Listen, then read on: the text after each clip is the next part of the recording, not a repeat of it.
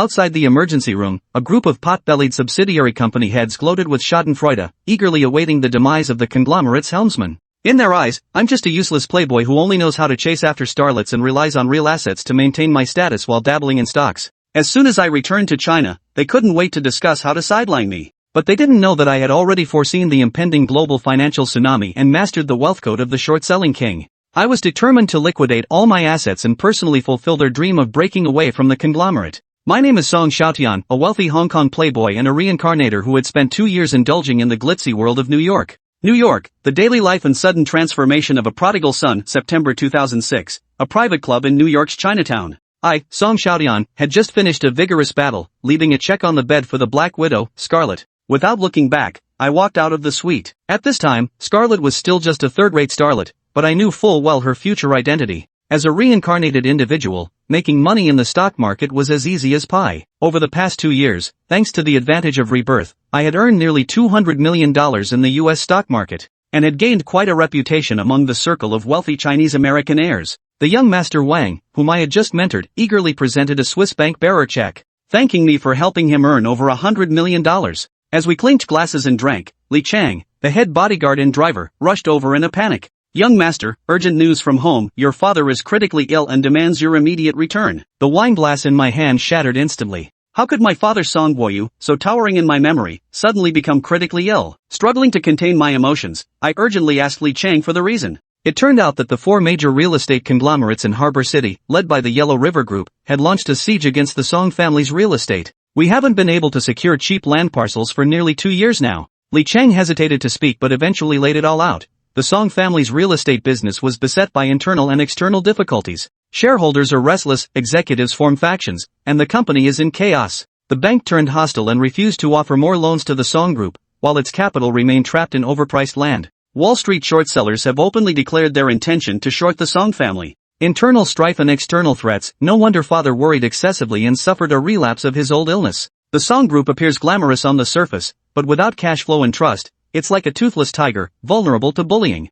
I boarded the Song family's private Boeing 747 VIP jet, flying directly to Hong Kong. From the airport to Central Hospital, the helicopter took only 10 minutes. The emergency room was surrounded by suited elites with gold-collar jobs, their potbellies and eyes filled more with schadenfreude than concern. I walked straight up to my father's assistant, Han Yuyu, and learned that my father's condition was critical. There was a high chance he might not wake up again. Han Yuyu told me that my father felt immense guilt and had said many things about being a burden to me. He also said that the Song Group would now be entirely entrusted to me. At that moment, the heads of several subsidiaries were whispering in the corner. Zhao Tai from Hongxin Construction and Zhao Qishan, CEO of Dayu Technology, all sneered at me, the good-for-nothing heir. Zhao Tai incited Li Changfan, the vice president of the Song Group. Everyone supports you to become the chairman of the Song Group. If Song Xiaotian doesn't hand over power, we'll collectively sideline him. Li Changfan felt excited, seeing it as a golden opportunity to seize absolute control. At that moment, the chief surgeon emerged. Mr. Song is temporarily out of danger, but returning to normal will be extremely difficult.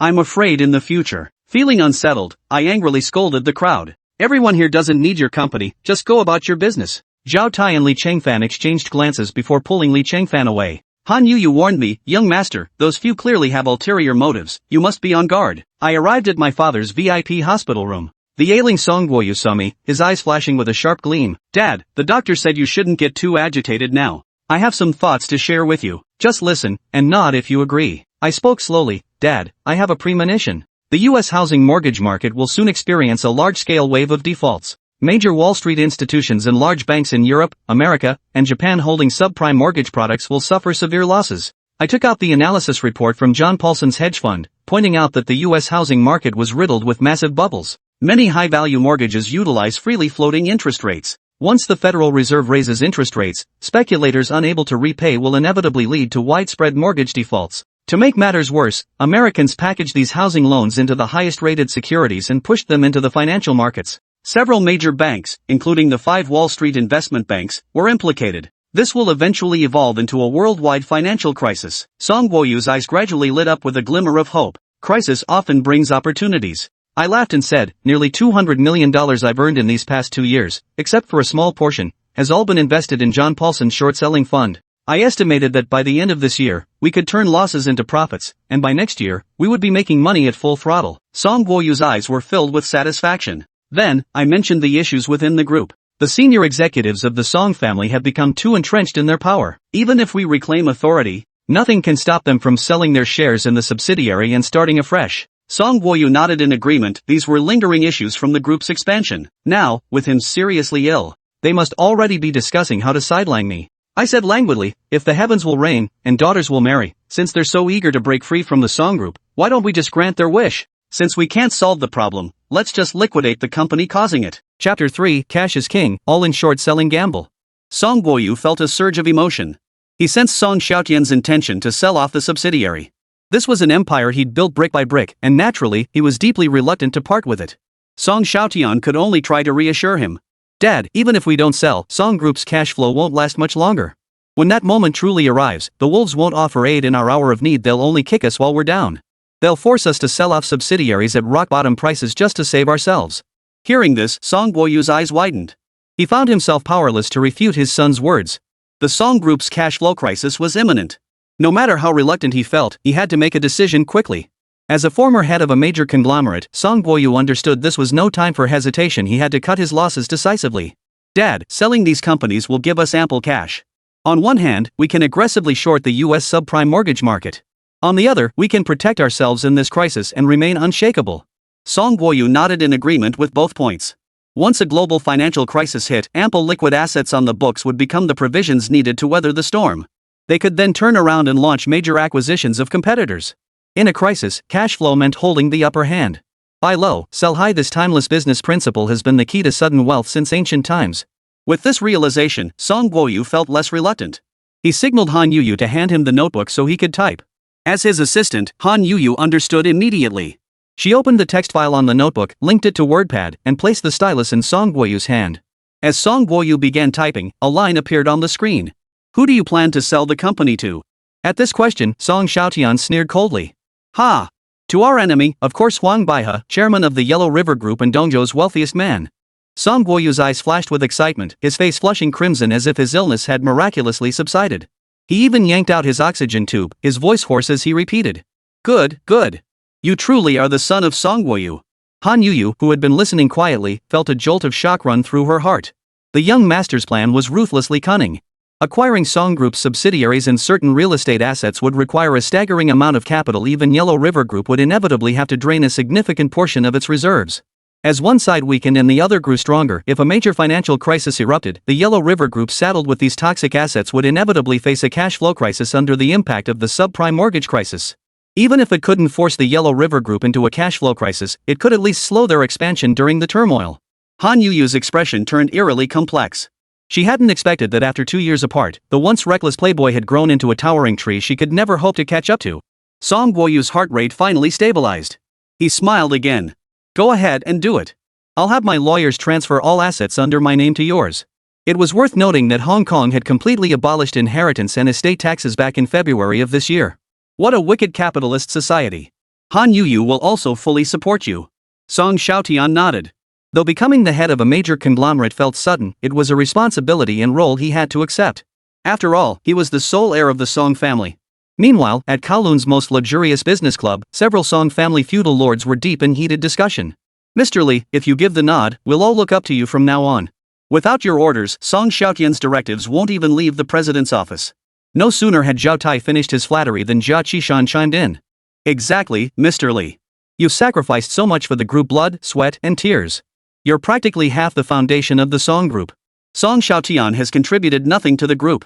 What gives him the right to lord over us the moment he returns from abroad? Li Chengfan maintained a semblance of restraint. As Song Guoyu's right-hand man for so long, serving as the group's vice president, he wouldn't believe himself if he claimed to have no ambition. But precisely because he understood his senior partner Song Guoyu so well, he hesitated to speak up. Zhao Tai naturally sensed his hesitation and asked softly. With all of us backing you, what are you still worried about? If we all push together, how could Song Xiaotian possibly keep his face in the group? Gentlemen, aren't you concerned that Song Guoyu might have left some backdoor for Song Xiaotian? The moment his words fell, the entire private room fell silent. Every person present broke out in a cold sweat. Song Guoyu was no pushover, a business titan who navigated the siege of Dongzhou's wealthiest tycoon and Hongcheng's elite clans with ease. Many present had witnessed Song Guoyu's formidable prowess firsthand. The tiger may be old, but it's far from dead. Who could guarantee Song Guoyu hadn't left his son some hidden cards? What are you afraid of? Without our management subsidiary, who else could Song Xiaotian possibly rely on? At worst, we'll save him some face and avoid forcing a showdown. As long as we don't cross the Song family's red lines, sidelining Song Xiaotian is perfectly acceptable. The others nodded in agreement with Zhao Tai's words. Mr. Li, you'll see. As long as we keep pressuring Song Xiaotian, he'll inevitably back down. Then the position of group president will undoubtedly be yours again. Li Changfan gave a slight nod, tacitly agreeing to their plan. Ha! With our alliance, the Song group will be ours to command. That good-for-nothing Song Xiaotian? He'll just have to play puppet nicely. The private room erupted in laughter. They clinked glasses, slung arms around each other's shoulders, and reveled in visions of their future. Chapter 4, No Means Too Dirty for Cash. So, based on market valuation, the shares we hold in over a dozen subsidiaries of the Song Group could fetch no more than $20 billion? Facing Song Xiaotian, who was reviewing the Song Group's accounts, Han Yuyu replied. That's correct. Our subsidiaries haven't been performing optimally in the past 2 years. Song Xiaotian smiled with resignation. The Song Group was indeed teetering on the edge of a precipice. The headquarters cash flow had dwindled to a mere $200 million, yet it faced nearly $1 billion in short-term debt. With this in mind, Song Xiaotian turned his attention to the assets held by the Song Group headquarters. How much real estate and land reserves does the Song Group hold? Young master, the group's real estate assets must not be touched lightly. These properties generate substantial rental income and fixed returns annually. They are the core assets of the Song Group. Song Xiaotian wasn't one to ignore sound advice. He understood Hong Kong's real estate market remained resilient. Even if the stock market crashed, the property sector would likely stay bullish. But this didn't faze Song Xiaotian. His time in the United States hadn't been spent solely on leisure. He hadn't missed a single valuable financial management course. Then what about the total revenue from selling these commercial properties over the next 3 years? Han Yuyu's eyes lit up at this suggestion. Song Xiaotian's proposal instantly opened up new possibilities for her. You mean packaging the projected income from these properties over the next 3 years and selling it to institutions? Yes. As you mentioned, these commercial properties are a very stable source of income. We calculate the average annual income over 5 years and then list them for sale at 80% of that average annual income. This deal is far more profitable than lending out the money. I'm sure many banks will be interested. Song Xiaotian was after cash flow. He planned to use the profits from liquidating these assets to short subprime mortgages, potentially multiplying his returns tenfold in minutes. The loss of fixed income would be negligible compared to the financial gains he stood to make. After grasping this logic, Han Yuyu found herself increasingly impressed by Song Xiaotian. Song Xiaotian hadn't finished speaking. Don't forget, we've got a huge stockpile of land. Mentioning these plots gave Han Yuyu a headache too. Facing encirclement by several major real estate giants, Song's father had acquired numerous plots at inflated prices. It wasn't that this move was unwise. A real estate development company simply couldn't survive without land reserves. Song Guoyu had no intention of developing these plots immediately after acquiring them. Instead, he planned to wait until property prices rose sufficiently before developing them, then sell the completed projects at a premium. This approach would not only offset the land acquisition costs but also yield substantial profits. But now, these undevelopable plots had become a liability. We've accumulated over 20 plots of land, large and small, at a total auction price of $2 billion. Yet their current market value is estimated at only $1,600 million. Such a huge premium? Yes. Whenever we identify a promising project, the Yellow River Group always gets wind of it first and swoops in. Han Yuyu's cool voice carried a hint of anger. Wang Baiha has gone too far. I'll settle this score with the four great families slowly. It wasn't that Song Xiaotian was arrogant. As someone reborn with a solid foundation, he knew the four great families would face their downfall someday. He'd have his chance to kick them while they were down. With this in mind, Song Xiaotian decided. List these plots at a 10% discount below market value. Any capital recovered is profit. Han Yuyu wholeheartedly supported Song Xiaotian's decision, asking with a hint of curiosity. Young master, are you truly planning to sell all the subsidiaries to the Yellow River Group? Yes. Contact Huang Baiha for me and tell him I wish to speak with him personally. Inside the Yellow River Group skyscraper in central Hong Kong. Huang Baiha, reading the New York Times through his reading glasses, asked the reporter who had come to brief him without a flicker of emotion. So Song Guoyu is in the emergency room? Yes. Zhao Tai and several factions within the Song family are discussing how to undermine the heir apparent. Song Guoyu had such a distinguished reputation in his lifetime. How could he have produced such an incompetent son? Huang Baiha couldn't help but feel pity for Song Guoyu. Such an opponent hadn't fallen to him, but to illness instead, leaving him with a profound sense of unfulfilled achievement. Nevertheless, he had no intention of letting the Song Group off the hook. He instructed his assistant. It's time to close the net. Have the acquisitions department prepare to swallow up the Song Group. Huang Baiha's icy voice carried a hint of ruthlessness. Capital was a game of big fish eating small fish.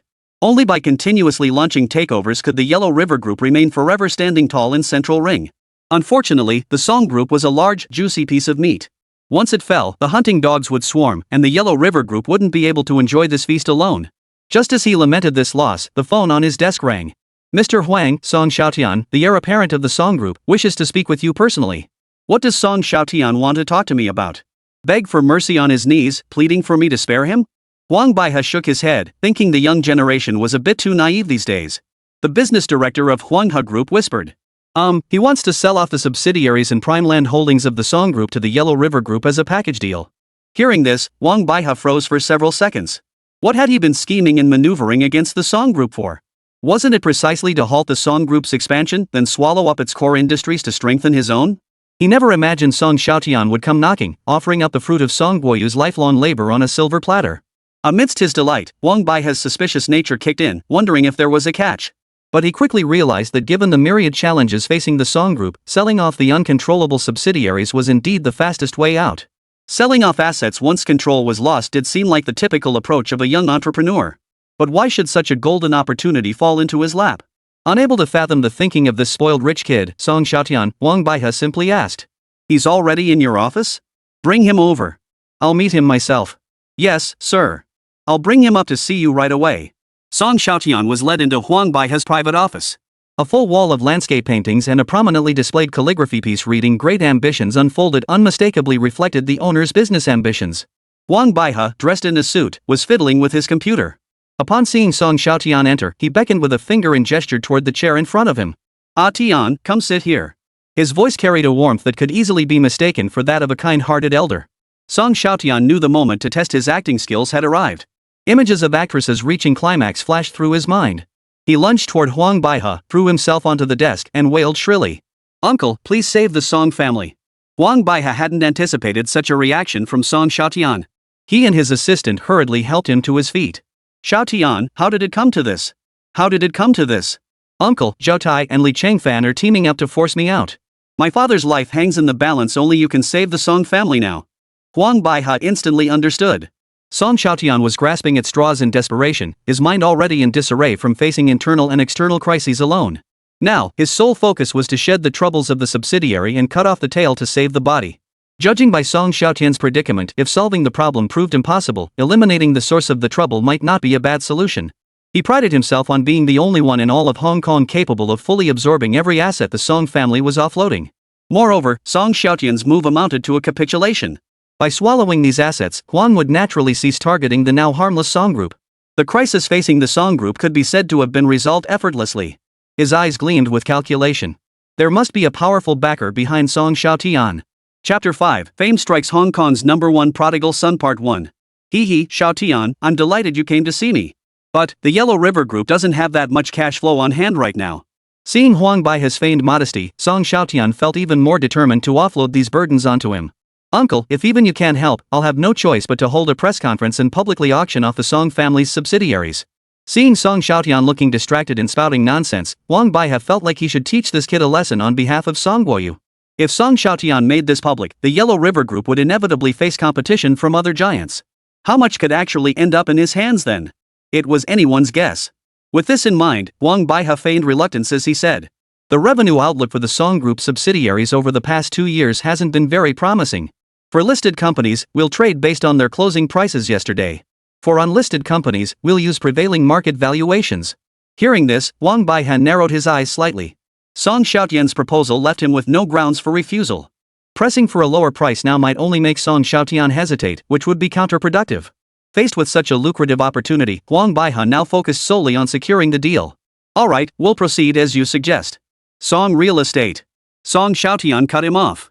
Uncle, I have no intention of selling Song Real Estate. It's the foundation of our Song family's business. If I sold it, my father would never forgive me, no matter what I said. He's still fighting for his life. Being his son is no easy task. Huang Baihe felt a twinge of disappointment. Song Real Estate was the true crown jewel of the Song Group. But just then, Song Xiaotian suddenly spoke up. While we won't sell Song Real Estate, I can authorize the sale of our land reserves to you. Hearing this, Huang Baihe perked up immediately and asked with a smile. How do you plan to sell them? Cut through the red tape, each plot will be sold at a 10% discount off current market value. Huang Baihe was overjoyed beyond measure. Truly, you don't know the cost of living until you're the one paying for it. As the mastermind behind the scheme, he knew full well the immense price Song Guoyu had paid to acquire these plots. Yet Song Xiaotian, in his haste to offload them, was selling at 90% of market value. Buying now meant instant profit. A shrewd man like Huang Baihe wouldn't let such an opportunity slip. Excellent. Excellent. My dear nephew, rest assured. With Uncle Huang here, anyone who dares to bully you will have to get past me first. Overwhelmed with delight, Huang Baihe even made such a solemn promise. Song Xiaotian didn't take it seriously, but he still embraced Huang Baihe with feigned emotion, his heart racing with excitement.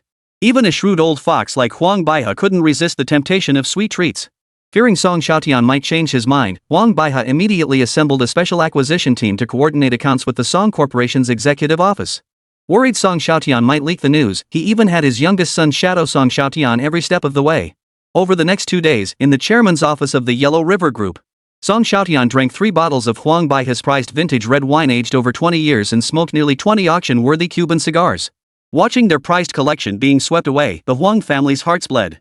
These weren't cheap trinkets bought at a flea market, they were priceless pieces the Huangs had acquired at auction for a fortune. Yet in the blink of an eye, Song Xiaotian had polished them off. Cigar clenched between his lips, Song Xiaotian felt utterly exhilarated. Wines worth hundreds of thousands of dollars, cigars priced at tens of thousands each. If it were his own father, Song Guoyu, he would never have dared to bring them out for him to indulge. But these past 2 days, he had truly drunk and smoked himself into a state of blissful intoxication, even experiencing a slight cigar-induced haze. The Song subsidiaries were sold as a package deal for $2 billion. The total value of the land holdings accumulated by Song Real Estate was $1.44 billion. The total transaction amount is $34.4 billion. If you have no objections to this offer, we can sign the documents to transfer the equity and property rights. Converting $3.44 billion into Hong Kong dollars equaled 26.8 billion Hong Kong dollars. Song Xiaotian naturally had no objections. Though this sale would significantly deplete the Song family's wealth and lower their ranking on the Forbes Global Billionaires list, it was all temporary. Alright, let's toast to our deal. Huang Baihe and his son drank the $500,000 bottle of wine with a heavy heart, finally feeling a weight lifted from their shoulders. After seeing Song Xiaotian and his entourage off, Huang Baihe couldn't help but throw his head back and laugh heartily. Excellent. Heaven is on my side, heaven is on my side. Dad, now that we've absorbed so many of the Song family's assets, once we integrate them, our wealth will inevitably soar to new heights. Ah Ju, now is not the time for celebration. Announce this good news to the world immediately. Also issue written notices ordering those feudal lords running the Song subsidiaries to report to my office immediately for performance reviews. Huang Baihe's eyes flashed with ruthlessness. Problems that Song Guoyu and his son couldn't solve were no challenge at all for the Yellow River Group. If these individuals refused to relinquish power willingly, he wouldn't hesitate to employ unconventional methods. On the way back, Song Xiaotian was in high spirits, humming 18 touches from the backseat of the Rolls-Royce. Han Yuyu didn't know whether to laugh or cry. Though she understood that cutting off the arm meant saving the body was for the betterment of the Song family, the thought of her father's hard-earned empire being sold off cheaply still made her want to weep. Cheer up, Yuyu. We'll have chances to buy the company back in the future. In the transaction contract between the two parties, Song Xiaotian had tucked away an inconspicuous clause: should the Yellow River Group wish to sell these assets, they must first consult the Song Group regarding a repurchase. Only with the Song Group's consent could the Yellow River Group proceed with an external sale. This right of first refusal was the trap Song Xiaotian had secretly embedded in the contract. With Huang Baihe's methods, what he returns to the Song family will surely be a clean company. He can't stand anyone throwing sand in his eyes. So you're saying the good times are over for scoundrels like Zhao Tai and Zhao Qishan? Not just over. Huanghe Group won't need to compromise and spare them any breathing room. They might even lose their lives. It's entirely possible. Han Yuyu's mood lifted considerably. Now, the only remaining target was Li Changfan, the half-king of the Song Group. Chapter 6, Fame Strikes Hongqing's #1 Prodigal Son Part 2. Let's go back to the Song Group. Han Yuyu's eyes narrowed. This would be the young master's first public appearance within the group since returning to Hong Kong. Yes, young master. The Rolls-Royce motorcade immediately turned around and headed toward another street in Central. Before Song Xiaotian even arrived at the Song Group headquarters, Huanghe Group had already impatiently posted acquisition news on its official website homepage. Huanghe Group acquires 12 subsidiaries of the Song Group for $20 billion. Additionally, it has acquired core land parcels including Victoria Harbor from Song Real Estate for $1.44 billion. When the outside world saw this acquisition announcement, they thought they were seeing things. The Song Group was one of Hong Kong City's top 15 conglomerates. Although rumors of operational difficulties had surfaced frequently over the past 2 years, it certainly hadn't reached the point of desperate fire sales to survive.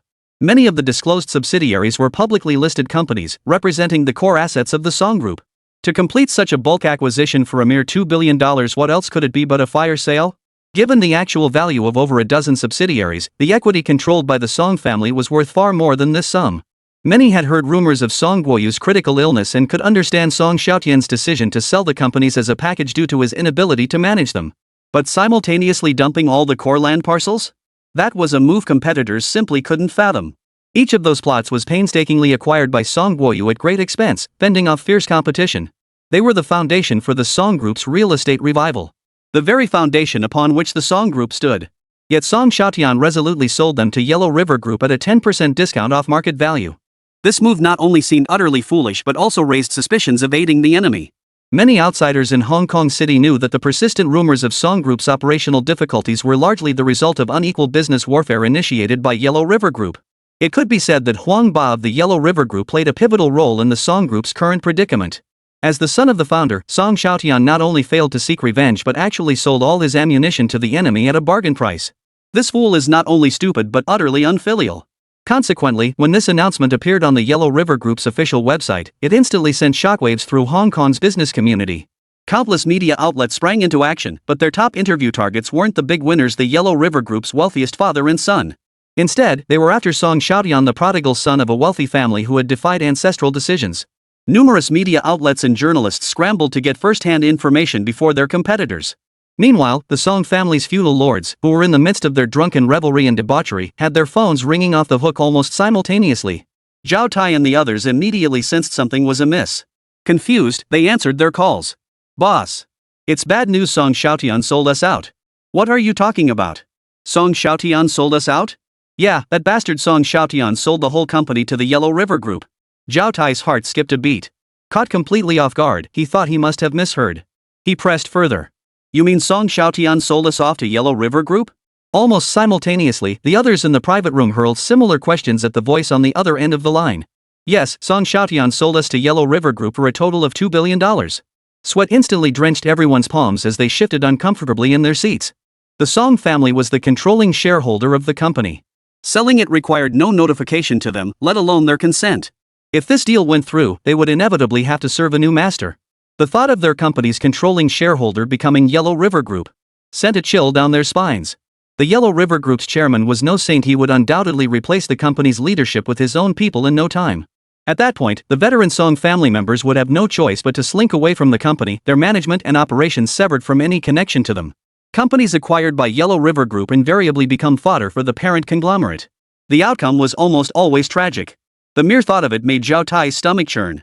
He even began to regret his previous pretense of compliance. The Song family had never treated them unfairly.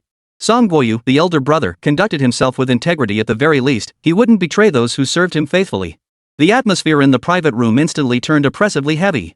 Zhao Tai was drenched in sweat, his face pale enough to be frightening. The others weren't faring much better. Gone was their earlier smugness and arrogance, replaced by bitter expressions. Wah! Someone's mental breakdown finally broke through, and they couldn't hold back the sobs. Soon, the private room was filled with sobbing. After confirming with his assistant, Li Chengfan was stunned. He couldn't believe Song Xiaotian had made such a major decision without informing him, the group's vice president. This was sheer nonsense. After all, he was a member of the Song Group board of directors. For Song Xiaotian to make such a monumental decision while completely ignoring all board members was utterly unacceptable. Li Chengfan pondered that to reign in Song Xiaotian now, he could only rely on his own influence within the group. In this regard, Li Chengfan felt no fear towards Song Xiaotian. He, Li Chengfan, was Song Guoyu's right-hand man and the backbone of the Song Group. Looking around, the majority of the T-level management had been promoted by him. Especially during Song Guoyu's illness, he hadn't been idle, replacing key positions with his own loyalists. It could be said that without his cooperation, Song Xiaotian's directives couldn't even leave the president's office. Moreover, this $3.44 billion deal was a colossal loss by any measure. Placing the Song Group in the hands of such a reckless heir was truly the Song family's misfortune. But for him, Li Chengfan, it was undoubtedly good news. Song Xiaotian's reckless and foolish actions were bound to provoke discontent throughout the entire Song Group. When that happened, the entire management team would turn against Song Xiaotian. This would only serve to highlight his own brilliance and strategic prowess. Song Xiaotian's ambition to wrest power from him had become nothing short of a delusion. He shot a look of frustration at Zhao Tai and the others, who were sobbing in a heap. Plans never keep pace with reality. It seemed he could no longer count on this group to achieve anything. Mr. Lee, I just received notice from Assistant Director Han in the President's office that all T-level management must go to the front desk to welcome Mr. Song. Greet him? Give him a taste of his own medicine. Have all management gather in the main conference room and wait for me to return for a meeting. The assistant on the other end of the line sounded somewhat hesitant. Mr. Lee, this is tricky. After all, Mr. Song is the group's heir apparent. On this matter, Mr. Lee Qingfan's assistant saw things more clearly. After all, the company belonged to the Song family. As employees, why provoke the current boss? The company may be his, but how it's run is my call.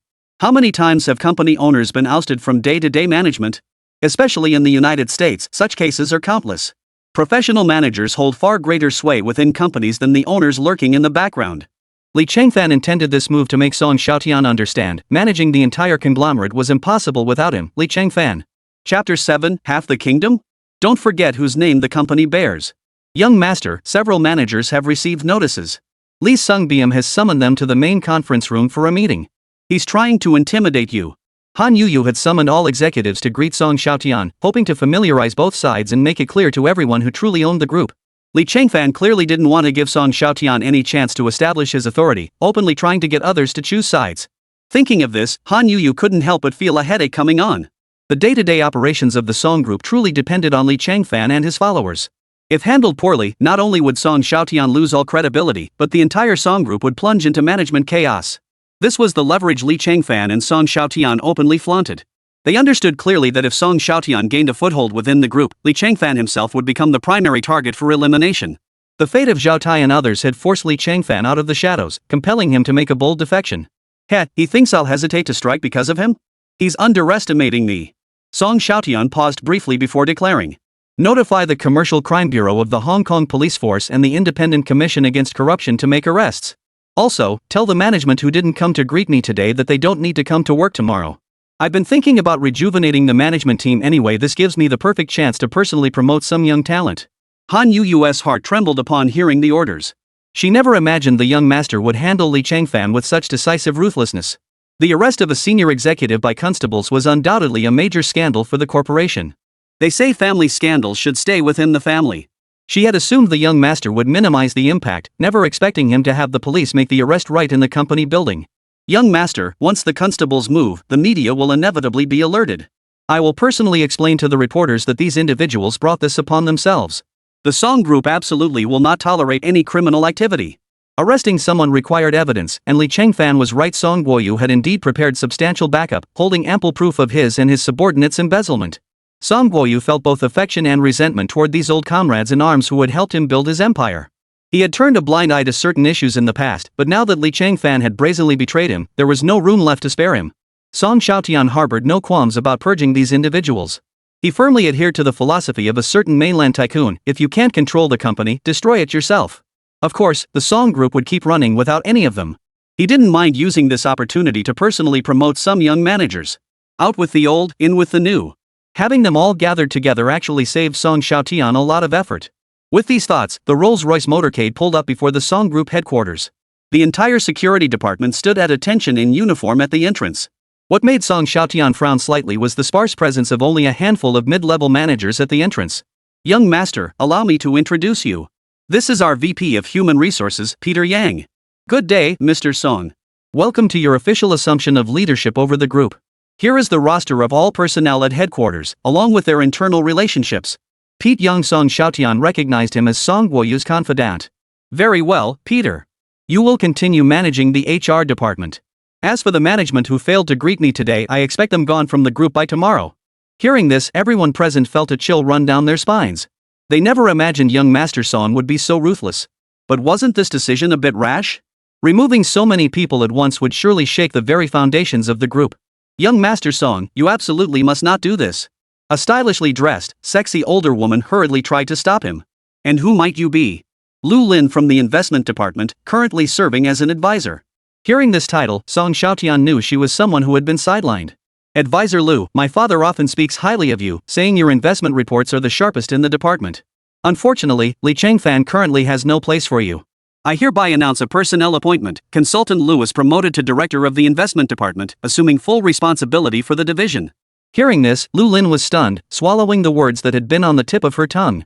She never imagined young Master Song would place such trust in her. Those who had been sidelined whether because of Song Guoyu's hospitalization or workplace politics felt hope reignite in their eyes. Song Xiaotian hastily promoted several more individuals before concluding to the group. Submit your lists to the president's office. After today, numerous positions will open up across the group. His meaning was crystal clear. Boss Song was about to shake things up. They had come today purely to test the waters, but they hadn't expected such a surprise to arrive so quickly.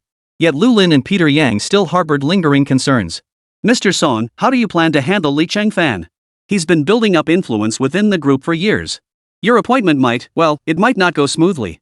Oof. Are you implying that Song Group employees refuse to follow my orders as their boss? Song Xiaotian instructed Han Yuyu. Send a copy of this document to all employees. Anyone who objects to my directives may voluntarily submit their resignation. I've already sold over a dozen subsidiaries. I wouldn't mind contributing another batch of talent to society. As for Li Chengfan, Song Xiaotian glanced at his watch and said with a smile, the Hong Kong police force should be highly efficient. They should already be on their way to the scene. Hearing this, everyone felt a jolt of alarm. Could Boss Song be planning to call the police to arrest someone? Mr. Song, are you suggesting? Oof. These people have been lining their pockets through their positions, abusing their power for personal gain. We've gathered comprehensive evidence. Today is the day we close the net. Lu Lin, Peter Yang, and the others felt a wave of relief wash over them. No wonder the boss had been so composed. He already had the evidence to take down Li Chengfan and his crew. This would make taking over the company's operations much easier. Ordinary employees wouldn't be pressured into paying lip service while secretly defying orders. But, just as Lu Lin hesitated, considering whether to offer further words of caution to Boss Song, the wail of police sirens pierced the air. Several police vehicles pulled up outside the entrance of the Song Group, followed closely by over a dozen media vehicles. A collective chill ran through the crowd. There was no turning back now. This situation was truly escalating. The leading superintendent strode towards Song Xiaotian. Mr. Song, we've received reports that several of your executives are implicated in embezzlement. We've formed a joint task force with the ICAC to conduct a thorough investigation. Please cooperate with our work. Song Xiaotian replied with unflappable composure. I was the one who made the report. I and the entire Song Group will fully cooperate with your investigation. Please ensure that not a single lawbreaker is let off the hook. The chief superintendent nodded, then jogged into the company building with his team, led by the security captain. Chapter 8, Netting them all. You have to be more evil than the villains. Li Chengfan, who was holding a small meeting with his team, listened in puzzlement to the continuous wail of sirens outside. What's going on? The people in the conference room were all a bit uneasy. Just then, they heard the sound of hurried footsteps. Who let you in? Which department are you from?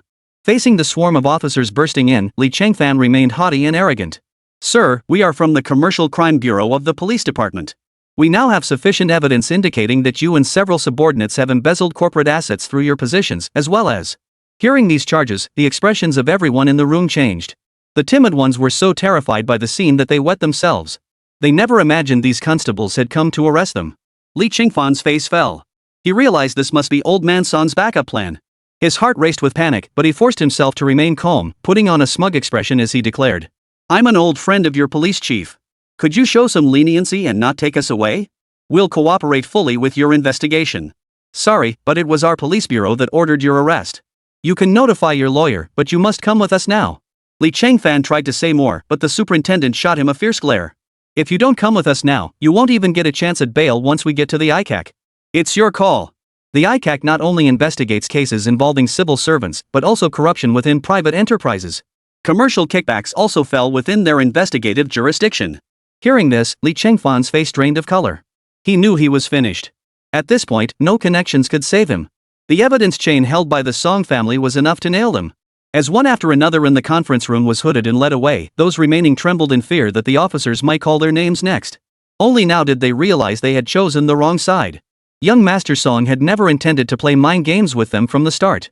His strategy was to strike at the root of the problem. Even more ruthless was the direct dismissal notice delivered by HR's Peter Yang. Everyone, you are dismissed from the Song Group. Please gather your personal belongings and vacate the premises within 3 minutes. Security will assist you with the clearance process. The remaining managers were stunned. With half the conference room already emptied, and now Mr. Song eliminating them, the Song Group's management team was virtually wiped out. Was Song Xiaotian so reckless as to fear no consequences, even if it meant plunging the company into chaos? You can fire us, but what about compensation? Exactly. If the compensation isn't satisfactory, we'll all file complaints against Song Corporation together. Compensation? Do you want to join Li Sunbeam in prison? Song Xiaotian stormed in with his men. He wasn't one to be reasoned with. Firing these people was punishment, not a reward with a hefty severance package. Hearing his resolute words, panic began to set in. They all felt guilty as sin. Who could guarantee Song's company didn't have evidence of their illegal activities? Kid, stop trying to scare me. I've got nothing to hide, bring it on. Song Xiaotian's eyes darkened with suspicion as he sneered.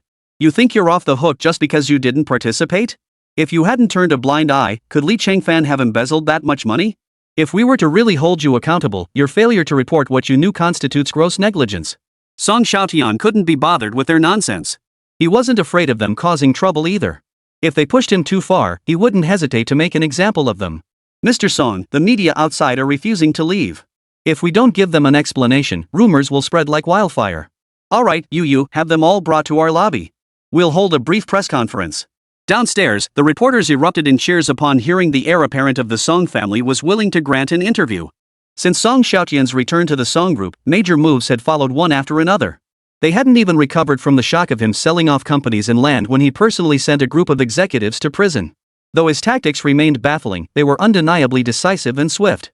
Media and experts alike were torn between calling Song Xiaotian a reckless spendthrift or an efficient leader. Several television stations parked their interview trucks in front of the Song group building. Even a helicopter from a wireless news station hovered overhead, capturing aerial footage. Soon, reporters and their assistants were carrying their cameras and equipment into the building. Song Xiaotian didn't keep them waiting. Amidst a flurry of camera flashes and keypad sounds, he made his grand entrance. Mr. Song, what considerations led you to sell the Song Group subsidiaries and core real estate assets? Mr. Song, did you obtain permission from the elder Mr. Song to sell these assets? Public opinion now labels you a spendthrift heir. How do you respond to that nickname? We heard you personally reported the arrest of Li Chengfan and others to the police? You dismissed so many executives at once.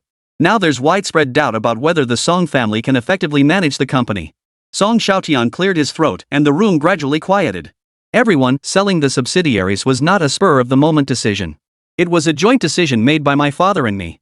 Had we not sold, the Song Group would have faced a severe cash flow crisis. As for the land sale, it relates to our future business strategy. As for the arrests of Li Chengfan and others, it's because Song Group and corporate parasites are sworn enemies.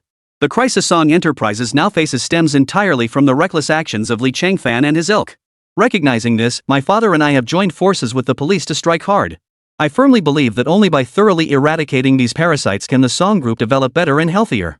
Regarding management issues, the world keeps turning regardless of who's involved. We've used this opportunity to promote many young managers, and I believe this dynamic leadership will inject fresh vitality into the Song Group.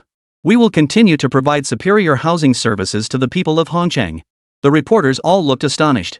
Song Xiaotian's response was well-reasoned and watertight, leaving no room for criticism. Most crucially, Song Xiaotian spoke with precision and handled the tough questions with ease. He was nothing like the spoiled rich kid they had imagined. Mr. Song, you mentioned that the sale of core properties is part of Song Group's next business strategy. Could you elaborate? This concerns Song Group's commercial confidentiality. I'm afraid I cannot comment. Then what is your response to the rumors circulating that you are Hongqing's #1 spendthrift? Song Xiaotian offered a dismissive smile. Business gains and losses can never be judged in the short term. Time will prove that the decisions I make today are correct. Chapter 9, Mocking Me? I'm a Forbes billionaire. Young master, shouldn't we slip some red envelopes to these reporters? Giving journalists and media outlets tea money was practically an unwritten rule among major conglomerates. Sometimes it wasn't just tea money, they'd even cover travel and meal expenses. The sole purpose? To get these newspaper reporters to go easy and highlight the company's positive aspects. But Song Xiaotian clearly had no intention of doing so. Oof. How they write or evaluate me isn't decided by these frontline hacks. To boost newspaper sales, they'll definitely tear me down relentlessly. Song Xiaotian was remarkably clear-headed about this. If everyone could see things so clearly, would so many people still jump to their deaths during financial crises? Conformity is human nature. Those who truly grasp the secrets of wealth are often the minority, while those who get fleeced to death are usually the clever ones who think they know the truth. He actually welcomed the media's scorn. If everyone knew he was hedging against financial risks, who would he profit from? Good advice can't save those destined to perish. If he stepped forward now to warn of an impending subprime crisis, the masses would only see him as a fool. The last truth-teller was Galileo, naturally sent to the stake by an ignorant crowd. Han Yuyu still felt a twinge of worry. Young master, we should still be mindful of public perception. If the media reports recklessly, it could damage your personal image. The masses will follow the crowd and mock you relentlessly. Hearing this, Song Xiaotian smiled wryly. Our Song Group isn't a publicly traded company. We don't need to care what they say. Besides, no matter what, I'm a billionaire sitting on tens of billions in cash. When they mock me, don't they even look at how many pennies they have in their pockets? This remark made Han Yuyu chuckle too. She said no more, instead handing a stack of contracts to Song Xiaotian.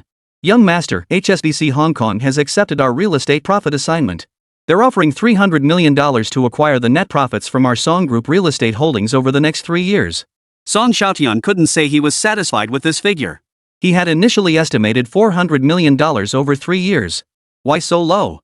The HSBC representative explained that the reason Song Real Estate achieves $170 million in annual net profits is largely due to the prestige of the Song brand. Now that the Song family has sold off most of its core assets, it will indirectly impact projected returns in the coming years, so, they're trying to take advantage of the situation. With that, Song Xiaotian signed the contract anyway. Actually, the foreign banker was right about one thing: real estate returns over the next 3 years would indeed fall short of expectations. From the subprime mortgage crisis emerging in late 2006, to its peak with the collapse of Lehman Brothers in 2008, followed by the major stock market turmoil in 2009, the global economy had been in continuous decline during those years. By then, prime office towers and commercial plazas in major cities would face widespread vacancy. Yet maintenance and operational costs couldn't simply be cut, they would instead inflate and climb relentlessly. This imbalance will further squeeze profit margins in commercial real estate. While HSBC appeared to have secured a significant advantage over the Song family, the deal was inherently destined to be unprofitable from the outset. The day would come when HSBC would have reason to regret it. After signing and sealing the documents, Song Xiaotian instructed Han Yuyu, "Have Lu Lin and her deputy come to my office for a meeting." Upon receiving the notice, Lu Lin felt a twinge of nervousness. Young Master Song had swiftly purged most of the Song family's management team, leaving numerous vacancies in the investment department. She was overwhelmed with work. Fortunately, the VP's salary in the investment department was several times higher than that of a consultant, so she naturally worked tirelessly to restore order. What struck her and many others as astonishing was that the removal of these executives seemed to have no negative consequences. Communication between lower-level employees and upper management suddenly became much smoother. Everyone stepped up proactively to handle their responsibilities. Though it felt a bit clumsy, the whole operation was essentially a makeshift team. No one was born a natural leader, but the people actually doing the work were all present. As long as communication remained proactive, everything would fall into place. What made her nervous, however, was how Song Ba's actions were starting to unsettle her. Right off the bat, he sent the group's vice president and a whole bunch of people to the police station. A large group of veteran employees who had fought alongside Song Group's founders left the company with their tails between their legs. These actions cemented Song Xiaotian's reputation within the company as a tyrant. She feared that if he ever lost his temper, he might target her too. Lu Lin was clearly overthinking it. Song Xiaotian wasn't a bad person, why would he get rid of the head of the investment department he'd just promoted? Have a seat. Mr. Song, here are the project returns from our investment department over the past 2 years. Hong Kong was one of the world's largest financial hubs, and nearly every company in the city had ties to the financial sector. The Song Group was no exception. What slightly troubled Song Xiaotian, however, was that the Song Group's investment department seemed more like a figurehead. Over the years, its primary activity had been acquiring promising small companies. Occasionally, they'd use idle funds to buy and hold some large blue-chip stocks. Their guiding principle was simple: do less to make fewer mistakes, do nothing to avoid mistakes altogether. That VP of the investment department deserves to be fired. Hearing this, Lu Lin broke out in a cold sweat. Was the big boss really going to fire her? Of course, I'm not talking about you. Lu Lin forced an awkward smile. Many of your suggestions weren't adopted by the previous VP of the investment department. Now we have nearly $4 billion in liquid assets on our books. Do you have any recommendations? This was a tricky question. Lu Lin knew it would determine her first impression in Boss Song's eyes. A poor response would surely make it difficult for her to gain further trust. Lu Lin wasn't just stunningly beautiful and fashionably dressed. Her early appointment as an advisor to the Song investment department proved she was no lightweight. Quite the opposite, she was a top graduate from Harvard Business School with internships at multiple Wall Street investment banks, where she honed her ability to read people. Her first thought was the Song tycoon truly a spendthrift? That perception was entirely based on preconceived notions. After spending a short time with him, Lu Lin felt that the Song tycoon was not only not incompetent, but also a very intelligent person. Although he had dismissed most of the management team in one fell swoop, he had retained their assistants and deputies, and not a single entry-level employee had been touched. As for the land parcels and subsidiaries, her role as an investment advisor led her to another hypothesis. Song was actually lightening the parent group's burden, freeing it from cash flow constraints and internal and external crises. Viewed this way, Mr. Song wasn't a reckless spender at all. He was a remarkably clear-headed strategist with a keen grasp of the bigger picture. As the VP of the investment department, she was well aware that just moments ago, the Song conglomerate had also packaged and sold the future 3-year profits of Song Real Estate to HSBC. If the goal were merely to reduce burdens, there was absolutely no need to go to such lengths. The fixed income generated by these properties was exceptionally stable and substantial. There was absolutely no imperative for the Song family to take such an extra step. Thus, the conglomerate's aggressive cash-out maneuver became deeply intriguing. Lu Lin's eyes narrowed slightly as a possibility began to form in her mind.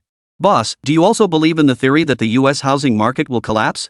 Her question stemmed from Song Xiaotian's background as a business student at New York University. Wall Street was also in New York, and a quiet panic was spreading there. She had previously heard from a former colleague that a few mavericks on Wall Street were using credit default swaps to short mortgage contracts. You know about this too? Lu Lin's reaction surprised Song Xiaotian. After all, it was only September 2006. The subprime mortgage crisis wouldn't truly begin until the end of the year. By all accounts, it would take another 2 months before anyone noticed. My best friend is the assistant to the head of risk assessment at Goldman Sachs. They've been warning Goldman's top brass since June this year that the subprime mortgage problem is very serious. Song Xiaotian nodded. He had never believed the big Wall Street investment banks were filled with useless people. Quite the opposite, the people there were sharp as tacks. Many of them could have been rocket scientists, but instead, they joined the financial industry chasing quick profits. But as the saying goes, cleverness can be its own undoing. The top-tier vampires of Wall Street loved nothing more than playing musical chairs. They always sought to squeeze every last drop of value from the market. Then they just had to run faster than everyone else in the market. So what was Goldman Sachs' top brass's reaction? They pretended not to hear the warning. Just yesterday, they fired their head of market risk assessment. Very well. What are your thoughts on US mortgage loans? Having already gauged the big boss's stance, Lu Lin replied without hesitation. I also believe US mortgage loans will face major problems. Home prices will plummet and loan-backed securities will keep blowing up. Good. What would you do now? Purchase credit default swap insurance against mortgage defaults? After pondering Song Xiaotian's 2 questions, Lu Lin replied. Credit default swaps probably won't work. On one hand, no major foreign bank would accept such a large-scale swap.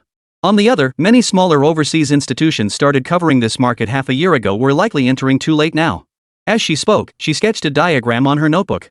What's this? Boss, this shows the major upstream and downstream companies involved in US housing loans. Song Xiaotian nodded repeatedly as he studied the diagram, which encompassed every major institution involved in America's subprime mortgage crisis. From Century Financial, the second largest subprime mortgage lender to collapse in the US, to the renowned Lehman Brothers, they were all prominently listed. Boss, if America really triggers a financial crisis over mortgages, subprime mortgage companies will be the first to take the hit. And the largest and second largest subprime mortgage lenders in the US are both publicly traded companies. Their stock prices are currently at very high levels due to the bull market in the US stock market. Song Xiaotian immediately understood Lu Lin's meaning.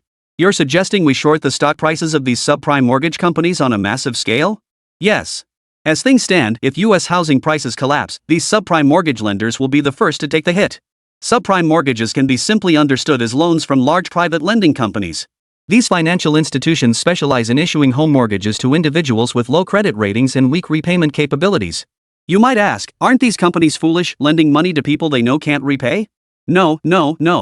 In the US, real estate is a highly stable asset, the most secure component of AAA-rated investments. These mortgage companies collect high interest rates from borrowers while retaining the right to repossess properties if loans go unpaid. Homes are assets that hold their value, so it's a surefire way to make money. But that's only under conditions of continuously rising home prices and steadily declining interest rates from US banks. Most of these institutions' funds come from interbank lending, essentially borrowing from big banks to make loans. Once the US raises lending rates, subprime mortgage companies feel repayment pressure immediately. As more borrowers defaulted, repossessed properties piled up. When supply far exceeded demand, homes became unsellable, triggering a housing price collapse. These subprime mortgage lenders would become insolvent, either collapsing or being acquired by larger financial institutions. Of course, this process inevitably includes a sharp decline in stock prices. Short-selling stocks can be simply understood as selling high and buying low. When a company's stock price is high, one borrows its shares from other institutions and sells them at a premium. Then, when the stock price plummets to its lowest point, one buys them back at a discount to return to the lender. The difference between the selling and buying prices represents the short-selling profit. As New Century Financial was the epicenter of the subprime mortgage crisis, Song Xiaotian vividly recalled its stock peaking at $30 per share before ultimately crashing to 95 cents. Song Xiaotian chuckled. These two aren't small players, especially Countrywide Financial Corporation.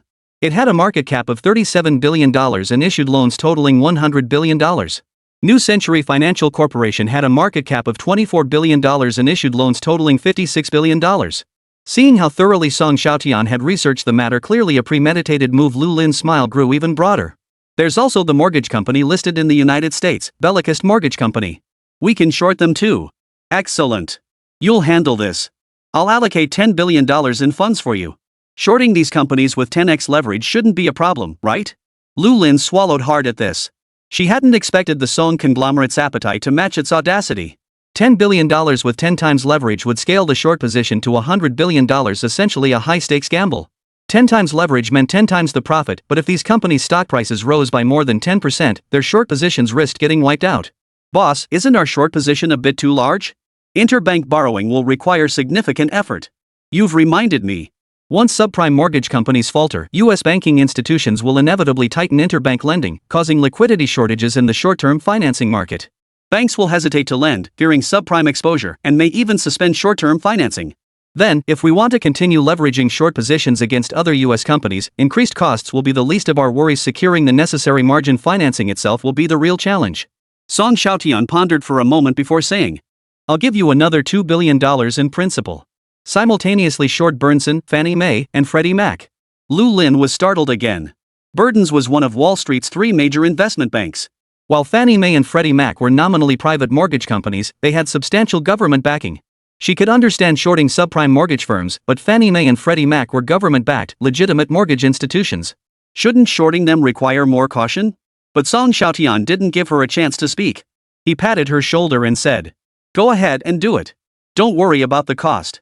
As long as we get one bet right, we'll double our investment. The position of Group Vice President is currently vacant. Lee Sung-bium's stock options will all be clawed back by legal. Then, hearing this, Lu Lin's body trembled involuntarily. A department VP's annual salary was already several million Hong Kong dollars. If she advanced further to become a vice president, who in financial investment isn't a risk taker? Without further hesitation, she nodded firmly.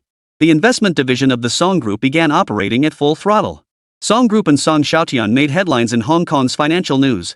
Numerous media outlets expressed skepticism about the series of moves Song Xiaotian made after taking the helm. They believed the heir apparent was cutting off his own arms and destroying his own fortress by selling off over a dozen profitable subsidiaries. Hong Kong's authoritative English-language publication, the Victoria Financial News, went so far as to label it the worst business deal of the century. Amidst the foreign media's scathing criticism, many were waiting to see the Song family's downfall. Inside an exclusive private club at the foot of Victoria Peak, several wealthy young men and women were hosting a party. Lingling, is Song Xiaotian still ignoring your calls? Yes, who does he think he is? Not even answering my calls. Wei Jialing looked thoroughly annoyed. She was the eldest daughter of the Guo family, one of Hong Kong City's four most powerful clans. Song Xiaotian wasn't even giving her the courtesy of a response. Just moments ago, Wei Jialing had been bragging to her best friend that Song Xiaotian was her suitor, someone she could summon or dismiss at will. But now he wasn't even answering her calls, leaving her utterly humiliated. Lingling, don't get so worked up over that kid. With Song Xiaotian acting like this, the Song family's decline is inevitable. We won't be on the same path as him anymore. If he doesn't come, we'll just have one less thing to gossip about. The speaker was Jin Zishu, scion of the Jin family, one of Hong Kong's most powerful clans whose monopolistic businesses spanned every industry in the city. As Guoming Yuan's devoted admirer, Jin Zishu naturally despised the tactless Song Xiaotian. You're right, Xiao. What level is Song Xiaotian? What level are we? Our young master's club doesn't accept just anyone. He can't even hold on to the little family fortune his father left him. Exactly. He's already squandered half of his father's inheritance. At his rate, he'll squander the rest in no time. Just wait and see, it won't be long before Hong Kong City is flooded with news of his bankruptcy. Ah, enough about him. Let's keep drinking and dancing. Chapter 10, Industry Gathering Investing in Mainland Real Estate? Half a month later. Dad, are you feeling any better? Seeing Song Xiaotian by his hospital bed, Song Guoyu forced a smile. I'm much better, at least I don't need a ventilator to talk to you anymore. Song Xiaotian nodded. Under the care of a top-tier medical team, Song Guoyu had fully recovered from his critical condition. His condition stemmed more from exhaustion and excessive worry. Now that Song Xiaotian had resolved most of the group's crises, Song Guoyu no longer needed to fret over business matters, allowing him to recover remarkably quickly. Though still confined to the hospital bed, his complexion had visibly improved. Son, what's the situation outside now? Lee Sung-bium still wants to plead not guilty, but we've frozen all his accounts. He can't afford a decent lawyer. All the evidence is stacked against him. He'll have to pay back double for everything he's swallowed over the years. He'll likely spend the rest of his life behind bars. Hearing his former comrade reduced to this state, Song Guoyu shook his head. If only he'd known then what he knows now. I was willing to let him off, but he insisted on opposing you. Song Xiaotian remained silent. He sometimes thought his father was overly sentimental. Wasn't Li Qingfan's predicament partly Song Guoyu's fault? But soon, Song Xiaotian realized something. No matter how high Li Chengfan jumped, he never escaped his father's grasp. In other words, Li Chengfan was nothing less than a crucial asset Song Guoyu had left for him. Zhao Tai, what about Jia Qishan's crew? They nearly had a heart attack over our company sale. Zhao Tai proved shrewd enough to kneel before the men sent by old man Huang the very next day, relinquishing his position as company CEO and willingly accepting the role of second in command. The others weren't so fortunate. Jia Qishan met an untimely death, and 7 or 8 subsidiary heads were taken away by the Yellow River Group's internal audit department for investigation. Song Guoyu couldn't muster a single smile. After all, he had built these companies step by step through acquisitions. Now that they were being swallowed up by Yellow River Group, how could he possibly feel happy? Son, this is the 7 wounds fisted wounds others but wounds oneself first. Dad, try not to be so gloomy, okay? Look on the bright side, we cashed in on the subprime crisis. With the money we made, we could swallow up 100 companies without breaking a sweat. Hearing the target of 100 companies, Song Guoyu couldn't help but suck in a sharp breath. His son's ambitions were truly extraordinary. It's good you have such ambition. I look forward to the day you build the Song Group into a powerful force. At that point, Song Guoyu asked another question. How's the short selling progressing? No issues cropping up? The margin financing and stock borrowing arrangements with the major US securities firms are proceeding smoothly. These American institutions all believe the stock prices of these mortgage companies will keep rising, so our actions haven't encountered any obstacles. I plan to wait a little longer before initiating the sell-off of these companies' shares. Hearing this, Song Guoyu still felt uneasy. He didn't support Song Xiaotian's aggressive approach, yet he didn't want to dampen his enthusiasm. He could only silently pray for the subprime crisis to erupt sooner rather than later. As the two exchanged scattered remarks, Han Yuyu's call came through. The Hongqiang Real Estate Conference? Yes, it's an annual conference hosted by the Hongqiang Real Estate Association. Song Real Estate is a core member, and Mr. Song was even the rotating vice president last year. Alright, I'll consider whether I should attend. After hanging up, Song Guoyu, having overheard the gist of the conversation, spoke earnestly. Son, you really should attend this conference. Networking is crucial. If possible, you should aim for a key position. Song Xiaotian frowned slightly. He suspected the association's members might be the same group that had once targeted the Song family. Despite these thoughts, he replied. Alright, I'll get ready and bring people over. When Song Xiaotian arrived at the venue via private helicopter from the private sanatorium on Big Fish Island, the hall was already packed. Seated here were the heads of Hongqiang's most prominent real estate firms, including the bigwigs from major property conglomerates. Presiding at the head table was none other than the current rotating chairman, Huang Baihe. Huang Baihe and the other members clearly hadn't expected Song Xiaotian to attend. Wei Xiaokuan, the head of the Guo family and an executive council member, instructed the association secretary. Add an extra chair for Mr. Song. The secretary, upon receiving the order, initially intended to place the chair in the last row below the stage. But then they saw Song Xiaotian take the chair and walk straight toward the vacant vice president's seat on the stage. Everyone gasped in surprise. Someone immediately protested. Song Xiaotian, isn't it inappropriate for you to sit there? Why wouldn't it be? Our Song Real Estate is one of the founding members of this association. We're still the rotating vice president this year. Now that my father has stepped back, this seat naturally falls to me. Hearing this, murmurs instantly filled the room. Some agreed with Song Xiaotian the vice president's seat belonged to Song Real Estate. With Song Guoyu ill, it made perfect sense for the Song family to have Song Xiaotian take over the role. But more felt that having Song Xiaotian, a spendthrift, serve as their vice president was a bit of a joke. Who among the assembled elite would respect a mere upstart? Huang Baihe's eyes darted around nervously. Clearing his throat, he asked. What do the association rules say? If a rotating member is unable to attend, they should send a representative to act on their behalf. Then let's follow protocol. Song Xiaotian, take a seat beside me. With that, the murmurs below finally subsided. If there are no further questions, let's continue the meeting. Today's gathering is to finalize the consolidated declaration of Hong Kong city developers' investment commitments in mainland China for the next 2 years. After Huang Baihe finished speaking, the entire conference hall fell silent. Everyone lowered their heads as if afraid of being called on by a teacher. They seemed far from enthusiastic about investing in mainland real estate projects. Song Xiaotian, however, understood some of the underlying reasons. At its core, it all stemmed from changes in mainland real estate policies. In April this year, the central bank raised loan interest rates across all tiers by 0.27 percentage points, with mortgage rates for terms over 5 years jumping to 6.39%. This was just the beginning. Last month, the central bank raised rates again, adjusting the mortgage rate for terms over 5 years to 6.84%. It's important to note that for a long time before this, mortgage rates for terms over 5 years had remained relatively stable between 4.9% and 5.94%. Beyond using interest rate hikes to curb excessive real estate growth, authorities have introduced numerous policies to crack down on market irregularities. Under the combined impact of these policies, property prices in Shenzhen and Guangzhou have plummeted. Even in Beijing and Shanghai's core districts, price growth has fallen short of previous years, failing to meet investor expectations. Those present sensed that the mainland's crackdown on housing prices was merely the beginning, with further actions to follow. The persistent decline in housing prices naturally poured cold water on their investment enthusiasm. Just as Huang Baihe assumed no one would volunteer, Song Xiaotian raised his hand and declared, Song Real Estate is willing to invest $40 billion in mainland China to develop commercial plazas and select residential housing projects. Hearing this, the real estate tycoons present all sucked in their breath.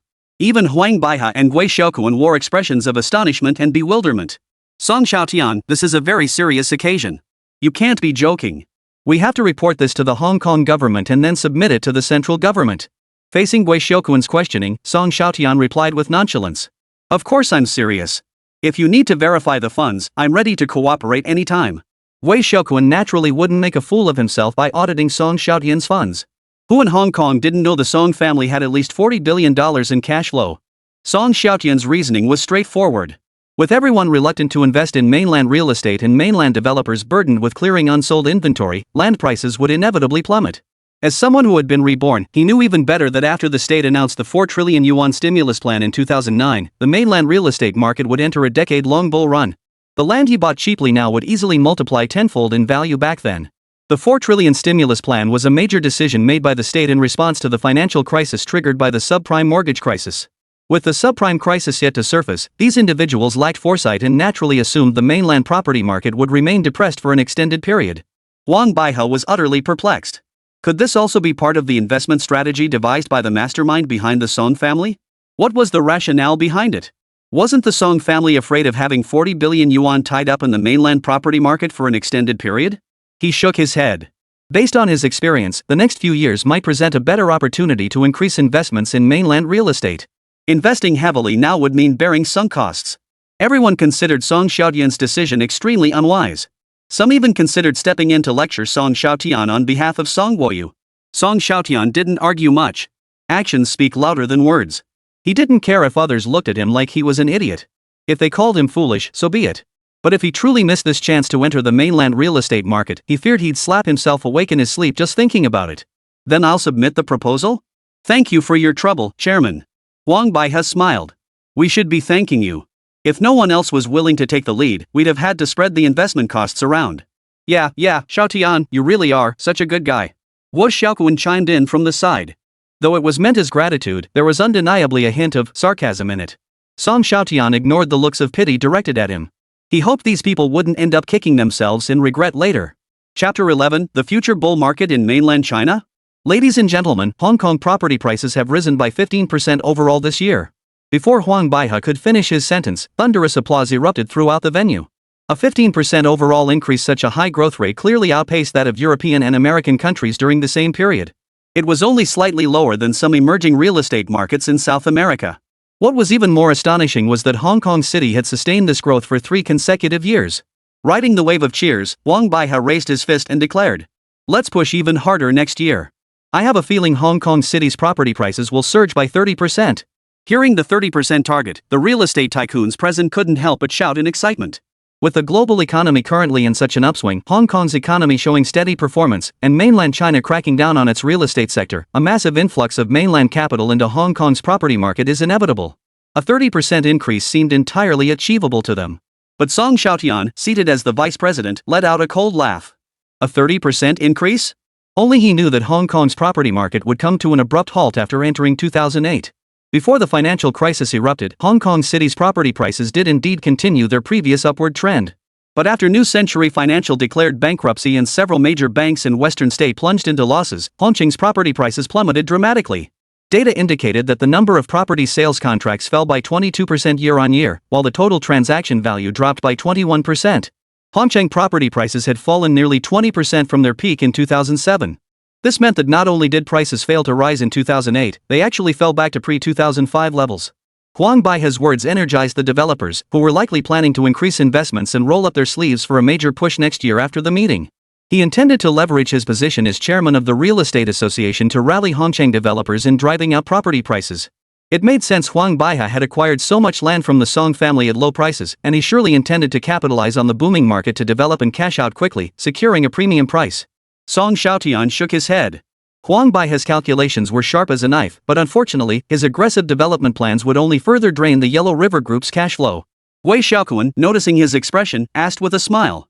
Xiaotian, why aren't you optimistic about Hongcheng's property market growth? Why are you so eager to seek opportunities in the mainland? Song Xiaotian quickly shifted his expression and replied with a wry smile. Uncle Gua, I need land to get a piece of the pie. With you guys driving land prices so high, I'll just have to look for opportunities on the mainland. Wei Xiaokuan naturally detected the hint of resentment in Song Xiaotian's words. He replied without batting an eye. Land prices in Hong Kong City have always been high, Xiaotian. I think you should look for the reasons within Song real estate itself. Right. Song Xiaotian didn't want to engage in a war of words. Villains never admit they're villains, but he would never forget Wei Xiaokuan's betrayal of the Song family. They had been close partners before, but not only did Wei Xiaokuan refuse to help when the Song family faced trouble, he actively kicked them while they were down, canceling numerous collaborative projects. This guy was just like his daughter, Wei Jialing, a hypocrite, saying one thing to your face and another behind your back. The moment the meeting ended, Song Xiaotian was practically the first to bolt out of the conference hall. Witnessing this, Huang Baihe and Wei Xiaokuan exchanged knowing smiles. Uncle Huang, what's Song Xiaotian really up to? Everyone knows the mainland government will keep tightening housing price controls, yet he's still eagerly trying to get in on it. The youngster thinks he's above it all, unwilling to get his hands dirty with us old fogies. Huang Baihe could only come up with this explanation for the moment. Of course, there was another possibility. Song Xiaotian foresaw a drop in Hongcheng property prices. That's why he's desperately selling off the Hong Kong City land he worked so hard to acquire, pouring all his capital into the mainland. But Huang Baihe quickly shook his head in self-mockery. How could a kid who hadn't even grown a full beard predict Hongcheng's property price trends? He'd been in the business for nearly half a century and could only glimpse the surface. To be honest, I did once consider marrying my daughter to Song Xiaotian. But seeing things now, my girl simply doesn't have that kind of fortune. Speaking of marriage arrangements, the cheerful Huang Baihe offered advice. That Jin family lad is quite suitable. When the Guozhen Jins join forces, the entire transportation network of Hong Kong will be under your control. Pricing will be entirely your family's business. Wouldn't that be splendid? The younger generation feels the same way. Very well. When the time comes, this old man will certainly demand a cup of celebratory wine. News of today's scene at the venue quickly reached Song Guoyu's ears. Old Zhang is a longtime friend of mine. He visited me the day before yesterday and we talked at length. He hopes I can persuade you to abandon the idea of pouring all your capital into mainland real estate. Dad, what do you think about it? Lying in bed, Song Guoyu coughed twice before speaking slowly and deliberately. What could I possibly think? You must have your reasons for doing this, and I support you 100%. I even advised old Zhang not to put all his eggs in one basket. Though his health was failing, Song Guoyu's mind remained as sharp as ever. As someone who lived through the 1998 Dongzhou financial tsunami, he could envision the consequences if the US subprime mortgage crisis fully erupted. Hong Kong, being integrated with international finance, would inevitably be swept up in the turmoil. When that happened, not only would stock prices crash, but the property market would also take a hit, with housing prices inevitably plummeting under the crisis. For Hong Kong City's property developers, who were ramping up investments, this would be a devastating blow. What did old Zhang say after hearing your advice? He thinks I've lost my mind. Naturally, we parted on bad terms. Dad, you can't reason with the damned. You can't do that again next time. Fine. Next time someone comes, I'll just play dumb and let them talk all they want. Song Guoyu knew he'd spoken out of turn. Who knew if old Zhang had come to probe the situation? Sticking to the principle of better the devil you know than the devil you don't, he shouldn't have said a word. You don't lose money on long positions, but where do short sellers make their profits? Without ruthlessness, endless troubles follow. In this regard, Song Guoyu felt his son was undoubtedly qualified. Greedy enough, ruthless enough, cunning enough, and utterly heartless. After years of navigating the business world, he knew only such a character could emerge victorious in the end. He took pride in having such a son. Son, there's a question weighing on my mind. Unless I get it resolved, I simply can't eat or sleep in peace. Song Xiaotian had already guessed what his father wanted to ask and spoke up proactively. You want to know why we must expand our investment in mainland real estate? Yes. If a financial crisis erupts, will the mainland real estate market prove more resilient than Hong Kong's? Don't forget, the mainland has been tightening its real estate policies recently. No matter how you look at it, this isn't a good time to enter the mainland real estate market. Dad, think about it. If a major financial crisis erupts in the United States, which would be hit harder, Hong Kong or the mainland? Song Guoyu fell silent. Even with his strong regional pride, he couldn't lie through his teeth. Of course Hong Kong would be hit harder, it's the mainland's financial bridgehead. But that alone won't convince me. Dad, the mainland isn't the economically backward, policy-lagging region it once was. The GDP growth of Dragon Nation's first-tier cities over recent years is plain for all to see. For the United States and its allies, the subprime crisis will be an unprecedented catastrophe. But for Dragon Nation, which has been working diligently behind the scenes, it presents an opportunity to overtake them on the curve. Song Guoyu naturally understood this logic. While the United States and its allies were obsessed with financial games, Longwa steadfastly pursued a path of technological advancement and industrial revitalization. It was like a race between China and the United States. Now that the hawk had stumbled, the rabbit, having diligently honed its skills, naturally seized the chance to overtake on the curve. I understand your optimism about mainland development, but what does that have to do with real estate? Dad, the people of Dragon Nation are the most frugal and hardworking in the world. No matter how much money they earn, they'll think about saving it or buying something that holds its value as an investment. Real estate is undoubtedly the best choice. As a major real estate developer, Song Guoyu naturally grasped this logic. The people of Longwa possess an extraordinary obsession with property. Without a home, they'd mortgage generations to buy one for their only child. With a little extra cash in their pockets, they'd immediately start eyeing a better located school district home. Those in single-story homes yearn for high-rises, high-rise dwellers crave villas, and villa owners dream of estates. Simply put, buying property is the most effective way to stimulate consumption. At this thought, Song Guoyu narrowed his eyes slightly. Are you suggesting that after the financial crisis erupts, the mainland will relax its real estate policies? That's a certainty. Continuous interest rate cuts will follow to further stimulate consumption. Right, makes sense. Tian, you're already thinking 3 steps ahead now. Even if I were to die today, I could rest in peace. Dad, why talk about death? The doctor said you're recovering well. With a few more months of rest, you might make a full recovery. Don't I know my own body? Though Song Guoyu sighed as he spoke, his eyes glowed with hope. He truly wanted to see how far his son could go. Chapter 12, a sucker? Mainland authorities take it seriously. Has the application form for the Real Estate Association been submitted? The assistant hurriedly pulled out an inconspicuous application form from a stack of documents. The old man glanced at it and frowned slightly. Why is Song Real Estate the only applicant? The scale is substantial, nearly matching the total investment of developers in previous years. Well, hand it over to the Mainland Trade Department. At least it's not a blank submission. Alright, I'll send it to the mainland immediately.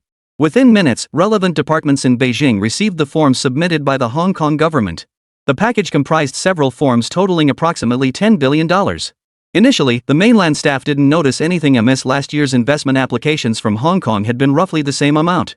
But upon reviewing the real estate investments section, they immediately spotted the discrepancy. He immediately pulled out this particular form and submitted it separately to the relevant leadership.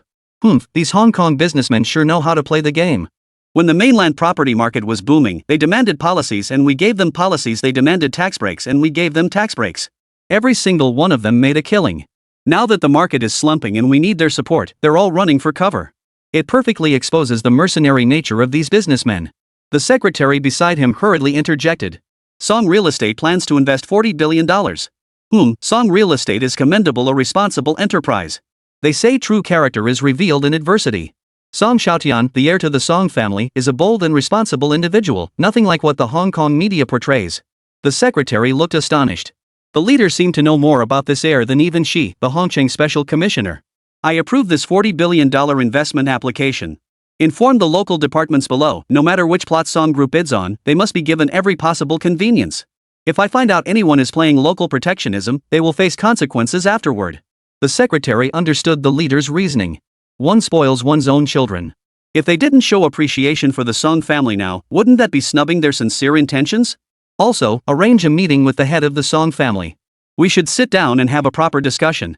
Song Group Chairman's office. Song Xiaotian, upon receiving the notice, was somewhat bewildered. His entry into the mainland real estate market had been entirely a matter of seizing an unexpected opportunity. He never imagined it would earn such high recognition from mainland authorities. While others might be unaware of the frenzy in mainland real estate, he certainly wasn't. While 2006-2008 marked a low point for mainland real estate, by 2009 the government recognized this as an opportunity to leapfrog ahead. They immediately unveiled an electrifying stimulus plan, the 4 trillion yuan market boost. Underpinning this stimulus was a policy of low interest rates and loose monetary conditions. In 2007, Shanghai's average property price hovered around 9,800 per square meter. By 2011, it had surged toward 25,000 per square meter. The surge was concentrated between 2009 and 2011, with prices soaring nearly 130% over 3 years. That's an average annual increase of 40%. Beijing's housing prices nearly doubled over the same 3-year period. This was just the increase for commercial housing. It was extremely common for prime commercial land in major cities to increase several times over. Xiaotian clearly remembered that in 2009, Wang Baihe acquired a commercial plot in Shanghai's Pudong district for 2.1 billion yuan. The land lay undeveloped for 8 years before the project was finally completed when mainland property prices peaked. It was eventually sold to a Dragon Nation insurance group for 20 billion yuan, netting a profit of over 10 billion yuan. Of course, Xiaotian wouldn't stoop to Wang Baihe's unscrupulous tactics. He planned to acquire several plots in Shanghai and Beijing's urban districts, delaying development until 2011. By then, the harvest from the American stock market would be nearly complete, providing ample capital for development. With that thought, he solemnly declared, "Tell the leadership I'm available anytime. Whenever His Excellency needs me, I'll fly over immediately." He wanted to tell the mainland leaders, "I, Xiaotian, am so eager to advance." Wall Street, Manhattan, New York. Though it was already late at night, the skyscrapers lining the streets remained brightly lit. Some buildings buzzed with activity, punctuated by the occasional melodic ringing of a bell. Each time the bell rang, it signaled that a trader had closed a massive deal. Not far away, inside one such tower, several white elderly men in suits gathered around a round table, smoking cigars and playing blackjack. Any financial professional present would have gasped in awe. These men were none other than Wall Street's most notorious and formidable financial titans. They were among the most profitable individuals on Wall Street. Warren Buffett, globally recognized as the Oracle of Omaha and an outstanding investment master, consistently ranked among the top 3 on Forbes' Global Billionaires list. A dinner with him could fetch millions of dollars. Also, often paired with Buffett as Wall Street's twin stars.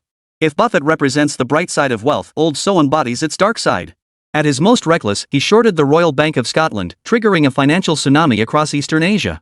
Peter Lynch, hailed as the second greatest fund manager of the 20th century, is a legendary investment maestro who grew a $20 million fund into a $14 billion powerhouse.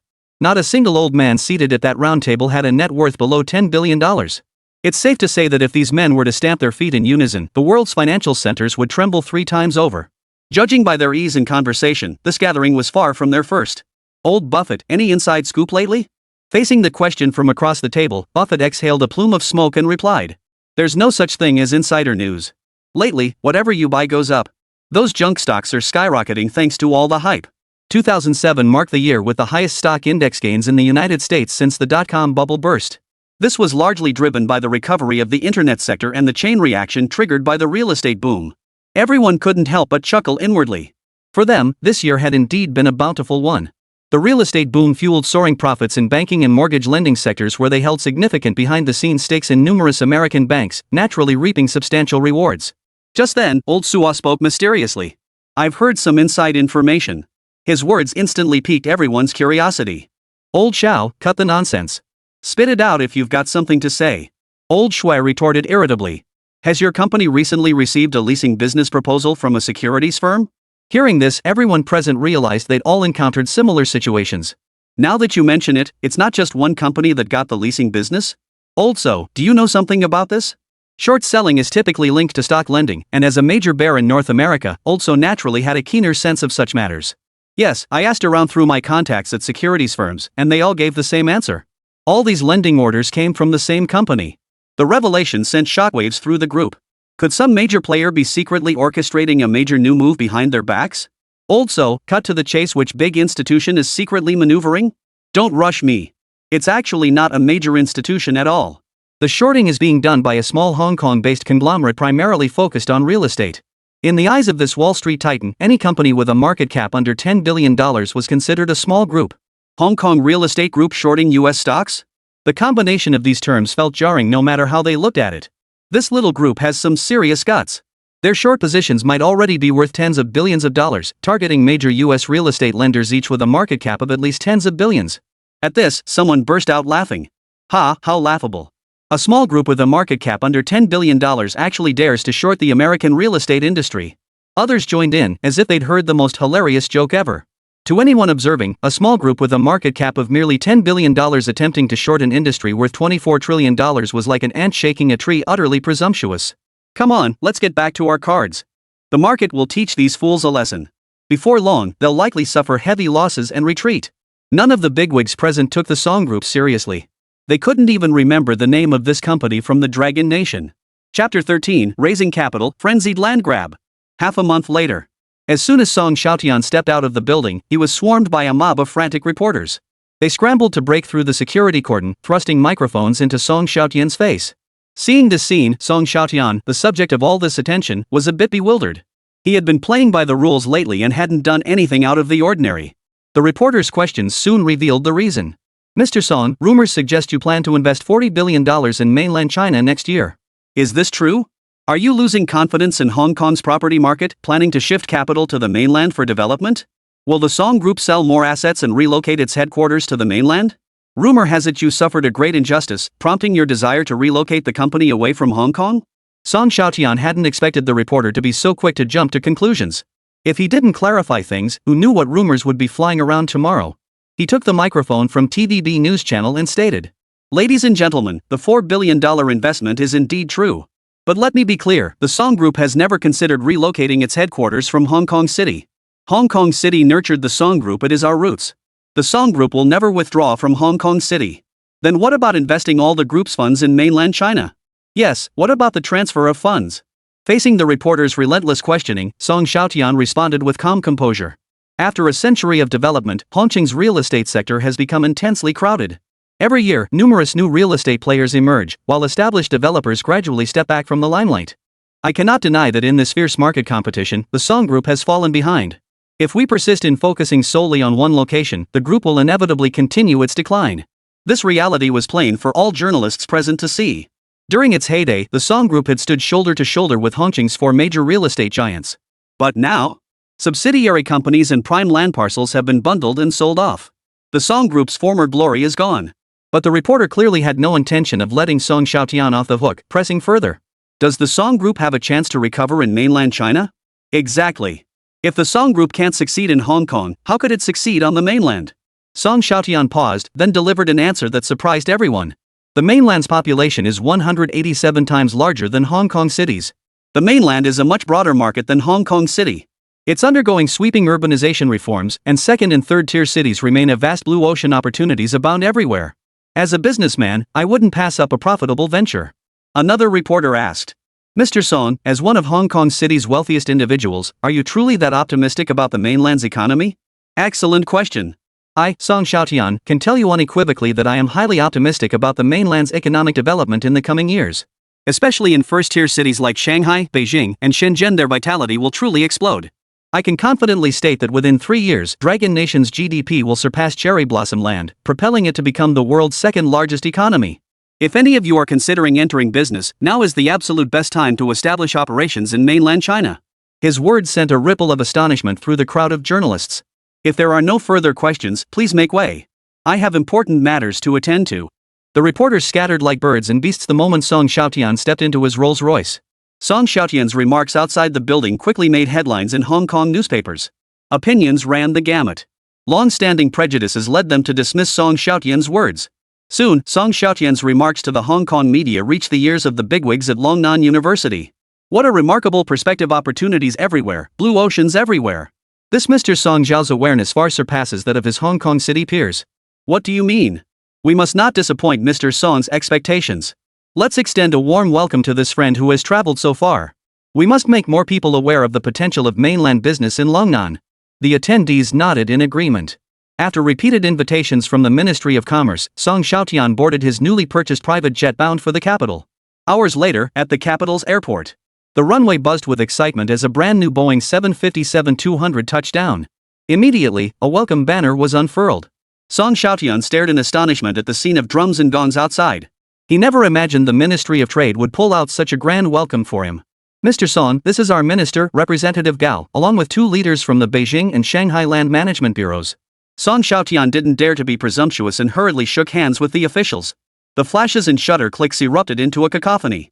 Judging by this spectacle, he would undoubtedly appear on mainland television and in major authoritative newspapers tomorrow.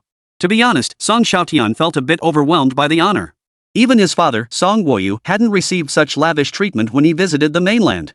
But he quickly guessed the deeper meaning behind Representative Gao's courteous treatment.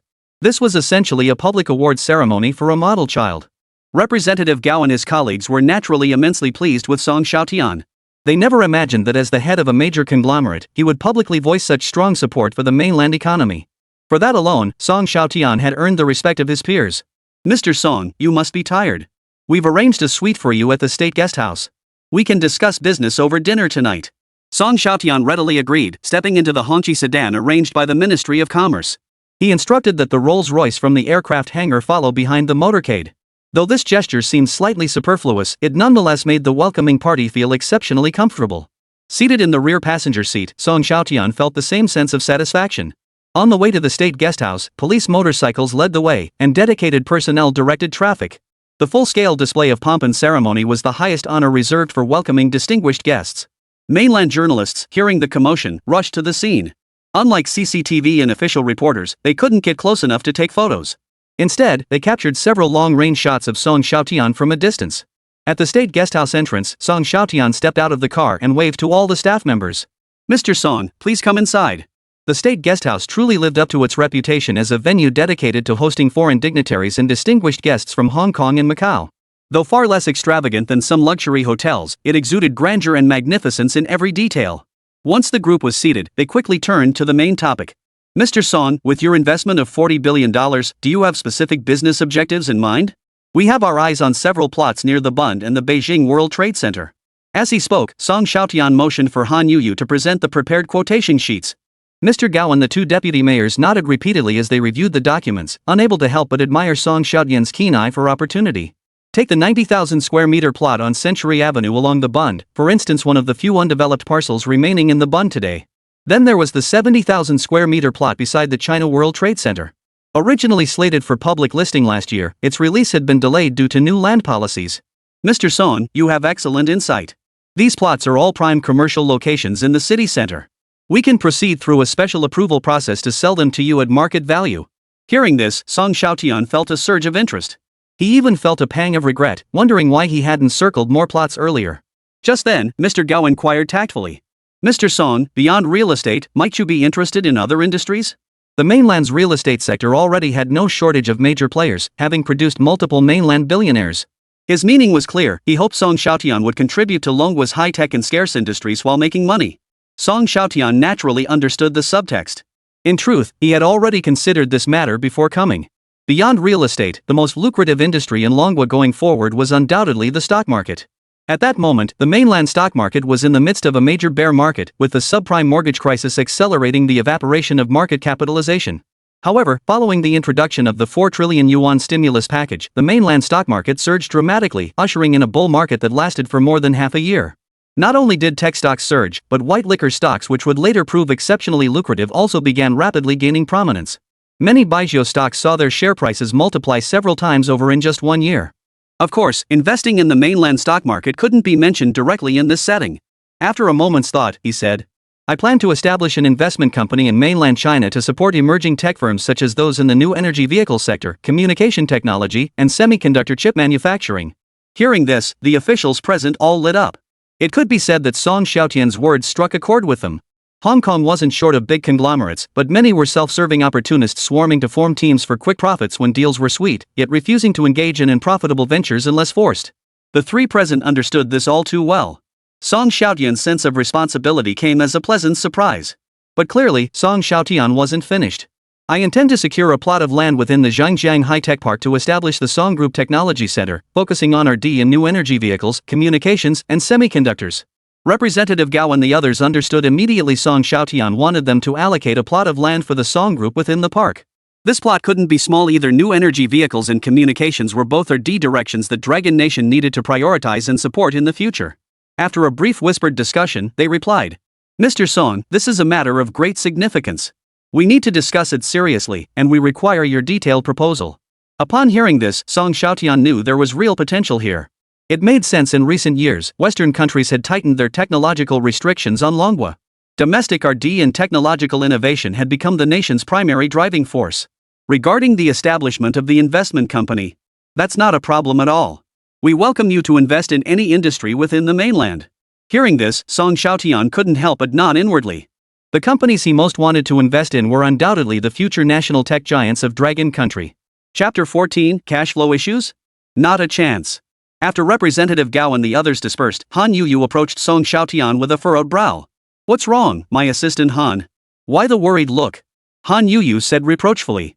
Young master, the Land Management Bureau just notified me that we must pay the full land purchase funds within 3 days. Otherwise, the land we've selected will be relisted for sale. So what? Don't we still have $1 billion in liquid assets in our accounts? Young master, after purchasing these 4 plots, we'll barely have anything left in the account. How will we fund the investment company and your tech park project? The accounts had no clue how fast Song Xiaotian burned through money. The $40 billion hadn't even had time to warm his hands before it was all gone. Every single project ahead demanded massive investments. Just thinking about it left Han Yuyu feeling utterly drained. Song Xiaotian knew he was in the wrong. As someone reborn into this life, he saw money-making opportunities everywhere, eager to stretch every dollar to its limit. To outsiders, his spending naturally seemed extravagant. When it came to making money, though, Song Xiaotian wasn't actually panicking. Money was like water in a sponge, squeeze it, and there was always more. He never fought a battle he wasn't sure he could win. Yuyu, if we run short on cash, we can always borrow from the banks. We can use these newly acquired plots as collateral and secure a few short-term commercial loans from major mainland banks. That should solve all our problems. Everyone knows how easy it is for major mainland developers to borrow from banks. Song Xiaotian figured if he couldn't borrow a few trillion, borrowing a few $100 billion long coins should be doable. What? You say Song real estate isn't worthy? Before this, the Song Group truly lacked such clout on the mainland. But things were different now. After today, tomorrow's authoritative mainland news outlets would be filled with reports about him, Song Xiaotian, and Song Real Estate. Do you think receiving state-level honors is merely about saving face? This is a signal being sent by the authorities. All state media will follow up with full-scale coverage. Perhaps publicly supporting the mainland economy at the foot of the Song building was the wisest investment Song Xiaotian had ever made in his life. Upon hearing this, Han Yuyu instantly understood. Her mind cleared instantly, yet she still felt troubled as she said, Young master, our Song Group currently faces $1 billion in short-term debt coming due, with total liabilities soaring to $30 billion. Continuing to borrow for expansion could plunge us into insolvency. It wasn't that Han Yuyu hadn't considered mortgage loans. The sheer weight of the debt pressure had automatically filtered out this perilous path. Yuyu, I know you're under immense pressure, but business isn't like eating. You can't take it one bite at a time. If you don't take bold steps, others will snatch the money right out of your hands. That $10 billion in short-term debt doesn't come due until mid-next year. As long as we repay it on time, everything will be fine. Don't you trust my strategy? Han Yuyu remained only half convinced by the young master's subprime crisis theory. The trajectory of a nation's economy, the global economic landscape, these were forces beyond the control of any single individual or group. Yet Song Xiaotian's confidence was contagious. His smile filled her heart with strength. All right. I'll have my team transfer the property rights to Song Group tomorrow. I'll also finalize the location for the investment headquarters. As for you, since I rarely visit the capital, I'd like to explore the city and pick up a few courtyard houses while I'm here. How could one visit the capital without buying a few sihiyuan? They were the city's fastest appreciating local specialty. They're also the most stable real estate investment. Though prices have risen significantly since the 20th century, a massive real estate bull run is imminent. It's not too late to get in now. Once the Beijing Olympics conclude, these courtyard houses will surge in value. Han Yuyu saw nothing wrong with Song Xiaotian going sightseeing while she worked. The former young master Song had been far more reckless otherwise. Li Changfan and the others wouldn't hold such a poor impression of him. Alright, I'll notify the official staff to arrange a local tour guide. Just as the two were conspiring loudly, chaos erupted outside. Mr. Song Xiaotian of the Song Group recently received a warm reception from the Ministry of Commerce and relevant authorities, with both sides finalizing multi-billion-dollar investment deals. In an interview with Hong Kong media, Mr. Song discussed Dragon Nation's economic growth and urged compatriots in Hong Kong and Macau to seize opportunities for increased investment. The Song Group will enter the mainland market with substantial capital. Let us witness the prowess of Hong Kong's wealthy business tycoons. Reports in the official daily newspaper and on CCTV News propelled the young president of the Song Group to the forefront of mainland news headlines. The internet is flooded with stories about Song Xiaotian returning home to inherit the family business, though the versions circulating are heavily embellished. Stories of him stepping up in a crisis, turning his life around, and saving the crumbling Song Group. Whatever sounded good was told. In mainland media portrayals, Song Xiaotian was presented as a patriotic Hong Kong businessman determined to invest his entire fortune in mainland urban development. It was so saccharine that even Song Xiaotian would blush at the slightest glimpse of it. He even got to experience the pleasant sensation of having a great scholar defend his cause. Thanks to this official propaganda, mainland audiences developed a favorable impression of Song Xiaotian, who enjoyed a surge in popularity. On his third day in the capital, the official tour guide finally arrived. Hello, Mr. Song? My name is Zhou Yufang, you can call me Xiaofeng. Starting today, I'll be your guide in the capital. Song Xiaotian, who opened the door, couldn't help but brighten at the sight. He'd traveled far and wide and seen all kinds of beauties, but a girl this pure and vibrant with youthful energy was a first. Come in, Xiaofeng. Are you still in school? Yes, I'm a student at Qingbei University. I signed up for a volunteer extracurricular program. I never imagined that after reading about you in the news yesterday, I'd become your tour guide today. Zhou Yufang patted her chest and declared. Rest assured, I'm from Beijing and just got my tour guide license. I promise you won't be disappointed. Alright. You haven't eaten yet, have you? Why don't you join me for a bite? Song Xiaotian had the purchased dishes arranged neatly on the table. What surprised Zhou Yufang was that although the young tycoon's meal looked lavish, it was actually just regional snacks from various Beijing-based government office restaurants. Does the food not suit your taste? Not at all. I just imagined your meals would be lavish feasts of delicacies and rare delicacies. Do you prefer high-end Western cuisine, Miss Xiaofeng? No, not at all. Her flustered explanations made Song Xiaotian chuckle to himself. Being with this charming young lady made him feel years younger. But then he remembered he was only in his early 20s himself, barely a year older than Zhou Yufang. It was just that living 2 lifetimes had made him seem more mature. I wonder, Mr. Song, do you prefer natural landscapes more, or are you more interested in experiencing the local culture? Song Xiaotian outlined his requirements. Buy a Sihiyuan? Zhou Yufang hadn't expected Song Xiaotian to be interested in those old relics. Having grown up in one herself, she didn't see anything particularly special about them. Mr. Song, if you're looking to buy property, there are plenty of high-end mansions outside the 3rd Ring Road. Sihiyuan courtyards not only suffer from traffic congestion and outdated facilities, but even using the restroom isn't exactly convenient. Song Xiaotian was well aware of these drawbacks, but he couldn't resist the fact that Sihiyuan courtyards appreciated rapidly in value. No problem. I'll renovate it thoroughly after purchasing. Besides, courtyard houses are spacious. I've always preferred roomy living environments. Hearing this, Zhou Yufang smiled. Then you found the right person. I grew up in a Sihiyuan myself and know quite a few neighbors around here. Buying the house is secondary. Let's go boating on Hohai to admire the lotus flowers first, then catch a band performance, and finish with a candlelit dinner at the China National Radio and Television Center. Hearing this, Zhou Yufang's cheeks flushed slightly. These were the kinds of things college couples often did on dates. What's wrong, Xiaofeng? Do you think my itinerary is off? I found it on a forum too. Nothing, the plan's great. We just need to leave soon, or the TV tower might close. Alright, the guest follows the host's lead. I'll have the car brought out. When Zhou Yufang saw the Rolls-Royce Cullinan with its white license plate, she couldn't help but be captivated by its sleek, modern appearance. Unlike the typical vintage classics, this car radiated a youthful, modern vibe. Mr. Song, I've never seen this model before? This question confirmed Song Xiaotian's hunch. This young lady truly came from an extraordinary background. Living in a courtyard house, she'd seen many Rolls-Royce models. A family like hers couldn't be ordinary even in the capital. Oh, this one? I had Rolls-Royce custom build it. I've been driving this car since my college days in New York. No wonder the driver's seat is on the right side. After getting in, the girl was stunned by the car's luxurious interior. Unlike her father's vehicle, which blended Western and rustic elements, Song Xiaotian's car exuded a minimalist sophistication. With a beautiful companion by his side, Song Xiaotian was in high spirits.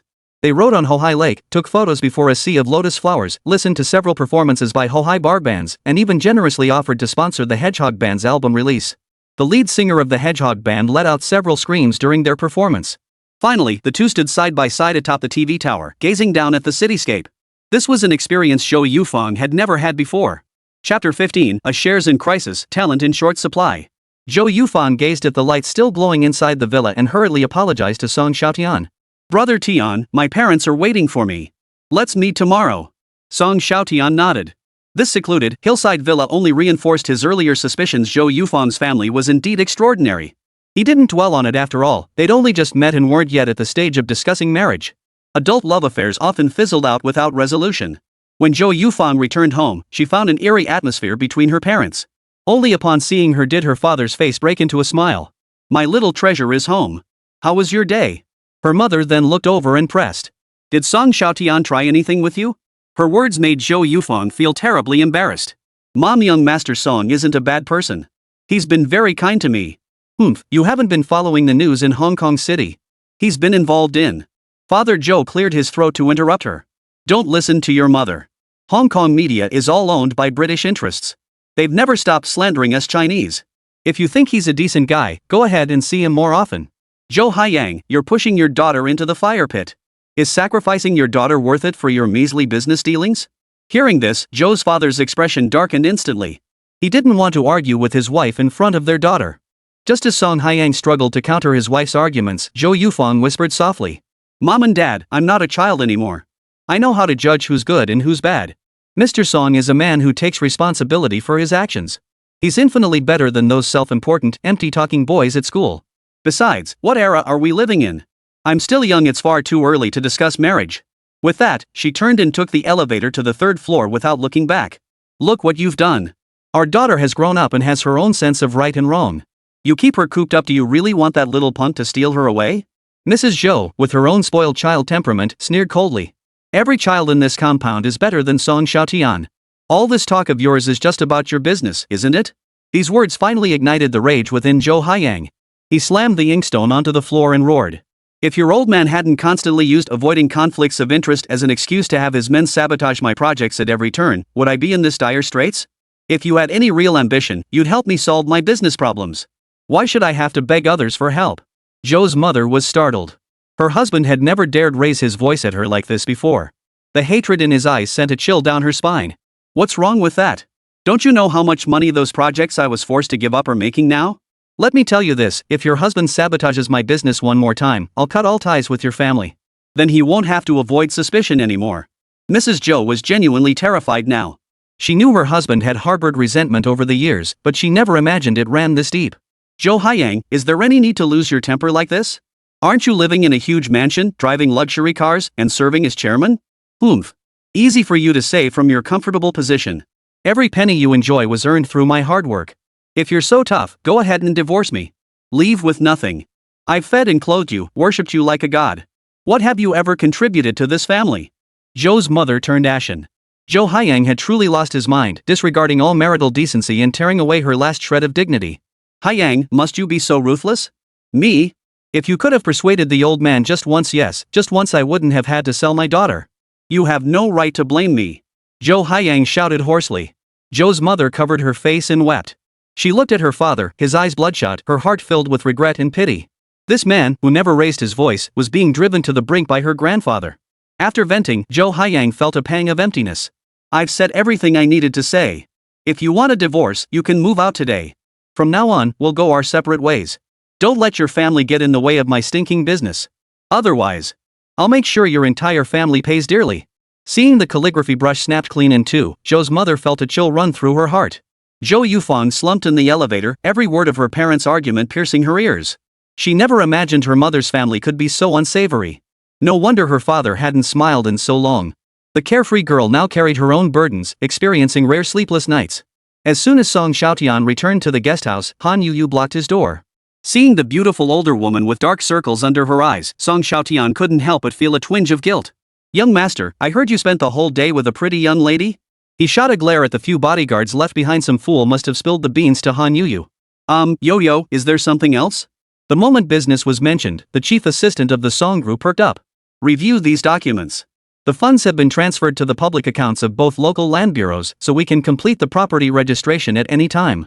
Also, I spoke with several major banks in Beijing today. They're all very willing to extend us some short-term commercial loans. Preliminary estimates show we can raise a total of $12 billion through mortgages and commercial loans. Song Xiaotian couldn't say he was satisfied with this figure. After all, every major real estate developer was drowning in trillions of yuan in debt. Just then, Song Xiaotian assigned another task. Oh, and Yoyo, if we're establishing an investment company in Magic City, location is secondary. The most crucial thing is finding a suitable local professional manager. Lu Lin from the investment department couldn't possibly handle such a massive mainland operation single-handedly. Song Xiaotian planned to increase investments in mainland stock markets in the future, so naturally, he needed someone dedicated to overseeing those operations. This thought gave Song Xiaotian a headache. Truthfully, a conglomerate as vast as the Song Group wasn't short of capable managers. Zhao Tai, Li Changfan, or any of their ilk could easily handle a regional manager role. But these individuals had either been sent to the hard labor camp by Song Xiaotian, dismissed, or packaged and handed over to Huang, the wealthiest tycoon. What remained at the Song Group were individuals young beyond measure. What they lacked most were seasoned professional managers with years of management experience. As the chief assistant and the executor of Song Xiaotian's will, Han Yuyu was the most troublesome presence. She pressed her temples with her slender fingers. Young master, what specific requirements do you have for this position? Do you want someone honest and seasoned, or young and ambitious, or perhaps cunning? Song Xiaotian had given this matter serious thought. In truth, hiring a professional manager isn't like choosing a husband. You don't want some honest, dull-witted simpleton who can't even fart out a word. Quite the opposite. This person must be loyal to the boss while ruthless toward competitors, aggressive in nature, shrewd yet possessing a broad perspective. Only such a person could build a great enterprise. Ultimately, what Song Xiaotian needed was a general who could aggressively conquer new territories, not a seasoned veteran content to defend the existing ones. After hearing Song Xiaotian's words, Han Yuyu fell completely silent. She felt the young master was putting her in a difficult position. Where could he find such talent? These individuals were CEOs of major listed companies or successful entrepreneurs themselves. Why would they stoop to picking up scraps? Song Xiaotian did recall several Chinese-American seniors from his university days, but their backgrounds were equally formidable. They certainly had no need to work for him. Aren't we heading to Shanghai for an inspection? We can scout the financial district then. If all else fails, we'll just poach someone from another company with a hefty offer. Alright, you rest. I'll keep working. Watching Han Yuyu sway her slender waist as she walked away, Song Xiaotian felt every ounce of his drowsiness vanish. The next morning at breakfast, Zhou Yufan arrived as promised. Good morning, Brother Tian. Song Xiaotian noticed immediately that her eyes were red and her smile seemed stiff, like a little rabbit with a leaky heart. What's wrong? Zhou Yufan hesitated for a long moment before speaking. My parents had a fight last night. I didn't sleep well. About money? Song Xiaotian asked cautiously. Zhou Yufan nodded. Investigating Zhou Yufan's family background was just a phone call away for Song Xiaotian. He knew something was wrong with her father's company. Zhou Haiyang operated several coal mines in Hadong. Over the past 2 years, authorities had been pushing for major restructuring in the coal industry. Zhou Haiyang had caught wind of this early on and sought alternative avenues. Unfortunately, his transition into real estate hadn't been successful. He'd lost bids on multiple projects.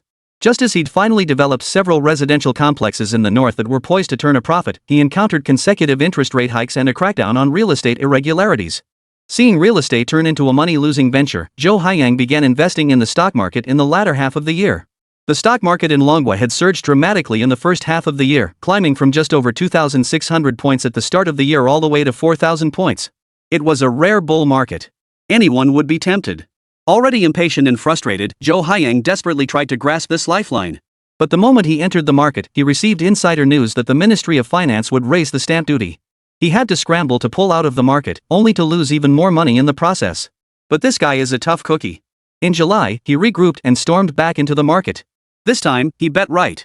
From late July to late September, the market surged upward, breaking through 5,000 points, then 6,000 points, and peaking at 6,124 points. Just as Zhou Haiyang was basking in triumph, the market dealt him a brutal blow. The A-shares market rapidly entered a correction phase in October, and by late December, it had plummeted nearly 1,000 points.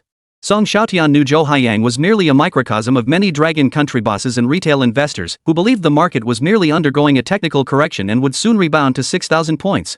But Song Xiaotian knew that next year, impacted by the subprime mortgage crisis, the A-share market would face an unprecedented bear market. From 5,000 points, it plummeted all the way to 1,849 points. Countless families saw 2/3 of their wealth evaporate, leaving countless individuals teetering on the edge of financial ruin. Song Xiaotian had no intention of warning Zhou Yufang. They were strangers, saying too much would only annoy her. He pretended to know nothing and comforted her instead. Sis, adults arguing is nothing unusual. When my mom was alive, my dad and she fought constantly too, but they always made up in the end. Don't worry, adults are far more rational than you think. Hearing Song Xiaotian's words, Zhou Yufang's mood lifted considerably. Brother Tian, where are we going today? The Forbidden City and the Great Wall. He had to see this magnificent wonder left behind by ancient people. After all, he hadn't truly been a man until he'd stood upon the Great Wall. Chapter 16, The Magic City Building a Financial Empire. Several nights later. As usual, Song Xiaotian drove Zhou Yufang to the villa entrance. Just as Zhou Yufang was about to step out of the car, Song Xiaotian said to her, Sis Yufang, I'm leaving the capital tomorrow. When will you return to the capital?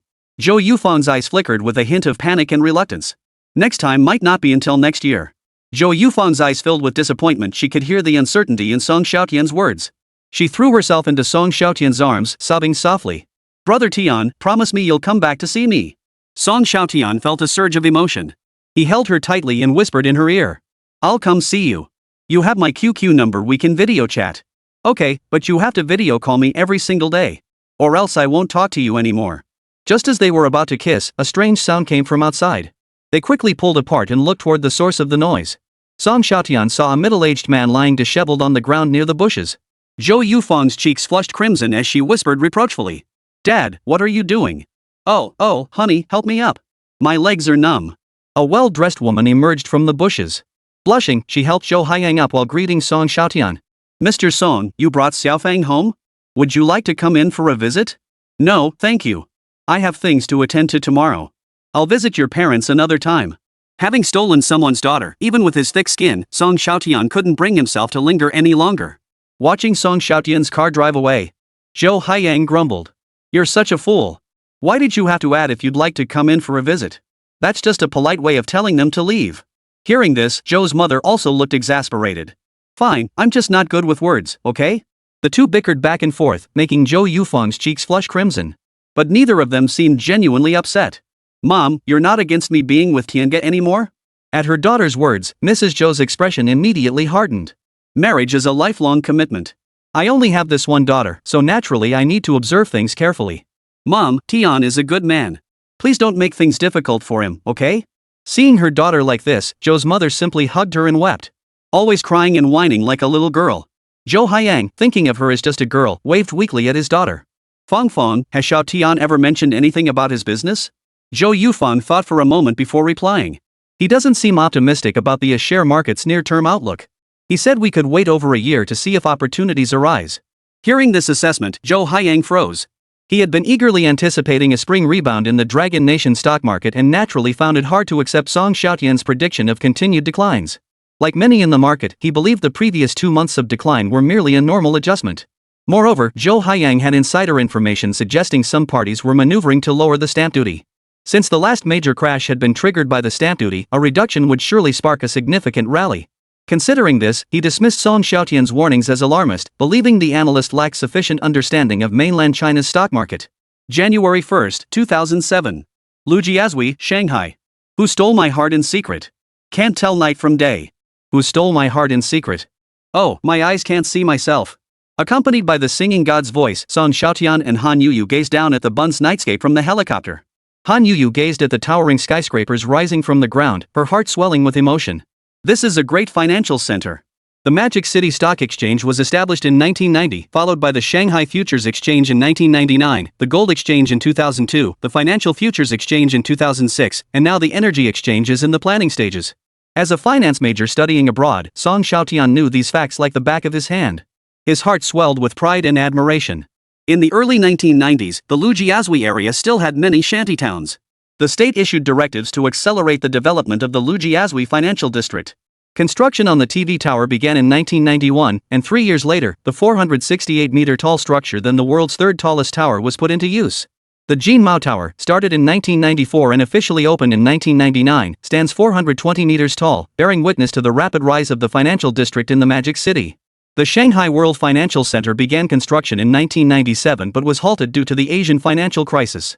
Work resumed in 2003, and today its main structure stands complete at 492 meters, now the tallest building in China. And let's not forget the Shanghai Tower, still in the planning stages, with a staggering design height of 632 meters. As Song Xiaotian circled overhead in the helicopter, how could he not feel exhilarated? He had endured scathing mockery from some privileged white youth. A distant relative of the Morgan family had bluntly declared that even if China tried for another half-century, it could never build a metropolis like New York. The Morgans, America's most powerful financial dynasty controlling its banking and finance sectors, had struck a deep wound in Song Xiaotian's heart with those words. But as a Dragon Nation citizen raised under the red flag, he firmly believed that hard work pays off. He was convinced that in the future, the Magic City would become the world's third largest economy after New York and Tokyo. How many years had the Magic City taken? How many had New York taken? How many had Tokyo taken? Boss, that plot is the one we acquired on Century Avenue for 1.6 billion long coins. Song Xiaotian followed Han Yuyu's pointing finger. It was still a bare patch, overgrown with weeds. To the untrained eye, it might have been mistaken for a greenbelt. No need to rush construction. If anyone asks, just bring in a few excavators to turn the soil and make it look like work is underway. If Huang Baihe could pull it off, why couldn't he, Song Xiaotian? Besides, it wasn't like they weren't starting construction at all. Funding just hadn't been secured yet. Once the subprime crisis hit, they'd have even more reason to drag their feet. Hadn't the global financial center also halted construction for nearly 6 years due to the Dongzhou financial crisis? Those two towers look like residential buildings? With such prime real estate, that developer must be raking it in. Han Yuyu followed Song Xiaotian's pointing finger and quickly located the corresponding spot on the map. Young master, this is a high-end luxury residential complex called Tangchengyipin. Tangchengyipin? That name was all too familiar to Song Xiaotian. It was once the most talked about #1 luxury residence in the metropolis, with transaction prices reaching 343,000 yuan per square meter.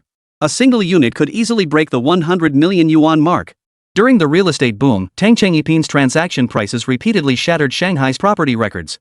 This cemented its reputation as the most expensive luxury residence widely known to the public, with many entrepreneurs in the city aspiring to own a unit there. By then, Han Yuyu had also gathered more details about Tangchengyipin. Young master, Tangchengyipin was developed by the Tang family, Pudong's premier developer. It officially launched last year with an opening price of 110,000 yuan per square meter. However what?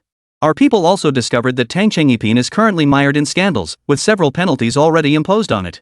Han Yuyu handed her notebook directly to Song Xiaotian, displaying several penalty records for Tangchengyipin. Fake transactions? Self-promotion? Hoarding inventory? Illegal promotion? Failure to affix stamp duty on contracts? Song Xiaotian glanced through the records. Tangchengyipin hadn't had a smooth ride these past 2 years. The launch of this flagship luxury development had been anything but easy. After its launch in 2006, just last year, it remained largely ignored. Facing crisis, the Tang family's second son resorted to extreme measures to hide the project. They frequently invited groups of wealthy businessmen from Southeast Asia and overseas to inspect the property. Finally, 3 luxury homes were sold a few months ago. But to everyone's surprise, shortly after the transactions were announced, the deposit contracts for these 3 units were withdrawn. To the discerning eye, this was clearly a case of fake transactions and hoarding to inflate prices.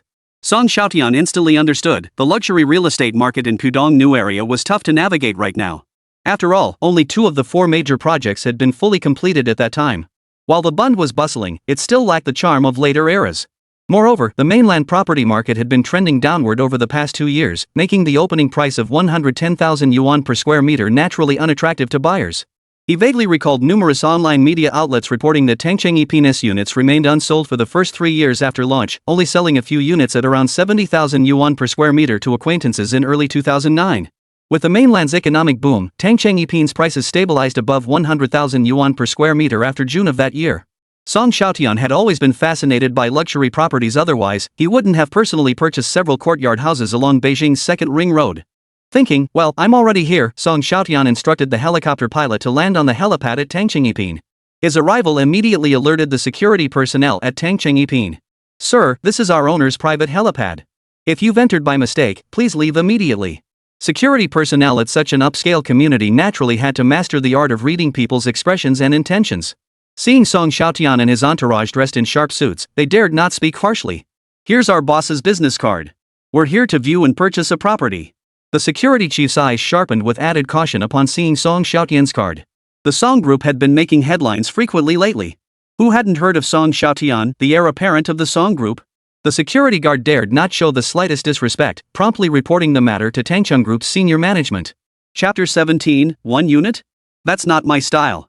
Tang Jiaqing, the second son of the Tang family and head of the Tangchengyipin project, couldn't sit still upon hearing the news. Born in Hong Kong City, he was well aware of Song Xiaotian's background. The unsold luxury homes and negative publicity were already a headache for him, so hearing that Song Xiaotian intended to buy a property filled him with delight. You all come with me to welcome Mr. Song. He led Song Xiaotian and his entourage into his office. It turned out the two shared many similarities, both had studied abroad for years, and both fathers were renowned real estate developers. Both in their early 20s, they had made significant gains in the stock market, earning the nickname Little Stock Gods in their respective circles. Most remarkably, both had taken over their family businesses after their fathers faced crises. Both were optimistic about the future development of the Magic City. With such similar backgrounds, they naturally had endless topics to discuss. Tang Jiaqing couldn't help but start calling Song Xiaotian brother. Brother Tian, you've got your eye on my family's house? How about I gift you one, brother? This offer caught Song Xiaotian off guard. Who gives away apartments on first meeting? Could this kid genuinely see him as a brother? I'm not joking. At most, you just have to cover some miscellaneous taxes. Anyway, my development is completely unsellable now. The scandal over suspected fake transactions had blown up big. Previously unsold units were now even harder to offload. You want me to help fake a transaction? Fake transactions sound too shady, but your name carries real weight domestically. If others see you bought property from me, this project might just get a new lease on life. Song Xiaotian silently nodded. Tang Jiacheng might not be much older than him, but he sure knew how to do business. What impressed him most was Tang's boldness, giving away tens of millions worth of property without hesitation. But if Tang's city first residents could truly be revitalized, Tang Jiacheng wouldn't just earn a few $100 million, he'd rake in billions. This thought sparked an unformed idea in Song Xiaotian's mind. He murmured softly, "Buying just one unit isn't my style. I plan to purchase 20 luxury homes, each around 700 square meters." Everyone was sharp, and Tang Jiacheng instantly grasped Song Xiaotian's meaning. "Brother Tian, if you're buying this many, how about I give you an insider's price?" "What's the insider price?" "We'll only charge you 50,000 dragon coins per square meter internally, but the public listing price is 100,000 dragon coins per square meter. We'll refund the difference to you." Both men exchanged knowing smiles. Once the 4 trillion stimulus plan hit the market in 2009, these properties would double in value overnight. Tang Jiacheng was also highly satisfied with this deal. Once completed, they'd immediately receive 700 million dragon coins in proceeds and leverage Song Xiaotian's bulk transaction to boost the property's market buzz. Whether anyone took the bait was irrelevant to Tang Jiacheng. The crucial thing was securing this transaction record. It would make future deals much smoother. The two parties reached an agreement instantly. "Brother Tian, we've got to drink ourselves silly tonight." "You've done this brother a huge favor." When it came to eating, drinking, and partying, Tang Jiacheng might not have been as skilled as Song Xiaotian. The two immediately drove straight to the city's most exclusive nightclub. Song Xiaotian was in such high spirits that he couldn't help but drink a few extra rounds. It was late into the night when the two staggered out of the club, thoroughly intoxicated. "Brother Tian, if you need anything, just give me a shout. I know my way around Pudong." Just as Tang Jiacheng was boasting under the influence of alcohol, a haggard-looking middle-aged man with a disheveled suit charged toward him. His bodyguards weren't pushovers, they immediately subdued him and pinned him to the ground. "Young Master Tang, just give me one chance. I promise to multiply your profits dozens of times over within a year." Tang Jiacheng waved impatiently, signaling his bodyguards to drag the man away. "Jiacheng, what's going on? Goosen just some stock market nutcase abandoned by institutions." "He's been hounding me for ages, insisting the market's going to crash." Song Xiaotian's heart skipped a beat. He hadn't expected anyone could actually predict this year's stock market crash. After all, with the Spring Festival approaching, every institution had issued bullish assessments for the A share market. To others, Goosen might be a complete lunatic, but Song Xiaotian knew he was a financial genius, much like John Paulson, who had predicted the subprime crisis. "Brother Tian, what's wrong?" "Nothing. Jiacheng, I can't hold my liquor well, so I'll be heading out first." "Alright, Brother Tian. See you tomorrow." After getting into the Rolls-Royce, Song Xiaotian deliberately rolled down his window and tapped out cigar ash as he passed Goosen. Tapping cigar ash was an amateurish gesture, one that would earn him a good scolding from seasoned cigar connoisseurs. But the Cuban Cigars label and the Rolls-Royce's white license plate shone exceptionally brightly in the night. Goosen, snapping to attention as if clutching at a last straw, tried to chase after the car. But the Rolls-Royce's power was simply beyond what human legs could match. Goosen could only watch helplessly as the luxury car vanished at the end of the street. "Boss, is there something wrong with that guy?" the driver bodyguard asked proactively. "Look into this Goosen for me. I want all his personal information." "Yes, sir." Song Xiaotian hadn't expected the bodyguard to move so swiftly. By the next morning, all available information on Goosen was laid out on his desk. "How did you get this so fast?" "Boss, he's a big shot in Lujiazui. Just a quick chat with the headhunters, and his resume, life story, even his birth chart all easily obtained." Song Xiaotian nodded and began scrutinizing Goosen's background details. What surprised him was that Goosen was a top graduate from the mathematics departments of Peking and Tsinghua universities. His move into finance was entirely a career change. After graduation, he had worked at major domestic institutions, rising to the position of business manager at one firm. Goosen's resume was undeniably impressive. Had he continued on this path, he would have inevitably reached the pinnacle of success, becoming a CEO and marrying a wealthy beauty. But Goosen's high point abruptly ended. He was fired from his position 6 months ago and hasn't secured formal employment since. Headhunters said he was crazy, constantly persuading his boss to short the market. It happened to coincide with an increase in stamp duty, so his boss decided to let him try it. But the result, the stock index soared over 2,000 points in 3 months. Naturally, no one would listen to a loser after that. The 3-month rally and his relentless solicitation of unsuspecting investors made Goosen notorious in Lujiazui. Even now, with the share market down nearly 1,000 points, no one believes his claims of collapse. What about his personal life and character? He's quite ambitious and has decent management skills. He even broke up with a girlfriend he'd been with for years. That's all the headhunter mentioned. Single and ready to rumble, perfect. Chapter 18, he's the one. The short selling plan. Han Yuyu glanced at the investigative report on Gu Sen. She quickly grasped Song Xiaotian's reasoning. Young master, you're not optimistic about the share market's trajectory either? Yes. On one hand, the shares surged too rapidly throughout last year. Although they corrected by 1,000 points at year-end, the overall gain still reached a staggering 130.43%. A market doubling in value over a single year was a phenomenon that would astonish financial markets anywhere. On the other hand, the subprime crisis is about to erupt. If bad news surfaces overseas, the already on-edge stock market will inevitably collapse. Han Yuyu nodded. So you want to promote this Gu Sen? Exactly. Small favors never compare to help in times of need. Now is the perfect moment to bring him aboard the Song family ship. In another 2 months, he might become extremely sought after. Han Yuyu had no objections to this. If they could secure Gu Sen's loyalty, he would indeed be an excellent candidate. Should I reach out to him? No need. If he's smart, he'll be waiting by the club entrance again today. Han Yuyu raised an eyebrow. Young master, are you that confident? It's not about confidence. A person hungry for success never lets any potential opportunity slip away. Before noon, Tang Jiaqing invited Song Xiaotian to lunch again. Song Xiaotian knew exactly why the other party was being so enthusiastic. He simply had head butler Han pay for the signing. 2 contracts were signed, one for the property purchase and the other, naturally, was the hidden agreement. After signing the contracts and paying the deposit, Tang Jiaqing was in high spirits. Naturally, he dragged Song Xiaotian out for another round of heavy drinking. Brother Tian, I can't thank you enough for this. Rest assured, if we can revive this development, I'll reward you handsomely. Song Xiaotian understood Tang Jiaqing's intentions perfectly well. He simply hoped Song Xiaotian would lend his support to Tang Yiping once more. Alright, go ahead and arrange the publicity. When I need to cooperate, I'll definitely be there. Tang Jiaqing was genuinely moved by Song Xiaotian's sincerity and reaffirmed his commitment. Brother Tian, whatever you need in the future, just let your brother know. Song Xiaotian shrugged it off with a casual smile. Tang Jiaqing had certainly caught a break in just 2 years, his net worth had doubled, and he hadn't had a single thing to worry about. Of course, this deal was no loss for him either. These luxury homes appreciated rapidly, and selling them later wouldn't be difficult. There were plenty of newly minted millionaires lining up to buy. As they spoke, Song Xiaotian caught sight of Gu Sen lurking in a nearby corner. Tang Jiaqing was still riding high on the excitement of the news and wanted to share it with his older brother and mother.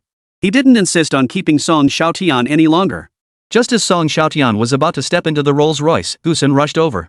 To Gu Sen's surprise, the intimidating bodyguards made no move to stop him. Mr. Song, please give me a chance to introduce myself. I'll give you 1 minute. If you can convince me, I'll hire you at a high salary. Hearing this, Gu Sen was overcome with excitement. It had been nearly 2 months since any boss, big or small, had been willing to hear him out. Gu Sen pulled a stack of documents from his pocket. Mr. Song, these are my calculated conclusions. You must examine them carefully. In the near future, the share market will inevitably experience a sustained decline until it reaches its rightful position. Song Xiaotian glanced at them briefly. The complex formulas were dizzying. No wonder Gu Sen's pitches always fell flat. When John Paulson pitched investors, he presented only the basic principles and final conclusions, never this level of complexity. So when do you think the shares will crash? Gu Sen's expression immediately turned serious. Sooner or later, 2 months at best, half a year or a year at worst. I'm sorry, I can't pinpoint an exact date. Song Xiaotian nodded. He appreciated Gu Sen's straightforward, no-nonsense approach. Excellent. Meet me at the hotel tomorrow. You'll handle the location selection and team building. What I can guarantee is a 7-figure annual salary, project commissions, and company stock options. Hearing this, Gu Sen looked a bit stunned. Was he hired already? Hurry up and thank the boss, the head bodyguard kindly reminded him. Thank you, boss. Gu Sen nearly buried his head in his hands, his entire body trembling slightly as tears streamed down his face. Only after the Rolls-Royce had driven far away did Gu Sen finally let out a loud sob. Passers-by, thinking he'd lost his mind over stock market losses, hurriedly kept their distance. Hey, Xiaotian, I found a new job and it's at a company. He dialed his girlfriend's number, filled with hope for her response. Gu Sen, I've already found a new boyfriend. Please don't bother me anymore, okay? Hearing the busy signal, Gu Sen's sobs grew even more intense. The next day, the sun was high in the sky when Song Xiaokai finally rose from the luxurious bed. Han Yuyu, who was handling business in the study, reminded him. Young master, Gu Sen has been waiting for you in the hotel lobby for half a day.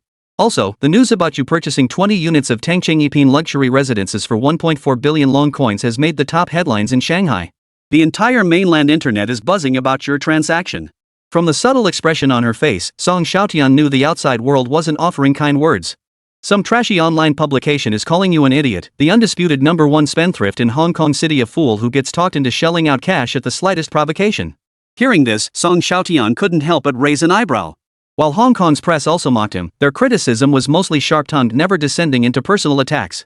Back in Hong Kong, he'd have had that rag burned to the ground immediately. But on the mainland, he naturally had to rein himself in. Send them a cease and desist letter. I'll sue them into bankruptcy. Han Yuyu smiled. I've already had legal initiate the process. Young master, silencing a fly-by-night publication is easy, but before long, the mainland public will genuinely start thinking you're a ha. Even if I am a complete idiot, I'm the richest idiot around. Let them curse all they want, they won't have much time left to do so. The thought of New Century Finance's impending exposure of massive losses filled him with unbounded delight. Oh, and have Gusin come in. I need to discuss some matters with him in detail. A few minutes later, Gusin was ushered into the room where Song Xiaotian was having brunch. Now dressed in a tailored suit, Gusin's demeanor and appearance had undergone a complete transformation. Song Xiaotian nodded with satisfaction. Now he looked like a traditional financial executive should. I intend to establish Song Holdings Investment Company in Lujiazui. You will serve as the interim general manager, primarily overseeing the business department and investment department. Though he had anticipated it, the title still startled Gusin. Thank you, boss. Don't thank me just yet. I have high expectations for you at Song Holdings. If you don't perform well, I'll replace you at any time. Mr. Song, I will work tirelessly to meet your expectations. Excellent. Your first task is to establish a robust securities lending business. First, it must be noted that individuals cannot short sell a shares, but institutions can legally short sell certain stocks through compliant channels. The so-called securities lending business is one such legal avenue. Institutions borrow shares listed on the margin trading list from securities firms and sell them. When the stock price falls, they buy back the shares to repay the loan, profiting from the price difference. At this point, Gusin proactively cautioned. Boss, margin requirements for securities lending in mainland China are extremely high. You should be mentally prepared for that. As he spoke, Han Yuyu had already presented the relevant policies to Song Xiaotian. The margin requirement for private equity short selling is as high as 100%. The margin ratio can also be viewed as the leverage ratio. A 10% margin means using 1/10 of the funds to purchase 10 times the amount of goods, equivalent to 10x leverage.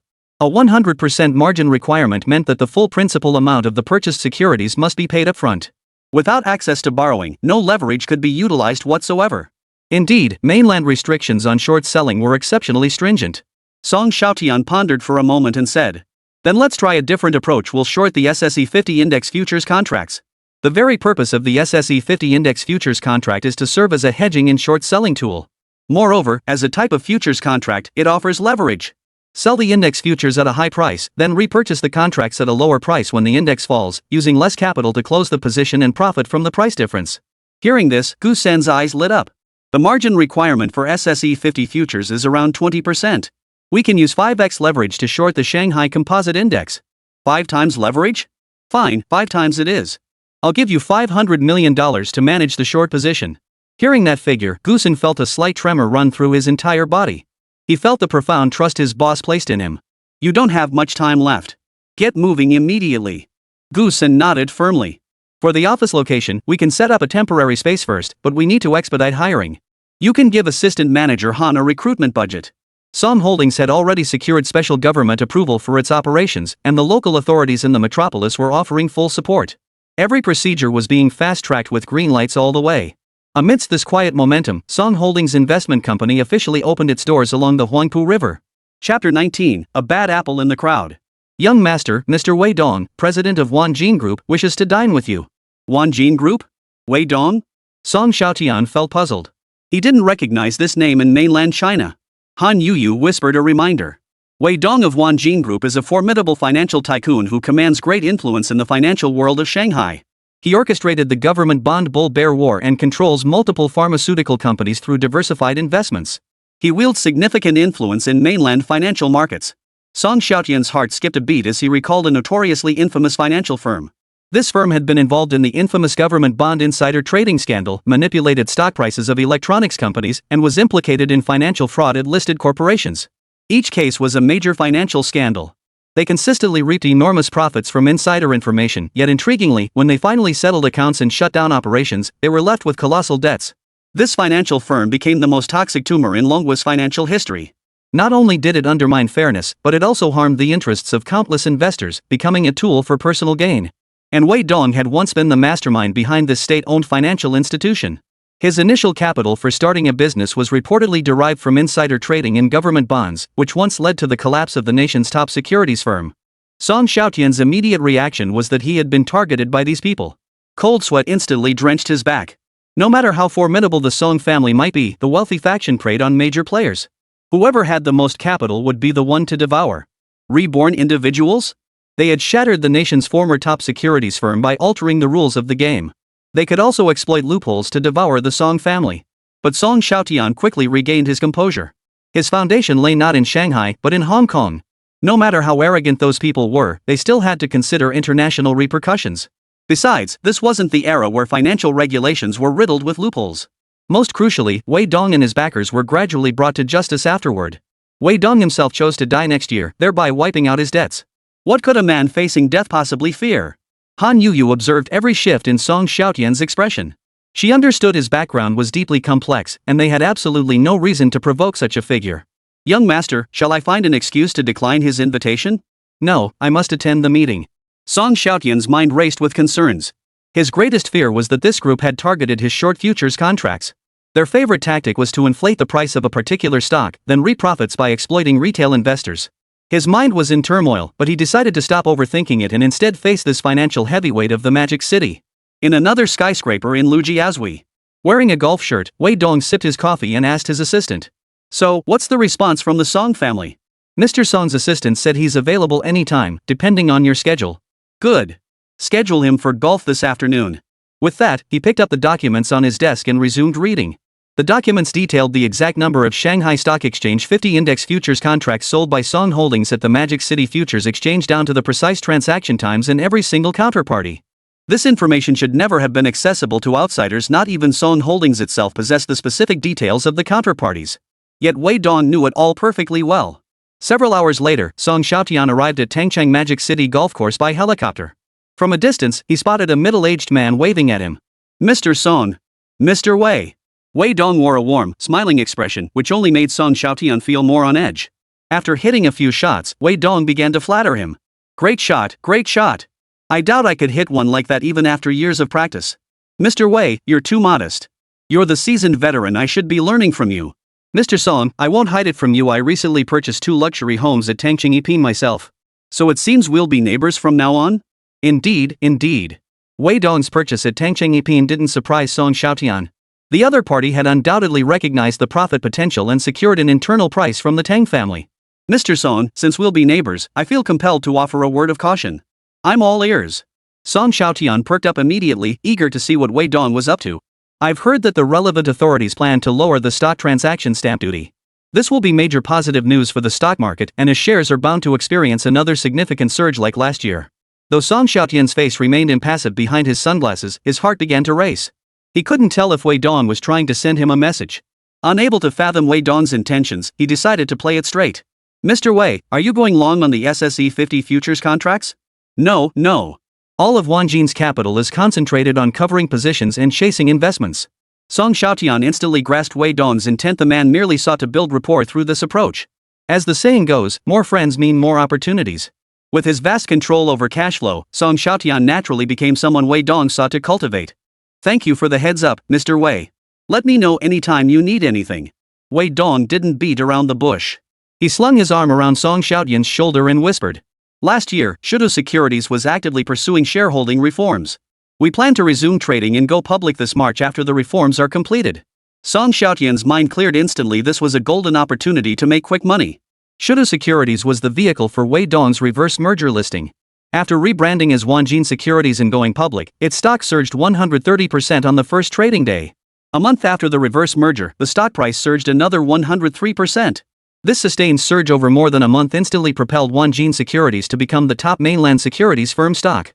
Song Xiaotian hadn't anticipated such an unexpected windfall from this trip.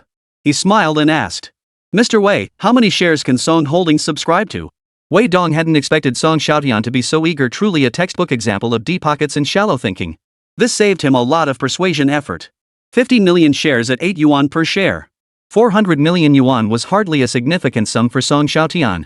Rumor had it that after Wanjin Securities' reverse merger listing, its stock price would skyrocket several times over in a short period.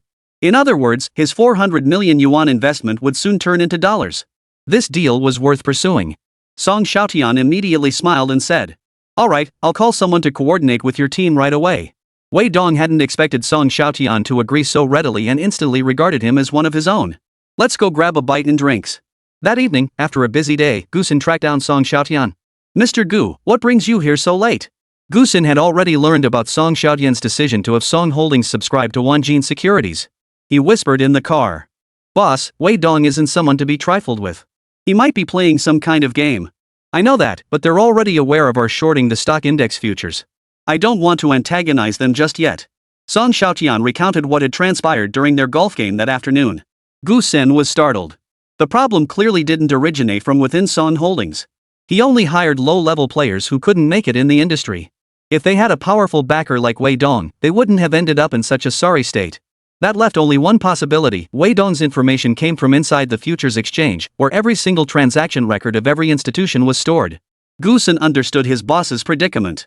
"We can proceed with the subscription deal for Wanjin Securities. Making money is never a bad thing. Then should we still short the Shanghai Composite Index futures contracts?" Gu Sen couldn't help but press further. Having learned from Song Xiaotian that the stamp duty would be reduced, he felt a bit uneasy. Formulas are formulas, but they can never withstand policy changes. "Of course we continue. Don't panic. Next month, the United States is going to pull off something big." Gu Sen wanted to ask what exactly was coming, but seeing Boss Song had lost interest in chatting, he nodded and got out of the car. Song Xiaotian paused for a moment before instructing his bodyguard. "Notify Assistant Manager Han we're returning to Hong Kong City first thing tomorrow morning." It wasn't that Song Xiaotian was trying to avoid anyone, he simply needed to return to oversee the Song Group's investment division. That was the Song Group's main battlefield. As January approached, it was time for major listed corporations in the United States to release their annual financial reports. Chapter 20, Forbes Global Billionaires List released. Song Xiaotian yawned from his lounge seat aboard the private jet. He had risen unusually early. Han Yuyu had the flight attendant pour him a cup of coffee. "Young master, what are you reading? You seem engrossed." "The latest issue of Forbes magazine."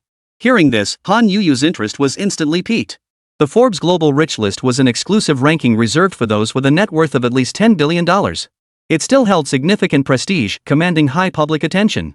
Naturally, Han Yuyu was most concerned about her young master's wealth ranking. They released it so early this year? Huang Baihe should still be Hong Kong's richest man, right? Where did you rank? Correct. Huang Baihe ranks 8th globally with a net worth of $26 billion. So Mr. Huang's ranking has climbed 2 spots again? The moment she asked, Han Yuyu regretted it. Huang Baihe's massive wealth expansion owed much to her young master's efforts. Without Song Xiaotian's assist allowing him to swallow up over a dozen subsidiaries of the Song family and seize multiple prime plots of Song real estate, Huangba would have ranked no higher than 9th or 10th. Song Xiaotian chuckled indifferently, even reading aloud Forbes' assessment of himself with a touch of self-deprecation. The Song Guoyu family, with a net worth of $2 billion, ranks 387th. Wealth decreased by $3 billion compared to last year, ranking dropped by 220 places. The primary cause of this wealth evaporation was a series of divestments undertaken by Song Xiaotian after inheriting the family business. Despite substantial cash reserves, debt pressures remain significant. Han Yuyu felt deeply annoyed. She believed Forbes had only seen the surface and had unfairly ranked their young master. "Should we have someone burn down their magazine office?" Song Xiaotian knew Han Yuyu was joking, voicing her indignation on his behalf. "The world laughs at me for being mad, but I laugh at them for being blind. This ranking is just for show. If I could, I'd rather never appear on this list at all."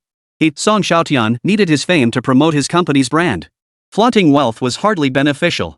Though he said this, a quiet determination stirred within Song Xiaotian. This year, he would make a fortune silently stunning all who would look down on him. The first thing Song Xiaotian did upon landing was take a helicopter to the private convalescence center on Big Fish Island to visit Song Guoyu. Though he wasn't in Hong Kong City, Song Xiaotian had been closely monitoring Song Guoyu's recovery. After nearly 4 months of recuperation, Song Guoyu had completely weaned off the ventilator and various monitoring devices. He could now sit in a wheelchair and be pushed out for walks. When he arrived at the detached villa where Song Guoyu resided, he noticed several limousines parked outside. "Who's here to visit my father?" The manager hurriedly replied. "Mr. Zhang and his daughter." The Mr. Zhang mentioned was someone Song Xiaotian knew well.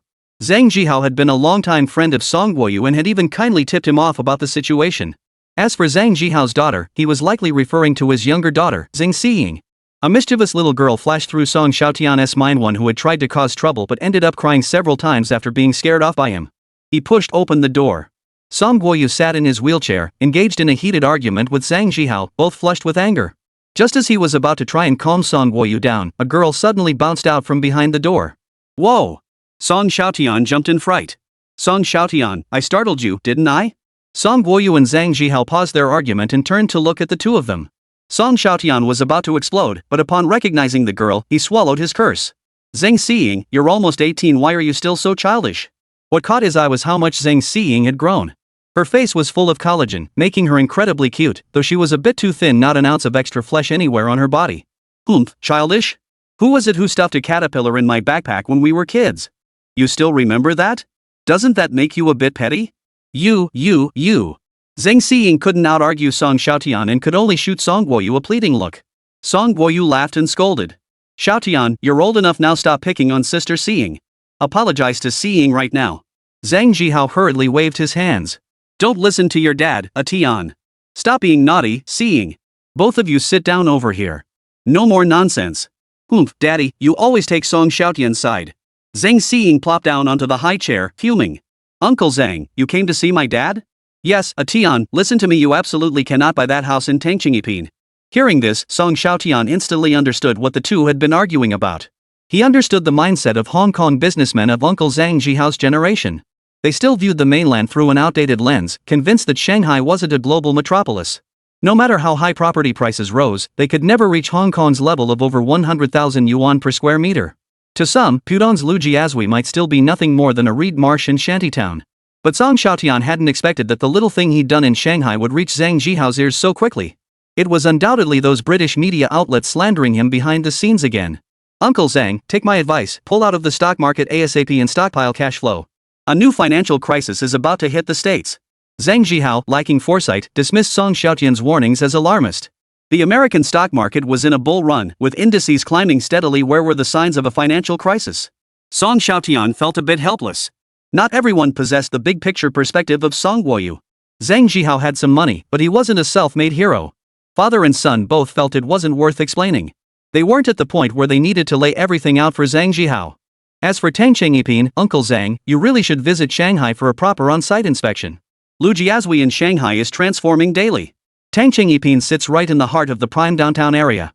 It's entirely possible that property prices there could one day surpass even the luxury homes on Hong Kong's mid-levels. Zhang Zhihao was startled. His company had numerous projects in Shenzhen and Guangzhou, where property prices had recently dipped slightly. This was precisely why he had repeatedly advised Song Xiaotian against aggressively investing in mainland real estate. But hearing Song Xiaotian speak now, he couldn't help but wonder, could Lujiazui in Shanghai truly hold business opportunities he had overlooked? Not long after I bought Tangqingyipin, mainland financial tycoon Wei Dong also purchased luxury properties there. You'd think he's a fool too, right? When it came to Wei Dong, Song Guoyu and Zhang Zhihao, who had ventured into the mainland market since the 1990s, knew him all too well. They were merely outsiders, whereas Wei Dong's generation were the true local powerhouses. Zhang Zhihao realized he couldn't sway Song Xiaotian, so he gave up trying to persuade him and changed the subject to other matters. Zhang Xiying yawned boredom. Xiying, sis, wanna play a couple rounds of games? Sure. Do you play World of Warcraft? World of Warcraft was the hottest game in recent years, and the Nine had raked in a fortune after securing the mainland China distribution rights. Yeah, I play it. Not only did Song Xiaotian play, but he'd also used his money to make quite a name for himself on the US servers. Zhang Xiying's eyes darted around excitedly. Which faction do you play? This was a loaded question. If Song Xiaotian said alliance, Zhang Xiying would surely call him an alliance dog. If he said horde, he'd be labeled a horde pig. He saw right through her little game and smiled. I have characters on every faction, and I can carry you to the top with any of them. Zhang Xiying clearly didn't believe him. But when Song Xiaotian logged into his North American account, she gaped at the warehouse filled with top-tier gear. Bro, how did you pull this off? Song Xiaotian wouldn't reveal he'd used his money to hire a team of top players to farm gold for him in-game. You wanna know? Of course. Then call me brother one more time. Alright, big bro, just teach me, please. That sweet big brother made Song Xiaotian's bones go weak. He chuckled. I'll get someone to take you through the dungeon first. Getting you some good gear should be fine, right? Zhang Xiying nodded, her eyes sparkling with excitement. Brother Tian, you're the best to me. Little sis will stick with you from now on. No problem. Chapter 21, Shearing Capitalism's Wool? One afternoon in January, Zhang Xiying was leaning against Song Xiaotian's shoulder while playing a game. Han Yuyu barged in without knocking. Seeing the two of them so close, she cleared her throat hurriedly. Song Xiaotian felt inexplicably guilty and asked, "Assistant Manager Han, is there something urgent?" "Young master, urgent news from the Wall Street office." Hearing this, Song Xiaotian felt a premonition stir within him. Suppressing his excitement, he instructed, "All right. Connect me to Lu Lin." Lu Lin's clear, excited voice immediately came through the phone. "Boss. We won the bet. We hit the jackpot with New Century Finance." Lu Lin, the aloof goddess in everyone's eyes, was now chattering nonstop on the other end of the line, repeating the same few phrases over and over like she was possessed. Until Song Xiaotian interrupted her chant. "Director Lu, what's the current situation with New Century Finance?" His commanding voice finally snapped Lu Lin back to reality. "Boss, just last night New Century Finance was forced to release their financial report. They suffered a loss exceeding $16 billion in the final quarter of last year." The news immediately sparked heated discussions online. After the US stock market opened today, New Century Finance suffered its largest ever plunge. As of now, its market value has shrunk by 36%. Song Xiaotian glanced at the screen. The US market had only been open for 3 hours, with several more hours before closing. Such a plunge could only be described as a freefall. He believed New Century Finance's stock price would soon collapse. Song Xiaotian understood perfectly why Lu Lin couldn't contain her emotions. They had spent over 4 months laying the groundwork, enduring a grueling wait of more than 100 days.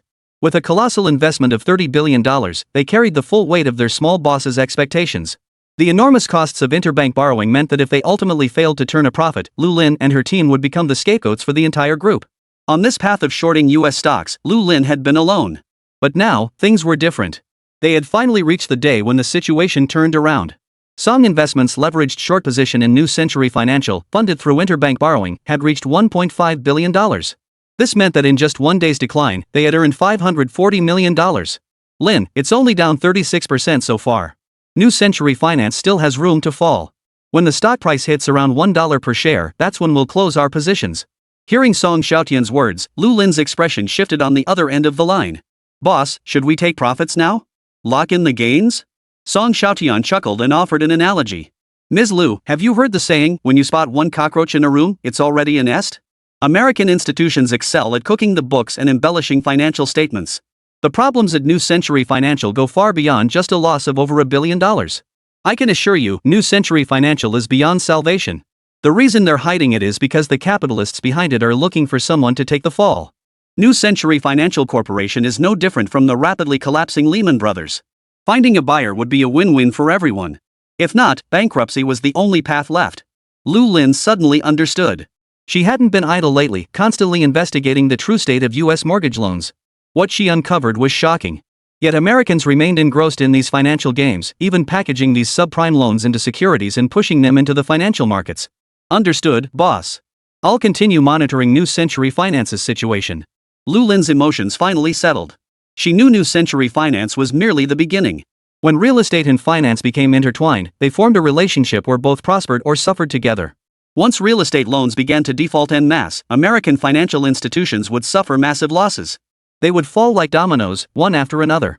When an avalanche occurs, no single snowflake is innocent. Similarly, no American financial institution could remain untouched. At that moment, Zhang Xiying turned her head. Removing her headphones, she asked, "Brother Tian, you've shorted the US stock market." Zhang Xiying wasn't some clueless little girl. Born into a wealthy family, she'd been exposed to all kinds of business deals since before she was born. Her father took her everywhere, so she naturally understood relatively straightforward financial terms like subprime loans, short selling, and US stocks. What astonished Zhang Xiying beyond belief was that Song Xiaotian had actually shorted American stocks, specifically the renowned New Century Financial Corporation. Hong Kong's wealthy elite had long sought to integrate into Western circles, yet shorting US stocks was something they'd never even considered. Yet her brother Song Xiaotian not only dared to conceive it, he actually executed it and succeeded.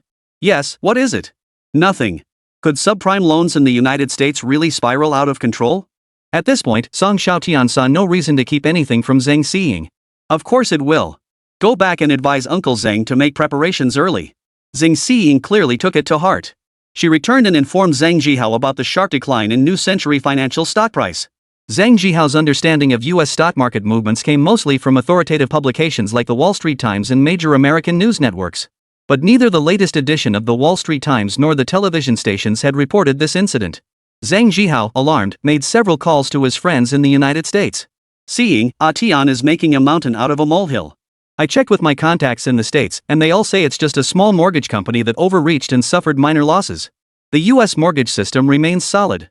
Dad, even I know the reason for New Century Financial's losses is widespread mortgage defaults in the US.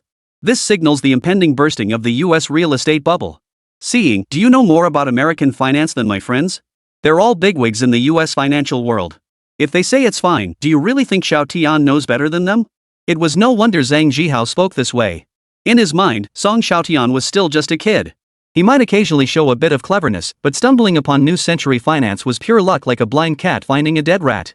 As for his friends, every single one of them had made a fortune in the American stock market over the past 2 years. Naturally, he trusted his friends' judgment more. Dad, your friends are beneficiaries of the US real estate boom. They're deep in the game, with most of their wealth tied up in stocks. Their decisions are just for show, they're not real friends. If something went wrong, do you think they'd tell you? Zhang Zhihao felt his authority at home being challenged. Just as he was about to speak, his eldest daughter Zhang Xining, who had been silent all along, interjected. Dad, I think Seeing has a point. Xining, why are you siding with Seeing and talking nonsense? She's young and doesn't know any better, but you don't know any better either? Facing her father's questioning gaze, Zhang Xining steeled herself and said, Dad, you always say better safe than sorry. Why are you being so stubborn when Song Xiaotian points something out to you? It's just that. Zhang Zhihao swallowed the words on the tip of his tongue. He did indeed harbor significant resentment toward Song Xiaotian. The incident had happened long ago, yet he still harbored resentment. But now he had calmed down, and the phrase better safe than sorry had planted a seed of doubt in his mind. Alright, Xining. Take a good look at our operations in North America. Withdraw whatever can be withdrawn. Zhang Xining nodded obediently. But beside her, Zhang Xining still felt her father and eldest sister weren't taking this matter seriously enough. In the United States, companies saw their stock prices soar daily, while others plummeted due to losses. The losses at New Century Financial didn't warrant much attention from Wall Street's financial elite. They dealt with numerous loss-making companies daily, and New Century Finance was merely one of the larger ones. But what happened next immediately sent shockwaves through Wall Street. America's largest subprime mortgage lender, America National Finance Corporation, immediately announced it would reduce external lending. While New Century Financial might not have been a heavyweight, Fannie Mae held a pivotal position in America's subprime lending industry. Its name alone revealed its government-backed origins, with publicly disclosed lending volumes already exceeding $100 billion. This lending scale was nearly equivalent to the combined total of New Century Financial and other subprime mortgage lenders. Its move to reduce lending undoubtedly sends a signal. The days of easy mortgage lending are coming to an end. To claim mortgage lending carries no risk at this juncture is nothing short of self-deception. Some clear-headed major Wall Street institutions have privately raised the risk ratings on mortgage-related products. Every coin has two sides. Some greedy Wall Street investment banks are seizing this opportunity to expand their holdings of subprime products. Of course, ordinary people and some wealthy individuals remain oblivious, thinking at most that the market is tightening and that they should gradually reduce their real estate investments going forward. But the speed at which events unfolded often caught them off guard. Inside New Century Financial, CEO Brad Morris's face was ashen.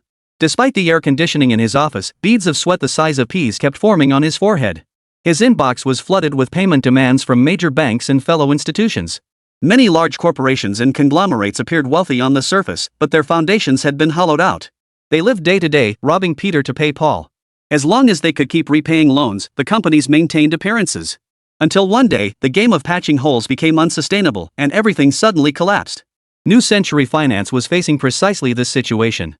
In truth, as early as the fourth quarter of last year, the company could have declared bankruptcy outright. Falsified financial reports bought them a reprieve, and realizing the gravity of the situation, Brad intensified his fundraising efforts. But the National Financial Corporation's reduced lending hit a snag in Brad's rescue efforts, with only a few institutions equally deluded about the mortgage market willing to step in and increase their investments. Life must go on, no matter how hard it gets, right? But today, a company called Songgroup pulled the rug out from under them. Reading the short-selling article titled New Century Financial Insolvent posted on the American Financial Forum, Brad Morris trembled from head to toe. He had no idea who would leak such a large amount of core internal data, causing many institutions to believe the so-called investigation report from the investment department of the Songgroup. Their company phones were immediately flooded with calls from competitors and creditors. Unable to answer the calls, his inbox was flooded with emails. Journalists from around the world swarmed the building's lobby. The most terrifying aspect wasn't the public pressure. After the Songgroup investment department released the article, New Century Finance's already declining stock price began a precipitous plunge. Even their largest shareholders were leading the charge in dumping New Century Financial stock. Fearing they might be too slow, they were dumping their holdings even in the face of potential regulatory investigations. Even a fool like Brad Morris finally realized that the Song Group had been the short seller watching them all along. But this realization came too late. Just minutes earlier, the Song Group had completed their position closing, buying back the borrowed shares amid the shareholders' panic selling. Shares that once peaked at $30 now traded for less than $1. U.S. stock regulations stipulate that if a listed company's stock price falls below $1, it faces mandatory suspension and delisting. Faced with creditors' relentless demands for repayment, the professional manager who had once led New Century Finance to glory found himself on the brink of a mental breakdown. Have you calculated it? Boss, we're facing nearly $17.4 billion in debt demands. Keep in mind that New Century Finance's peak market capitalization was only around $5 to $6 billion. Everyone felt a chill run through them. They hadn't anticipated things escalating to this point. Brad Morris sighed and declared, "File for bankruptcy protection with the federal court. We must also actively pursue self-rescue. Every department must submit a list of layoffs. Eliminate all non-essential departments, retaining only 1 or 2 people in core departments to maintain basic operations." Hearing his words, the executives summoned in haste fell into confusion. Bankruptcy protection and outright bankruptcy differed by only 2 words. Under U.S. bankruptcy law, once a company files for bankruptcy protection, it enters a state of supervised asset restructuring. If no buyer emerges during this period and the company remains insolvent, it will declare bankruptcy on the spot. Everyone present silently prayed that American capitalists would extend a timely helping hand. Or that the U.S. Treasury and Federal Reserve would use taxpayer money to bail them out of their mistakes. Within minutes, media outlets gathered below the building received the bombshell news: New Century Financial had filed for bankruptcy protection and planned to lay off 70% of its workforce. The news spread like wildfire across the United States, igniting a media frenzy in western states within half an hour. Chapter 22: The Big One Hits, and the Wealthiest Man Regrets. Boss, we completed all liquidation operations before New Century Finance was frozen. Hearing the jubilant cheers of his staff over the phone, Xiaotian knew the investment department had scored big this time. How much did we make this time? Our profits reached a staggering $1.49 billion. After deducting borrowing costs, stock rental expenses, and U.S. capital gains taxes, our net profit stands at $1.2 billion. Though he had anticipated it, the sheer magnitude of the figure still took Xiaotian aback. Boss, this is just the profit from shorting New Century Financial. After news broke of its bankruptcy filing, shares of U.S. financial institutions including Fannie Mae, Freddie Mac, and mortgage giants like Fannie Mae and Freddie Mac plummeted. Under normal circumstances, these companies would be locked in a cutthroat competition. But now, with U.S. mortgages imploding, they were all in the same boat. With the second largest player down, the leader couldn't fare much better. Even major publicly traded groups like Fannie Mae and Freddie Mac, which carried the nation's mortgage lending functions, couldn't stay untouched. Although we haven't closed our positions yet, our paper profits from shorting several companies have surged to $800 million in just half a day. The Song Group's investment division scales its short positions strictly by the target company's market capitalization. The larger the firm, the greater the potential for profit. New Century Financial, this appetizer, was the smallest in scale among the many companies targeted, so the short position size was naturally the smallest. $800 million was merely the beginning. Financial institutions in Hong Kong and numerous major conglomerates soon received the major news from the United States. That night, Central District was ablaze with lights as numerous institutions worked overtime to crunch numbers. Numerous issues buried deep within were suddenly exposed to the light of day. The next day, HSBC proactively announced losses from its overseas investments in the previous year and decided to increase its provisions for subprime mortgage losses in the United States by an additional $7 billion. Although HSBC was nominally a major bank headquartered in the UK, the bulk of its business actually came from its Hong Kong operations. Not only is it Hong Kong's most powerful bank, but it is also one of the few authorized note-issuing banks in the city. HSBC's earnings announcement triggered a sharp decline in Hong Kong's stock market, with the benchmark index plunging 8% that day. Hong Kong stocks seemed to open Pandora's box, with share prices falling for consecutive days. Although the declines remained within a narrow range, many sensed the market would continue its downward trajectory. Inside the Big Fish Island private sanatorium, Song Guoyu stared at the alarming red numbers on the Hong Kong stock market, where green indicates gains and red indicates losses, mirroring the US market, feeling nothing but relief. In just half a month, the Hong Kong index had plummeted nearly 22% and showed no signs of stopping. No matter how one looked at it, selling off their subsidiaries in bulk had been an extremely wise move. Several of these dozen-plus subsidiaries were publicly listed companies, and now all their stock prices had plummeted. Even the non-listed companies faced severe operational impacts due to banks tightening credit. What was once seen as a fire sale of subsidiaries now appears, in hindsight, as a timely and prudent move to cut losses and realize cash.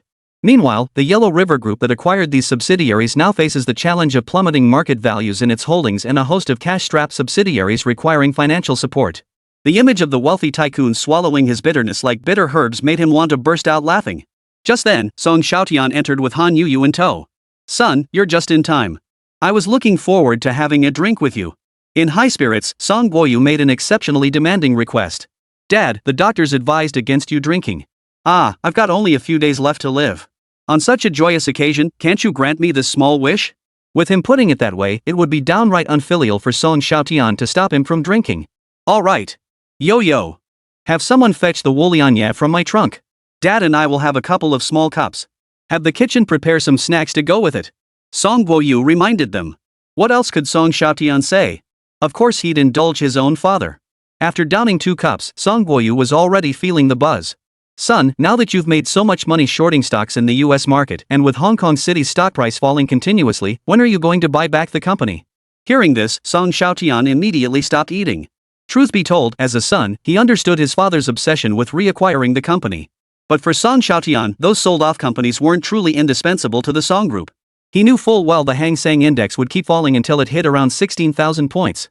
Compared to last year's peak, that represented a cumulative drop of nearly 30%.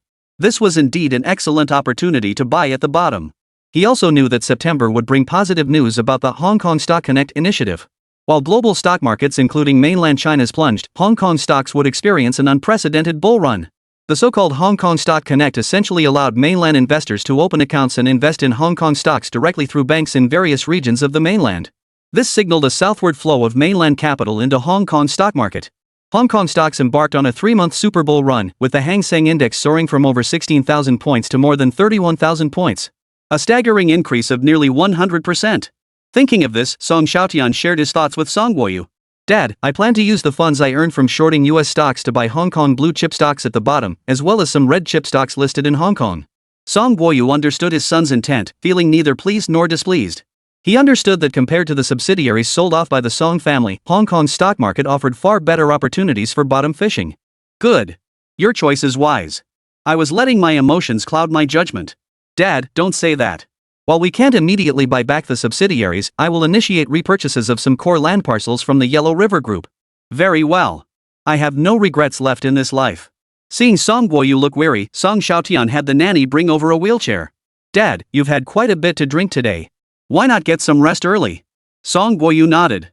He had indeed been overly excited today, and after a few glasses of wine, drowsiness began to overtake him. Human joys are destined to remain unconnected. Though it was late at night, the entire Yellow River Group was still bustling with activity. The recent plunge in Hong Kong stocks hadn't thrown the Yellow River Group into complete chaos. The biggest problem stemmed from the cash flow between the group and its subsidiaries. The Yellow River Group's true rise came in the 1980s through a David and Goliath acquisition. Backed by the financial might of its major investor, HSBC, Huangbei defeated numerous powerful rivals to complete the takeover of the super-industrial conglomerate Huang. This acquisition catapulted Huang Baihe to fame, setting him on an unstoppable trajectory of rapid expansion. It can be said that without HSBC's consistent financial backing, Huang Baihe would never have attained his status as Dongzhou's wealthiest individual. But now HSBC is mired in the subprime mortgage crisis in the United States, with provisions for losses exceeding $10 billion. Hong Kong's second-largest bank, Standard Chartered, and Hang Seng Bank acquired by HSBC have both been significantly impacted. The entire Hong Kong banking sector tightened credit and reduced lending.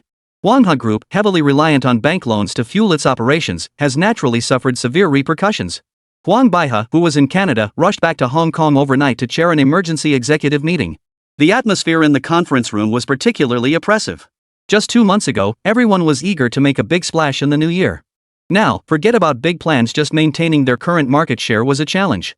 Without sufficient cash flow to support operations, all of Yellow River Group's strategic plans would be put on hold. They never imagined the Yellow River Group would find itself in such dire straits. If blame were to be assigned, some glanced briefly at the elderly man seated at the head of the round table. Everyone knew the root cause lay in the colossal acquisition made by the wealthiest man in Huangshan just months prior. The absorption of over a dozen subsidiaries and several prime land parcels had drained more than 2/3 of the group's cash reserves in one fell swoop. Compounding the problem, the group's eagerness to develop and monetize assets had tied up significant cash flow in ongoing projects. Though everyone present understood the source of the trouble, who dared accuse Huang Baihe, the unchallenged authority within the group? They dared not breathe a word, let alone voice criticism. Huang Baihe, seated at the head of the table, was no exception. He had never anticipated the subprime mortgage crisis in the United States erupting at this critical juncture. Otherwise, he wouldn't have eagerly swallowed up the Song family's subsidiary.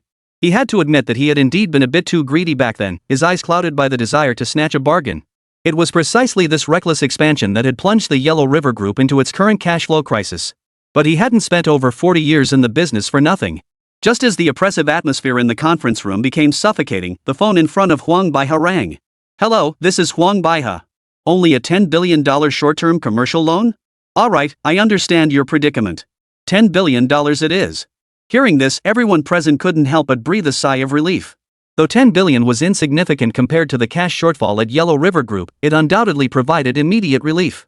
After hanging up, Huang Baihe uttered his first words upon returning to the company.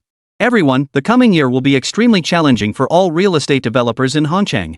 Everyone caught the nuance in his words. If Yellow River Group was struggling, other developers would fare even worse.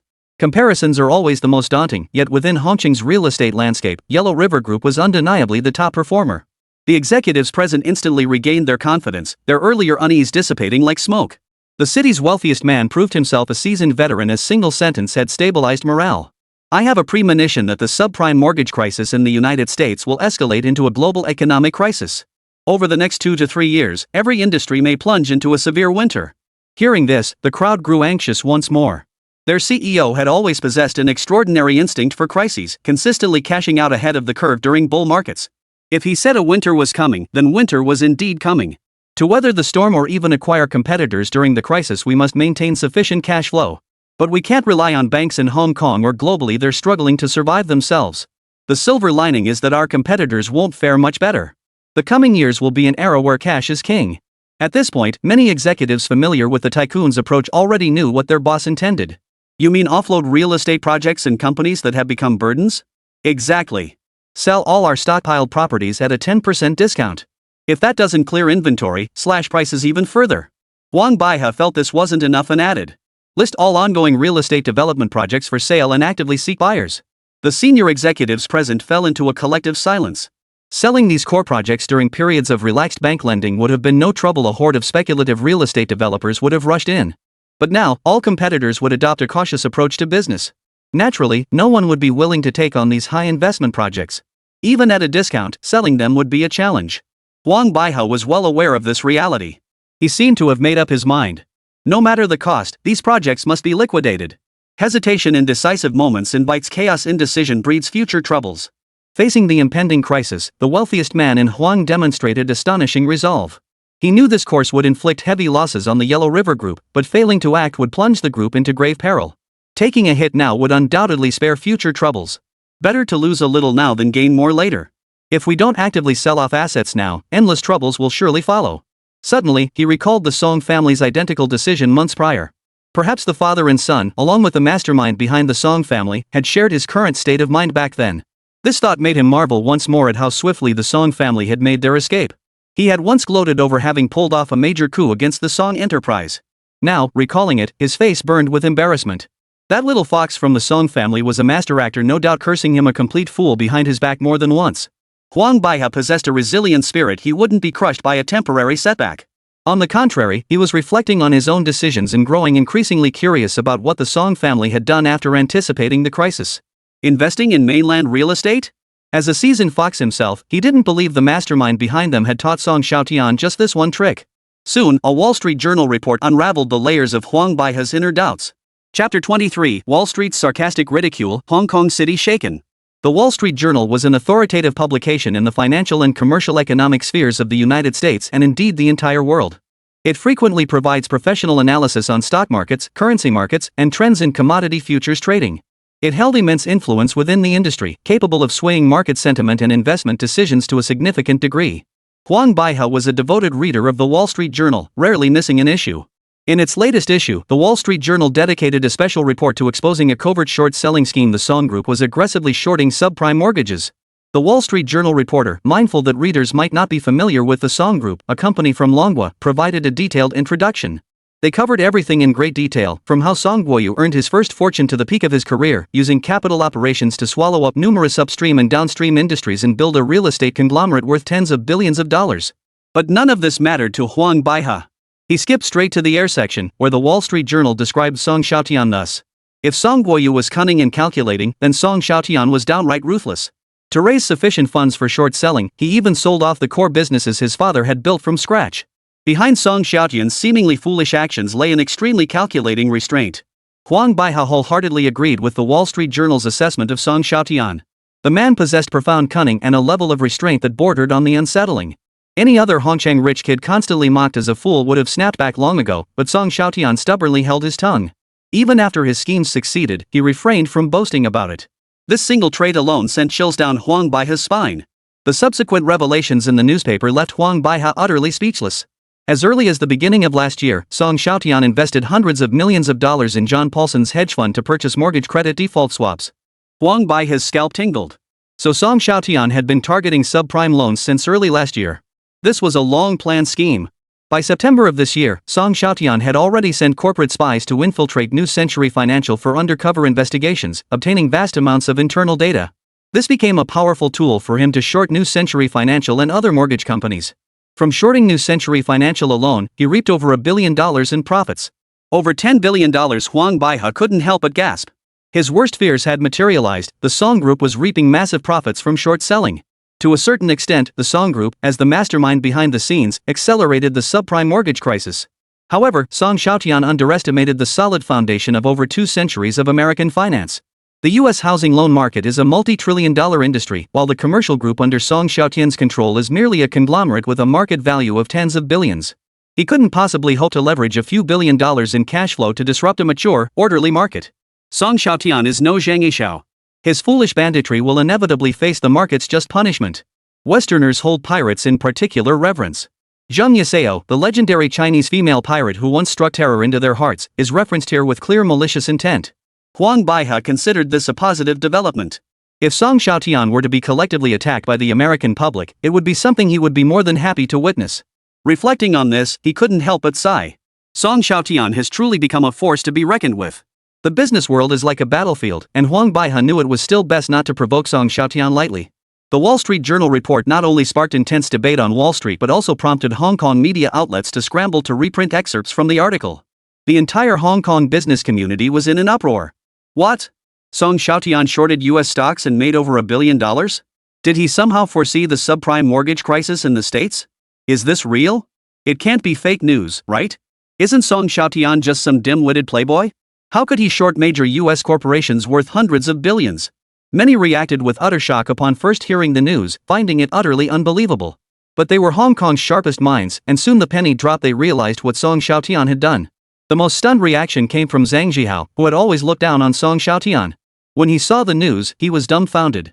Only then did he realize that behind Song Xiaotian's seemingly reckless actions lay profound strategy. The other party was playing a grand game he could never hope to match. Moreover, his strategic vision and business acumen far surpassed those of the old guard. He recalled Song Xiaotian's repeated warnings and couldn't help but feel regret. Only now did he grasp the painstaking efforts of the Song family father and son. It was a pity he hadn't understood the deeper meaning behind it all. Xining, hurry. Put all our land parcels and saleable projects up for sale.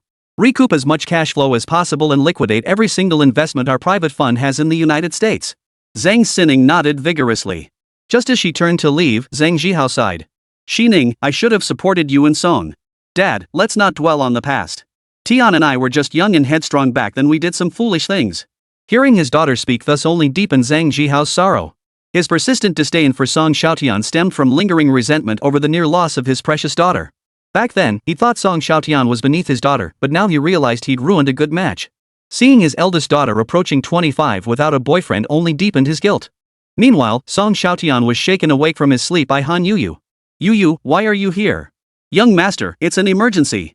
Sis Yuyu, let me get dressed first. Song Xiaotian had always slept naked, and Han Yuyu's sudden appearance made him jump in fright, terrified that his blanket might slip off. Okay. Han Yuyu realized something was off, but she couldn't help stealing a few extra glances at Song Xiaotian's exposed abs. Once he'd pulled on his pajamas, Song Xiaotian finally had a chance to ask. What happened? Young master, our short position on US stocks has been exposed by the Wall Street Journal. They even dedicated an entire page to tracking the story. Hearing this, Song Xiaotian's heart skipped a beat. It wasn't panic or fear over the exposure itself, but rather his preference for quietly amassing wealth. The Wall Street Journal's actions had undeniably thrust him into the spotlight. If everyone knew he'd made a fortune off subprime mortgages, how could he keep his wealth hidden? He was mentally prepared for the exposure of the Song Group, though. Lu Lin's short-selling article had already raised suspicions. Still, he knew exposure was inevitable. The financial world held no secrets. What's the American reaction? Wall Street is in an uproar. Some are threatening to short sell you in the stock market, driving up the prices of the stocks we're shorting. Others are protesting to the U.S. financial regulators, demanding an investigation into whether our short-selling activities are legal and compliant. Of course, there are also those praising your cunning fox-like tactics. In short, the foreign internet is in an uproar. Xiaotian saw the Wall Street Journal article and couldn't help but snort derisively. These Westerners are truly arrogant. They glorify predatory behavior, taking pride in it rather than shame. When they shorted other countries and national enterprises, why didn't they jump out to make a fuss? Now that it's their turn, they suddenly start talking about legality. It's the ultimate double standard. Young master, many experts in Hong Kong are speaking out, calling your actions banditry, kicking someone when they're down, taking advantage of their vulnerability. They want the Hong Kong Monetary Authority to sanction us. Hearing this, Xiaotian felt his values shatter into pieces. These people must have been raised on dog food. Back when Soros swept through Southeast Asia with international hot money, shorting Hong Kong City, where were these voices? If we're talking about it, Xiaotian shorting US stocks may not be on the level of bringing glory to the nation, but it can absolutely be considered debt collection. Are these people just jumping up and down because their masters got hurt? Xiaotian could accept being targeted by American capital. But being denounced by his own people? That was unbearable. Yu, I'm calling a press conference. His commanding voice made Han Yu raise an eyebrow. Young master, this isn't your style. In the past, no matter how others mocked him to his face, Xiaotian never retaliated. This was the first time he'd ever held such a high-profile press conference to respond. I let them mock me before because I knew they were fools. I wouldn't waste my time arguing with fools over who was right or wrong. But now it's different. We're the winners, the undisputed victors. Since we've been exposed, we should strike back with the dignity befitting champions. Otherwise, how will the employees of the Song Group look at me from now on? I won the business war but lost the moral high ground. How can the Song Group maintain its standing in Longwa from now on? Han Yu nodded in understanding. One must never lose the moral high ground. These people are truly shameless. When you talk to them about morality, they talk to you about survival of the fittest. When you talk to them about business rules, they bring up morality. In short, they only want to profit without suffering any loss. Making them suffer a loss is your fault. They want to have their cake and eat it too. That's exactly what these people are like. Oh, and look into who's really behind the Wall Street Journal. Xiaotian wouldn't forget the instigator. Han Yu froze. Was the young master planning to retaliate? After a moment's thought, she replied.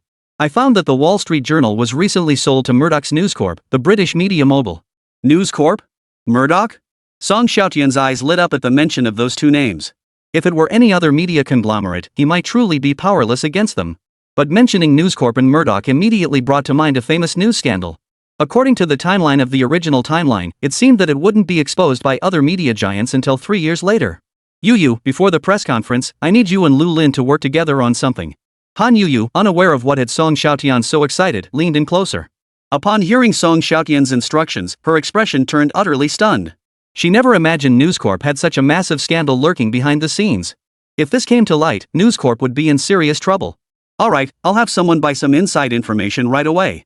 Before long, a piece of news sent shockwaves through Hong Kong's media industry.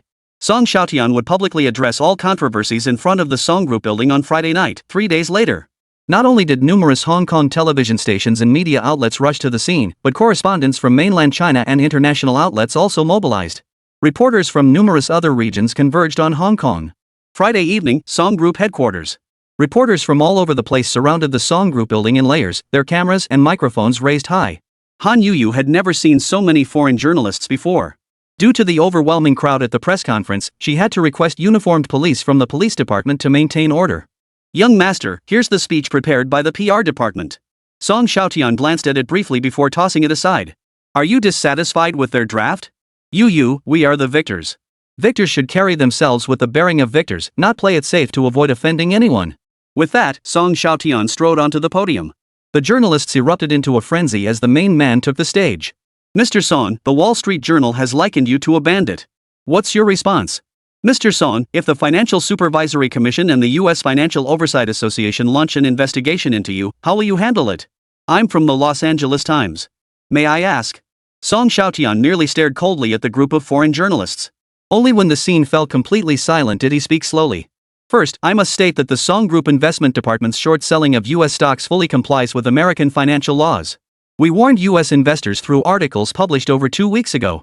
The data cited in those articles contained no fabricated or exaggerated elements and did not constitute malicious short selling. I believe American investors should even be grateful to us, as the Song Group exposed the subprime mortgage bubble and warned U.S. stock investors. Second, all financial activities conducted by the Song Group in the United States strictly adhere to local laws. America consistently touts itself as a nation of free trade, a free financial market relying on self-regulation. Why is it acceptable for Jewish tycoons to short the pound sterling or even the entire East continent, yet it becomes illegal for outsiders to short U.S. stocks? Our Song Group operates legitimately in the United States, paying taxes at standard rates. The U.S. tax authorities should protect my legitimate business earnings. His words plunged the room into complete silence. Everyone present knew the Song Group had no malicious intent in its short selling. Those who had wronged him understood the depth of his injustice. The Wall Street Journal's attacks and numerous financial oligarchs' protests to the Financial Supervision Association stemmed largely from jealousy. What made Xiaotian seem particularly sharp-tongued was his repeated insistence that the United States was a free financial market. If the U.S. financial regulators lacked sufficient grounds to sanction the Song Group, wouldn't that violate the very tenets of a free financial market? After all, Americans excel at wielding this very principle to attack other nations, leaving them helpless as the Judas figures exploit financial loopholes to reap their rewards. Now, by sanctioning the Song Group, wouldn't they become the ones leading the charge in undermining the free financial market? What sickened the American journalists was Xiaotian's final emphasis on taxation. The U.S. Internal Revenue Service (IRS) is a uniquely special agency among America's many institutions. To collect taxes, they even maintain their own military force. As a violent unit, they dare to arrest individuals the American police won't touch. Even the most formidable criminals will meekly submit to having their homes raided and themselves imprisoned if they evade taxes. But conversely, as long as you pay your taxes lawfully, you receive their protection. Even if you engage in shady business dealings, as long as you pay your taxes, they consider it a legitimate enterprise. This is where Xiaotian's cunning lies. The IRS collects my taxes, so they must protect my business. Otherwise, why would drug lords or arms dealers ever give the tax authorities any respect? If they can't even protect legitimate businesses that pay taxes by the book, how can they guarantee protection for their shady operations? Why would they even bother paying taxes? The American journalists felt a chill run down their spines. This young financial tycoon seemed far more formidable than anticipated. Before the journalists could recover, Xiaotian continued. Ladies and gentlemen, just this past February, media mogul Rupert Murdoch acquired the Wall Street Journal for $50 billion. Many journalists were aware of this acquisition. News Corp is a major media conglomerate spanning Europe and America, dominating half the media industry. This included many Hong Kong journalists, several of whom worked for subsidiaries under News Corp. What puzzled them was why Xiaotian would bring up this acquisition now. Was he planning to attack News Corp? With at least 100 regional journalists present today, I intend to expose a bombshell about News Corp. Chapter 24, Counterattack. This young master never forgets a grudge, not even overnight. Xiaotian wasn't some pushover. When others jumped to slap him in the face, he wasn't going to just stand there. After he announced his intention to break the story, many reporters looked utterly bewildered. Those who caught on eyed Xiaotian like he was a clown. Who did he think he was?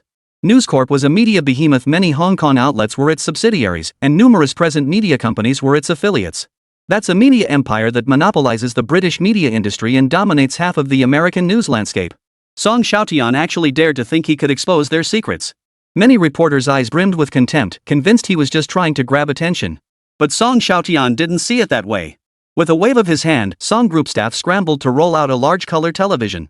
What I intend to reveal to you all is News Corporation's UK publication, The News of the World, illegally wiretapping tens of thousands of phone calls, including those of the Western state royal family and international political figures, all to secure exclusive scoops. The moment his words fell, the venue erupted into a clamor. Some journalists were beyond excited.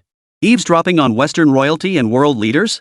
At best, it was illegal wiretapping, at worst, espionage. Flashbulbs and keyboards clattered incessantly. The reporter's excitement was palpable to anyone present. Immediately, a reporter shouted, "Mr. Song, do you have concrete evidence?" Another threatened, "Xiaotian, do you know what you're doing? Making baseless accusations will land you in court." Xiaotian sneered contemptuously. "I stand here confidently because I possess a complete chain of evidence. If I were you, I'd call Murdoch immediately and spare no expense to buy my silence." The crowd below immediately hesitated. Some actually pulled out their phones, ready to report the incident. But clearly, Xiaotian was just joking. Did Murdoch even have the clout to buy him off? The compensation he desired, he would pursue himself.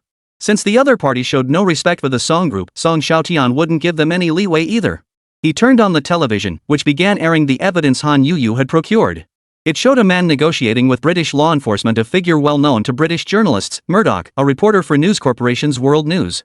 In the video, a battered and bruised Mulcahy confessed to a decade-long wiretapping operation. He presented extensive worknotes detailing the surveillance of Prince Charles and the Princess of Wales, Prime Minister Gordon Brown, and the families of fallen soldiers. Hundreds of invoices were displayed, documenting the hiring of private investigators and hackers to breach email accounts. Though Murdoch's confession was still ongoing, gasps of astonishment rippled through the audience. Some hurriedly left the scene to report the matter to headquarters. Several television stations were forced to abruptly halt their live broadcasts. They had come expecting to witness Song Xiaotian's downfall, not to expose their own boss's crimes. As for News Corporation's competitors, they were itching to broadcast this bombshell to the world immediately. Ladies and gentlemen, this is only a fraction of the evidence our Song group possesses. The news of the world has wiretapped at least tens of thousands of victims. I advise that Media Mogul not to make desperate moves. I possess far more evidence than he imagines, and I've already shown him considerable leniency. His words sent ripples of speculation through the room. Could Song Xiaotian hold even more damning evidence against News Corp? The journalist's eyes shifted toward Song Xiaotian with newfound respect. This guy truly was the bold type who dared to short major U.S. corporations. News Corp was formidable, one of the world's largest media conglomerates. Yet Song Xiaotian didn't give a damn about them, ready to spill the beans at a moment's notice. Revenge doesn't wait until tomorrow. They all realized that with Song Xiaotian's public exposure, News Corp was in big trouble. Its stock price might plunge at any moment. Wait a minute, Song Xiaotian was actively shorting U.S. stocks. Could it be that News Corp had become his next shorting target? With a market cap of $40 billion, News Corp offered massive shorting potential. The thought sent a chill down everyone's spine. Song Xiaotian wasn't just going after the world news, he was after News Corp's money too. At this thought, they were itching to rush forward and shove a microphone into Song Xiaotian's mouth. The Song group, witnessing the chaotic scene, immediately went on high alert. Security personnel rushed to form a human chain to restore order. Meanwhile, the man himself, Song Xiaotian, surrounded by bodyguards, departed the press conference. Meanwhile, media outlets worldwide erupted in a frenzy. News Corp's competitors naturally seized this golden opportunity to strike at Murdoch. They all provided detailed coverage of the incident. Now, no one cared about the Song group shorting major U.S. stocks. All national news had been overshadowed by the World News Group's surveillance revelations. Unlike the slow, piecemeal investigations in the original timeline, the Song group disclosed evidence of the World News' long-term surveillance of the Eagle Kingdom's royal family and prime minister. Although the Eagle Kingdom's royal family had become more of a symbolic figurehead, they still held significant ceremonial power and remained one of the nation's most influential aristocratic families. Any matter involving the royal family was major news. Moreover, the surveillance list contained numerous names of high-ranking politicians and military officers, which could directly escalate to espionage charges. Not only did the populace of Western North America erupt in outrage, but prominent figures worldwide grew uneasy. Who could guarantee their own calls hadn't been intercepted? Calls to condemn Le Monde and respect personal privacy echoed incessantly, with the upper classes and the common people achieving rare unity on this matter. Many began filing lawsuits against News Corporation, demanding substantial compensation. As the central figure in the scandal, media mogul Rupert Murdoch, owner of News Corporation, was completely numb. Knowing the full story, he was trembling all over. Tell me, who ordered you to provoke the Song group? Tell me. Murdoch was so furious he felt a heart attack coming on. It was your old friend, Lord Soros, who personally tipped us off. Murdoch fell silent. Soros and he shared an exceptionally close relationship. Allies would be an apt description. The Wall Street Journal had no grounds to refuse the offer. But this report caused News Corp's stock to plummet immediately, not to mention the World News, already mired in lawsuits and scandals. He despaired that his right-hand man, News International, would be swept away by this media storm, ending in bankruptcy. The thought made the old man's heart bleed. What stunned and left him speechless was where this formidable figure, Song Xiaotian, had emerged from. His first move was a lethal strike. Who could possibly withstand that? He certainly couldn't. Who knew what other bombshells Song Xiaotian had in store? Have the Wall Street Journal publish an apology statement. Sir, you want to apologize to those who were wiretapped? But this was all the World News' dirty work. You pig-headed fool. I'm talking about apologizing to Song Xiaotian and the Song group. Their short selling was entirely legitimate commercial behavior for hedging and market regulation. The senior executives suddenly understood. But bowing to the Song family felt like a bit of a humiliation.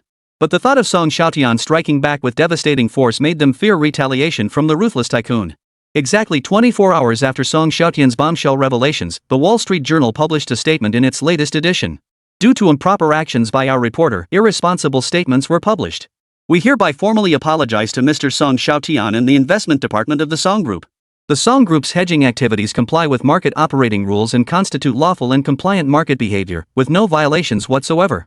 The reporter responsible for the section acknowledges that personal emotions influenced his inappropriate and erroneous commentary during the reporting process. He has voluntarily resigned in hopes for the understanding of the Song Group and Mr. Song. This report once again thrust the Song Group and Song Xiaotian into the spotlight. The Chinese community was abuzz. The esteemed Wall Street Journal had actually apologized to a Longhua enterprise and individual. Chinese-American businessman Prince Wang and Song Xiaotian's close friends in the American circle all exclaimed, "Prince Song is awesome." As fellow Chinese-Americans and Song Xiaotian's classmates and old friends, they felt a shared sense of pride. That very night, New York University added Song Xiaotian's portrait to its distinguished alumni section despite his having dropped out midway through his studies. The internet in China erupted in heated debate. The Wall Street Journal is awesome, right? News Corp is awesome, right? Young Master Song stood his ground. Young Master Song is fierce. After being threatened, he immediately unleashed his ultimate move. Once retaliated against, the other party didn't dare utter another word, and surprisingly, they even offered an apology. More significantly, the public intellectuals and experts who had publicly denounced Song Xiaotian as an idiot were now being mocked en masse by netizens. If someone this capable is labeled an idiot, then who in this world is truly intelligent? Tang Chengping saw several new sales that very night, and the once stagnant luxury homes suddenly became hot commodities. 10,000 per square meter too expensive? Sorry, but people buy what's most expensive. Tang Jiaqing was caught off guard, even beginning to feel his asking price might have been too low. Pulling Song Xiaotian into buying property was undoubtedly a wise decision. Upon learning of her boyfriend's grand gesture, Zhou Yufang was genuinely delighted for Song Xiaotian, yet she also worried he might face repercussions later, leaving her torn between hope and apprehension. His father, Zhou Haiyang, grew hesitant. He recalled Song Xiaotian's prediction about the A share market. Yet he couldn't bring himself to sell his stocks just yet. Yufang, could you arrange a meeting with Xiaotian? I need his advice on something. Sure, Dad. I'll mention it when we video chat tonight. What puzzled Zhou Yufang was that she tried several times to connect with Song Xiaotian via video call, but he never answered. Song Xiaotian was swamped at the moment, his phone ringing off the hook. His rich kid friends in the States were taking turns calling to tease him. Wang, the young master, complained with feigned sorrow. Brother Tian, you've got such a lucrative business and didn't even call me? Have you forgotten about Wang Yuhua from the Hudson River days? Song Xiaotian got goosebumps all over. How had this guy become so slick after just a few months apart? He felt an urge to hang up immediately. But remembering he might still need him, he replied with a smile. I didn't expect the subprime mortgage market to crash so fast either. Naturally, I wouldn't drag you into risky ventures. You guys won't catch this wave now, but let's meet up in person in a few months. I've got a surefire deal where you can't lose. Young Master Wang knew Song Xiaotian was being polite. Who would share a money-making opportunity like this? It was something you kept to yourself. He dismissed Song Xiaotian's words as mere pleasantries. After exchanging a few more polite remarks, they hung up. Only then did Song Xiaotian have a chance to check his QQ messages. Seeing Zhou Yufang's numerous video call requests, he hurriedly called her back. Her radiant face soon appeared on his computer screen. Fong, I was just busy. Is it urgent? I thought you weren't talking to me anymore. Of course not. I genuinely had a lot on my plate. Fine, I'll forgive you this time. My dad asked if you're coming to Beijing. He has some matters he wants to consult you about. Song Xiaotian knew exactly what Zhou Haiyang was after. After a moment's thought, he replied. Well, Wanjin Securities is resuming trading tomorrow for its reverse merger listing. I'll head to Beijing to meet you first. Chapter 25, Online Controversy Who's Really Tarnishing the Image? United States Financial Regulatory Association. Sir, we've investigated the operating license of the Song Group Investment Department and all transaction records. Any findings? Their financial market entry license was acquired through the purchase of a bankrupt Wall Street institution. All interbank lending transactions are backed by major institutions. We found no evidence of illegal activity. Hearing this, the head of the Financial Regulatory Association visibly relaxed. Given the strengthened economic cooperation between China and the United States over the past 2 years, China had become one of the largest holders of U.S. Treasury bonds. Sanctioning the Song Group at this juncture would be counterproductive. The biggest concern was that it would cause other nations to question whether the United States financial markets were truly as free as they claimed. As for the $12 billion the Song Group had earned and the tens of billions yet to be realized, these pale in comparison to the negative repercussions such a move would trigger. Not only was the Federal Reserve pressuring them, but the tax authorities had also spoken with them several times, all hoping to avoid creating a negative image. These concerns are clearly misplaced. As regulators, they are actually the last party eager to sanction the Song Group. Taking such action would invite even more criticism. Their primary revenue comes from institutional membership fees, so they must account to these patrons. But right now, the Song Group truly has no issues. They could easily issue a statement and walk away clean. Man, the Song Group sure loves stirring things up. Looks like we'll have plenty more cleaning up their messes ahead. When the U.S. Financial Oversight Association released its statement declaring the Song Group free of wrongdoing, the previously vocal Wall Street institutions fell silent. Deep down, Westerners admire strength. Otherwise, they wouldn't glorify pirates who plundered them for a century and a half, with young people still reciting the exploits of famous historical pirates to this day. Treat them with excessive politeness and courtesy, and they'll only see you as an easy target. In the eyes of Wall Street's elite, Chinese Americans are seen as quiet and unassuming, even avoiding English and protest slogans. Had they not perceived the Song Group as easy prey, Wall Street wouldn't have published that article at Soros's urging. They were convinced the Song family would just grin and bear it, too scared to fight back. British media has been smearing China for years, yet nothing ever came of it. But Xiaotian and the Song Group delivered a resounding slap to their faces. News Corp is impressive, isn't it? Murdoch is impressive, isn't he? He expanded from Western China all the way to North America, building a media empire spanning multiple continents. Numerous companies worth tens of billions were acquired by News Corp, becoming its subsidiaries. But now, News Corp's estimated market value has evaporated by tens of billions of dollars. The World, Britain's oldest newspaper, is mired in endless lawsuits and teetering on the brink. No matter how influential they are, can they possibly defeat News Corp? Even if they seethe with resentment, when faced with Xiaotian who strikes back at enemies with lightning speed, they have no choice but to grit their teeth and endure. This announcement stunned the sycophants in Hong Kong City who had been hoping for sanctions against the Song Group. If their masters declared the Song Group blameless, what of their previous accusations? Especially those experts who publicly denounced Xiaotian as a prodigal son, their words now look like the ramblings of clowns. Hong Kong stocks plummeted repeatedly, even forcing Huanghua Group to discount assets to clear inventory. Xiaotian's earlier moves selling off listed companies, disposing of land parcels, and simultaneously shorting U.S. stocks now appeared nothing short of a stroke of genius. They couldn't accept it. Was there really no one they couldn't smear? Hong Kong media has shifted to one-sided praise of the Song Group. What they excel at is bestowing nicknames upon wealthy celebrities. Titles like America's top short seller, Hong Kong's king of short selling, and genius financial tycoon are being thrown at Xiaotian without restraint. Han Yuyu collected numerous newspapers and delivered them to Xiaotian's desk. Seeing the papers, Xiaotian's expression darkened. Young master, is something wrong? Oof. These foreigners aren't being so kind. You mean they want to praise you to death? Xiaotian nodded. His hopes of quietly amassing wealth had been utterly dashed. He knew exactly what these British media outlets were up to. If they couldn't tear you down, they'd try to praise you to death. Perhaps these people even harbored hopes that the American housing loan market would experience a reversal. The U.S. real estate and mortgage market was a multi-trillion-dollar behemoth. Mortgage securitization had thrived for a century without a hitch. Such a massive market was bound to hit a trough, but after the trough came the peak. It was no wonder they harbored such expectations. Many major Wall Street institutions shared this view. Take Lehman Brothers and Merrill Lynch, for instance. Both continue to ramp up purchases and recently acquired substantial portfolios offloaded by Goldman Sachs. They don't see themselves as foolish, rather, they believe they've gotten a great deal from Goldman Sachs. The Brits believe that the higher you lift someone up, the harder they fall. Xiaotian can't keep performing well forever. I won't give them any chance to attack me. Yuyu, book my flight to Beijing for tomorrow. I'm attending the relaunch ceremony for Wanjin Securities. Understood, young master. The next day, at the capital's airport, Mr. Son's flight has arrived. With that exclamation, the airport runway erupted into a frenzy of voices. Xiaotian, stepping off the plane onto the red carpet, was startled by the grand spectacle. One might have thought a major celebrity had arrived in Longwei for a concert. Representative Gao, what's going on here? The crowd included not only camera-toting reporters but also several well-dressed professionals. Representative Gao smiled and explained. These are all business representatives here primarily to welcome you. Suddenly, someone in the crowd shouted.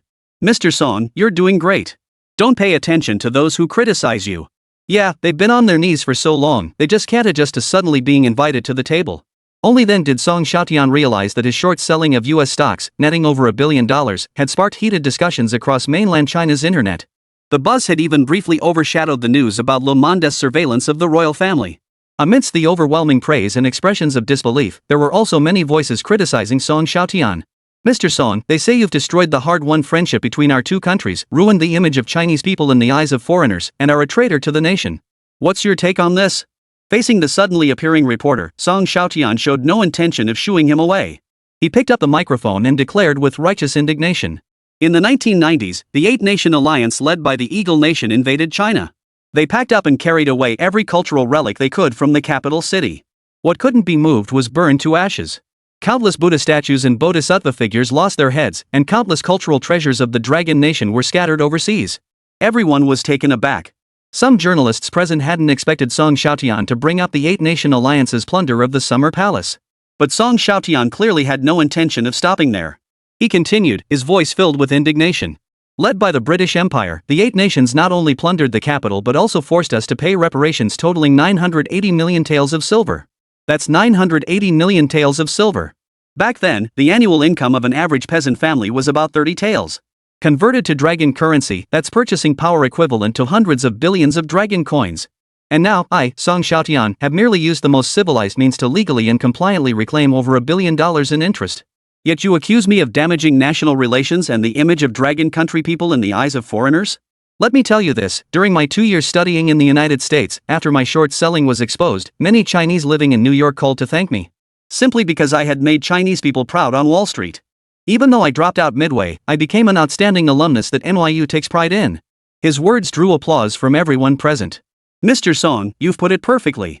We Chinese earn massive profits through legitimate financial means, neither stealing nor plundering. Why do some people view this as something shameful? When Soros shorted East Asia, we didn't see them standing up to say Americans were undermining Sino-US friendship.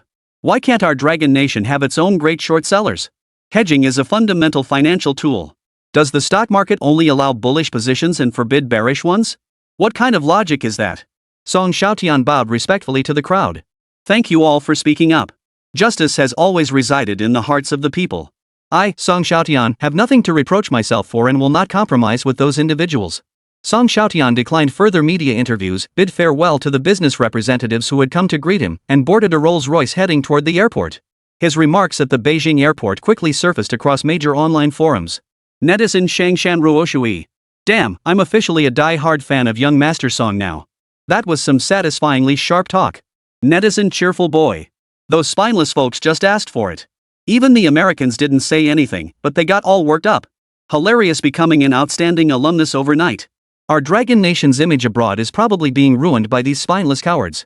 Mainstream American newspapers are all praising the Song Group. Even the Wall Street Journal apologized to the Song conglomerate, yet some people are still barking like dogs. Online reactions were overwhelmingly supportive. Some enthusiastic netizens even tagged those few kneeling brothers who dared to go against the grain. They didn't dare to come out and refute anything anymore. That's nearly 10 billion taels of silver. Some calculated it equates to 270 billion long currency in today's purchasing power. Now that Mr. Song had merely reclaimed over $10 billion in interest, some were already jumping up and down in frustration. Even more prescient figures publicly declared. Young Master Song's short positions aren't limited to New Century Finance alone. More companies will inevitably implode next, and the Song Group is bound to recover even greater profits. We look forward to that day. Of course, others believe the Song Group had already profited handsomely from venture capital and should know when to quit while ahead. Given that property prices in the United States had yet to experience widespread declines, such perspectives were unsurprising. Chapter 26, Guiding Zhou's Father, Profits Again. Zhou Haiyang and his wife stood at the front gate with a large group of Zhou family servants, all looking expectantly toward the entrance. Honey, it's already this late.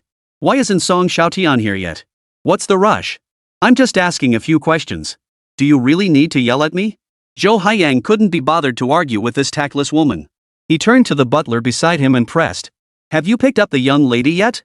Why hasn't she returned yet? The butler quickly made a call and soon returned with a smile. Sir, Mr. Song picked up the young lady.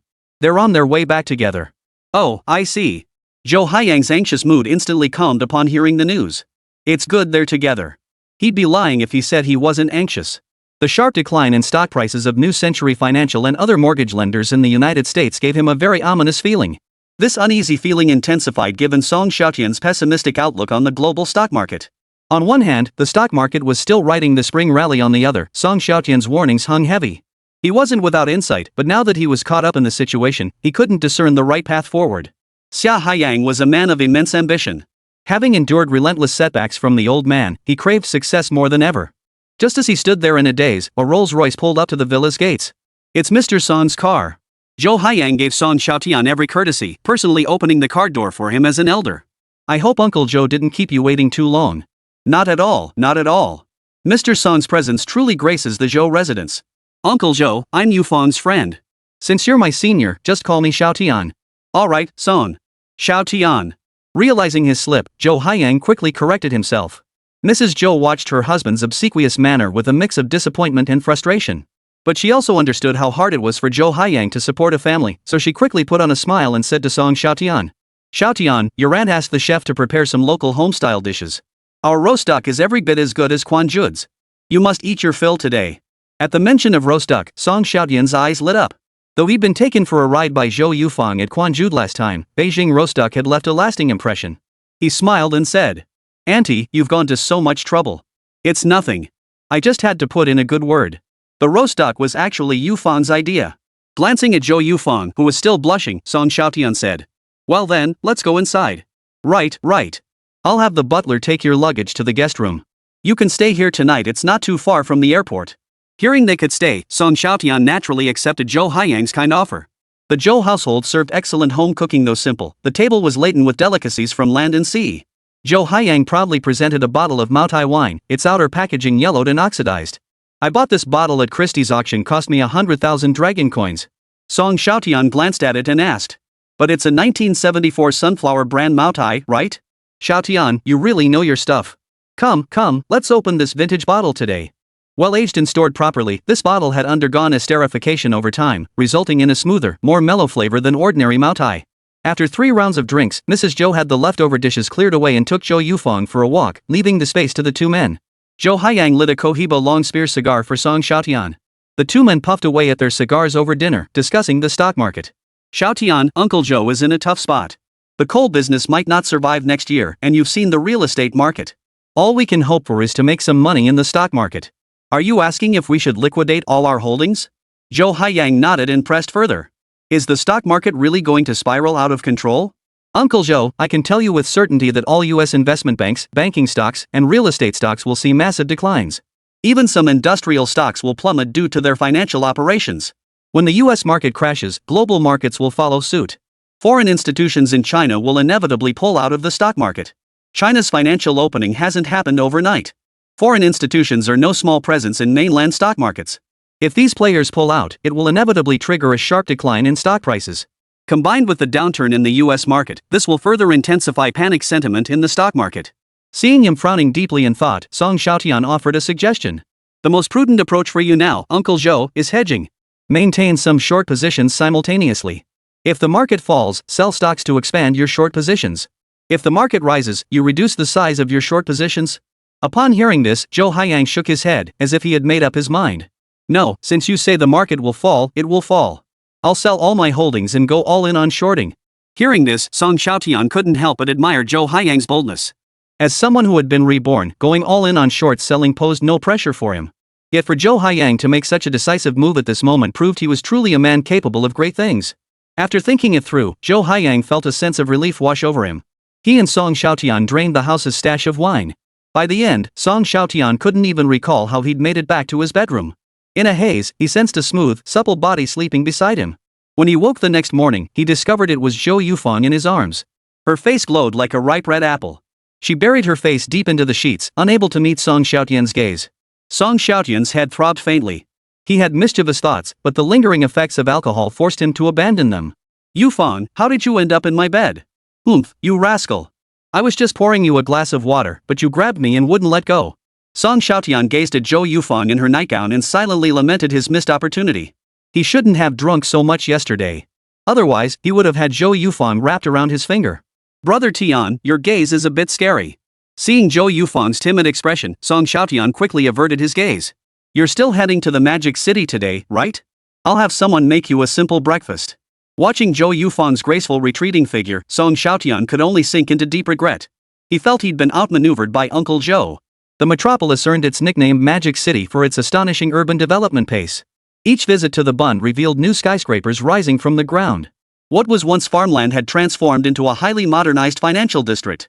Outside the Shanghai Stock Exchange, Wei Dong and a group of Wanjin executives were being photographed and interviewed by the media. Just as Wei Dong was speaking eloquently, a Rolls-Royce caught the journalist's attention. The most eye-catching feature was its white license plate with black characters, followed by several Mercedes-Benz vans. White plates with black characters were common in Hong Kong but rare in Shanghai. Its appearance immediately brought to mind Song Xiaotian, the boss of the Song family and one of Wanjin Securities' major shareholders. His fame now extended far beyond Hong Kong and mainland China, having gained international notoriety for directly confronting News Corp by shorting US stocks. Especially with the online buzz, this young tycoon had successfully broken through the circle, becoming a household name. In the blink of an eye, a swarm of reporters rushed toward the Rolls-Royce. Left behind by the reporters, Wei Dong felt both helpless and a hint of relief. His spur-of-the-moment decision to bring Xiaotian into Wanjin Securities as a shareholder had indeed proven remarkably wise. Although it hadn't resumed trading yet, Wanjin Securities had already attracted significant interest from major institutions. All evaluation agencies were bullish on Wanjin Securities' stock price after its resumption of trading. This saved Wei Dong a great deal of effort. As for Song Xiaotian's actions shorting major US corporations and going head-to-head with News Corporation, Wei Dong found it utterly astonishing. Every company he targeted was several times larger than Wanjin Group. Even News Corp was a titan Wei Dong could only look up to. He himself had once been a short seller, serving as the general manager of Wanjin Securities. That guy was a tough nut to crack too. Unfortunately, he couldn't defy fate and ultimately suffered a bitter defeat, ending up behind bars. Song Xiaotian struck him as even more formidable than that Wanhua Securities guy. Wei Dong shook his head. Fortunately, they were now in the same boat, and he had no reason to fear Song Xiaotian turning against him. With that thought, Wei Dong led his men forward to greet him. At that moment, Song Xiaotian was being interviewed by the media. Mr. Song, what prompted your large-scale subscription of Wanjin Securities shares? Of course, it stems from trust and high expectations. As if that statement lacked sufficient weight, Song Xiaotian declared with unmistakable authority. After today, Wanjin Securities will become the first listed securities firm in mainland China. The journalists present erupted in astonishment. Mainland China's first listed securities firm? That was quite the bold claim. But considering the speaker was a man who dared to go toe-to-toe with American media moguls, a bit of bravado was understandable. Wei Dong was startled by the declaration. This was the ambition he kept buried deep within himself, nearly a fantasy, yet Song Xiaotian had voiced it outright. A hint of delight flickered in his eyes. After escorting Song Xiaotian into the lounge, Wei Dong couldn't help but ask, "Do you genuinely believe in Wanjin Securities this much? If I didn't believe in it, why would I invest so much? I, Song Xiaotian, never do business that loses money." Wei Dong and the others couldn't help but burst into laughter. Because it was a reverse merger and involved a name change, Wanjin Securities still held a bell-ringing ceremony before the market opened on the day of its resumption of trading. Wanjin Securities officially entered the price negotiation phase. The opening price ultimately reached 15 dragon coins per share. This price far exceeded Wei Dong and the others' expectations, undoubtedly setting a promising start. As the stock instantly turned green, its upward momentum became unstoppable. 18.62, 20.71, 25.89. The group of business professionals in suits and ties present all shouted and cheered, completely disregarding their image. Song Xiaotian couldn't help but get swept up in the atmosphere, having unknowingly loosened his bow tie. When Wanjin Securities' stock price broke through 30 dragon coins, the crowd could no longer contain their excitement. "Mr. Song, 30 dragon coins. 30 dragon coins." Wei Dong, a man who had weathered many storms including defeating the short sellers of First Securities at the national bond auction, had never felt such exhilaration. Calm down, calm down. The market hasn't closed yet. Right. Everyone calm down. The market closes in an hour. Chapter 27, The Public Rebuke from the Stock Market Guru. 33.21. At the final close, Wanjin Securities' stock price settled at 33.21 per share. This meant that the 400 million long coin Song Xiaotian had invested had more than quadrupled in value. Having experienced the staggering gains from shorting US stocks, Song Xiaotian now remained remarkably unfazed. As Wei Dong and the others stepped out of the break room, their footsteps seemed to float. According to market rules, shares had no daily price limits during their first 5 trading days. Yet Wanjin Securities' opening surge still startled many observers. Numerous media outlets and experts attributed Wanjin Securities' sharp rebound to Song Xiaotian's investment. This further amplified the already high level of attention surrounding Wanjin's backdoor listing. Yet upon returning to the Song Holdings' temporary headquarters, Song Xiaotian's expression instantly turned cold. Gu Sen, who had been following closely behind, was baffled by his boss's unpredictable mood swings. "Boss, is something wrong?" "Mr. Gu, as soon as the lockup period ends, sell all my shares in Wanjin Securities." On one hand, Song Xiaotian knew that Wanjin Securities couldn't escape the impact of the broader market. On the other, he felt it was best not to appear too close to Wei Dong. Also, keep your distance from anyone connected to the Wanjin group from now on. Fearing Gu Sen might not grasp his meaning, he emphasized, "These people probably won't end up well." Gu Sen's eyes narrowed sharply. As a veteran in the industry, he had naturally heard tales of the Wanjin group's notorious reputation. "I understand your meaning. Making money is acceptable, but forming close ties is not." Haha, exactly. That will be the operational principle for Song Holdings going forward. After settling into the executive chair, Xiaotian asked proactively. How have the shares been performing lately? I was just about to report to you. During your absence, the share market saw significant declines in many companies' stock prices. This was largely due to the impact of losses and sharp stock price drops at New Century Financial and numerous mortgage companies. This caused the stock index, which should have surged during the spring rally, to experience a slight dip instead. Oh, so does that mean we've started making money? That's a fair way to put it.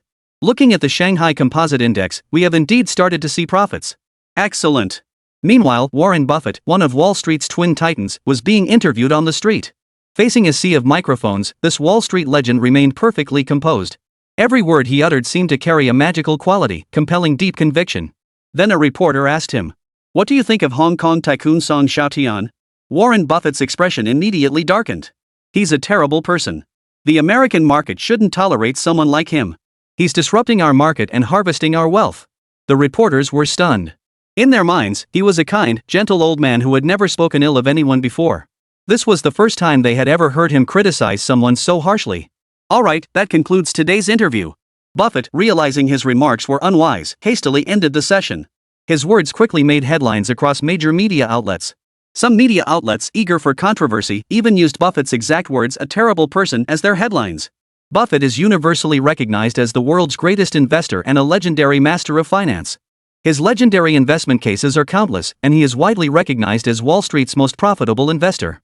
The most extravagant example is his charity lunch auction, which in recent years has fetched millions of dollars. Countless individuals are willing to open their wallets generously for the chance to dine with him and receive his guidance.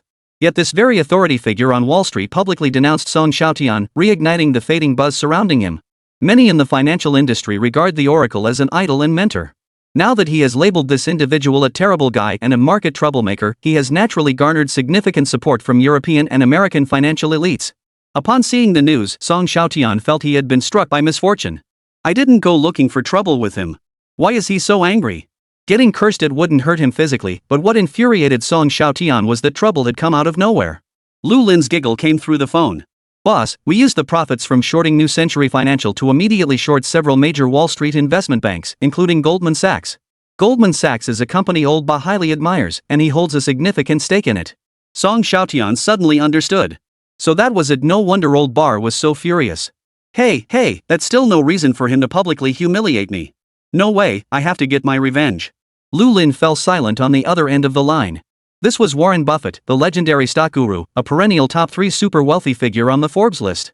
Compared to old Mo, who had been humiliated earlier, they were in completely different leagues. Getting back at Old Ba was the last thing on Lu Lin's mind. Boss, are you serious? Of course. I'm not joking. Taking a slap and keeping quiet isn't my style. I don't care who they are, even the President of the United States would get slapped by me. Lu Lin on the other end of the line admired her boss's boldness, yet she retained a sliver of rationality. Boss, what exactly are you suggesting? Find out which companies Old Ba's investment firm has invested in the United States. We'll short them one by one. Lu Lin immediately understood. This was a brilliant idea. Who was Old Ba? A renowned bull on Wall Street, heavily invested in numerous American banks and investment firms. Before long, Lu Lin actually found a promising target. Blame it on Old Ba being a bit too flashy. He publicly endorsed companies left and right, practically wanting the whole world to know about every investment he made. Boss, Old Ba recently increased his position in Wells Fargo. Wells Fargo? Song Xiaotian recalled carefully. This was one of the legendary investment cases that made the Oracle of Omaha famous. The U.S. banking sector was a major casualty of the subprime mortgage crisis.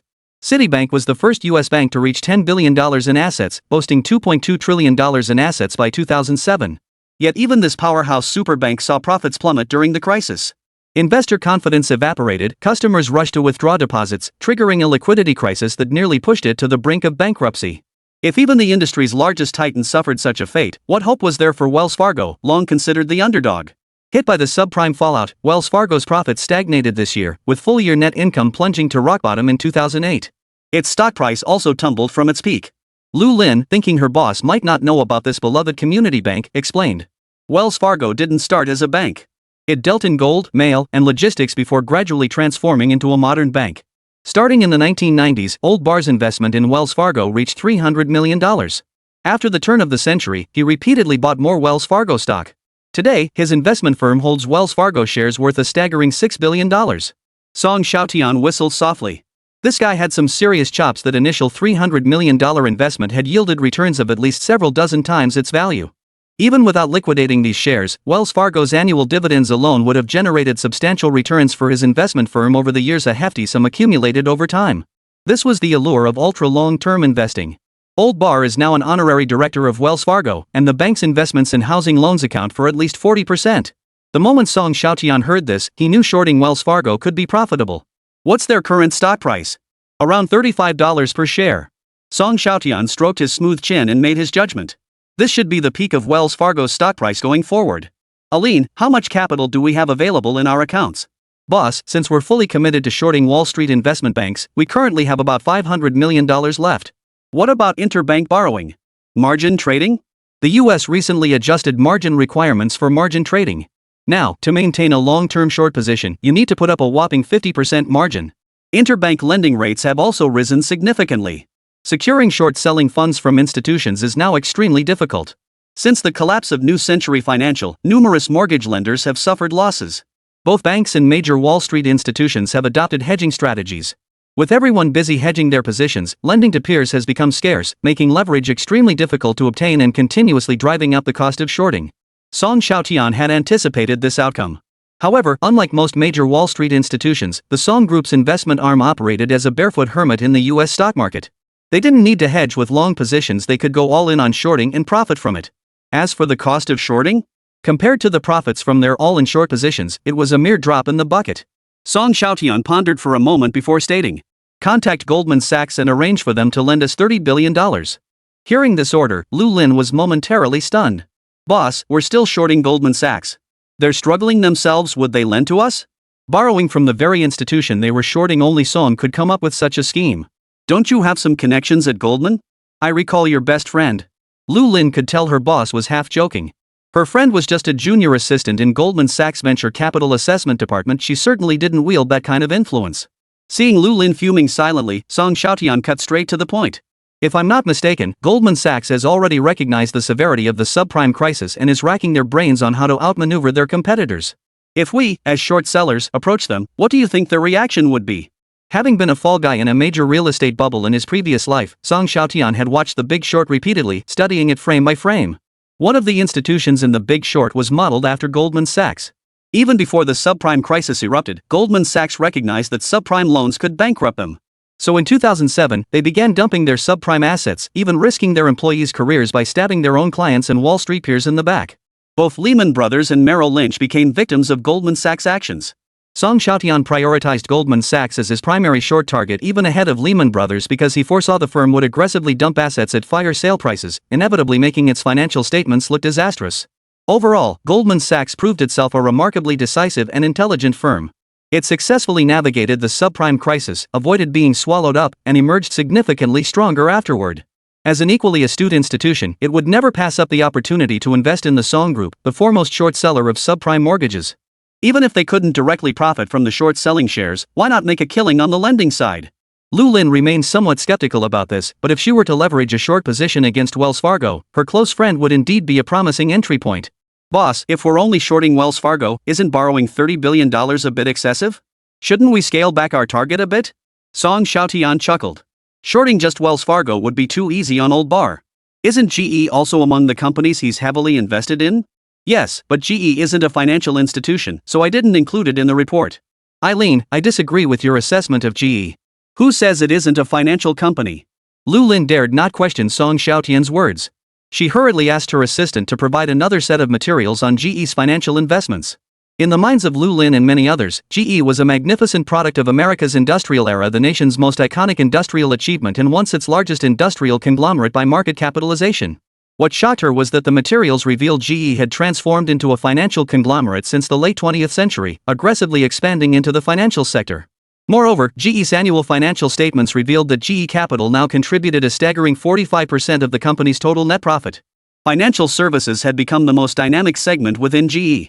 That a spiritual emblem of American industrial civilization had transformed into a financial corporation utterly shattered Lu Lin's preconceptions. As a former overseas scholar, the rose-colored glasses she once wore toward America shattered into pieces. Yet, a surge of excitement also welled up within her. Boss, you're incredible. GE's financial statements show they've invested hundreds of billions of dollars in real estate loans, plus another $60 billion in subprime mortgage-backed securities, and that doesn't even include their overseas housing loan investments.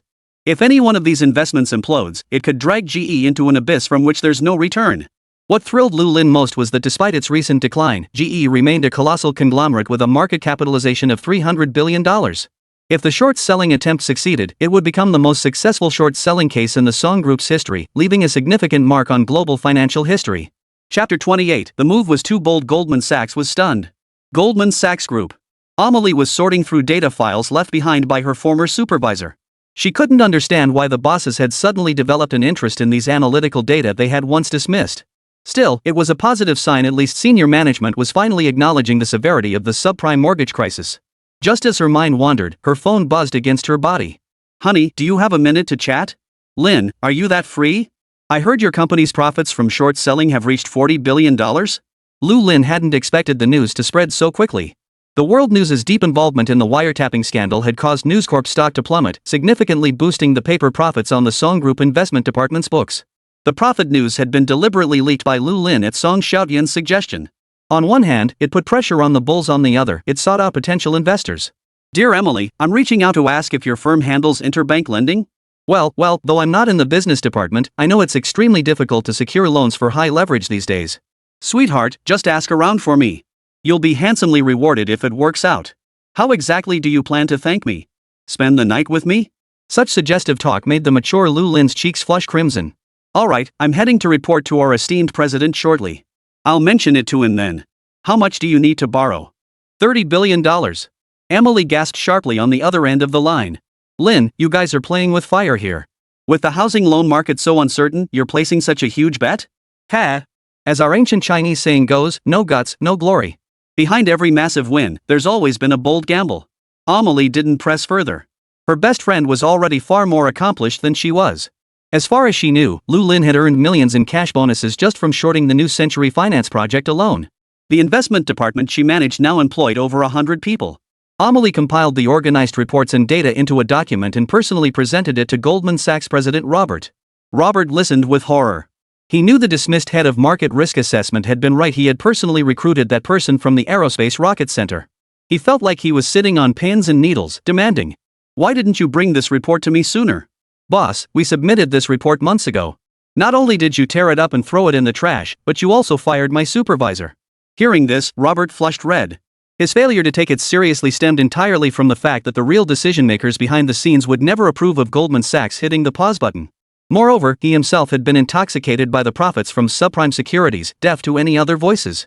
That's why he fired the risk assessment manager who kept nagging him. It's time to hit the brakes. Robert knew full well that if they didn't slow down now, Goldman Sachs could very well become the next Enron. And his career would hit pause along with it. Just as he was about to call other executives and business units for a meeting, he noticed Amelie hadn't left. Is there something else? Boss, the Song Group investment department wants to borrow $30 billion from us. At the mention of the Song Group, Robert's eyebrows shot up in disbelief. That name had become almost taboo on Wall Street. Recently, Goldman Sachs had also been targeted by short sellers, and Robert knew full well that the mastermind behind it all was the Song Group investment department. A short seller borrowing money from the very company they were shorting? And $30 billion at that. They must be out of their minds. Boss, they're the biggest short sellers in the subprime market. Their positions even outrank John Paulson's. Lending them money is a surefire win. John Paulson, who bet against mortgage credit defaults, had become Wall Street's hottest star as more and more mortgages defaulted. His American identity earned him immense respect on Wall Street. Lu Lin cited him as an example to calm Robert, the president. Compared to Paulson, the Song Group's investment division held far greater investment potential. Robert wasn't a fool to become president of a major investment bank. He quickly regained his composure. He found the junior assistant's perspective compelling. Goldman Sachs had already missed the golden opportunity to short subprime mortgages. Everything they were doing now was an attempt to salvage their previous mistakes and minimize losses. But lending funds to the Song Group investment department carried different implications. Not only could they generate substantial business revenue from it, but afterward, they could proudly tout the Song Group as their investor. No matter how you looked at it, this was a win-win opportunity for both prestige and profit. If it was such a win-win opportunity, why not pursue it? As for the condemnation from peers after joining forces? Sorry, he'd already decided to stab Goldman Sachs and its own users in the back, to betray the entire Wall Street community. What's integrity? What's national righteousness? None of it matters when faced with profit. He scrutinized this Emily from head to toe. In the United States, there were simply too many girls named Emily. At least 1 in 10 bore that name. This Emily wore glasses, yet her looks were striking. How had he never noticed she was such a capable asset before? Your supervisor declined our generous rehire offer. Word is he received an invitation from SpaceX and plans to focus entirely on rocket development. Are you interested in serving as interim head of Goldman Sachs Market Risk Assessment Department? Absolutely. Emily had no reason to refuse. He'd coveted this position for ages, but never had the chance to prove himself. Excellent. You'll be handling the liaison with the Song Group. $30 billion? Ha, they really have the nerve to ask for that much. Just as Emile thought Robert was about to slash the interbank lending limit, Robert declared emphatically. Negotiate the highest possible interbank lending rate for me. Squeeze every penny out of these nouveaux riches. Amelie was utterly astonished. The deal with the Song Group had actually been closed. Robert summoned other executives, declaring that Goldman Sachs now stood at a critical crossroads. Ultimately, this alarmed Goldman Sachs's ultimate decision-maker, who ordered the sale of as many businesses as possible. The next day, Goldman Sachs began gradually divesting all its subprime-related businesses. Lu Lin hadn't expected Amelie to respond so quickly and with a definite yes. This is insane, absolutely insane. Goldman Sachs is really going to lend us $30 billion? Lu Lin's shock was understandable. From any angle, Goldman Sachs as the target of short-selling attacks had no reason to lend money to the Song Group. Moreover, in the current climate where interbank lending was extremely difficult, $30 billion was no small sum. I also think these bigwigs are a bit crazy. Our president's requirement is to push the lending rate as high as possible. Since I'm handling this deal, I'll get the commission too, so... Lu Lin had already received explicit instructions from Song Xiaotian. No matter how high the borrowing cost, this deal had to be secured. All right. We need to see the full funds within 3 days. No problem. Amy's abrupt agreement actually sparked certain suspicions in Lu Lin. Logically, most major institutions nowadays allocate a significant portion of their capital to hedging operations. Emily's surprisingly swift agreement made it hard for Lu Lin not to overthink it. Could it be that Goldman Sachs had truly abandoned its long positions as the boss had claimed? At that thought, Lu Lin couldn't help but laugh out loud. It seemed it wouldn't be long before they reaped substantial profits from their short positions again. Lu Lin quickly snapped back to reality. The most urgent task now was to get back at Old Ba. She picked up the phone and ordered everyone to borrow shares of Wells Fargo and General Electric, ramping up the short positions on both companies to a staggering $70 billion. Such massive shorting couldn't possibly escape the notice of the well-connected stock guru, Buffett. When he heard the news, he nearly burst out laughing in disbelief. As the Oracle of Omaha and the second richest man on the Forbes Global Billionaires list, Buffett had every reason to be arrogant. He had confidently believed that even if he publicly criticized Song Xiaotian, the latter would only swallow his pride. He even expected Song Xiaotian to proactively seek reconciliation to build a relationship. Little did he expect this kid to react like this. He actually dared to attempt shorting the company Buffett had heavily invested in. Wells Fargo is America's largest community bank. Its net profits have remained consistently stable in recent years, and the steady rise in its stock price is the greatest endorsement from investors. General Electric, needless to say, was an industrial icon of the United States, the largest conglomerate most representative of American industrial prowess. At its peak, its market cap reached $500 billion. Though surpassed by Microsoft, it remains a conglomerate worth hundreds of billions. Could Song really take on conglomerates worth hundreds of billions? If GE is an elephant, then the Song Group is at best a tiny ant. There's no possibility of them competing. Therefore, even though Old Bar knew about Song Xiaotian's intentions, he didn't take them seriously. At most, he dismissed it as the desperate, flailing actions of a frustrated Song Xiaotian. Acting on impulse is a cardinal sin in investing. If it were him, he wouldn't let momentary emotions drive him to such reckless actions. Soon enough, Song Xiaotian would pay the price for his reckless investment. Chapter 29. What could the wealthiest man in Huang have in mind? Dad, did you hear? News Corp stock dropped another 4%. Since the world phone hacking scandal broke, they've lost 19% of their market value. Over $10 billion evaporated.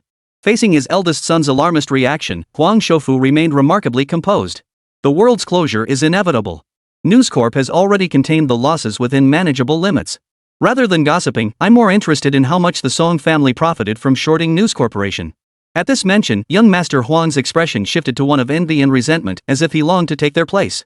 Song Xiaotian's exposé proved remarkably successful. Not only did it deliver a crushing blow to News Corp, but it also yielded substantial profits from the short selling. Most crucially, it had catapulted Song Xiaotian into the international spotlight. His foreign classmates were all asking him about Song Xiaotian's background. Their words brimmed with both apprehension and admiration. The old Qian family of Shizhou was notoriously haughty, and young Master Huang had never encountered such complex emotions in them before. This made young Master Huang envy Song Xiaotian. What left young Master Huang speechless was that the Huang family, once the foremost clan in Hong Kong City, was now facing an unprecedented challenge. They had no choice but to sell off vast amounts of assets to raise cash. Even Huang Baihe, usually as steady as a rock, had grown noticeably haggard these past days. "Dad, should we also go to the United States and short some mortgage companies?" At this suggestion, Huang Baihe's expression turns serious. "What have I always taught you? Don't chase quick profits. Investing is never a battle to be won overnight." Young Master Huang immediately lowered his head and fell silent. "Ah, never mind you. Even if we wanted to invest in finance now, we'd need cash flow to make it happen. So tell me, how's the company's sale progressing?" At this, young Master Huang was filled with frustration. "I've shown the company to quite a few people lately. They all talk a good game, but not a single one has actually made an offer. Those institutions are just trying to haggle. If anyone else comes asking, you can keep lowering the price a bit more." As he spoke, Huang, the wealthiest man in town, seemed to recall something and muttered to himself. "If only the Song family could buy back the companies they sold, I could sell those plots of land back to them at the original acquisition price." Exactly. The Song group has deep pockets now, and those companies were originally theirs anyway. They should be eager to take them back. Both father and son found this idea increasingly plausible. Selling now means profit for us and loss for whoever buys. If the Song family won't take the fall, who will? If they're willing, I can sell them even more companies and land. "Dad, but isn't it a bit embarrassing for us to approach them proactively?" Young Master Huang couldn't bring himself to lower his dignity, and the wealthiest man in Huang City certainly couldn't face approaching the Song family. Who knew what gossip would spread about this? His lifelong reputation as Huang Baihe would be ruined in an instant. "Dad, wouldn't it sound better if the Song family initiated the acquisition themselves?" "Excellent idea." Huang Baihe thought of someone. "Zhao Tai, is he still serving as vice president at Hongxin Construction?" "Yes. He seems honest on the surface, but after we taught him a lesson, he was reassigned to peripheral operations." "Dad, why bring him up?" Huang Baihe chuckled. "Son, even small fry have their uses. Now is precisely when Zhao Tai will prove invaluable." He whispered something to young Master Huang, who nodded repeatedly in agreement. "Father, I'll handle it immediately." Go. If this succeeds, our Huang family will weather this crisis unscathed." Meanwhile, the Zhao Tai mentioned by father and son was yawning boredom in his private office. Since Hongxin Construction was acquired by Yellow River Group, his days had been anything but easy. The president parachuted in from Yellow River Group had carried out a major purge at Hongxin Construction. All core departments were filled with Yellow River Group insiders. Naturally, he wouldn't sit idly by and wait for disaster. He fought back fiercely. But he soon realized the Yellow River Group was no match for the Song Group. After being dealt a blow, he wisely chose to bow out, willingly accepting a demotion to a minor position. Now at Hongxin, he was little more than a figurehead. He initially thought this wasn't so bad, at least the Yellow River Group had no shortage of projects, and as a shareholder of Hongxin, he could still get a slice of the pie. He was willing to accept being a mascot. But reality proved brutal. The subprime mortgage crisis erupted in the United States, prompting all banks to tighten real estate lending. Huanhe Group's projects ground to a halt one after another. Hongxin lost all its business. Making money was out of the question, even paying next month's salaries became a major problem. As a senior executive, he naturally had to lead the way in salary cuts, enduring repeated reductions in his compensation. At this moment, he couldn't help but recall the kindness of Boss Song. At least when Song Guoyu was still chairman of the group, they had never gone hungry. Thinking of Jia Qishan, who had died in a car accident, he felt a deep sense of injustice for his old comrade and a chill of fear at the Huang family's ruthlessness. Just as Zhao Tai was resigning himself to the idea that a miserable existence was better than no existence at all, he suddenly felt thirsty. "Where is everyone? Why isn't there a single person to bring tea or water? Xiao Mei? Where the hell are you?" Zhao Tai called out to his female secretary several times without response, and an inexplicable rage surged within him. The secretary was his mistress, his last confidant. If he couldn't even command his own secretary, what was the point of being a vice president? Fuming, he demanded answers from everyone he encountered, but all he got were shaking heads. Zhao Tai felt the entire company was conspiring against him. Just as his nerves were fraying, a woman's breathy moan suddenly echoed from an office. The sound sent shivers down his spine. He knew that voice all too well. Blinding rage surged through him, but upon seeing the nameplate above the office door, he pulled his raised leg back. If this scandal broke today, with horns sprouting from his head, he'd be utterly finished at the company. No one would take his side, they'd only see him as a pathetic failure of a man. The betrayal of his wife, the fear of the Huang family, a whirlwind of emotions swirled within him. Zhao Tai teetered on the edge of collapse. In the end, he curled up in his office chair to lick his wounds, but the sound of her breathy moans kept echoing in his ears, making his nerves fray. "I can't just let this slide. I must take the initiative and reclaim my pride. After much deliberation, he suddenly recalled that Huang He Group's young master Huang had recently been bringing unfamiliar individuals to the company for inspections. If the Huang family was selling their company, why couldn't it be the Song family? The Song Group was riding high now. Not only had they dodged the stock market crash in Hong Kong, but they'd also made substantial gains overseas with the proceeds from selling their company. It was easy to imagine the Song family launching a major expansion in Hong Kong next. As a veteran of the Song family, he believed that by demonstrating sufficient remorse and loyalty, especially at a time when the Song Group needed capable hands, he, Zhao Tai, would surely find ample room to make his mark. The thought sent a rush of excitement through Zhao Tai. He couldn't wait to slip out of the company. Every move Zhao Tai made was being watched by young Master Huang, who sat before the surveillance monitors. With a smug tone, young Master Huang dialed Huang Baihe's number and announced, "Dad, our plan worked. Zhao Tai's already out the door heading straight for Song Xiaotian at the Song Group." "Heh, excellent. You've done well." Huang Baihe felt confident too. He was certain that once this bait was cast, Song Xiaotian would inevitably take the hook. Put yourself in his shoes. Hongxin and its subsidiaries were the Song family's ancestral holdings. If Song Xiaotian was truly a devoted son, buying back these companies with ample funds would be a simple matter. Zhao Tai shared this view. He was determined to make Song Xiaotian buy back Hongxin Construction Company, no matter what. Several minutes later, while guiding his younger sister Zhang Xiying through a dungeon online, Song Xiaotian received a quiet report from Han Yuyu. "Young master, Zhao Tai." Han Yuyu hesitated, unable to finish. "What about Zhao Tai?" "He's kneeling in the lobby of the group headquarters with a bundle of twigs on his back, crying out that he's sorry to the Song family." Hearing this, Song Xiaotian couldn't help but laugh. This guy finally knows regret? Isn't it a bit too late? Just tell him I forgive him and to never come back. I already spoke with him, but he insists on seeing you to express his remorse in person. If you don't forgive him, he'll kneel in front of the Song Group headquarters until you do. Song Xiaotian perked up instantly. "Oh ho, trying to morally blackmail me? Tell him to kneel. I don't believe he can keep it up until quitting time. Young master, this isn't quite right. After all, Zhao Tai is a veteran of the Song Group. We should at least save face." Song Xiaotian thought about it and realized he had a point. He'd worked so hard to win his employees' loyalty, he couldn't let this trivial matter ruin the towering image of the group chairman in their eyes. "Fine. I'll go meet with Zhao Tai myself." Song Xiaotian wasn't afraid of Zhao Tai causing trouble. In the hearts of Song Group's employees, there was only one son, and that was Song Xiaotian himself. Thanks to his major overseas investment wins and a series of masterstrokes, his standing within the Song Group had even surpassed that of Song Guoyu. Zhao Tai wanted to stir trouble? Sorry, he was no longer the young Master Song who had just taken over the family business. With that thought, Song Xiaotian quickened his pace. He was eager to see what Zhao Tai had up his sleeve. Chapter 30, a traitorous servant, yet he dares speak of loyalty to me. Zhao Tai surreptitiously observed the Song Group employees passing by. He couldn't shake the feeling that the company's atmosphere had changed drastically. Large conglomerates inevitably suffer from bureaucratic inefficiency, especially as companies expand and layers of management multiply. Some managers delegate tasks to subordinates when busy and keep them occupied when idle. But this time, he noticed that aside from a few initial glances from passers-by, almost no one paid him any attention. Every Song Corporation employee hurried by, looking as though they had no time for idle curiosity. Only then did Zhao Tai recall that many of his old acquaintances had been sent packing by Song Xiaotian. Song Xiaotian was ruthless. Could he have eliminated all the company's veterans? As these thoughts crossed his mind, the light above him dimmed. Song Xiaotian was now towering over him, surveying him from above. Seeing this, Zhao Tai hastily wiped away fake tears and wailed. "Young Master Song, you must save Hongxin Construction. That Huang fellow is no human being.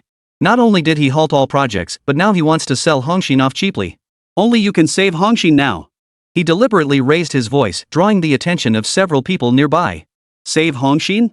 What are you playing at, Mr. Zhao? Hongxin hasn't been under the Song name for ages. If you want to save it, I'm not the one you should be coming to." Hearing this, Zhao Tai instantly lost his temper. "Young Master Song, no matter what, Hongxin is the culmination of old Master Song's life's work.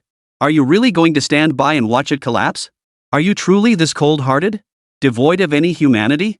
Song Xiaotian recognized Zhao Tai's attempt at moral blackmail and scoffed. "You call me heartless? You, a traitor who served 3 masters, have no right to lecture me on morality." Calling Zhao Tai a turncoat was no exaggeration. Had Zhao not ousted the original investor, Song Guoyu would never have had the chance to acquire Hongxin Construction. Now, facing pressure from the Yellow River Group, Zhao Tai offered his loyalty to the wealthiest tycoon in Huangzhou just to keep his position as Hongxin's deputy general manager. Having served 3 different masters, what else could he be but a turncoat? If he could be as principled as the late Zhao Qishan, even Song Xiaotian might have held him in slightly higher regard. Hearing this, Zhao Tai instantly lost his composure. He detested being called a traitor to three masters more than anything. After all, he was a small-time boss in his own right. How could he possibly be a lackey? Song Xiaotian, don't think a few stinking coins give you the right to insult people. Sorry, but money does let you do whatever you want. As he spoke, suppressed chuckles rippled through the crowd gathered in the hall. You. What? You shameless scoundrel. Get him out of here. Don't dirty our company's floor. Zhao Tai tried to protest, but the security chief nudged him. Sir, are you leaving on your own, or shall we escort you out? Seeing this, Zhao Tai grew tense again, pleading almost desperately. Mr. Song, this is your best chance to buy back the company. You'll regret it if you don't. Song Xiaotian had to admit the guy knew how to bend. He waved at the security guards. Zhao Tai was dragged out and tossed outside. Yu spread the word that I cursed Zhao Tai as a traitorous lackey for refusing to repurchase Hongxin. Han Yu instantly grasped her young master's intentions and nodded with a smile. Leave it to me. I guarantee this story will spread throughout Hong Kong's business circles by afternoon tea time. Left outside the door, Zhao Tai brushed the dust off his clothes. To say he wasn't bewildered would be a lie. If not for the substantial overseas gains Song Group had recently achieved, he genuinely would have thought Song Xiaotian was an idiot. This was a golden opportunity to buy back the company. Why wasn't he even tempted? Under normal circumstances, shouldn't he have made a move by now? He wasn't one to shy away from embarrassment. If Song Xiaotian refused to buy, he'd find someone else. What caught Zhao Tai off guard was how quickly the news of Song Xiaotian's tirade labeling him a traitor spread. Those who had promised to visit the company for inspections all stood him up. Now that Song Xiaotian was widely recognized as Hongqing's business prodigy, the fact that even the former owner of Hongqing didn't want to buy back his own company must mean something fishy was going on. As outsiders, they naturally wanted to steer clear if possible. Even those who had been on the fence began informing Huanghua Group that they had no interest in selling their companies at low prices. This infuriated young master Huang to no end. Fuming, he stormed into Huang Baihe's office to complain. Dad, I suspect Song Xiaotian and Zhao Tai have teamed up to set us up. It was no wonder young master Huang harbored such suspicions. Originally, the companies hadn't sold simply because the price hadn't been agreed upon. But now, thanks to Zhao Tai's antics, there wasn't even anyone left to bargain with. How was he supposed to sell them? Huang Baihe had heard about Zhao Tai being called a traitorous lackey, and at the time, he couldn't fathom Song Xiaotian's motives. Hearing his son's words now, he couldn't help but frown inwardly, suspecting this was Song Xiaotian's scheme deliberately forcing them into a situation where even discounted prices wouldn't sell. Song Xiaotian shouldn't be that scheming. It must be some mastermind behind him advising him to do this. Dad, whether it's Song Xiaotian's scheme or not, what should we do now? We really can't avoid selling the company. Many of our subsidiaries are already struggling to make ends meet and can barely pay wages. Hearing this, Wang Baihe remained calm and replied with a smile. Doesn't Song Xiaotian's scheming actually prove he still values these companies? What do you mean? At this point, clinging to pride will only make us look ridiculous.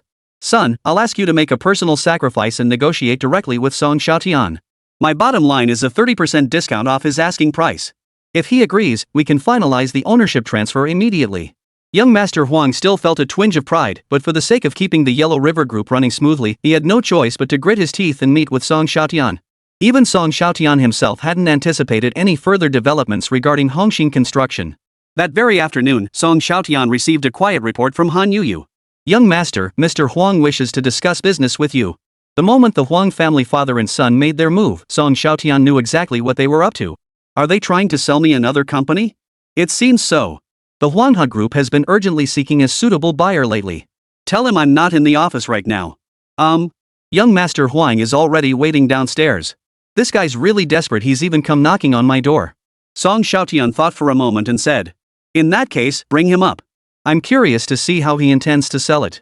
Now that the Huang family was begging him to buy, the upper hand was clearly his. Naturally, he adopted an indifferent attitude. Mr. Huang had been scrutinized like some rare animal all the way up, and facing the pointed stares of Song's employees only added to his embarrassment. He knew these employees were likely just curious about the son of the richest man in town, but he couldn't help reading more into it. Only after traversing the long corridor did he quietly breathe a sigh of relief. To be precise, he was significantly older than Song Xiaotian. Perhaps because he was seeking a favor, he still couldn't help but use respectful language when he saw Song Xiaotian sitting in the executive chair. Mr. Song, I hope I'm not disturbing you. Not at all, not at all. Please have a seat, Mr. Huang. Song Xiaotian deftly pulled a cigar from the humidor and handed it to young Master Huang. The moment he saw the Cohiba label, young Master Huang thought of the 2 boxes of premium cigars he'd fought so hard to acquire at auction. It was no easy feat finally seeing Song Xiaotian offering his own cigars. Unbelievable, unbelievable. But the more he looked at this cigar, the more familiar it seemed. Could it be that half-box he'd been searching for everywhere, the one he never finished? The thought made young Master Huang twitch his lips. Back then, father and son had been so generous precisely because they felt they were getting a huge bargain off Song Xiaotian. A few cigars and bottles of wine? What was that worth? But now, looking at it this way, father and son had clearly been taken for a ride. No matter how he smoked these cigars, they just didn't taste right. Young Master Huang, you didn't come here today just to chat about family matters, did you? Young Master Huang chuckled awkwardly. Actually, I've come to request that your group repurchase the dozen or so subsidiaries sold to the Yellow River Group back then, and... Before he could finish, Song Xiaotian cut him off. Young Master Huang, regarding the repurchase of these companies, our Song Group is truly powerless to help. Seeing Song Xiaotian's troubled expression, young Master Huang felt an urge to punch him. 99.99% of businesses in Hong Kong could claim they were broke, but not Song Xiaotian. Who didn't know Song Xiaotian had dodged the Hong Kong stock market crash and made a killing by shorting New Century Finance and numerous major US companies? How dare he claim he had no money? It was like claiming a wealthy landowner had no surplus grain. Who would believe that? The crucial thing was that young Master Huang couldn't afford to burn bridges with Song Xiaotian. He smiled warmly and clasped his hands, saying, I come today with sincere intentions. We are willing to sell the company to you at 80% of our original transaction price. Back then, the Song Group had sold its subsidiaries to the Yellow River Group in a package deal for $2 billion. At 80% of that, it would be $16 billion. In young Master Huang's view, this was already an extremely favorable price. Song Xiaotian shook his head and replied with utter shamelessness. Young Master Huang, you seem to misunderstand. When I sold the company to your group, I never intended to buy it back. His deadpan expression nearly made young Master Huang grind his molars to dust. Everyone now understood that Song Xiaotian had anticipated this day long ago, which is precisely why he sold his family business without hesitation. Young Master Huang believed Song Xiaotian was merely using this line to drive the price down further. 70% off, that's our final offer. If you're satisfied, we can begin the equity transfer process today. Yet his words still made Song Xiaotian shake his head. Perhaps Song Boyu still harbored some sentimental attachment to these companies, but Song Xiaotian had nothing left to linger over in them. Once the financial crisis fully erupted, many prime assets would hit the market. He could easily snap up superior companies at bargain prices, then why waste money now? Seeing young Master Huang's face turn ashen, teetering on the edge of an outburst, Song Xiaotian stopped toying with him and stated bluntly. Regarding those real estate projects we sold to Yellow River Group, have you commenced construction yet? Yes, what's on your mind? A glimmer of hope flickered in young Master Huang's eyes. If you're willing to sell at a 35% discount, I might consider it. You're dreaming. Young Master Huang leapt to his feet, ready to storm out. He thought Song Xiaotian had gone mad, even more greedy than the Huang family itself. Some of those plots had already begun construction, and the Yellow River Group had sunk considerable capital into them. Yet Song Xiaotian wanted to buy them back at 40% of the land price? What kind of delusional fantasy was that? The Yellow River Group wasn't yet at the point of selling off everything they owned. If they actually did that, shareholders would break the backs of the Huang family father and son. There was no point in continuing the discussion. Song Xiaotian called after him. Young Master Huang, you and Uncle Huang can take your time considering this. No need to rush into a decision. The door for negotiations with the Song family will always remain open for you. Madman. Young Master Huang remained silent, inwardly cursing Song Xiaotian as insane. Huang Baiha hadn't anticipated Song Xiaotian's reaction either. He couldn't help but sigh. His plan to sell the company back had completely fallen through. Song Xiaotian showed no intention of sparing Huang, the wealthiest man in town. Before afternoon tea was over, news of the secret negotiations collapse had spread throughout Hong Kong City's media. This put Huanghua Group's planned divestment on the defensive. Some particularly bold reporters even confronted young Master Huang directly, pressing him on whether something had gone wrong with the Huanghua Group. What kind of situation could we possibly face?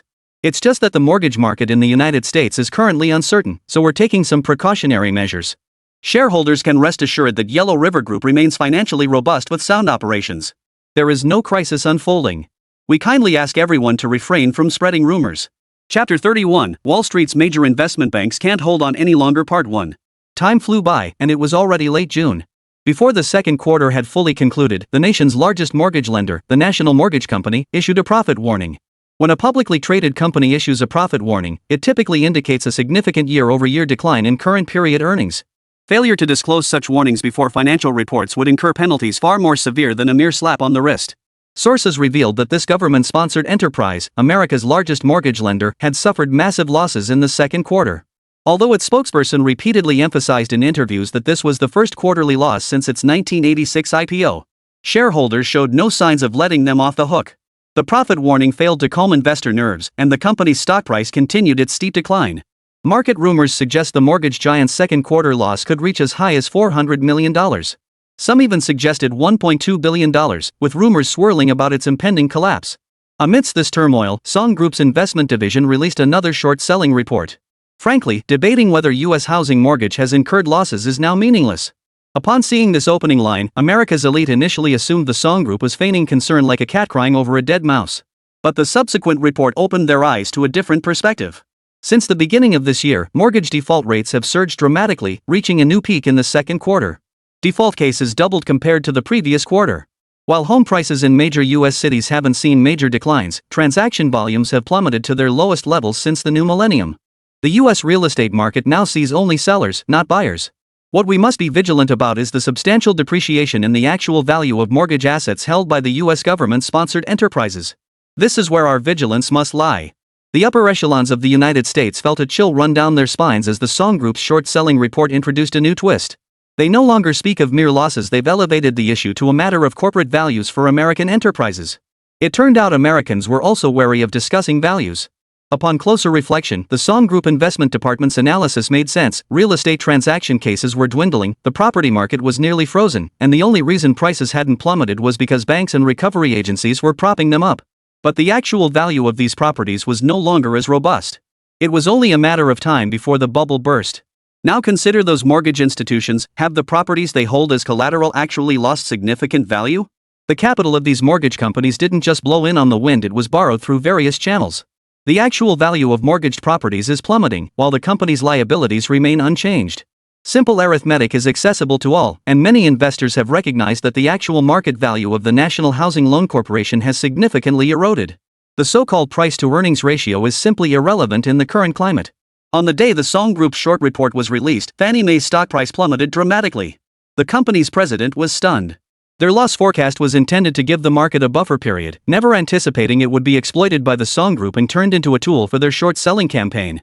The president was forced to urgently seek assistance from major shareholders. Watching the stock price plummet from last year's peak market value of $42 per share to $18, the shareholders behind the company also began to feel uneasy. Before they could make their exit, smaller institutions and retail investors had already fled under the warning. Global financial markets had always been their plaything, but this was the first time they were being played. We can't let a Chinese company short our enterprise. We must teach them a lesson. But when it came to discussing countermeasures, the roundtable meeting fell into an awkward silence. This clearly looked like a trough in the mortgage market. If they could just stop their stock prices from falling, that would be good enough. What could they possibly use to fight the Song Group? A counterattack was utterly out of the question. Wait, didn't Buffett publicly denounce Song Xiaotian before? We could seek his counsel. If he'd endorse us, it could stabilize shareholder sentiment.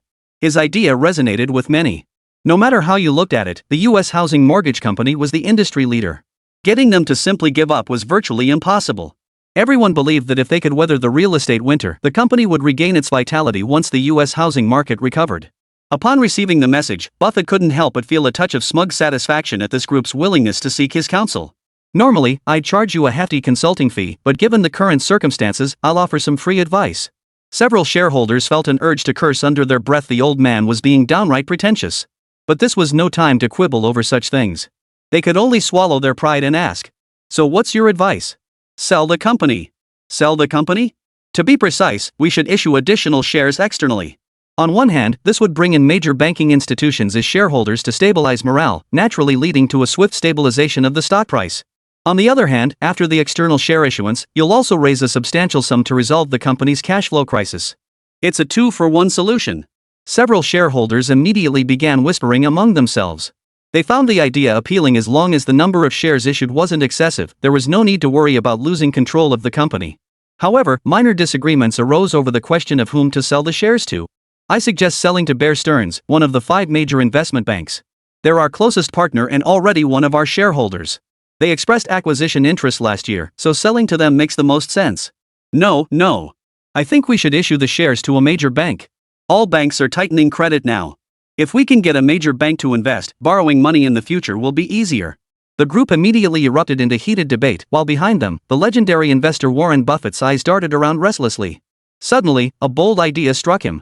With the stock price of American mortgage company plummeting nearly 60%, it was the perfect time to buy low.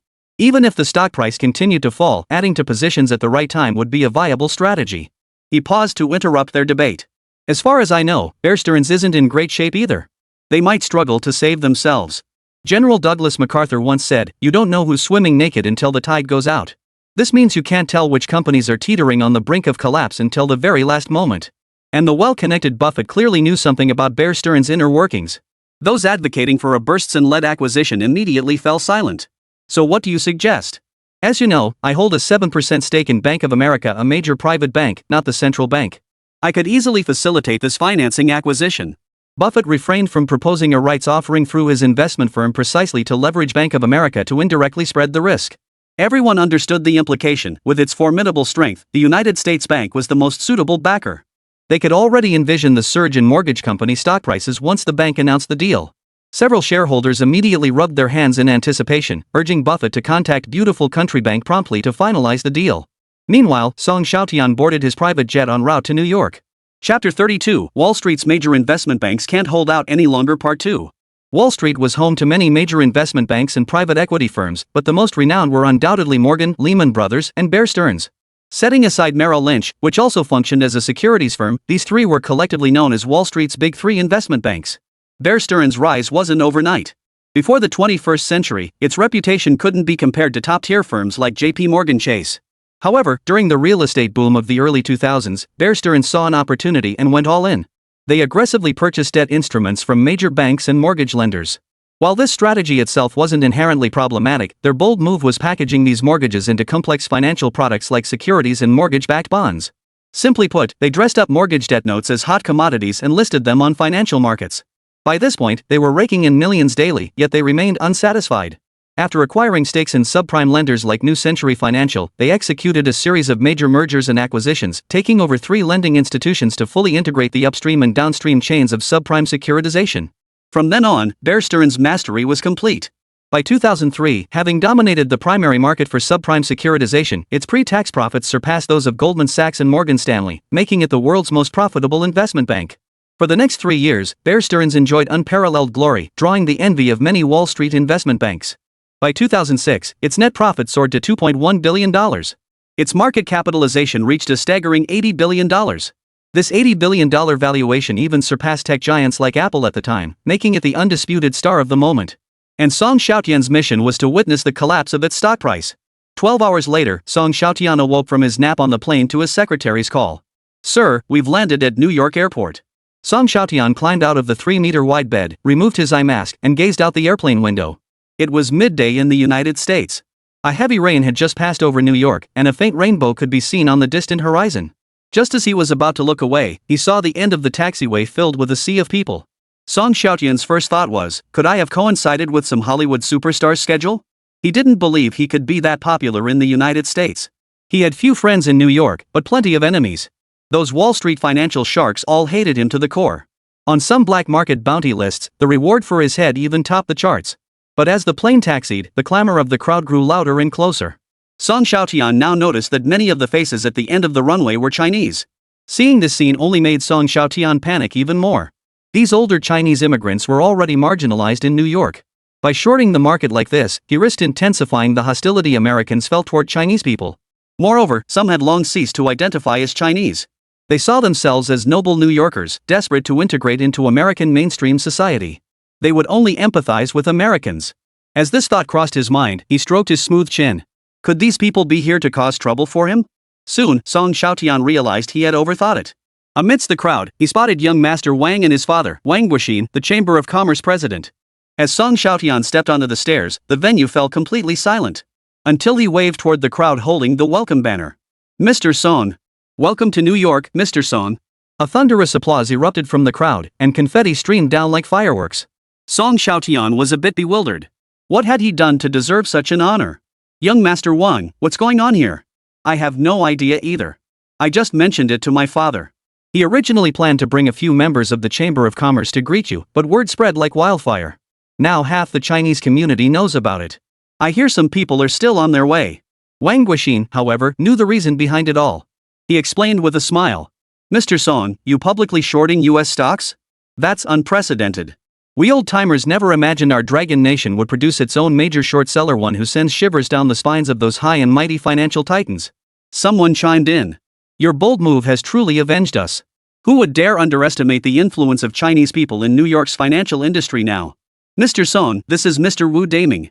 His father founded the very first Chinese community bank in New York. And this is Lu Jingcheng, founder of First Securities. He established the first Chinese-owned securities firm in Flushing, New York. Hearing these two names sent a chill down Song Xiaotian's spine. After the United States abolished racial immigration quotas, waves of Chinese immigrants flooded into the country. Compared to today's run-in generation, these Chinese immigrants were truly a generation willing to fight for their place. Wu Daming's father observed that many Chinese immigrants, lacking credit histories, were unable to obtain credit cards or savings accounts. They couldn't access mainstream banking services and struggled to make ends meet in America. Even with legal status, they faced discrimination and were shut out by the lofty big banks. This was the blood-stained history of Chinese laborers, which inspired Wu Daming's father to establish New York's first Chinese bank. It specialized in serving Chinese customers in Chinatown, but this angered Western financial tycoons, who investigated the bank using various illegal pretexts. The bank was even shut down at one point. First Securities enjoyed considerable renown in mainland China, and the man before us, Lu Jingcheng, was its founder. Having worked at multiple institutions on Wall Street in his youth, he founded First Securities in 1985, initially targeting Chinese immigrants who lacked credit histories. In 1997, First Securities launched an online trading platform in line with the times, gaining popularity among mainland investors for its low fees. As a seasoned veteran of the U.S. stock market, Song Xiaotian also knew that during the 2009 financial crisis, First Securities acquired the bankrupt United States Bank, rapidly expanding its assets to $20 billion. It's safe to say that everyone present represented the cream of the crop among overseas Chinese. Gaining their recognition filled him with immense excitement. The leaders of the Chinese business associations each expressed their warm welcome to Song Xiaotian. A large group escorted Song Xiaotian's Rolls-Royce motorcade back to Chinatown in a grand procession. The sheer scale of the motorcade drew a large crowd of journalists. Some rednecks who had originally intended to cause trouble for Song Xiaotian turned pale with fear upon seeing the sea of cars protecting him in the center. Some reporters attempted to get first-hand news from Song Xiaotian. The moment he stepped out of the car, a swarm of reporters appeared out of nowhere, surrounding him. Originally, Song Xiaotian and his old buddies were thrilled to finally meet and planned to find a place to have a proper drink, not wanting to deal with these American reporters. But a reporter in the crowd shouted aggressively, "Mr. Song, what is the purpose of your trip to New York? Are you here to spread your subprime mortgage collapse theory again?" Song Xiaotian immediately halted his steps. He casually took a microphone and looked the reporter straight in the eye. "You're absolutely right. I'm here specifically to short sell American subprime mortgage institutions. My target is one of your Wall Street Big Five investment banks, Baldens." The American journalists erupted in an uproar. They had never encountered such a brazen Chinese individual before. He didn't even bother pretending. He openly declared his intent to short sell one of the Big Five, Bear Stearns. "Sir, you're bound to fail. Bear Stearns is one of Wall Street's largest investment banks, controlling hundreds of billions in assets. It's not something you can short at will. The 5 major Wall Street investment banks are in cahoots. Shorting Bear Stearns will surely invite the fiercest retaliation from Wall Street." Hearing this, Song Xiaotian couldn't help but laugh coldly. The American reporter even pulled out that American slang phrase, "all in the same boat." Anyone unaware might think the 5 major Wall Street investment banks were the 5 great sword sects. The fate of the 5 great sword sects was the same fate awaiting the 5 investment banks. Of course, their words resonated with many present, their eyes brimming with contempt. They believed Song Xiaotian had gotten too big for his britches, daring to attempt shorting one of the 5 giants Bear Stearns. "You lot are still in the dark, aren't you? 2 major funds under Bear Stearns saw their assets plummet by 90% overnight due to the collapse in value of their subprime securities holdings. These 2 funds will likely declare bankruptcy soon. The real tragedy lies with their investors. They stand to lose everything." Hearing this explosive revelation, everyone present sucked in a sharp breath. This was entirely due to the scale of Bear Stearns' funds, each one a mini Kalamazoo, with even the smallest holding assets worth around $10 billion. If what Song Xiaotian said was true, then wouldn't that mean Bear Stearns would soon announce losses in the tens of billions of dollars? The shock reverberated through the crowd. The 2 arrogant journalists visibly flinched, their eyes betraying a hint of panic as they instantly backed down. Seeing the American journalists fall silent, the group of Chinese tycoons couldn't help but feel a surge of satisfaction. They had endured plenty of nonsense from these journalists in the past. To avoid trouble, they often paid hefty protection fees to these media outlets, what they euphemistically called public relations membership fees. Call it PR fees if you like, but isn't it really protection money? "Mr. Song, let's ignore them. Come on, let's go eat and drink. Talking to them is a complete waste of time." The banquet was lively, with glasses clinking and toasts exchanged. Lu Jingcheng, who was highly attuned to stock market movements, took the opportunity of clinking glasses to whisper. Mr. Song, with the collapse of Bear Stearns' two major funds, could we perhaps? Mr. Lu, this news has actually been circulating among some white circles for quite some time. You should understand what I mean. Lu Jingcheng instantly realized it was too late to try shorting the market and get a piece of the action. But I think you could send a limited scope warning notice to First Securities clients. Yes. I'll have someone handle it immediately. Only then did the two look up and notice a crowd had gathered around them. Wang Wuxin quietly pressed. Mr. Song, I wonder if you'd let us brothers get in on your business. Song Xiaotian silently gave Uncle Wang a mental thumbs up. He had already coordinated with young Master Wang beforehand, hoping he could persuade Chairman Wang to rally a group of Chinese businessmen to raise funds for him. Wang Wuxin seemed genuinely intrigued by the short-selling venture, and he certainly didn't hold back when it came to assisting. Chapter 33, Establishing a Chinese Private Hedge Fund. To be honest, gentlemen, short selling isn't as lucrative as you might imagine. Many American institutions have raised interbank lending rates to outrageous levels. Moreover, short selling isn't purely speculative. Once everyone rushes to hedge, profits vanish. The Song Group's consecutive victories stem entirely from our early positioning. Song Xiaotian's words seemed to express his own difficulties, but in reality, he was telling the Chinese businessmen present, it's hard for you to profit from shorting on your own now, but I need money and I'm the one who positioned first. I guarantee you'll get your share of the profits. Every person present was a shrewd operator. How could they fail to grasp the subtext of Song Xiaotian's words? Wang Wuxin chimed in again. Damn it, I think those foreigners are desperate for cash. Mr. Song, why let those foreign institutions profit when we could benefit our own people instead? Name your price. Raise your hand, and the entire Chinese Merchants Association will rally behind you. Exactly. Song, name your price, I'll write you a check on the spot. Brother Song, you should have said so sooner. Our Chinese bank has the lowest bad debt ratio in the entire US. Just give us the nod, and we'll lend you whatever funds we have available. Watching the uncles and elders red-faced and scrambling to offer Song Xiaotian funds, even young Master Wang couldn't help but get swept up in the dinner's fervor. He raised his hand and roared. Young Master Song, my brothers and I have pooled together $500 million for you. Take it and invest it however you see fit.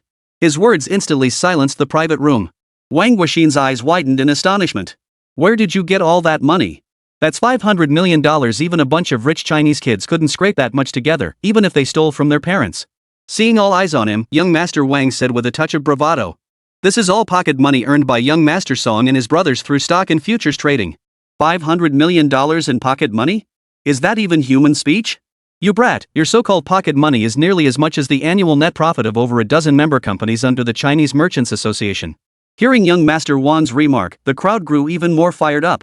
Damn it, they worked their asses off running businesses in real industries year-round, yet still couldn't earn as much as a few young whippersnappers following the Song conglomerate's stock picks. This time, they were determined to get in on the action.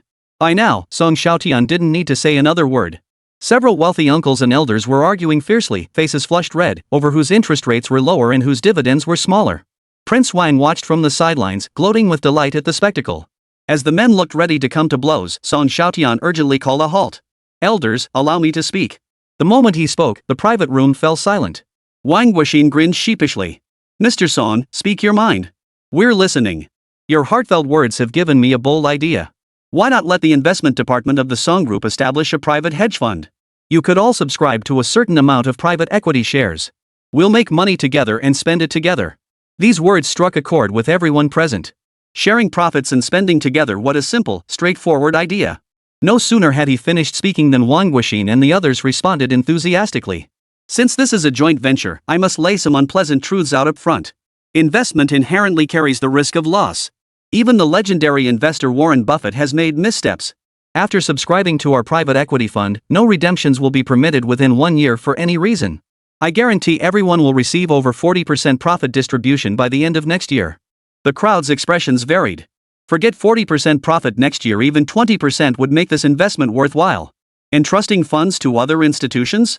Forget 20% if they don't bleed investors dry, they'd be doing them a favor. I, Wang Wuxin, am investing in this project. Count me in, Lu Jingcheng. One by one, those present responded. Song Xiaotian knew that the first thing he'd come to New York to accomplish had achieved unprecedented success. Lu Lin, who received the call, was completely stunned. She'd only learned her boss had come to New York through the news. She'd been debating whether to invite him to dinner that evening, only to be told he'd secured $30 billion in funding during a single meal. At first, Lu Lin thought she'd misheard. But after multiple confirmations, she realized she hadn't. It was true he'd raised $30 billion over a single meal. Alright, you'd better bring your people over right now. Better safe than sorry, no one wants to back out after a night of drinking. Lu Lin, still a bit dazed, agreed. She rounded up her team and stormed into a Chinese restaurant in Chinatown. When it came to signing contracts and paying up, these Chinese business owners were as straightforward as could be. Chinese tycoons were truly wealthy, and many of them still upheld the frugal virtues cultivated during their entrepreneurial days. Unlike the old money of the West, they didn't indulge in extravagant lifestyles, buying yachts or impractical luxury items. $30 billion was invested without hesitation. This has fueled a persistent legend among New York's Chinese community. It's said that if the Song conglomerate were to call for it, they could raise $30 billion in cash over the course of a single meal. This rumor spread widely within Chinese circles, a testament to Song Xiaotian's influence among the Chinese elite. Meanwhile, Song Xiaotian's street interview caused an absolute uproar on Wall Street. Countless reporters descended upon Bear Stearns' headquarters on Wall Street, desperate to extract a definitive answer from its CEO. Faced with the swarm of reporters, the CEO of Bear Stearns, who had already received the news, was drenched in sweat. He couldn't fathom how Song Xiaotian had obtained such reliable information. The original plan was to keep it under wraps to give major shareholders time to prepare, but now they were caught off guard. Even if he refused to respond to reporters now, his well-connected peers would inevitably expose the matter. After a long period of mental preparation, the CEO, who looked the part but acted like a dog, accepted interviews with numerous reporters. Is what Song Xiaotian said true? Has Bear Stearns suffered significant losses? The Bear Stearns CEO replied with feigned nonchalance. Ladies and gentlemen, with credit default rates remaining high, it's perfectly normal for funds holding subprime securities to incur losses. I don't think there's any need for undue alarm. His tone failed to reassure the reporters. Billions in losses were no small matter, especially when two major funds had seen their assets evaporate dramatically. Undeterred, a reporter pressed further. Sir, are the rumors true that two of Bear Stearns' funds have lost 90% of their assets? The CEO shot the reporter a fierce glare. The guy really had no sense of tact after such a clear response. He still insisted on digging deeper? It is true that two funds under our management have suffered losses. We will release the settlement results in 3 days. All rumors circulating in the market at present are false. His words utterly shattered the last shred of hope among the American journalists present.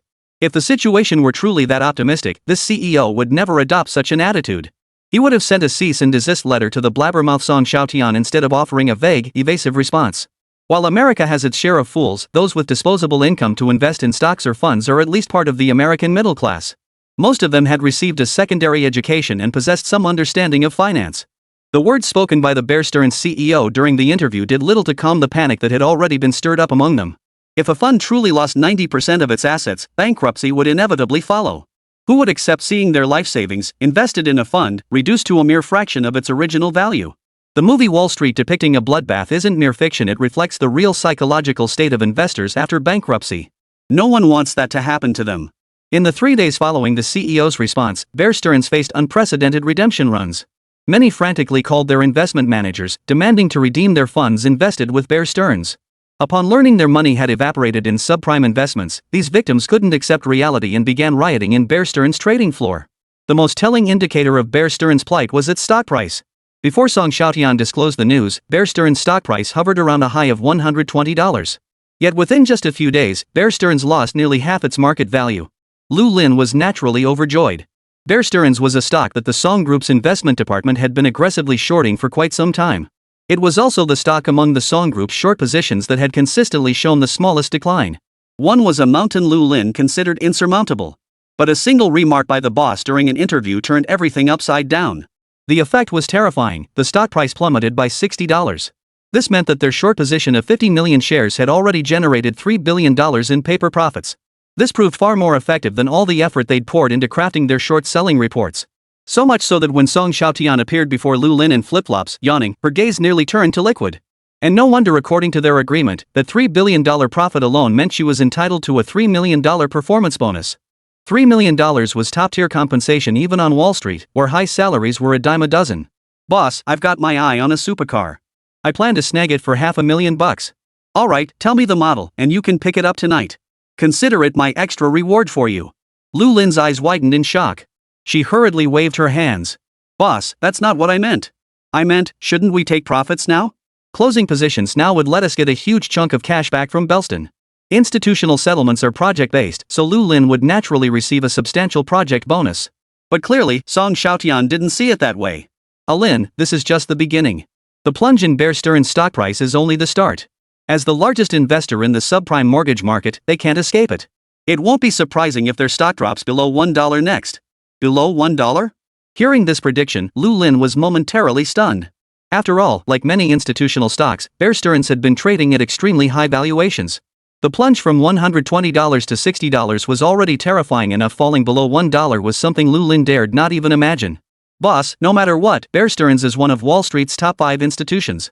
A dying camel is still bigger than a horse. Do you really think it could collapse over this? Bankruptcy might be a stretch, but a low price takeover is almost certain. The real crisis isn't the halving of its stock price, but the collapse of investor confidence. Lu Lin understood Song Xiaotian's point. Due to this crisis of confidence, investors in Bear Stearns' major funds were frantically withdrawing their capital. This meant Bear Stearns, already struggling under the subprime mortgage crisis, was now likely to plunge into a new crisis. So you're saying Bear Stearns will soon face a cash flow crisis? Exactly. We both know Bear Stearns' massive profits in recent years were built on high leverage.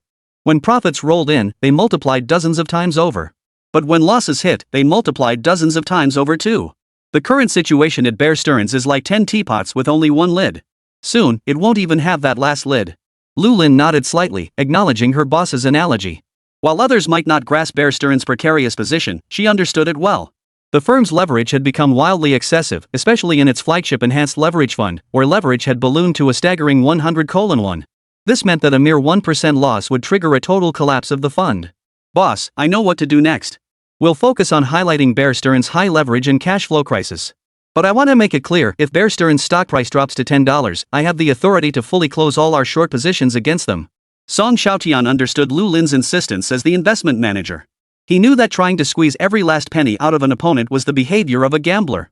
Not squeezing every last penny was the principle that should always be upheld in business activities. After discussing this matter, Song Xiaotian wanted to go back for a nap. But Lu Lin showed no intention of leaving. What? You want to sleep with me? Lu Lin shot him a look. If anyone else had spoken to her like that, she would have cursed them out by now. But who could blame her? He was a wealthy, handsome tycoon. Boss, I have one more matter to report. My source at the U.S. National Mortgage Agency says there's a strong possibility the mortgage company will accept financing from the U.S. bank. Hearing this, Song Xiaotian perked up immediately. He vaguely recalled that the American bank had ultimately launched a takeover bid when the mortgage company's stock price plummeted to $7, an event that was supposed to unfold much later. But now they were initiating the acquisition early. Even if it was only for a partial stake, the trajectory had undeniably shifted. It makes no sense. Bank of America knows we're aggressively shorting Fannie Mae, yet they're willingly handing money to our target. That's either stupid or malicious. Lu Lin whispered a reminder. Buffett is Bank of America's largest shareholder, holding 7% of the bank's stock. He must be orchestrating this behind the scenes to stabilize Fannie Mae's plummeting stock price. Buffett still wields considerable influence on Wall Street and global financial markets. With his backing and that of Bank of America, Fannie Mae's stock price could very well start rebounding. Boss, should we pull out of our short position on Fannie Mae first? Do you think I'm afraid of Buffett? It was only a matter of time before Fannie Mae's stock fell below $10. Even if it rebounded now, the massive sell-off across U.S. stocks early next year would inevitably drag Fannie Mae down with it. By then, the investments of the Oracle of Omaha and the U.S. Bank will evaporate too. It's safe to say Fannie Mae's fate was sealed from the start. It was destined to nearly collapse and be swallowed up. You can dodge the first bullet, but not the second. Buffett will inevitably pay the price for his sinister schemes. Ignore him. When the stock price drops below $10, we'll exit the mortgage company. Chapter 34, Marvel Studios amid the subprime crisis. Brother Tian, I've got news about that thing you asked me to look into. Wang Gongzi's words piqued Song Xiaotian's interest. Tell me.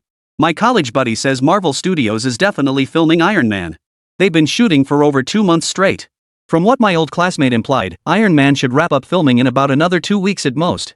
Hearing this, Song Xiaotian raised an eyebrow. That meant Iron Man would hit theaters worldwide next year. Iron Man was Marvel Studios' breakthrough hit. With a budget of $140 million, it grossed $580 million at the box office and ranked as the 5th highest-grossing film globally. $582 million also stands as the highest-grossing Marvel comic adaptation to date, while simultaneously being the most critically acclaimed for its cinematic experience. The film's massive success demonstrated the true commercial potential of the Marvel Cinematic Universe. As a longtime Marvel fan, Song Xiaotian vividly recalled that in late 2009, Disney completed its full acquisition of Marvel Studios for $4 billion plus stock. With Disney's backing, Marvel's film adaptations became an unstoppable force. Iron Man 2 grossed $620 million, Thor brought in $440 million, Captain America, the first Avenger earned $370 million, and the first Avengers film ultimately reached $1.52 billion at the box office. 10 years after Disney's acquisition, Avengers: Endgame shattered records with a staggering $2.79 billion worldwide. It's important to note that Marvel Studios' revenue streams extend far beyond box office earnings. Their most lucrative venture remains merchandise sales. Marvel Studios is essentially a comic book and toy company. At its peak, the cultural value of the Marvel Cinematic Universe exceeded $400 billion, making Marvel Studios the most powerful tool for exporting American culture worldwide. Disney, having acquired Marvel, reaped enormous profits. With Marvel's soaring box office success, Disney's market value far outpaced its competitors during those years. And yet, Marvel Studios had yet to release Iron Man 1, the film that would change its destiny. The funding for Iron Man 1 came from a $525 million loan secured 3 years prior by mortgaging over a dozen iconic comic book characters, including Captain America and Ant-Man, to banks. It could be said that now is the last chance to invest in Marvel. With this thought, Song Xiaotian said to Prince Wang on the other end of the line, "Would you be interested in joining me to investigate Marvel Studios?" Young Master Wang was slightly taken aback. Investigate Marvel? I thought it wasn't publicly traded. Unless you're shorting it, Brother Tian, you wouldn't be thinking of acquiring Marvel, would you? Is there a problem with that? Bro, I thought you wanted to check out the Marvel crew to hit on their leading ladies. Sure, Marvel's put out a few decent productions these past few years with help from other Hollywood studios, but compared to DC, they're nothing to write home about. Wang Gongzi was speaking the plain truth. DC's adaptations of Batman and Superman had been blockbusters almost without exception. Even in 2008, when Marvel's Iron Man achieved high box office numbers, DC's adaptation of The Dark Knight crushed it, nearly doubling Iron Man's earnings. But as someone who had been reborn, Song Xiaotian knew Marvel had completely overtaken DC, with DC often at a disadvantage in their competition. Old Wang, we're businessmen. Do you think Warner Brothers needs our investment? DC doesn't need any investors. Marvel is different. Over the past decade, 10 of their adaptations have grossed over $100 million. While not every film is a blockbuster, it proves Marvel's heroes are steadily demonstrating their market appeal. Young Master Wang suddenly understood. Being a businessman meant not taking sides as a fan. DC's box office was high, but so were its production costs. Marvel might not be profitable now, but it could be hugely profitable in the future. Most importantly, it needed investors more. I've already had the investment department conduct a detailed market analysis. After Marvel's bankruptcy and delisting in 1997, it was acquired by Toy Biz's owner, Eric Perelmuth. I plan to discuss this with him, and I'd like you to accompany me. As for why he was bringing young Master Wang along, it was purely because Wang and Ike Perelmuth's son were college classmates. Negotiating in a relatively relaxed environment is always preferable to a formal business setting. So you mean we'll visit Eckerman's home under the guise of a social call? Song Xiaotian could detect a hint of reluctance in young Master Wang's tone. Yes. Why, don't you have that kind of influence? Of course I do. When young Master Wang visits an old friend, he'll welcome me with open arms. Then, go arrange a time with your classmate. A day later, young Master Wang pulled up in his Mercedes-Benz G-Class in front of a sprawling mansion outside New York City. With New York real estate prices skyrocketing over the past 2 years, many wealthy individuals had opted to purchase large suburban estates. The Perelmuth family's sprawling estate covered an impressive 10,000 square meters. Beyond the 6-story mansion itself, it featured a tennis court and a large swimming pool, presenting an overall grand and imposing appearance. As the two men surveyed the European-style aristocratic architecture, the electric gates slowly opened. A middle-aged man and a beautiful young woman waved at them from the entrance. The brunette girl beckoned to young Master Wang. "Wang, it's been ages." Song Xiaotian asked Wang in surprise. "Buddy, you're not telling me this brunette beauty is your old classmate, are you? Why didn't you say so earlier? You didn't ask. Get out of the car. I'll introduce you." Meanwhile, Ek Perelmuth-eyed Song Xiaotian beside Prince Wang with curiosity. When his daughter Lucy mentioned that her college classmate was bringing Song Xiaotian to visit him, Ek was utterly astonished. Song Xiaotian was now a prominent figure in American business circles. Shorting New Century Financial, shorting mortgage companies, and most recently publicly shorting Bear Stearns, one of Wall Street's Big Five, it was hard to imagine these actions coming from a man in his 20s. What puzzled Yak was why such a major short seller as Song Xiaotian would go to such lengths to visit him. His toy company had completed a merger with Marvel in 1997 and subsequently delisted. He couldn't fathom why Song Xiaotian would have any reason to approach him. Driven by this curiosity, I greeted Song Xiaotian. "Mr. Song, welcome to my home. This is my daughter, Lucy." Lucy extended her right hand to Song Xiaotian with confidence. "Song, hello. I never imagined you were a friend of Wang's." Hearing this, young Master Wang grew displeased. "Lucy, what do you mean by that? Can't I have such an amazing friend?" Ha, that's not what I meant. Back in college, you were always failing exams and dragging everyone down. I figured your friends must be social parasites just like you. Had she not said that, young Master Wang would have rolled up his sleeves and started a fight with Lucy? But young Master Wang quickly remembered something and obediently backed away from Lucy. Old one, what's gotten into you? Song Xiaotian asked in Chinese. Bro, this chick's no pushover, she's got a blue belt in Sanda. Back in college, she pinned me down and beat me up. Just then, Lucy suddenly interjected. Blue belt? That's ancient history. I'm a brown belt now. Her fluent Chinese startled both men. Young Master Wang shuddered visibly, his voice trembling as he stammered. You speak Chinese? Wang, you jerk. I took Chinese as an elective in college. You took it too, but you never showed up for a single class. Young Master Wang flushed crimson. Lucy, let's not bring up the past, okay? You're embarrassing me in front of Brother Tian. Ek watched the children's playful squabbling and couldn't help but smile knowingly. Regardless of Song Xiaotian's motives, he seemed to harbor no ill will toward the Pyrmute family. Mr. Song, dinner is ready in the kitchen. Shall we eat and chat? Certainly, sir. Seated at the oval table, Song Xiaotian savored the chef's expertly prepared steak as he deliberately steered the conversation toward Marvel Studios' operations. Well, since the merger of Toy Company and Marvel Comics into Marvel Studios, things haven't been going smoothly these past few years. I'm considering licensing Marvel Heroes toys to Hasbro. Song Xiaotian detected a note of pessimism in the controlling shareholder's voice. This was Marvel's final year before dawn. Ackman's decision to license the toys to Hasbro was also driven by the desire to channel all available funds and resources into film production. Had he known the Iron Man film currently in production would become a global phenomenon, he certainly wouldn't have transferred the licensing rights to Hasbro so readily. Sir, have you considered seeking additional financing? Of course I did. But the moment those Wall Street investors heard we intended to pour every last penny into Marvel films, they turned us down flat. Marvel Entertainment, the predecessor to Marvel Studios, had produced several films and TV shows. However, that Wall Street financial tycoon clearly hadn't focused on properly adapting the material for the screen, and the resulting visual style was truly beyond words. Moreover, Marvel had no proven track record in film production. Even the boldest investors wouldn't take that risk. That's why Ike made the decision 3 years ago to mortgage the superhero characters to secure bank loans. Thanks to our former boss's decision to sell our flagship heroes, Sony produced the Spider-Man trilogy, 20th Century Fox brought us X-Men and Fantastic Four, and Universal gave us the Hulk. These partners proved the value of Marvel Heroes, which is how we secured over $500 million in loans from Merrill Lynch. At this point, I couldn't help but feel a smug sense of satisfaction, like a teammate who'd been dragged to victory by a pig. Marvel Studios' valuation had indeed skyrocketed thanks to these adaptations. Sir, what if I told you I want to invest in Marvel Studios? You'd invest in Marvel? Ake was both surprised and delighted by Song Xiaotian's words. Only then did he realize Song Xiaotian's true purpose. So he was after acquiring Marvel Studios.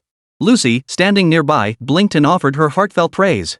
Song, you're the smartest and most discerning investor I've ever met. Marvel Studios is bound to take off in the future. Song Xiaotian nearly smiled, surprised that Lucy possessed such insight. While Ake felt a surge of delight, a hint of worry crept in. Song Xiaotian was an even purer financial oligarch than Marvel's former owner, and he feared Marvel might repeat the same mistakes. Even though he supported Song Xiaotian's investment in Marvel, the veteran Marvel employees would fiercely oppose it. They had once harbored high hopes, expecting the financier to leverage financial maneuvers to secure more operational capital for Marvel in the capital markets. But the financier's focus was clearly not on running the company, they merely saw Marvel as a tool for profit. With this in mind, Ike spoke with a hint of reluctance. Some of Marvel's veteran employees and distinguished comic artists are highly resistant to the financial tycoon. They're more inclined toward investment from major Hollywood studios. What if I told you I'm willing to provide Marvel Studios with $1 billion in financing? $1 billion. Both Ike and his daughter Lucy gasped in unison. Ike's eyes darted wildly.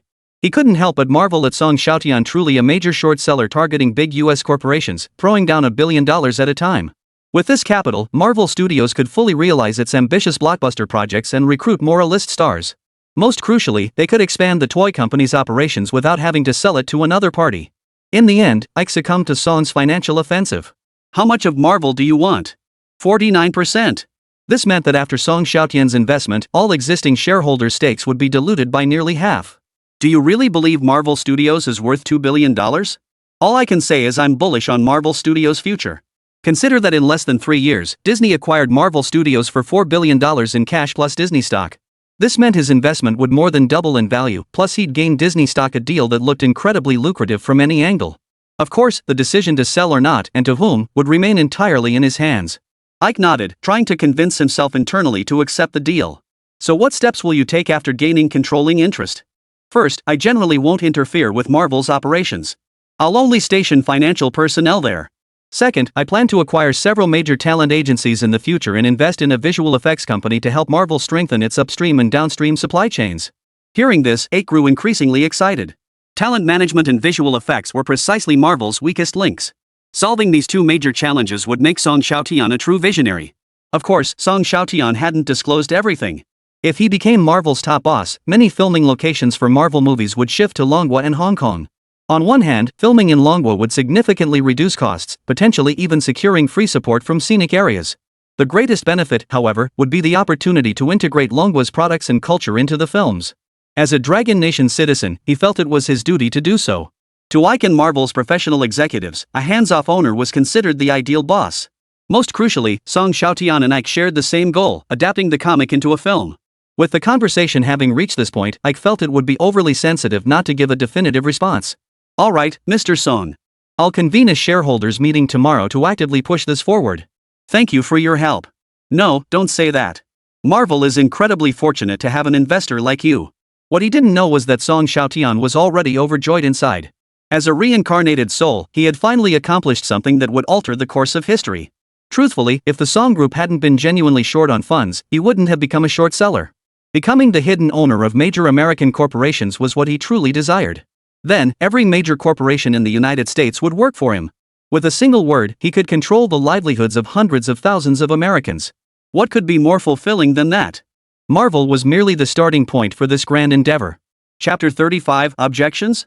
Sorry, objections overruled. Half a month later, Marvel Studios convened a shareholder meeting initiated by Akeem Mortimer. Many attendees were representatives appointed by banks and institutions. This unusual shareholder structure stemmed entirely from historical issues left behind by Marvel's previous owner.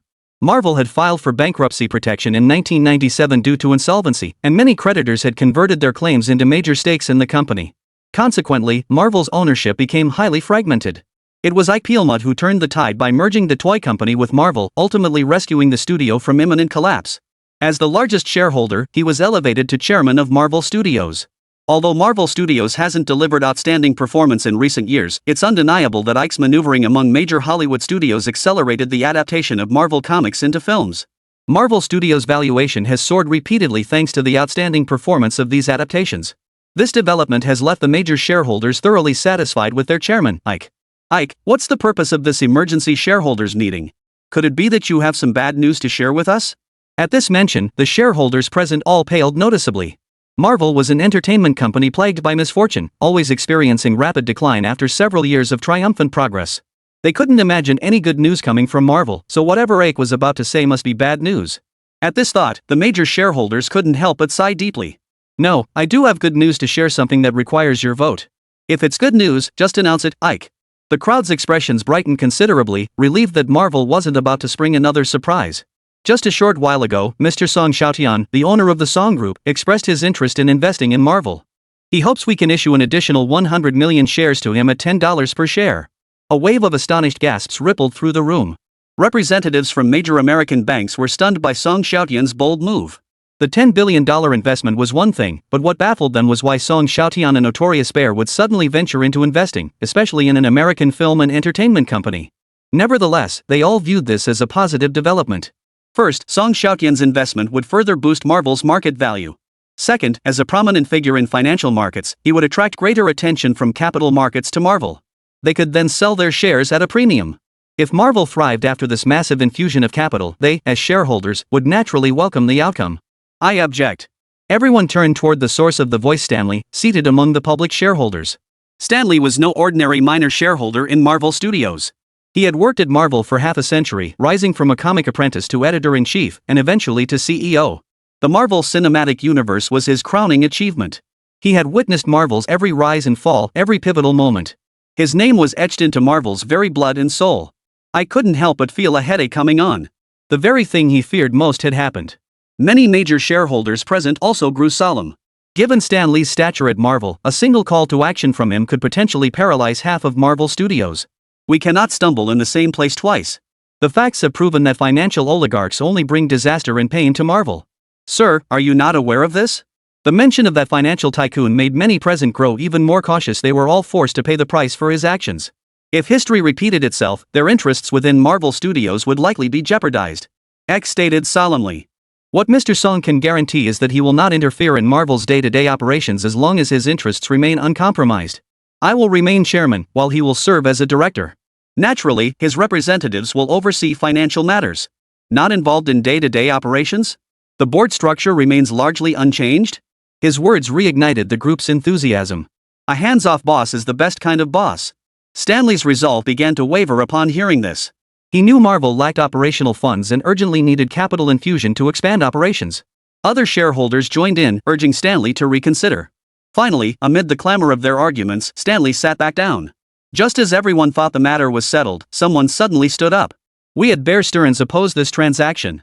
It was the shareholder representative from Bear Stearns. Everyone's faces lit up with realization.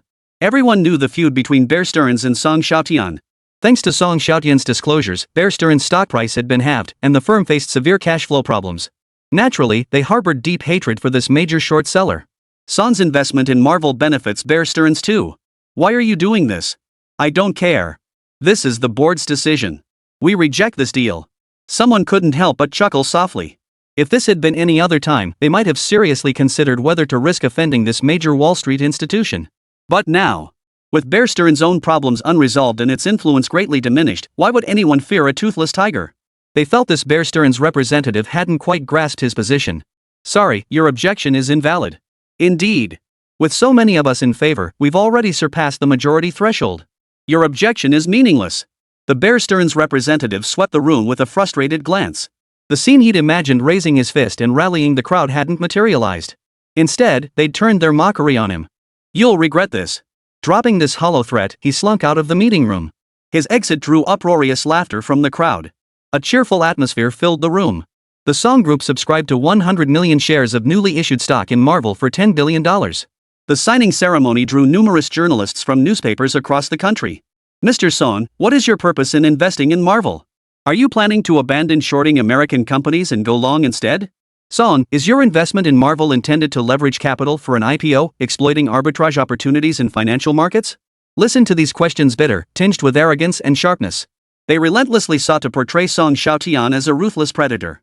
They constantly interpret his actions through the most base assumptions.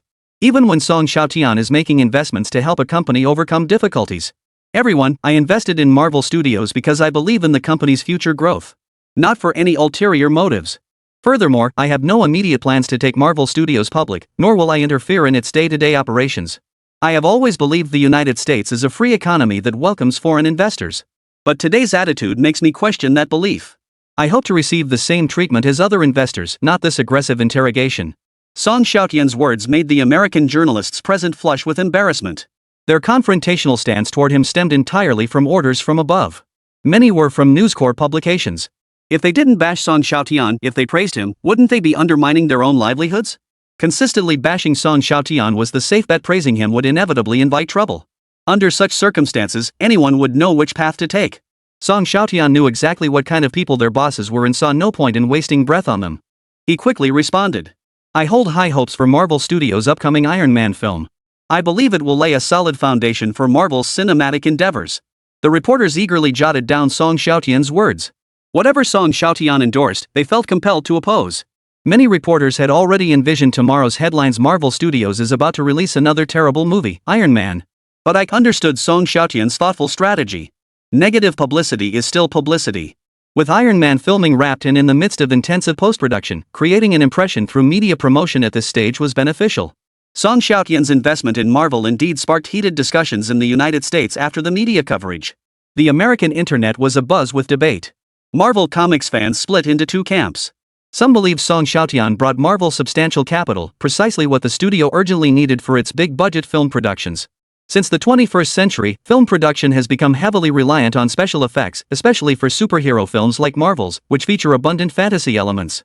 And visual effects technology is an incredibly expensive endeavor. They generally believe that as long as Marvel's visual effects kept pace and the core story framework remained intact, the films wouldn't turn out too badly as long as the main narrative wasn't drastically altered. Naturally, the other side launched a boycott against Song Xiaotian, the Dragon Kingdom boss.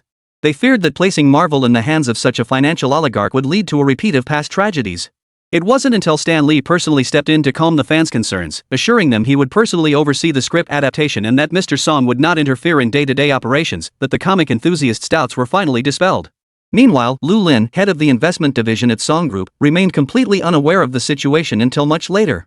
Boss, I only learned about this huge commotion after seeing the news. Could you please inform me before making any major investments in the future?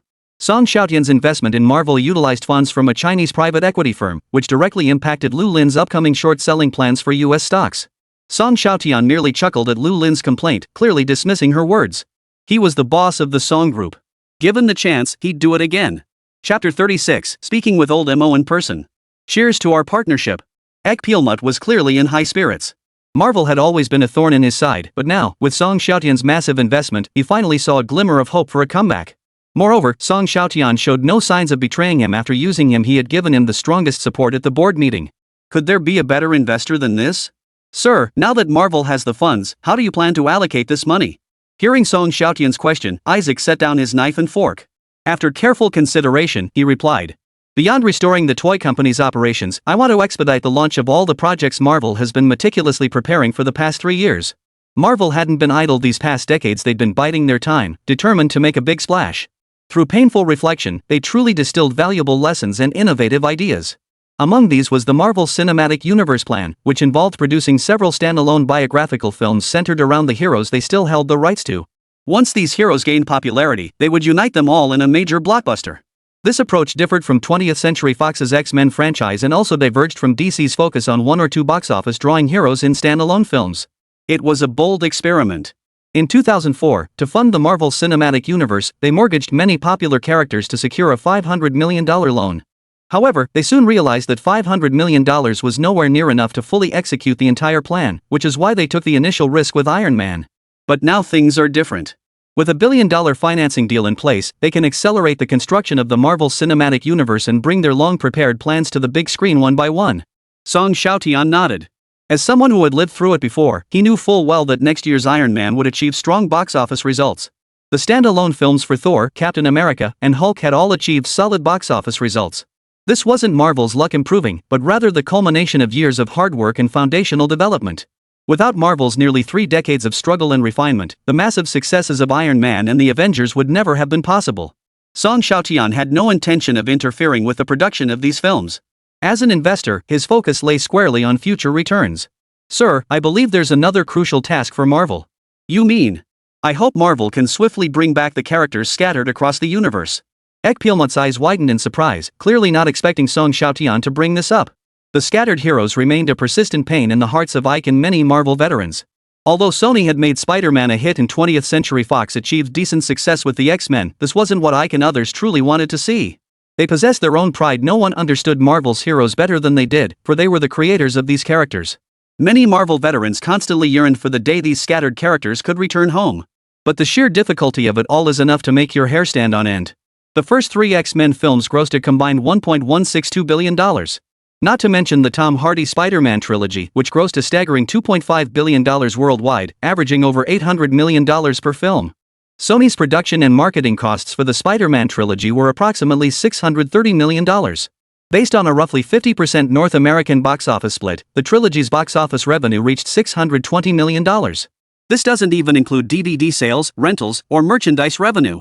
It's safe to say Spider-Man was Sony's golden goose. Had they not made a foolish mistake, Marvel would never have had the chance to reclaim the rights. Song Xiaotian agreed with Ike's assessment, though he believed 20th Century Fox could be a promising breakthrough point. 20th Century Fox didn't actually make much money at the box office with the X-Men films. The production costs for the 3 films were close to $400 million, not including marketing and distribution costs, while their global box office revenue was only around $580 million at most. DVD sales and merchandising are tied to box office performance, so they barely broke even. The poor box office performance directly led Fox to shelve the X-Men franchise for 5 years. It wasn't until Marvel's global success that they relaunched the X-Men project in 2010. Ike instantly understood Song Xiaotian's meaning. You mean you want to prioritize acquiring the X-Men franchise? No, to be precise, I want to reclaim all Marvel properties from 20th Century Fox, including X-Men, Wolverine, Deadpool, and Fantastic Four. Ike felt another wave of dread wash over him. This was a monumental undertaking. Even if these characters hadn't generated significant profits, reclaiming them from Fox would be no simple task. Song Xiaotian, however, seemed confident. The reason was simple: 20th Century Fox was also owned by media mogul Murdoch, a subsidiary of News Corp. Therefore, he planned to approach Murdoch himself.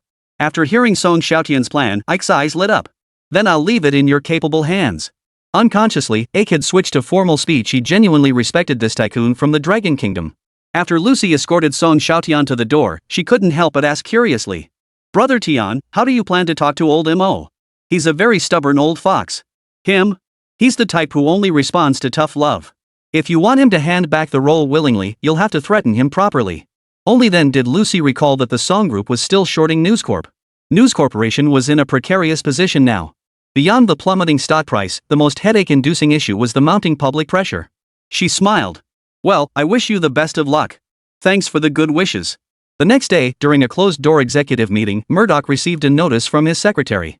"Boss, Song Xiaotian would like to discuss the repurchase of Marvel characters with you." Murdoch immediately reined in his temper as soon as he heard that name. "He dares show up at my company?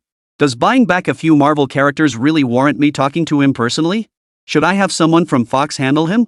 Murdoch couldn't help but recall Song Xiaotian's public warning. He had no idea what dirty tricks his subordinates might pull to meet performance targets. If News Corp were hit with another bombshell, it would only make matters worse. He hurriedly called his secretary over and said, "Have him brought to my office.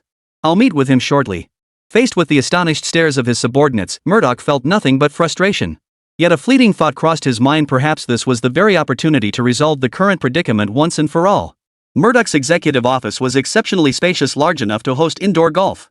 In Manhattan, where every square inch of real estate was worth its weight in gold, this office alone could fetch a staggering price.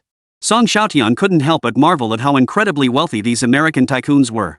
He vowed that once he made it big, he too would buy a sprawling penthouse in New York to serve as his own private office. Just as he was lost in daydreams, Murdoch, leaning on his cane, entered the conference room. Upon seeing Song Xiaotian in person, Murdoch froze in place for several seconds. "You're even younger than I imagined. I never expected to suffer such heavy losses at the hands of such a young upstart. If only my sons were as capable as you, I'd gladly retire to bask in the Hawaiian sun." Hearing the old man's unreserved praise, Song Xiaotian offered a calm, unruffled smile. He wasn't about to be lulled into complacency by the other man's feigned goodwill. These men were nothing but ruthless wolves who devoured their prey whole, relishing the art of luring their victims with sweet words before stripping them bare. "You flatter me. Let's get down to business. You're a true youngster, full of drive in everything you do. You're here for the X-Men and Fantastic Four, right?" "I had an assessment done. It'll cost you at least $500 million to acquire all the rights to both franchises." Song Xiaotian raised an eyebrow, inwardly marveling at Murdoch's appetite. After all, in the 1980s, Fox had acquired all rights to the X-Men, including ownership of the term mutant, for a mere $2.6 million. The Fantastic Four had sold for a mere $250,000. Now Murdoch was asking for hundreds of times that amount. Song Xiaotian had anticipated this. Unhurried, he stated, $50 million. That's my final offer. Take it or leave it, it's up to you. Murdoch detected a hint of threat in his tone. Most people would have exploded in rage by now, but Murdoch was no ordinary man. As the ruler of a media empire, his calculations ran much deeper. If the Song Group immediately ceases all short-selling activities targeting News Corp and guarantees permanent non-disclosure of any information detrimental to News Corp, I will seriously consider your offer. He was a pure businessman. Compared to the loss of hundreds of billions in market value, a few unprofitable Marvel character rights were insignificant. He wouldn't even mind giving them away for free. Song Xiaotian had no reason to refuse. His timing for this meeting had already signaled his intention to withdraw from shorting News Corp. He had already maximized the impact of the World News wiretapping scandal on News Corp. Deal. Let's sign the contract now. Murdoch, fearing Song Xiaotian might change his mind, practically couldn't wait to say it. Alright, I'll have my lawyer come over. Half an hour later, both parties finalized and signed the contract. Marvel will transfer $50 million to Fox's account within 3 days. The rights to X-Men and Fantastic Four will revert to Marvel effective immediately upon contract execution. At this point, Murdoch smiled and asked, "Now that the agreement is in effect, do you think it might be time?" Song Xiaotian knew exactly what he meant. He picked up the phone and issued instructions to Lu Lin. "Close out the News Corp positions. Send me a summary of the project settlement profits shortly." Hearing the words settlement profits summary, Murdoch's previously upbeat mood instantly vanished. He began to suspect that the fortune he'd lost with News Corp had been transferred straight into Song Xiaotian's pockets. Chapter 37, Don't Doubt It, the Greedy Song Xiaotian. It wasn't that Song Xiaotian intended to provoke Murdoch. The remark had simply slipped out. Poor Murdoch, at his age, still subjected to both mental and emotional torment. Once Song Xiaotian left, Murdoch could no longer maintain his smile. His face instantly turned cold. In that moment, the old man's fury seemed to solidify in the air. His secretary's body trembled slightly, and the oppressive atmosphere in the office became suffocating. Marvel Studios? Murdoch's mind seemed to click into place, a cruel smile spreading across his face. He had been searching for an opportunity to strike back at Song Xiaotian, and it was right before his eyes. For a busy tycoon like Song Xiaotian to personally come demanding something, Marvel Studios, this newly acquired company, must hold immense significance in his eyes. And News Corp's 20th Century Fox was one of Hollywood's Big Five studios. As one of Hollywood's giants, Fox boasted a glorious history: Star Wars, Alien, Titanic, all blockbusters that had once made Fox a fortune. Taking down Marvel, a fledgling small company just beginning to sprout in the film industry, would be a piece of cake. 3 minutes. I want to know about every single project Marvel Studios is currently developing. The secretary swallowed hard, knowing how demanding the old man before her could be. If she was even a second late, she might have to pack her bags and leave. In truth, Fox didn't need 3 minutes. All the information on Marvel's development projects was already laid out before Chairman Murdoch. Iron Man has completed filming and is in post-production, with a global release estimated for May next year. Murdoch was stunned to discover that the company Song Xiaotian was acquiring had only one film and it hadn't even hit theaters yet. He couldn't fathom what this company possessed that would make Song Xiaotian willing to spend such a fortune to acquire it, those comic book heroes that couldn't make big money? After much deliberation, Murdoch still couldn't fathom Song Xiaotian's reasoning. He turned to his secretary and asked, "What major productions do we have scheduled for release next year?" The secretary listed several projects already in production, but Murdoch shook his head in dissatisfaction upon hearing their budgets were all under $100 million. "Don't I have any blockbusters budgeted over $100 million for next year? What I want is a surefire blockbuster that will completely crush Iron Man." Pressure breeds creativity. The secretary immediately recalled a project already in development. Fox is planning a sequel to Night at the Museum, but the Night at the Museum film released late last year had left a deep impression on Murdoch due to its high box office, prompting him to press. But what? The process stalled over the budget. The producers want to bump it up to $150 million, but Fox is already saddled with Cameron's Avatar's massive production costs, so I approve. Get them to start shooting immediately. It must be released simultaneously with Iron Man next May. In Murdoch's view, superhero films required massive investments but yielded modest returns, topping out at $300 million at the box office like their X-Men franchise. Iron Man wasn't even as famous as the X-Men. How much market appeal could it possibly have? He considered using Cameron's upcoming Avatar to counter Iron Man, but given Cameron's stubborn perfectionism, the director would never comply with such demands. Besides, using their box office champion to take down an unknown newcomer seemed like overkill. Why use a sledgehammer to crack a nut? Night at the Museum, on the other hand, was the perfect fit. With a solid audience base from its predecessor, crushing Iron Man would be a piece of cake. Murdoch couldn't help but chuckle at the memory of his film sniping Song Xiaotian's favorite Marvel reboot debut during its theatrical run. Song Xiaotian, listening to Lu Lin's report, sneezed twice forcefully. "Lin, repeat that." "I didn't catch it clearly. How much did we make shorting News Corp?" Lu Lin shrugged and patiently repeated. "Since we were confident of victory, we temporarily used high leverage.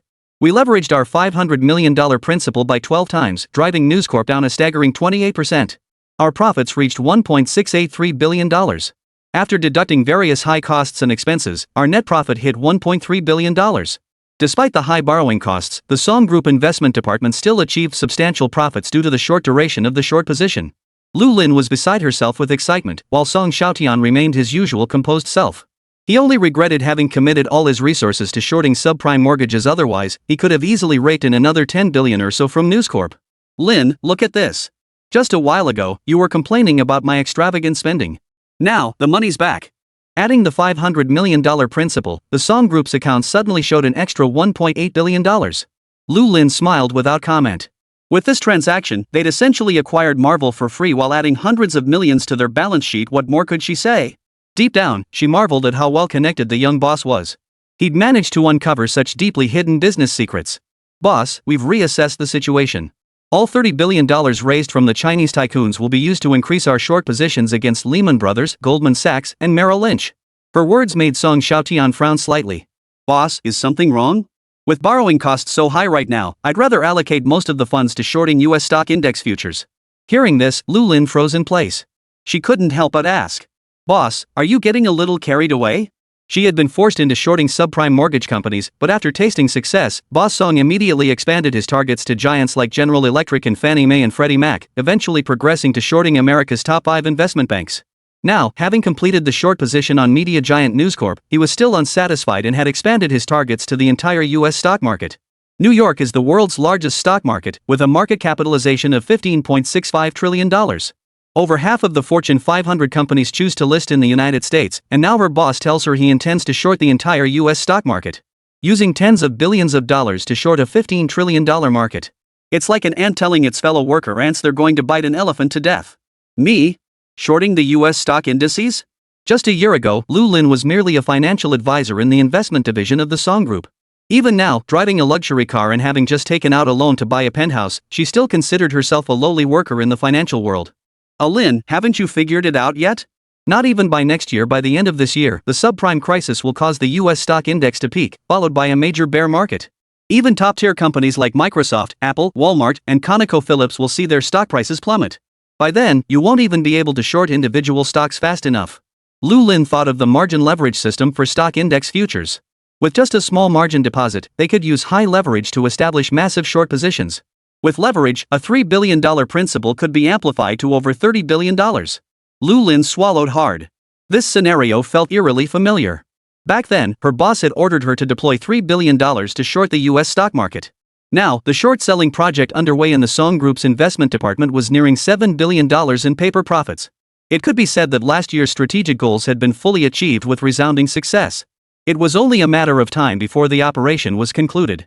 And she would soon become a billionaire. The thought sent a wave of reckless courage surging through her. Why not go for one last, massive gamble? Boss, do you truly believe the US stock market will peak this October? Yes, I do. I wouldn't gamble with my own money. All right. Too many eyes are on us now. I plan to spread out the selling of SP futures contracts across major markets in London and Tokyo, gradually increasing the capital invested. Song Xiaotian nodded, not forgetting to dangle a carrot. If our book profits hit $15 billion for the entire fiscal year, I'll pay half of the investment department's bonuses early as your year-end bonuses. Lu Lin was overcome with delight. Without hesitation, she planted a kiss on Song Xiaotian. Boss, I absolutely adore you. That's $7.5 million. Combined with the $2 million bonus she'd already received in this year's salary, her total income could easily surpass $10 million. At the thought, Lu Lin's eyes sparkled with excitement. Song Xiaotian smiled, wiped the lipstick smudge from his face with a handkerchief, and casually continued. Well, you can pass along the message. I can certainly afford a bonus of tens of millions of dollars. Lu Lin nodded triumphantly. She immediately relayed Song Xiaotian's generous offer. The investment department staff at the Song Group couldn't help but erupt in excited shouts. These past 7 months in New York had been undeniably fulfilling and hectic for them, yet their rewards far exceeded previous years. They had already been satisfied with 2 substantial project settlement bonuses, never expecting to receive a massive year-end windfall on top of that. $150 billion. The investment department team didn't see this as an unattainable target. With more than half the year already behind them, they had already achieved $8 billion in targets. Now, with the subprime crisis accelerating, $15 billion seemed like a blink of an eye. They were all brimming with confidence.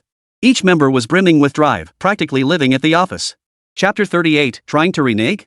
Publicly demanding payment from the big banks of the United States. After assigning tasks, Song Xiaotian planned to meet Lucy for a relaxing horseback ride at the racetrack. Instead, he received a call that took him completely by surprise. The caller ID displayed none other than John Paulson, the notorious big short seller now famous on Wall Street. Paulson had an eccentric personality. His subordinate, Gu Sen, was also a mathematical genius, but at least he understood some social etiquette. Paulson's temper, however, was truly beyond description. When he first insisted on shorting subprime mortgages, he alienated nearly all his longtime clients and even severed ties with his former boss. Had Song Xiaotian not known the future, he would never have invested in someone with such an extreme personality. But now, John Paulson's stubbornness has proven correct. He has caused many big banks to suffer heavy losses in credit default swap insurance services. He had become Wall Street's hottest new hedge fund star. Mr. Song? Dear John, what brings you here?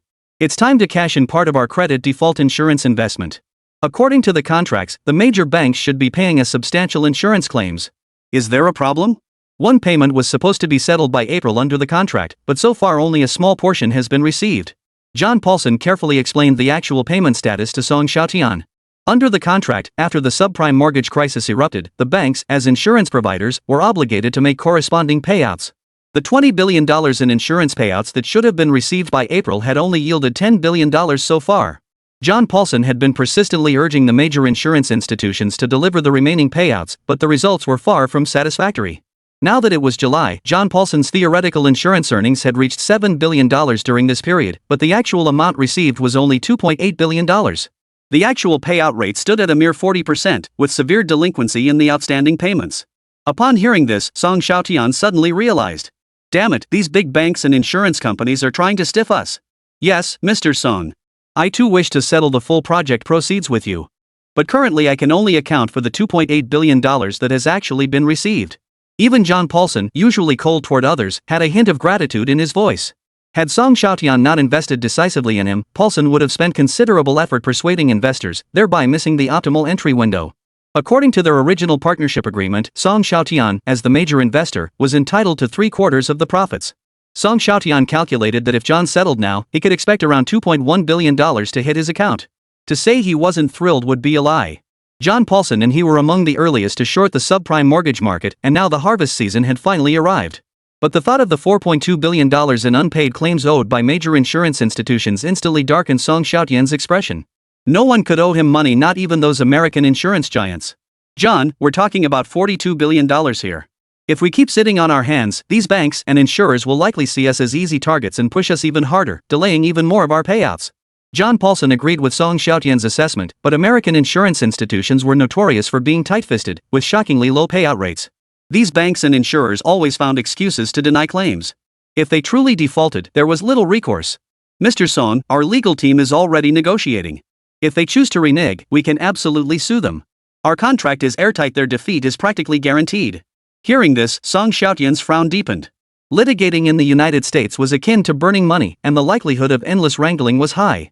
Cases dragging on for years was commonplace. He wasn't afraid of the expense or the delays. What terrified him was the possibility that a financial crisis could hit, causing these banking institutions to collapse overnight. Where would he go to collect his debts then? After a moment's thought, he said, "John, you're now a prominent short seller on Wall Street. Let's shift our perspective. Why are these banks reluctant to compensate us?" With more and more mortgage contracts defaulting, banks not only lost a long-term income source but also had their capital tied up in the housing market. With more properties listed for sale than buyers, banks had no choice but to continually lower auction reserve prices. This created a liquidity crunch, prompting them to tighten credit and become reluctant lenders. Once he grasped the underlying reasons, John Paulson understood Mr. Song's meaning. A rare mischievous grin spread across his face. "So you're saying if these banks don't pay up, we should short them?" "Shorting them all might be unrealistic, given the current cost of interbank borrowing. My suggestion is to target one and hit it hard. As we say in China, kill the chicken to scare the monkeys. Only when we kill the chicken will the monkeys fear us, and that fear will make them pay tribute."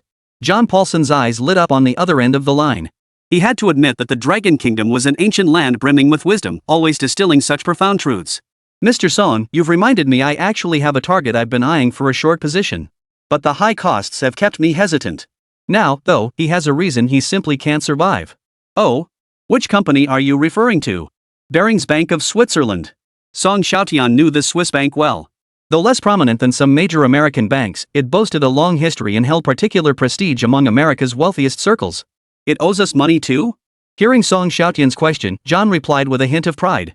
"Thanks to you, both Western state and major American banks are now providing us with credit default swap services." In other words, half the world's major banks owed them money. Unlike the original timeline, John Paulson, backed by ample capital, had executed larger short positions. He didn't need to sell insurance contracts to spread the risk of his short bets, which was precisely why this spectacular outcome had unfolded. "So what leverage did you have over Barings Bank?" "That's thanks to our excellent relationship with the IRS.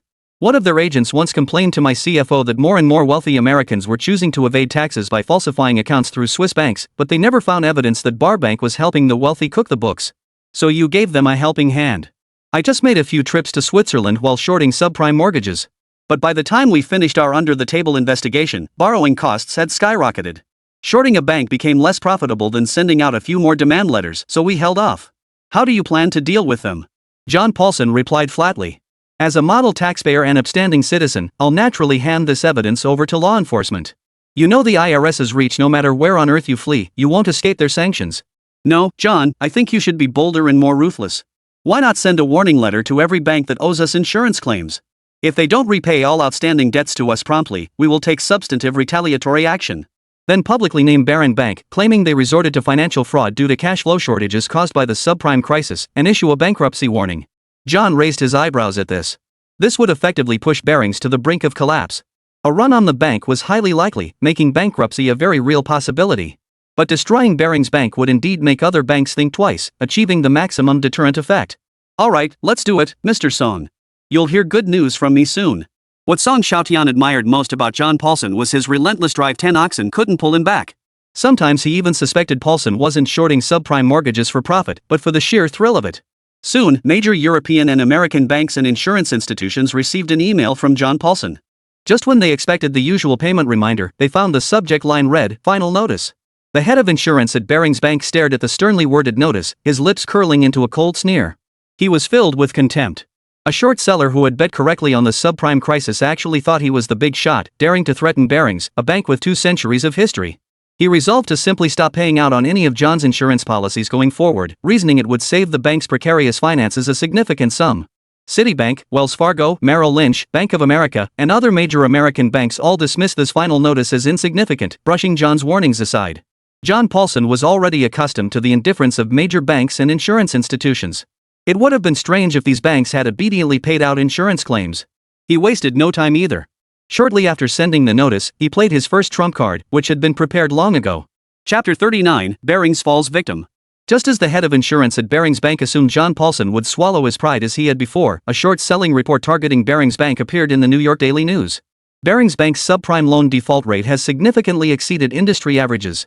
Our fund's investigation reveals they have dipped into the pockets of wealthy Americans to alleviate cash flow shortages caused by subprime loans. Substantial evidence indicates they have earned substantial service fees by assisting wealthy Americans in falsifying accounts to reduce tax liabilities, thereby plugging holes in their subprime losses. This clearly demonstrates that Barings' financial condition has reached a precarious state.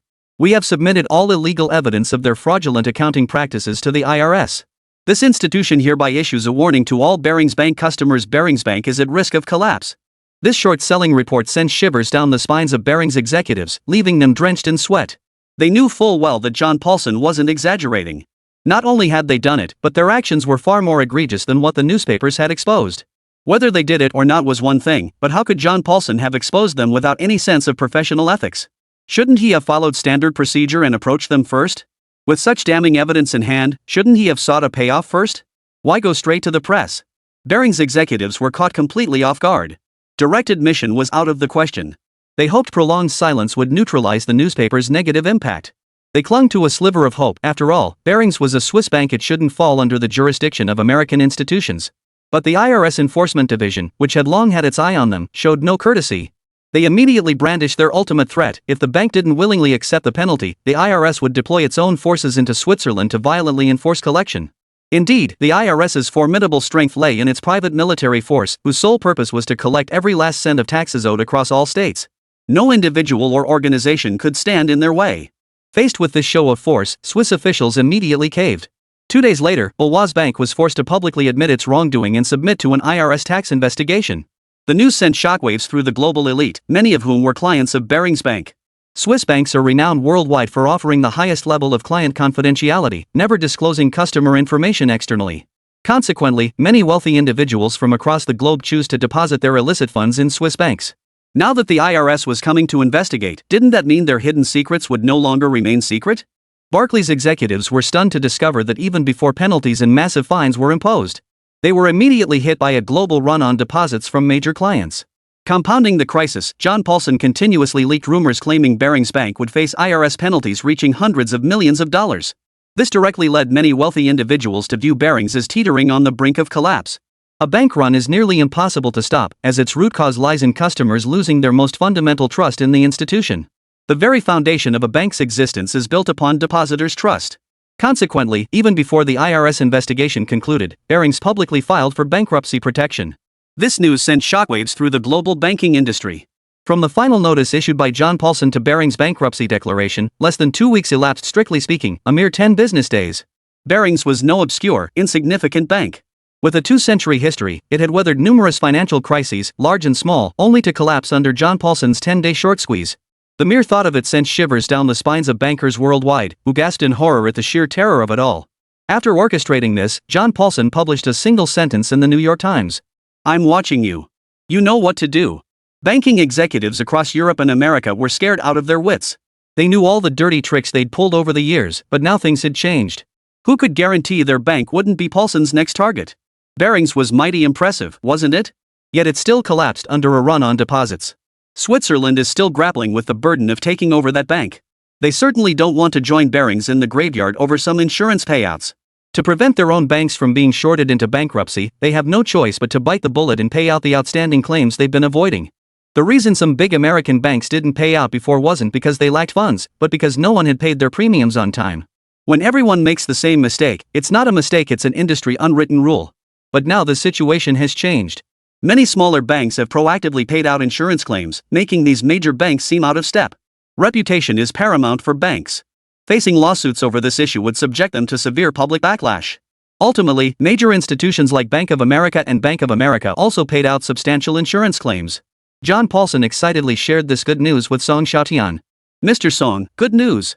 So far, out of the $10 billion in insurance payouts we've accumulated, $6 billion has already been deposited. Hearing this figure, Song Xiaotian couldn't help but gasp. Though he knew from the moment he invested in John Paulson that he would become a billionaire, the sheer scale of this fortune still startled him. And of that $60 billion, $4.5 billion belonged to him. Wait, John, why are $40 billion still outstanding? John Paulson hurriedly explained. Mr. Song, please don't lose your temper. Citibank, Merrill Lynch, and several other major American banks have decided to pay this insurance claim in installments. I didn't want to push them into bankruptcy, so I agreed to their request for a 5-year repayment plan. Hearing these familiar names, Song Xiaotian habitually rubbed his chin. These institutions were notorious for their financial struggles. In the future, Merrill Lynch had even been acquired by Bank of America, and Citigroup wasn't faring much better, barely surviving on Federal Reserve bailouts. Right. We certainly can't push them too hard. With the debt contract in place, it'll be harder for them to renege on the debt. The thought made Song Xiaotian chuckle. Unbeknownst to him, he had become a major creditor to America's big banks. Find a suitable time, and we'll distribute the money. At the mention of dividing the money, a hint of cheerfulness crept into John Paulson's voice. All right, I'm available anytime. Our office has moved to 16 Wall Street now. Song Xiaotian pursed his lips. Rent for a building on Wall Street wasn't cheap. Paulson had certainly upgraded from a shotgun to a cannon. But then again, John Paulson was dealing in hundreds of billions of dollars. If he didn't have a large office on Wall Street, he'd surely be looked down upon by his peers. But when he actually arrived at 16 Wall Street, Song Xiaotian realized he had underestimated the scale of John Paulson's office. John, you mean you bought this entire building? Yes. And I owe it all to you shorting Bear Stearns. They had no choice but to sell off their real estate holdings. So I used some of the company's funds and secured a loan to acquire this property at an incredibly low price, just $500 million.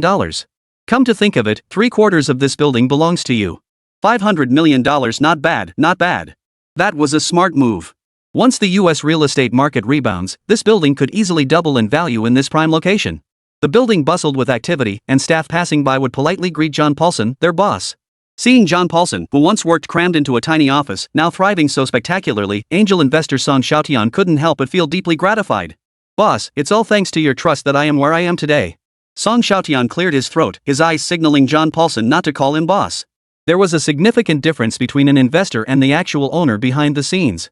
He had always maintained a certain distance from John Paulson, determined not to let anyone confuse their roles. When necessary, they would even stage a show trial to lull certain parties into complacency. John Paulson summoned his finance team, while Song Xiaotian brought along the finance department from the Song Group to coordinate. After a flurry of activity, another $4.5 billion in cash appeared in the investment department's accounts. Even after deducting investment profit taxes, he would still have nearly $4 billion in net profit. John, you're now a billionaire. What are your plans for this money? Sir, do you have any suggestions? I plan to use it to short the US stock market. Song Xiaotian wasn't surprised by this answer. In the original timeline, John Paulson had also first shorted subprime mortgages, then used those funds to short the US stock market. I think you could allocate a portion of your funds to purchase some Hong Kong blue chip stocks. Are you suggesting Hong Kong stocks will surge next? Haha, I've received some insider information. Mainland China intends to launch a direct trading channel for Hong Kong stocks. Soon, mainland investors will be able to open accounts directly with local dragon country banks to purchase Hong Kong stocks. Hearing this, John Paulson's eyes lit up. If this inside information was true, Hong Kong stocks would undoubtedly surge due to the influx of southbound capital. Boss, I absolutely adore you. The usually stoic John Paulson was visibly overwhelmed. If you're truly grateful, don't forget to give me 10% of your profits. Absolutely. We'll stick to the usual arrangement. Admiration filled John Paulson's eyes. In his mind, his boss, Song Xiaotian, was the true stock god. Chapter 40, raking in $10 billion, shaking Hong Kong City. As soon as Song Xiaotian stepped out of the foundation building, a swarm of reporters swarmed around him. Mr. Song, we hear you sponsored John Paulson's short-selling campaign. Now that John's foundation has reaped substantial rewards, what is your personal profit? Some institutions estimate John Paulson's hedge fund has made as much as $10 billion from the short position. Is this figure accurate? With such massive cash flow at your disposal, will you increase investments in the United States? They surrounded him in layers upon layers, practically shoving microphones into his mouth. The entire financial industry was abuzz with rumors of John Paulson's massive profits from shorting subprime mortgages. Any inside information they could extract from Song Xiaotian would undoubtedly become tomorrow's headline news. Seeing this spectacle, Song Xiaotian frowned slightly. He hadn't expected the news to spread so quickly. They had barely finished dividing the spoils when reporters had already caught wind of it. But he suspected this was likely John Paulson's tactic, deliberately leaking rumors of massive profits to build momentum. The size of a fund is typically judged by the amount of assets under its management. For a private equity firm to grow, capital market funding was essential for expansion. Fortunately, his bodyguards weren't pushovers. Several burly men, muscles bulging, quickly cleared a path for Song Xiaotian. The next day, Song Xiaotian saw his name in the Wall Street Journal. The headline dominated nearly half the page, featuring a photo of John Paulson in his suit. The headline boldly proclaimed, "John Paulson rakes in $10 billion by shorting subprime mortgages." The article featured an exclusive interview with John Paulson, detailing how he identified the ticking time bomb risk in subprime mortgages. It recounted how he was ousted from his former institution and started his own firm, naturally including the story of Song Xiaotian as the lucky investor who participated. Song Xiaotian even suspected the article was penned by some Hollywood screenwriter. How could they not know about John Paulson being given a hard time by him? John Paulson won over Playboy Song Xiaotian with his sincerity and relentless effort, successfully securing the seed money to short the subprime mortgage market. Lu Lin couldn't help but chuckle as she read the newspaper article aloud. "Boss, did you really make John Paulson stand in the blazing sun for half an hour in a suit?" "Bull. It was winter back then. John Paulson and I hit it off instantly. We sealed the deal after just half an hour chatting in the sunshine." But in the mouths of those American journalists, it became a story of him abusing John Paulson. One had to admit, the Wall Street Journal was sparing no effort to smear Song Xiaotian.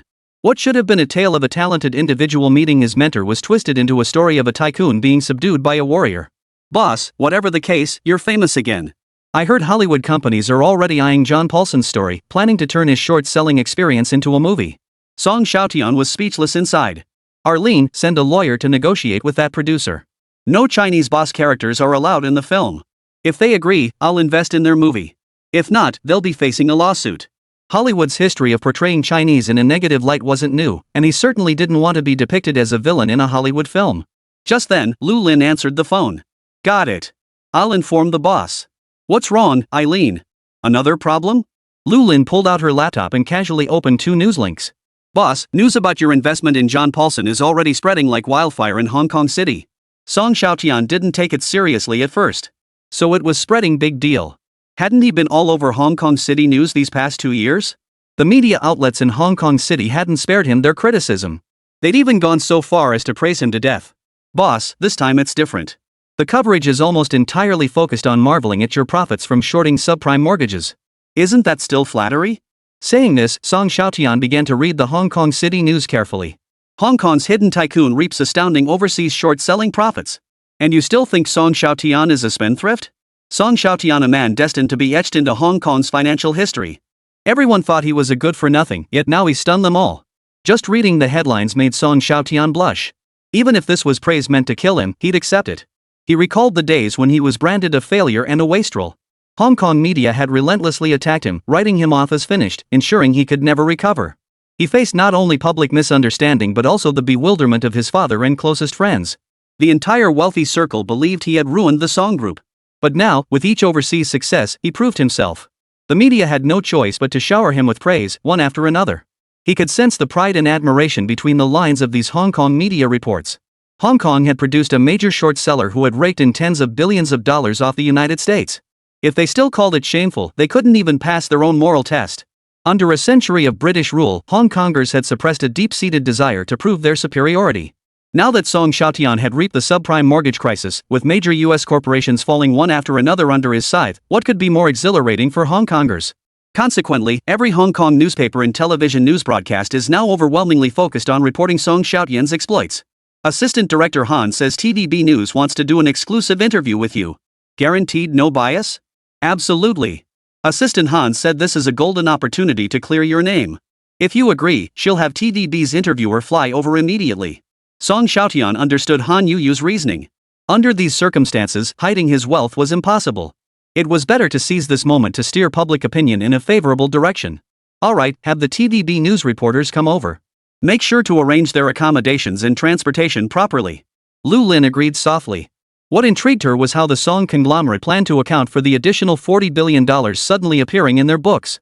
No, adding the remaining $800 million in profits from the News Corp deal, the Song Group and its boss's personal accounts now held at least $5 billion in massive cash flow. The sheer magnitude of that figure made Lu Lin feel a bit dizzy. This was a truly colossal fortune. And Song Xiaotian was the sole owner of this colossal fortune. Finally, Lu Lin couldn't resist her curiosity and asked, "Boss, with nearly $50 billion in funds, you wouldn't just leave it sitting in the bank earning interest, would you?" Song Xiaotian had already considered this question. He had previously considered bottom fishing in the Hong Kong stock market. By July, under the impact of the subprime mortgage crisis, the Hong Kong stock index had fallen below 20,000 points, hovering around 18,000 points. It was not far from this year's low of just over 16,000 points. August 17, known in Hong Kong stock market history as the second miracle day, saw the index plummet 1,000 points earlier in the day, nearing the 16,000 point threshold. But after the market reopened at noon, news of the direct link scheme suddenly hit the market. This news immediately triggered a sharp rebound in the market. By the close, the index not only avoided a decline but surged by over 500 points. This day became the turning point for Hong Kong stocks in 2007, launching a spectacular bull market. Although this bull run lasted only a little over 3 months, its momentum proved overwhelming. At its peak in November, the Hang Seng Index nearly breached the 32,000 point threshold. In just over 3 months, the Hang Seng Index nearly doubled. Amid this market surge, many blue-chip stocks saw substantial increases in market value, with some even surging over 150%. This thought immediately brought Huang Baihe to Song Xiaotian's mind. He wondered how the wealthiest man in the city was faring lately. A day later, reporters from TVB News arrived at Song Xiaotian's temporary office in Manhattan, New York. "Miss Huang, please come in." When Huang Suero entered, Song Xiaotian couldn't help but take a few extra glances. He rose to greet her proactively. "Miss Huang, thank you for traveling all this way to interview me." Huang Suero, seeing Song Xiaotian rise to greet her, felt a bit flattered and replied, "Mr. Song, I should be thanking you for granting me this exclusive interview. With your looks, Miss Huang, you should be pursuing a career in the arts." Lu Lin, standing nearby, couldn't help but roll her eyes. The boss's womanizing tendencies were rearing their head again. Hearing Song Xiaotian's words, Huang Suero flushed slightly. She smiled and said, "I currently host outdoor segments, but that's all company assignments. Honestly, I still cherish my role as a senior reporter most." Her words earned her a newfound respect from Song Xiaotian. In today's world, few can resist temptation and stay true to themselves. "I believe you'll deliver an exceptionally professional interview." Huang Sueru's regard for the Song tycoon soared. She felt foreign media coverage had indeed been unfairly biased against this Hong Kong financial magnate. "Sir, to begin the interview, may I ask a rather personal question?" "Certainly. Go ahead. Did you really have 100 girlfriends during your studies in the United States?" Hearing this question, Lu Lin nearly spit out the water she was drinking. That was a bold and pointed question. She, who had been about to leave, suddenly stopped in her tracks. She was determined to hear how Mr. Song would answer this question. Chapter 41. The wealthiest man in Huan couldn't sit still any longer. Song Xiaotian was also startled by the question. Hong Kong paparazzi had once exposed his rampant private life in the United States, claiming he had at least 100 girlfriends. Some even called him a 1,000-woman conqueror. His kidneys weren't made of iron. How could he possibly sleep with 1,000 women in just 2 short years? At most, he could have been a 100-woman man.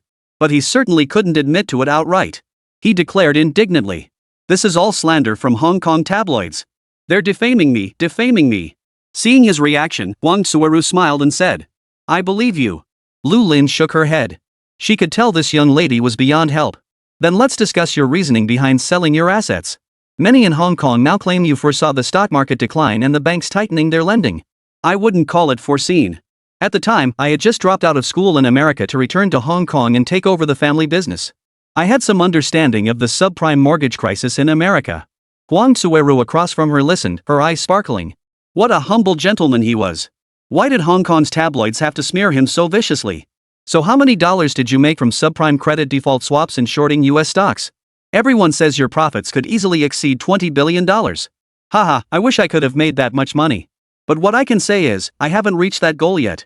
Huang Sueru knew this was a Song family business secret and didn't press further. Do you have any plans to return to Hong Kong for investments in the future? Rumor has it you declined to repurchase several companies listed for sale by the Yellow River Group earlier this year? Song Xiaotian knew the main event of the interview had arrived. If he handled this question poorly, it could easily undermine the favorable impression he'd painstakingly built among Hong Kong's public. Actually, the Song Group's development focus has always been in Hong Kong City. Hong Kong City is my home, and I've never had any intention of leaving it. The reason we declined Yellow River Group's buyback offer was purely because all our capital is tied up in short positions. So you mean? You've guessed correctly. The Song Group has a 2-year plan to invest $20 billion in Hongchang. Huang Sueru felt a chill run down her spine at this revelation. $200 billion? Was the Song conglomerate planning to pour every last cent earned in the United States into the Hongqing market? Wait, Huang Sueru spotted the flaw. You claimed you hadn't earned $20 billion? Song Xiaotian smiled without comment. Huang Sueru asked numerous questions about the US stock market and he answered each one. Naturally, as a bearish investor, his outlook on US stock market trends was decidedly pessimistic. Next year, the US stock market will definitely crash hard. Even non-subprime related listed companies will crash? Yes. Major US corporations are already deeply interconnected. The subprime mortgage crisis will hit US banks and investment institutions hardest. Banks are the foundation of all industries. If banks face difficulties, American companies will inevitably follow suit. The most challenging part is that many major American corporations are heavily involved in finance, and they will undoubtedly be severely impacted. Song Xiaotian added a warning. If someone swears up and down that US stocks are rock solid, that America has plenty of experience handling crises and will fix things quickly if that person isn't stupid, then they're evil. Huang Sueru immediately thought of one person, the Oracle of Omaha, Warren Buffett. This guy is still publicly buying up cheap subprime mortgage packages. You don't believe it? I'd trust your word any day. The two chatted for a long while longer until night fell, when Huang Sueru finally began packing up her interview equipment. Just as Song Xiaotian walked her to the door, Huang Sueru slipped a note into his palm without anyone noticing. Having received countless notes from girls before, Song Xiaotian understood instantly. Looks like another night of hard work ahead. A few days later, Hong Kong City's TVB News aired an exclusive interview with Song Xiaotian. The interview drew massive public attention as Hong Kong residents were fascinated by Song Xiaotian's extraordinary journey over the past 2 years. A man once seen as a good-for-nothing prodigal son had turned himself into a business tycoon raking in billions overseas. Had this been someone from the generation of the wealthy elite like Huang, they'd likely already be hiring ghostwriters for their autobiography. Now, in the eyes of Hong Kong citizens, the tycoon was merely a vampire capitalist. Song Xiaotian, who had decisively reaped profits from the US stock market and dealt a crushing blow to the arrogant Westerners on Wall Street, was the true business superhero. Song Xiaotian's exclusive interview did not disappoint them. Especially when the Song conglomerate announced plans to invest $20 billion back into Hong Kong, every viewer felt their blood boil with excitement. With Hong Kong stocks now in decline and banks like HSBC mired in the subprime crisis, every industry has been affected. Song Xiaotian's words naturally inspired many Hong Kong citizens, who now eagerly anticipate that day. This interview shattered all previous ratings records for TVB News' celebrity interviews. Countless viewers left apologies in the comments section of the Song Group's official page after watching. Mr. Song, I'm sorry. I was misled by the news, thinking you were just a hopeless spendthrift. But now it seems you are the most clear-headed and wise one. Welcome back, Mr. Song, to invest in Hong Kong. Our economy can't rely on those tycoons constantly shifting funds overseas. They only suck our blood to enrich foreign companies. You are the last conscience of Hong Kong's business community. Mr. Song, you're awesome. You're my new idol. Comments like these instantly flooded the official message board of the Song Group. The online customer service team was stunned, but deep down, they felt immense pride. While businesses across Hongchang were laying off employees, the Song Group had not dismissed a single one of them, showering them with countless bonuses. When the young boss was misunderstood, tarnishing the image of Chinese people abroad, they all felt deeply wronged. But now, the storm had passed and a new dawn had finally broken. Those who had once criticized their boss were now scrambling to apologize through every possible channel. Everyone was praising their boss, and the employees of the Song Group felt a unique thrill, like their private idol had suddenly become the center of everyone's attention. Free praise articles were published on the front pages of Hong Kong City News. Some hawkish media outlets inwardly cursed their misfortune. It seemed they had made a foolish mistake. Their attempt to destroy him through excessive praise had backfired, turning him into a hero in the eyes of Hongqing's citizens. Unfortunately, it was too late for regrets. Their employees, clutching their bonuses, were happily singing his praises. There was no better explanation than genuine emotion. Huang, the city's wealthiest man and avid reader of financial news, naturally noticed this interview. Haven't those plots of land been sold yet? Huang didn't even bother inquiring about subsidiary matters anymore, having resigned himself to the fact that these companies were stuck with unsellable assets. Our peers are also helpless. Many companies are trying to clear their inventory, but even discounted properties aren't attracting buyers. Hearing this, Huang sighed. His acquisition of the Song family had once been his crowning achievement, but now it had become his greatest headache. We sold too late. Dad, I lobbied HSBC's top brass again. I made further concessions, offering to pledge the next 2 years of Yellow River Group's real estate income, but they still won't approve that billion-dollar loan. Scratching his head, the eldest son whispered. Dad, what if we sell some shares in our overseas oil companies? Oil prices are skyrocketing now. Selling some shares could easily resolve Yellow River Group's cash flow crisis. His words immediately drew a sharp rebuke from Huang Baihe. What do you know? I will never sell shares in oil companies. The telecommunications company must continue expanding and advancing overseas, not a moment's delay. The scolded young master tried several times to retort but swallowed his words each time. Father, then tell me what we should do now. Without working capital, the Yellow River Group is in grave danger. With our stock plummeting, raising funds through a share offering now would be highly disadvantageous. Huang Baihe cut off the young master's complaints and said softly. Sell them. Dad, what are you talking about? I said sell the land we acquired from the Song family back to Song Xiaotian at the 40% discount he demanded. Hearing this, young Master Huang's body trembled. He thought he must have misheard. Huang Baihe immediately emphasized. If he's willing to buy, we'll also sell him some of our land reserves at a 35% discount. Dad, why bother? Couldn't we just sell some overseas assets instead? Enough. This is the foundation I've built over the past decade. How can you not see it? A flicker of disappointment crossed young Master Huang's eyes. He knew once the old man made up his mind, not even 10 oxen could pull him back. Alright, I'll contact Song Xiaotian immediately. I hope your decision proves wise. Huang Baihe waved his hand dismissively, deeply disappointed by his eldest son's lack of understanding. With the subprime crisis escalating in Europe and America, was his push for overseas expansion really so misguided? Soon, young Master Huang reached Song Xiaotian directly. Young Master Huang, what brings you here? Mr. Song, is your earlier offer to acquire our land at a 35% discount still valid? Young Master Huang secretly hoped Song Xiaotian would refuse the deal, aiming to pressure the old man into selling his overseas assets. Of course it stands. The land plot that both Song Guoyu and Huang Baihe had praised was truly prime real estate. Buying it at a 35% discount was an enormous bargain. Why wouldn't he take it? Song Xiaotian couldn't help but admire Huang Baihe's decisiveness. If they truly waited until next year, the entire Hong Kong real estate market would face major turbulence. By then, there would be no buyers in the market, only sellers. Our Yellow River Group still has numerous plots listed for sale. If it's at 35% off, I'll gladly take them all. Young Master Huang nearly ground his molars to dust. In a voice strained with restraint, he replied. Agreed. But it must be an all-cash transaction. The final payment must be settled within 7 business days after signing. No problem whatsoever. At the end of the call, young Master Huang said weakly. Song Xiaotian, you win. Song Xiaotian smiled indifferently. He never cared about such petty rivalries, but there was no denying that Hong Kong's land prices would rebound rapidly in the future. When that happened, Song Real Estate would shine once more, reclaiming its throne as the city's top developer. Chapter 42, a relieved Song Guoyu and the Zhang family also selling land. A Boeing 747 VIP bearing the Song Group logo on its tail fin touched down at Hong Kong City Airport. The moment Song Xiaotian stepped off the plane, he drew the attention of a large crowd of reporters. He hadn't taken 2 steps before the watching reporters swarmed around him.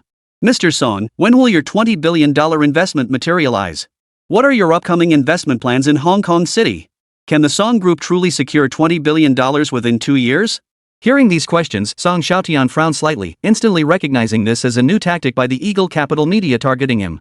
To actually prove whether or not he had $20 billion would only trap him in a vicious cycle of self-justification.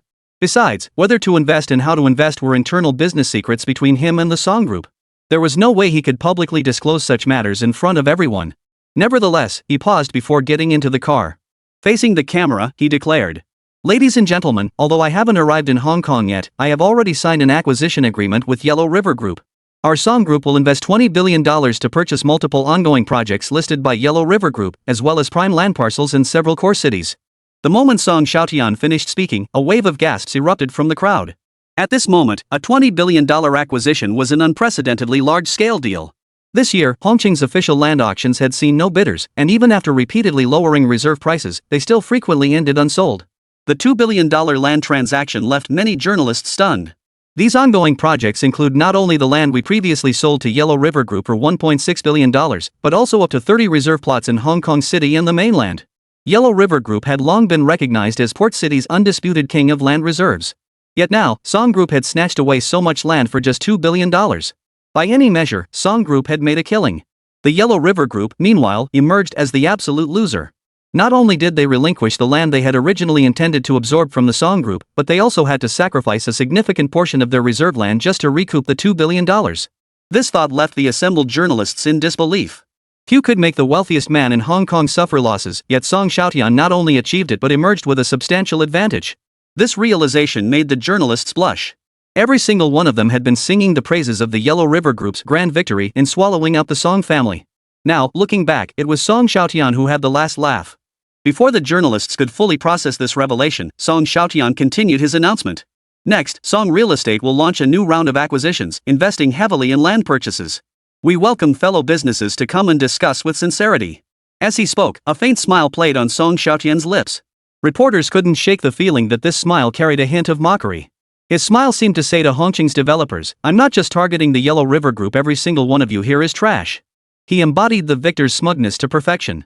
As for when the $20 billion investment would materialize, Song Xiaotian couldn't be bothered to explain. As Song Xiaotian departed, surrounded by his bodyguards, the journalists left behind were still processing the information he had revealed. They grasped a major implication: Hong Kong's real estate landscape was about to undergo a seismic shift. With such a massive cash influx returning to Hong Kong, Song Xiaotian certainly wouldn't stop at just these moves. He was bound to unleash a storm of turmoil in the declining real estate sector. For most Hong Kong City developers, a bitter winter loomed ahead. But for the Song family, it presented a golden opportunity for aggressive expansion and acquisitions. The Song conglomerate returns with $10 billion in cash. He's here to reclaim what's rightfully his. Song conglomerate sets sights on Hong Kong real estate. $2 billion acquisition is just the appetizer. Manhwa Group dumps assets. What happened to the former top real estate stock? Song Xiaotian had barely returned when he made a huge splash. He left the bothersome reporters behind and headed straight for Big Fish Island Sanatorium. "Where's my father?" "Young master, the old man is fishing." "Fishing? There's no river here." Before Song Xiaotian could finish his sentence, he spotted a small pond appearing in the sanatorium's garden. The old butler explained with a smile.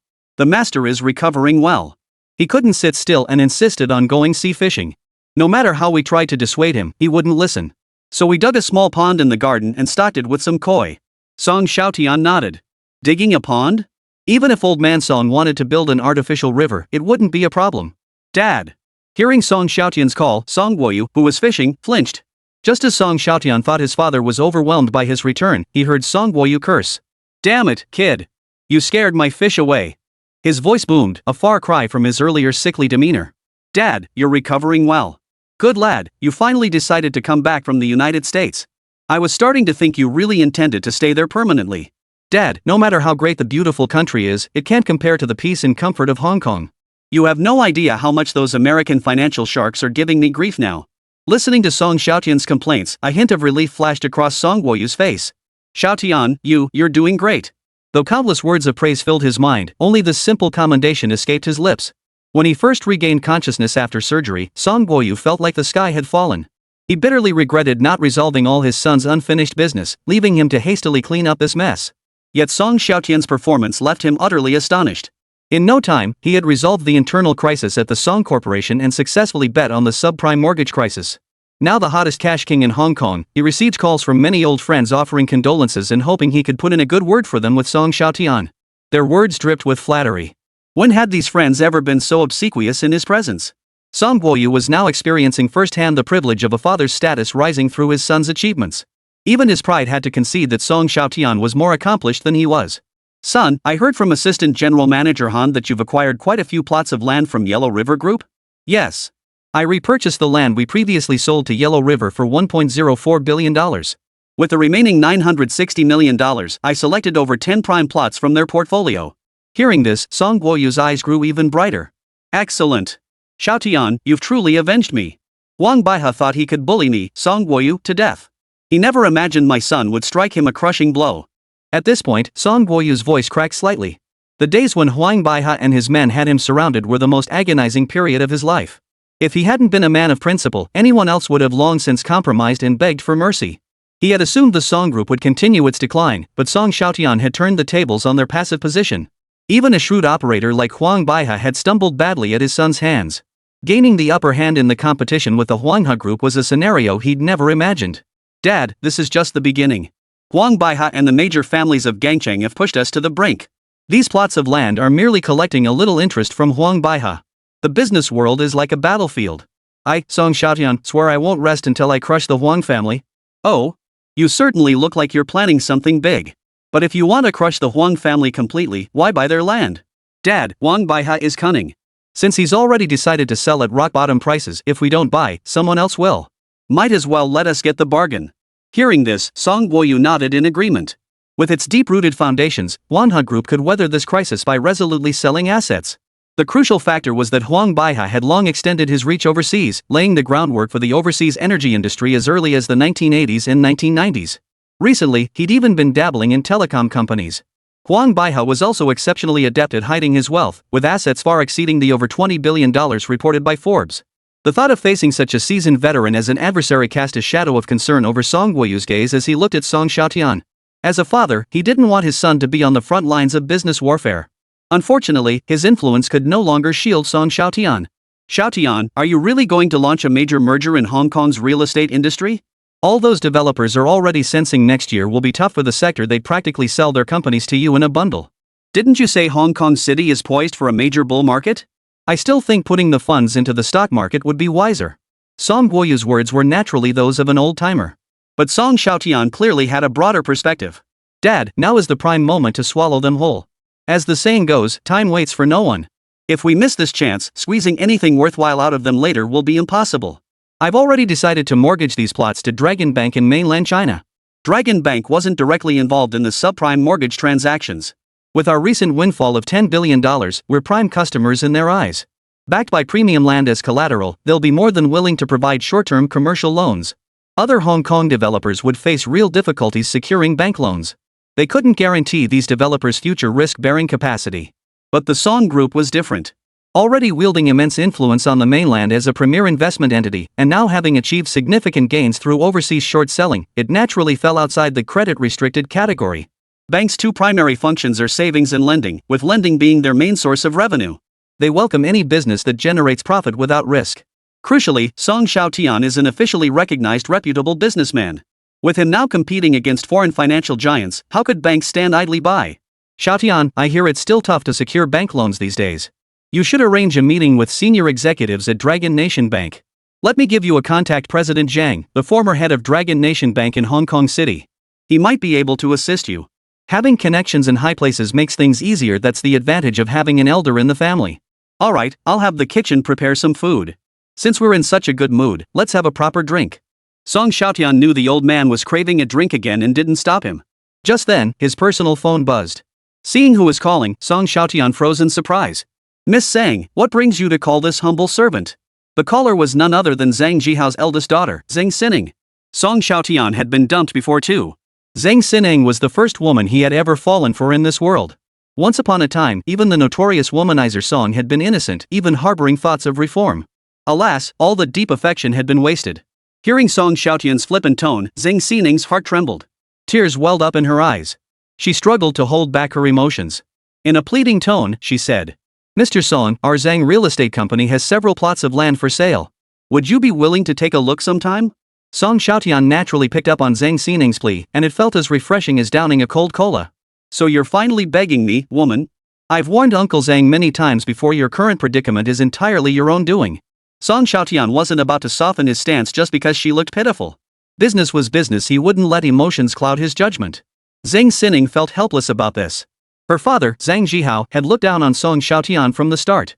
Even when he later realized his mistake, it was already too late to back out. By the time Zhang Jihao finally caught on, every developer in Hong Kong City was slashing prices to offload their inventory. At that moment, Zhang Jihao couldn't resist dumping his holdings too, which led to their current cash flow crisis. On one side was heavy debt. On the other, foreign banks like HSBC were tightening credit. The Zhang family was also mired in losses from overseas investments, trapped in a financial quagmire. Had Zhang Jihao acknowledged Song Xiaotian's worth sooner, none of this would have happened. Now that such a major problem had arisen, Zhang Jihao felt too ashamed to even lower himself to ask his close friend Song Guoyu for help. Song Xiaotian, of course, understood the root cause of the problem, which was precisely why he was reluctant to lend a hand. Xiaotian, I beg you, please help our family out. We're willing to sell these plots at a 35% discount. You're begging me? How about we make a deal instead? What kind of deal? Sleep with me one night and I'll help your family. Given our relationship, you can sell it to me at 30% off market price. Zhang Sining wanted to spit in Song Xiaotian's face. What a shameless bastard. How had she never noticed how despicable he was before? That they hadn't ended up together was her regret too. The thought made her face flush all the way to her neck. After a moment's thought, she replied. Fine. I'll book a room at the Victoria Hotel tonight and wait for you. Song Xiaotian was slightly taken aback. How could this woman be more proactive than him? He didn't dwell on it. If he could acquire the Huang family's land, why couldn't he acquire the Zhang family's? Besides, the Song family stood to gain from this deal. After hanging up, Zhang Xining began getting ready. Her younger sister, Zhang Xiying, asked mischievously. Sis, who are you going to meet? Mind your own business, kid. Just focus on your studies. I'm off to close a deal. Fine, fine. Adults' business isn't my concern. Zhang Xiying stormed back to her bedroom and sent Song Xiaotian a message. Brother Tian, are you online for gaming tonight? Nah, I'm swamped today. Let's hit up that private beach for a swim another time. All right. Chapter 43, Recruiting Allies, Borrowing a Chicken to Lay Eggs. The air over Victoria Harbor carried a faint earthy scent after the recent rain. Driving her beloved Ferrari 458, Zhang Xining arrived at Victoria Harbor's most luxurious 5-star hotel. The moment she stepped out of the car, passers-by couldn't help but turn their heads. Many men felt their hearts skip a beat. Wearing sunglasses, Zhang Xining resembled a goddess stepping out of a fairy tale. Her skin, radiant with a luminous glow, made others feel inadequate. As she entered the hotel, the entire lobby fell silent for a few seconds. Several business executives hesitated, wondering whether to greet the goddess. Then, a man in a tailored casual suit reached out to wrap his arm around her slender waist. All the men present felt their breathing quicken. An urge surged within them to chop off that filthy, lecherous hand. But when they recognized the man, their hearts sank. It was simple, though Song Xiaotian wore sunglasses, who in Hong Kong's business circles didn't recognize the Song tycoon? Even the arrogant Huang family had suffered a hidden defeat at this young man's hands. What were they, mere high-level employees, compared to him? The mere thought of such a stunning beauty being pinned down by Song Xiaotian and thoroughly taken filled them with a primal urge rising from their loins. The mere thought sent them soaring to the heavens. Zhang Xining jumped at the touch of that large hand, but her expression softened into a smile the moment she recognized its owner. Xiaotian, I hope I didn't keep you waiting too long. Not at all. I just arrived myself. Let's go, Miss Zhang. Song Xiaotian had his own private room at the Victoria Hotel. Returning here felt like coming home. When he finally saw her full appearance, Song Xiaotian couldn't help but marvel that the campus beauty was even more stunning than he'd imagined, like a ripe peach. Her alluring appearance begged to be savored. Song Xiaotian showed no mercy whatsoever, venting years of pent-up resentment upon Zhang Sining. The next day, gazing at the empty room, Zhang Sining shed tears of sorrow. Just as her sorrow deepened, her phone buzzed. Miss, good news. The Song Group is willing to purchase our listed land parcel, and their offer is very generous, roughly 30% below market value. The current market price for land transactions was merely a formality, as the last such deal had been finalized 4 months prior. Even government land auctions kept failing to sell, let alone the murkier world of private land listings. The plots listed by Zhang Real Estate had sat untouched for months without a single inquiry. There were simply too many prime plots listed, yet very few buyers with the capital to acquire them. While the 30% discount would mean a slight loss for Zhang's, it was undoubtedly a good opportunity to free up capital. They could use the proceeds to repay maturing loans and perhaps even snag bargains in the property market later. Though this should have been cause for celebration, Zhang Xining's enthusiasm remained muted. Fine, you handled the deal with Song Real Estate. The professional manager on the other end of the line was baffled. Why was the young lady unhappy? With this influx of capital, Zhang's could be revitalized. Once the winter was weathered, Zhang's real estate could advance even further. The general manager then called Zhang Jihao, who was out securing loans. Zhang Jihao wiped sweat from his brow. He and his bodyguard, laden with bulky packages of expensive gifts, were blocked outside the HSBC executive's mansion. Boss, why don't you get back in the car and cool off? You'll get heatstroke if you keep standing out here. Hong Kong's July sun could be deadly, especially for the broad-waisted, pot-bellied Zhang Jihao in his suit and tie. Just as Zhang Jihao was feeling discouraged, his phone rang. What's wrong now? Is HSBC coming to demand payment? No, boss. Song Real Estate has made a move. They must have heard about your situation and are offering to buy our land at a 30% discount. Hearing this, Zhang Jihao got goosebumps all over, his eyes welling up with tears. He murmured softly. True friends show themselves in times of trouble. Old Song, from now on, you're like my own brother. He immediately tossed the large and small gift packages into the trunk of the sedan. Let's go to the Big Fish Island Wellness Center and properly thank my dear brother Song. Right away, boss. The bodyguards' faces lit up at this. They too had been baking in the sun, and even their iron constitutions were starting to crack. The prospect of escaping further hardship naturally filled them with delight. 1 hour later. Old Zhang, it's been a while since you last visited me. Just having you here to chat makes me happy. Why bring so many gifts? Do we really need to be so formal between us? Zhang Jihao's face was filled with gratitude. He felt an urge to kowtow to Song Guoyu twice. Good brother, it's my fault. I'll definitely visit you more often from now on. If you hadn't stepped in to help this time, I really wouldn't have been able to hold on. His words left Song Guoyu utterly baffled. He never ventured beyond his own compound, devoting all his attention to monitoring internal developments at the Song Corporation. How could he possibly have time to meddle in others' affairs? Brother, wasn't it you who signaled for Song Real Estate to acquire the land we listed? Honestly, no. If you'd come to me, I would have pleaded your case with a Tian. But now, a Tian calls all the shots at Songs. Sometimes even the nursing home staff don't listen to me. Hearing this, Zhang Jihao froze in place. Could it be that Song Xiao helped me? Seeing him frozen in place, Song Guoyu sighed. Old Zhang, it really was a Tian who stepped in to help you this time. Zhang Jihao was overcome with shame, wishing he could slap himself. His prejudice against Song Xiaotian ran deep. Ever since learning his precious daughter had nearly been lured away by that brat, he couldn't stand the sight of Xiaotian. He'd even gone so far as to force a breakup between the two lovebirds, compelling Xining and Song Xiaotian to end their relationship. Just then, Song Xiaotian returned to the rehabilitation center. Seeing Song Xiaotian, Zhang Jihao nearly dropped to his knees before him. Song Xiaotian acted swiftly, grabbing his arm. Xiaotian, Uncle Zhang owes you an apology. If it weren't for me, you and Xining might already have a child. Zhang Jihao spilled the entire truth in one breath. Only then did Song Xiaotian realize Uncle Zhang was the mastermind behind it all. He had even thought Uncle Zhang was looking out for him back then. Turns out the old fox was the one who broke up their relationship. But now wasn't the time to confront him. He could only pull Zhang Jihao to his feet. Uncle Zhang, our two families are still acting so formal with each other. If you'd just given me a heads up, do you think I wouldn't have lent a hand? Yes. I'll remember your kindness forever. From now on, if you ask me to walk through fire and water, I'll follow your lead. Zhang Jihao had learned his lesson well. He didn't want to make the same mistake twice. From now on, he would heed Song Xiaotian's advice no matter what. Song Xiaotian blinked. He too recognized the Zhang family as a valuable ally. Defeating Hong Kong City's 4 major real estate tycoons was beyond the Song family's strength alone. He'd long harbored ambitions to establish his own faction within the real estate association. Now was the perfect moment. He might as well offer Zhang Jihao a few more pointers. Uncle Zhang, I do have a suggestion for you. Go ahead.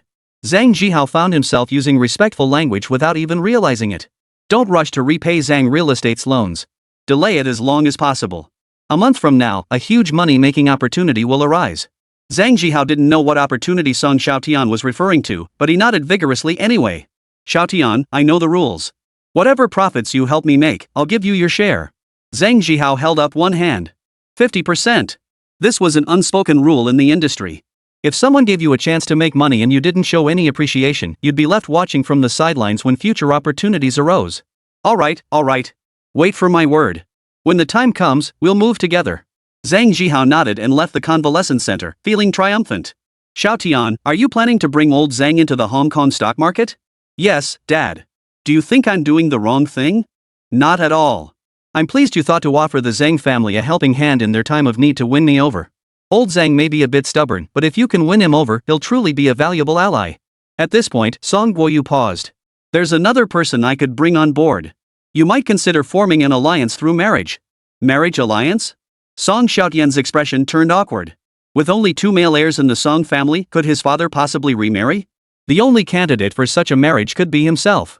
We've always maintained good relations with the He family of Aocheng. If you marry into the He family, our ties could deepen significantly. The gambling king also desires a powerful son-in-law to bolster the He family.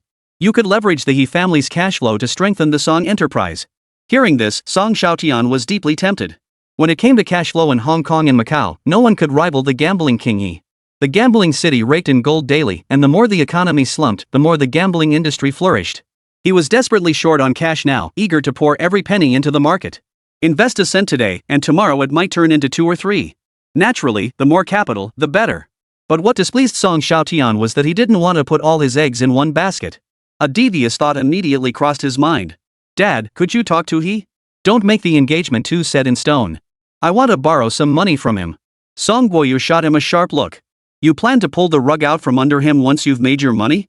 Dad, that's a nasty way to put it. I'll pay interest on the loan. The He family won't lose out. Besides, people value free love these days. If you insist on this arranged marriage for profit, we kids won't stand for it. You're cunning. So you agree then? You're so money obsessed. Did the He family daughter treat you unfairly? If you go through with this, you'll alienate the He family completely. The Song family already has enough enemies. Do you want to create another major adversary? Song Xiaotian stroked his chin. His father had a point. He pondered how to secure a loan without antagonizing the Bai family. Chapter 44, Dragon Nation Bank's support in Gambling King He's beauty trap. Forget it. I'll just swallow my pride and reach out to Gambling King He for you. Whether he lends you money or not is entirely up to you. Alright, Dad.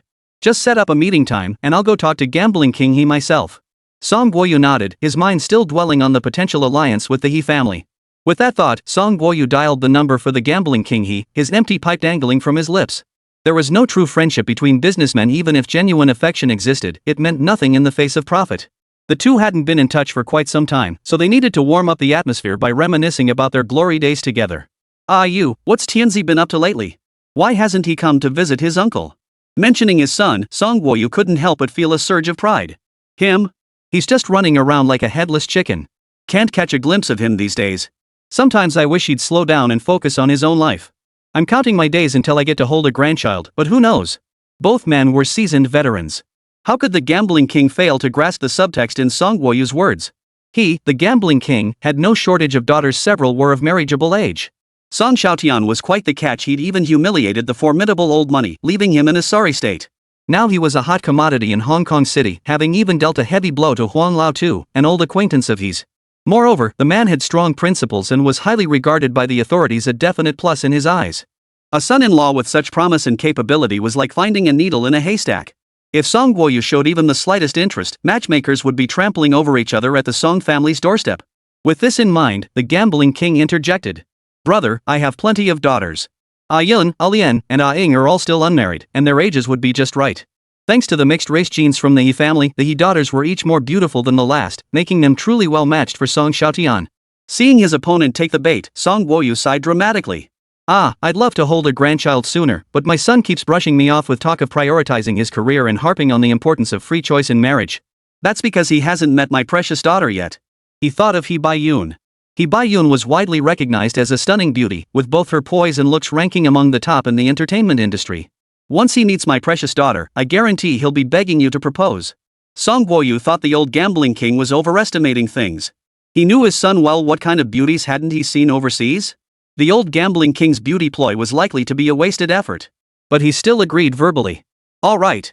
He's at the Dragon Country Bank now. I'll have him come see you shortly. After leaving the convalescence center, Song Xiaotian boarded a helicopter and headed straight for the Bank of China Tower. The Bank of China Tower, standing 376 meters tall, served as the headquarters of Hong Kong's Dragon Nation Bank. It had once been Asia's tallest building. At the time, Hong Kong had just been returned to China. The original intention behind its construction was to let the people of Hong Kong feel the spirit of rising higher and higher, getting better and better, and forging ahead with determination. Hong Kong Dragon Bank had indeed achieved this goal. Its market share grew year after year, becoming one of the three major note-issuing banks, with securities and settlement businesses flourishing across multiple fronts. Today, Hong Kong Dragon Bank's market share has surpassed that of the long-established Standard Chartered Bank, making it the second largest bank in Hong Kong City. Having made prior arrangements, Song Xiaotian smoothly secured a meeting with President Zhang of Hong Kong Dragon Nation Bank. Though well into his 60s, President Zhang walked with steady steps and spoke with full vigor. Mr. Song, I apologize for keeping you waiting. Not at all, not at all. I'm the one who's been bothering you. Haha, very well. Please take a seat. Let me first review the materials you've brought. Song Xiaotian nodded and waited quietly while the elderly Mr. Zhang reviewed the loan documents. Mr. Song, I have a few questions for you. Go ahead. What do you think the future trajectory of the United States and the global economy will be? America's economic crisis has only just begun. The next year or two will be the real challenge for them. The global economy will continue to decline. And what's your take on the domestic economy? I believe this presents an extraordinary opportunity for China. With a loose monetary policy, China's economy will seize the greatest opportunity in its history. Both the national economy and China's overall strength will soar. Hearing Song Xiaotian's remarkably high assessment of the mainland economy, Governor Zhang's eyes widened. He nodded with deep satisfaction. If you secure a large mortgage loan from us, what do you plan to use it for? At this point, Song Xiaotian knew the main event had begun. While his earlier remarks had merely tested whether negotiations could proceed, his answer to this question would directly determine how much funding Dragon Country Bank could extend to him. After a moment of deep thought, he replied, "First, I'll use this money to revitalize Hong Kong's stock market, restoring public confidence in Hong Kong's economy and bringing the stock index back to where it should be. Then I'd invest in mainland China's new energy sector and several major tech companies. Finally." He paused here, then after a moment of thought, smiled and added, "If I can accomplish these two things, I'll be more than satisfied." Haha, Mr. Song, you're being too modest. Achieving these two goals alone would be a monumental contribution. So you agree to accept our mortgage business? Absolutely. In fact, we decided to extend the mortgage loan to your company the moment the Song family submitted the application. Song Xiaotian was naturally overjoyed to hear this. If Hong Kong City's Dragon Nation Bank agreed to their mortgage business, he wouldn't have to make another trip to the mainland. So how much can we get? 80% of the land's market valuation. President Zhang stated slowly. His words made Song Xiaotian nod inwardly. With all banks in Hong Kong tightening credit these days, Song Xiaotian had expected to secure a loan covering 70% of his land's market value at best. He hadn't anticipated President Zhang delivering such a pleasant surprise. It must have been his response that created this chemical reaction. Mr. Song, go ahead with confidence. Hong Kong City Dragon Nation Bank has faith in you. Song Xiaotian caught the unspoken meaning in Zhang's words, his heart surging with wild excitement. Huang Baiha had only begun to make his mark in the early 1980s. But with HSBC's strong backing, he pulled off a David and Goliath feat absorbing Hutchison Whampoa, a conglomerate larger than Huanghua Group, at minimal cost. This was all thanks to HSBC's unwavering support. This was how Huang became the wealthiest tycoon in East Asia. Now, with the backing of Hong Kong Dragon City Bank, he would be like a fish in water, bound to reach new heights in his career. Thank you, old Zhang. Not at all, not at all. Mr. Song, you've brought us this loan business. We should be thanking you. President Zhang, a man of decisive action, immediately summoned the head of corporate finance and gave him a few instructions. The manager, understanding the situation, then addressed Song Xiaotian. Mr. Song, the land you're mortgaging is currently valued at around $30 billion. At an 80% loan-to-value ratio, that amounts to $24 billion. Do you have any objections? No objections. Song Real Estate was now the market setter for land prices. Song Xiaotian couldn't very well contradict himself. Then we will transfer the funds to your account within 7 business days of completing the paperwork. With the loan matter satisfactorily resolved, Song Xiaotian knew President Zhang was busy with official duties and took the initiative to take his leave. Mr. Song, I wish your business plan every success. Thank you for your blessings, Mr. Zhang. I will spare no effort. President Zhang personally escorted Song Xiaotian to the helicopter. Watching the helicopter fade into the distance, the business manager couldn't help but ask, President, you have such confidence in the Song family that you didn't even include restrictions on the loan's usage in the contract? Hey, Mr. Song has a keen sense of opportunity. When pursuing grand ambitions, one shouldn't be constrained by trivialities. Restrictive clauses only trap those who take reckless risks and fail. He clearly isn't one of them. Besides, this is the will of those above. Hearing this, the operations manager immediately shut his mouth. He couldn't shake the feeling that President Zhang and the higher-ups were collaborating with the Song conglomerate on something truly monumental. Inside the helicopter, Song Xiaotian issued new instructions to the pilot. Head to the new Lisboa Hotel in O City. The new Putin Grand Hotel in Aocheng had been operational for less than a year. The journey from Hong Kong's Central District to Aocheng took only 15 minutes. Chapter 45, Guiding the Gambling King with Reason. 15 minutes later, Song Xiaotian caught a glimpse of a striking figure on the hotel's helipad from the air. The figure waved towards Song Xiaotian in the helicopter. His assistant whispered a reminder. Sir, that's Ho Pak Wan, the gambling king's most cherished daughter. Song Xiaotian instantly connected her with the lively little girl from his memories. Wow, she's become even more radiant. She was a little beauty as a child, and now she's grown into such a graceful young woman. Sis, bye. Brother Tian, my dad sent me to pick you up. Let's go inside to talk. The sun's too harsh here, it's bad for your skin. He Baiyun, ever the chatterbox, kept asking questions nonstop in Song Xiaotian's ear. Song Xiaotian answered every question she asked. When the conversation turned to how to outsmart foreigners or the wealthy Huang family, He Baiyun's eyes lit up with excitement. Brother Tian, you're so amazing. Ever since I was little, I knew you'd become a towering hero. Oh? Song Xiaotian blinked. This little girl really looked up to him. Come to think of it, back in the day, Song Xiaotian was just a scruffy kid, the kind of guy good girls would fall for. As they chatted, they had already entered the depths of the new Lisboa Hotel. The decor of the new Lisboa hotel was, needless to say, far more luxurious and modern than the old Lisboa he remembered. But after touring the place with Xiaotian, he couldn't shake the feeling that something was missing from the new Lisboa. Seeing Song Xiaotian deep in thought, Xiaotian pressed him. What's wrong, brother Tian? Is there something wrong with my new casino? It's missing a lot of supporting facilities. In his previous life, Song Xiaotian had visited casinos in Macau. Each had its own unique features, but what drew tourists most were undoubtedly the entertainment facilities. Especially the casinos opening a decade later. No, calling them casinos was no longer fitting. They were more like large-scale integrated resort complexes. Gambling was merely one part of these new mega resorts. Beyond countless guest rooms, they boasted hundreds of restaurants, massive shopping malls, multiple theaters, convention centers. Each casino also boasted its own signature features. The Venetian's indoor canals, Galaxy's water park, and New World Macau's movie-themed pavilion, among others. Meanwhile, the new Lisboa merely replicates the layout of the old Lisboa, crammed full of gaming machines. Just as Ho Pak Wan was puzzled, someone asked from afar. What more could it need? The new Lisboa is already the most advanced casino in the world today. Song Xiaotian looked toward the speaker. Though his hair was streaked with gray, he radiated vitality, his piercing gaze seeming to penetrate one's thoughts. Dad. Uncle Ho. The gambling king merely gave a slight nod, yet pressed on with his question. Xiaotian, what exactly is missing from my casino? His tone carried a clear sense of indignation. It made sense. The new Lisboa was a casino built by the gambling king to compete with several rivals, requiring immense effort. Naturally, he resented being nitpicked. Uncle Ho, I believe the Macau government will inevitably issue more casino licenses in the future and impose stricter regulations on the gambling syndicates. The betting business will become a case of too many wolves chasing too little meat.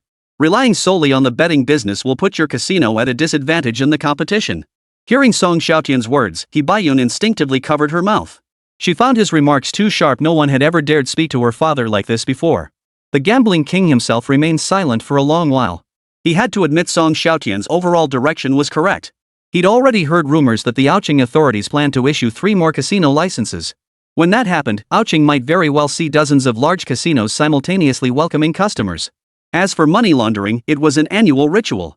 The city government was systematically squeezing out the space for such operations. This would further reduce the number of high rollers coming to New Lisboa. To Xiaotian's surprise, his father didn't get angry. Instead, he asked politely. So what's your suggestion, Tian?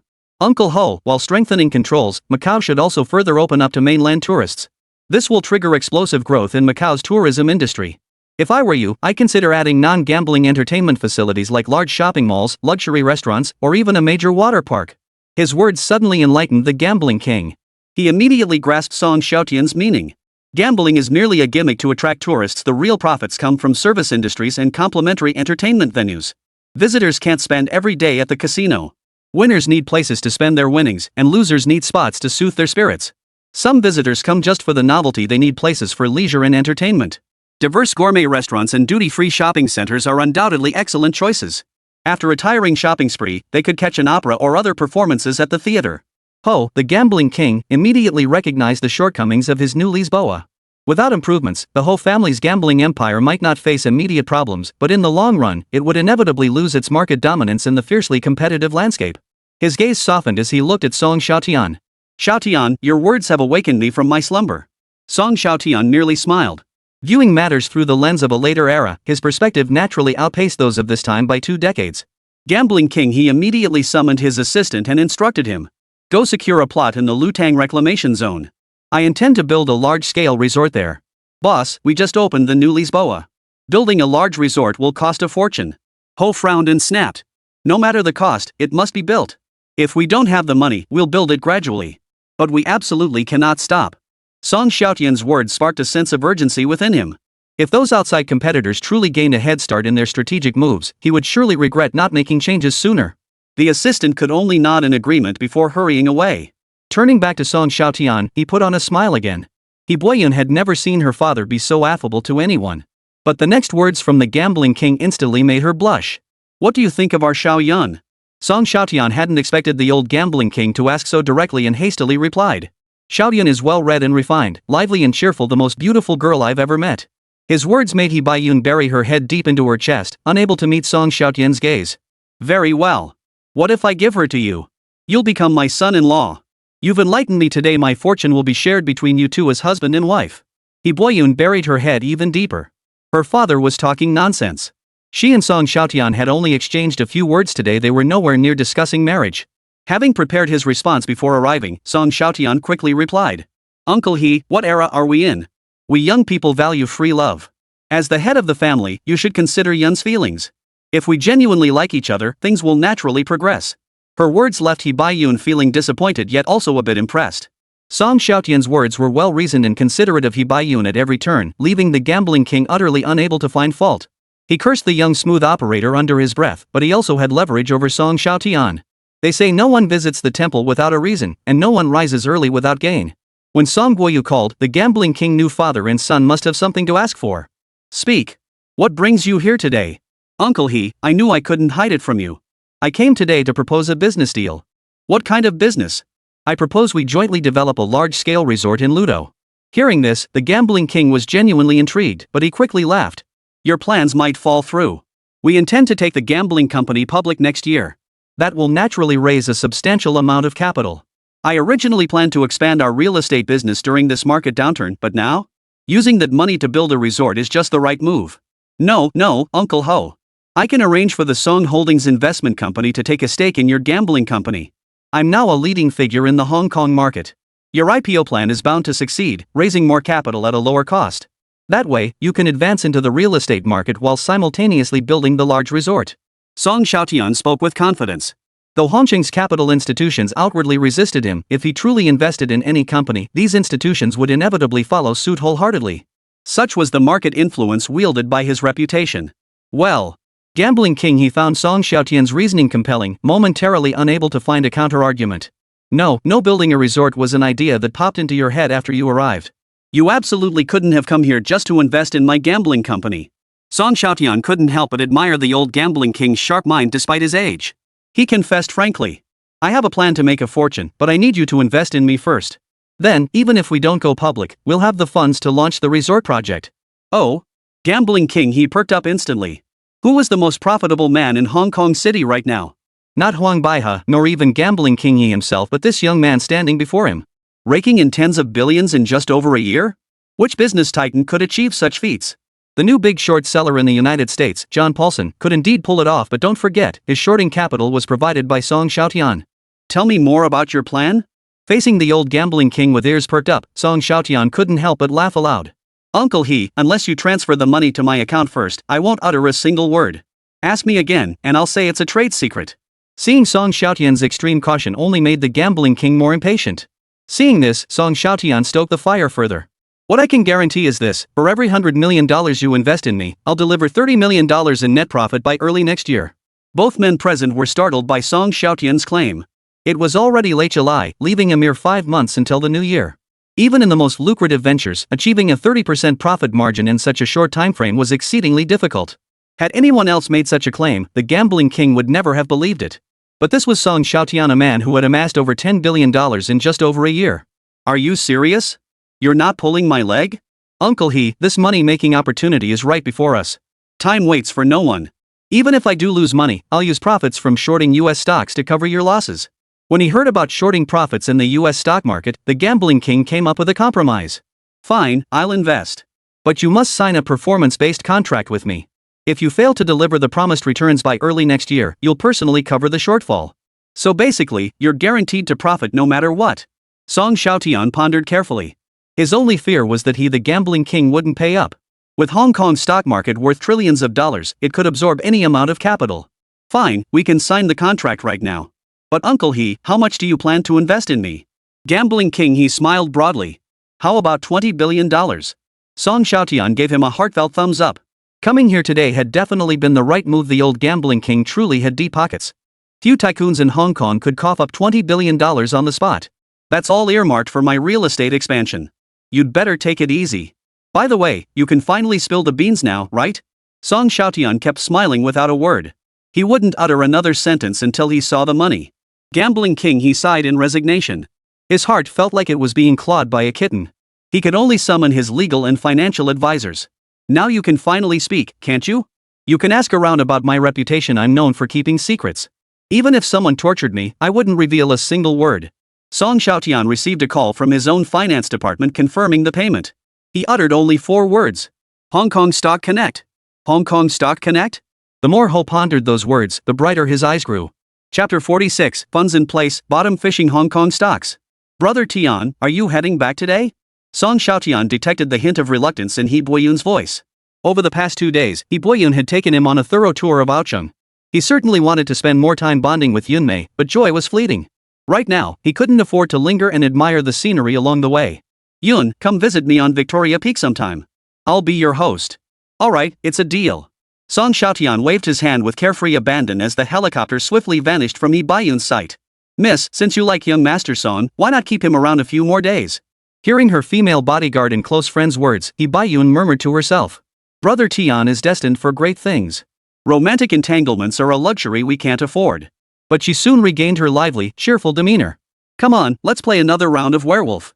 Brother Tian is so brilliant he came up with such an entertaining social game on a whim. Dad said he'll set up a werewolf lounge area in the first floor lobby, and I'll be in charge of running it. Upon returning to the Song group, Song Xiaotian's first move was to summon Han Yuyu. After so long apart, Han Yuyu had grown even more radiant with a mature, commanding presence. Her tall figure drew attention wherever she went. Young master, you finally deigned to return to the company. She playfully piled a stack of documents in front of Song Xiaotian. These are all the papers you need to sign and stamp. Song Xiaotian was taken aback. He'd only been away from work for a few days. How could so many documents pile up? You acquired dozens of plots of land in one go, arranged mortgage loans, and secured $20 billion from the He family. These are the final procedures. Han Yuyu had been running around non-stop these past few days. She just finished the land acquisition handover procedures and started handling the mortgage paperwork when she finally thought she could catch her breath, only for the He family to come knocking again. Song Xiaotian felt a bit embarrassed. He was the type to charge ahead without looking back, completely overlooking the fact that Han Yuyu had been tirelessly handling all the follow-up work behind the scenes. Yuyu, you've worked incredibly hard these past few days. After careful consideration, I realize you've been handling duties that should belong to the CEO. I'm formally promoting you to Vice President of the Song Group. You will have full authority over the day-to-day management of the Song Group. Han Yuyu froze in place upon hearing Song Xiaotian's announcement, completely caught off guard. Young master, I didn't mean to. You don't have to. You know, Yuyu, no one is more suited for this position than you. If Li Changfan can handle it, I believe you can too. My judgment hasn't failed me. Everyone calls you my right-hand woman. You'll have even more responsibilities from now on. Han Yuyu's eyes welled up with tears. An orphan raised in an orphanage, it was the Song Group that had funded her through high school and university. She vividly remembered how, as a child, Song Guoyu would always bring the young master to distribute snacks and stationery to them. Those were among her few happy childhood moments. In college, she received a scholarship from the Song Charitable Foundation, enabling her to intern at a major overseas corporation. Upon graduation, she joined the Song Group, rising from junior assistant to the chairman's chief assistant. Song Xiaotian knew no one loved the Song Group more than her. The vice president position was the best reward he could give her. Thank you, young master. No sooner had she spoken than Song Xiaotian slid the stack of documents toward her. President Han, please sign these documents on our behalf. Han Yuyu rolled her eyes dramatically in resignation. Young master, you're such a jerk. Oh, and there's one more thing I need you to do. Hearing this, Han Yuyu was utterly speechless. She felt like the young master was treating her like a workhorse. Ahem, Lu Lin is in the United States. She can't attend to the Hong Kong operations right now. I want you to take charge of this bottom fishing operation targeting Hong Kong stocks. Hearing this, Han Yuyu instantly dropped her playful tone. She knew how crucial this matter was for the Song Group. Young master, is your direct line information reliable? There shouldn't be much discrepancy. By mid-August, word of this will likely spread throughout Hong Kong's stock market. We must complete our bottom fishing of blue-chip stocks before that happens. As for which specific stocks to target, you'll need to consult the investment department's analysis report. It's best to steer clear of certain banking stocks. Han Yuyu nodded and pressed further. Young master, our Song Group and your personal accounts currently hold nearly $64 billion. Are we using all of it to bottom fish Hong Kong stocks? Song Xiaotian considered for a moment before replying. Except for $400 million set aside as the group's working capital, the entire $6.4 billion used as margin will be invested in Hong Kong stocks. Driven by the subprime crisis, the margin requirement for securities financing and margin trading in Hong Kong stocks had risen to 50%. This meant they could leverage up to $12.1 billion to go long on the Hong Kong stock market. The Hong Kong stock market was a massive market worth over $10 trillion, with daily trading volumes exceeding $200 billion. Absorbing his $120 billion would be a breeze. Upon hearing this, Han Yuyu knew there was no time to waste and urgently called a meeting with her team. Everyone was bustling about, while Song Xiaotian, the boss, felt like he was getting in the way. Young master, if you have nothing else to do, please go sign the documents. Just as Song Xiaotian was scheming his escape, his phone rang. Seeing the caller ID, Song Xiaotian frowned. Why was Gui Jialing, daughter of Gui Xiaokuan, one of the 4 major real estate tycoons, calling him again? Speaking of Gui Jialing, he found her quite exasperating. Song Xiaotian had pursued many Hong Kong socialites, with both successes and failures. But Gui Jialing was the only one who went around telling everyone that Song Xiaotian was her bootlicker. If it weren't for her father, Gui Xiaokuan, he would have slapped her across the face long ago. But this was indeed a perfect chance to get away. With that thought, Song Xiaotian answered Gui Jialing's call. Miss Gua, what's this about? Why are you calling me over and over? We've only kissed a few times, do you expect me to take responsibility for that? Song Xiaotian's sudden outburst of anger made the entire conference room fall silent. Gui Jialing on the other end was startled, especially since many young masters and ladies were staring at her, leaving her utterly embarrassed. After a long pause, urged on by others, Gui Jialing finally regained her composure and whispered. Mr. Song, today is our Hong Kong City Young Masters Association gathering. You are also a member of the association. By then, Song Xiaotian had already slipped into the elevator during the call. He sneered without a shred of courtesy. Ha, you lot are still playing those childish games? Sorry, but this young master has a $100 billion deal to attend to. No time for your childish games. His mocking voice blared through the phone speaker directly into the ears of the Young Masters Club members, echoing relentlessly in their minds. Jin Jisoo, the ultimate sycophant, had already lost his composure upon hearing about the kiss. Now, hearing Song Xiaotian insult them so viciously, his rage boiled over. Song Xiaotian, you bastard. Before he could finish the curse, Song Xiaotian had already hung up. The group seethed with pent-up rage. Damn it, just because he made $100 billion, does he have to be such a show-off? Kim Jin-soo's words drew rolling eyes from the crowd. They all thought he was nothing but a complete clown. How dare he say such things? Many present couldn't even muster $100 billion by bundling their entire family fortunes together. The Guo family's net worth on this year's Forbes list hovered around $10 billion. What made them even more desperate was that Song Xiaotian's overseas investments kept raking in huge profits for him. Meanwhile, their peers, roughly the same age as Song Xiaotian, were still living off their parents' money, indulging in lavish parties and extravagant lifestyles. Song Xiaotian called them immature, playing house, a harsh assessment, yet undeniably true. Their original intention had been to cultivate a relationship with Song Xiaotian to help their families weather the storm, or perhaps simply to latch onto his coattails. Now that they hadn't succeeded and had even earned a scolding, they instantly lost all interest in the gathering. Hey, don't leave. Didn't we say we'd drink until we drop tonight? Ah, Sue, forget it. We'll drink on our own. With that, Gui Jialing popped open a bottle of imported liquor and started chugging straight from the bottle. Jin Xiu panicked. Lingling, don't get upset over what Song Xiaotian said. It's not worth getting angry over. Cut the crap. If I tell you to drink, you drink. Facing the bottle Gui Jialing held out, Jin Jishu hesitated only briefly before forcing himself to take a drink. He felt intensely restless. He knew Gui Jialing wasn't drinking out of silent resentment over Song Xiaotian's few taunts. His own hatred for Song Xiaotian only deepened. After downing an entire bottle of liquor, Gui Jialing collapsed backward into Jin Ishu's arms. Jin Ishu's breathing quickened. With only the two of them left in the private room, it was the perfect opportunity to get close. Yet he ultimately withdrew his trembling hand and shouted toward the door. Someone. Miss was drunk. Take her to the hospital. Jin Jishu, you're such a coward. Even when given a chance, you can't take it. Watching the Gua family bodyguards jogging toward them, Jin Jishu muttered to himself in a low voice, mocking his own weakness. Chapter 47, 6 blue-chip stocks acquired in a single day, shocking the Hong Kong stock market. 10 days later. Chairman's office, Song Group. Han Yuyu was reporting on the bottom fishing progress. Young master, after this period of buying, our holdings in many listed companies are now extremely close to the 5% threshold. Should we diversify our investments further? Under Hong Kong's disclosure mechanism, if an institution or individual holds over 5% of a listed company's shares, they must publicly disclose the stake, notify the company in writing, and announce it to the Hong Kong Stock Exchange. Acquisitions must also be suspended for 3 days. Han Yuyu believed that given their numerous adversaries in Hong Kong, the bottom fishing operation should remain as low-key as possible. A public disclosure would inevitably invite unnecessary trouble. But Song Xiaotian had another idea at that moment.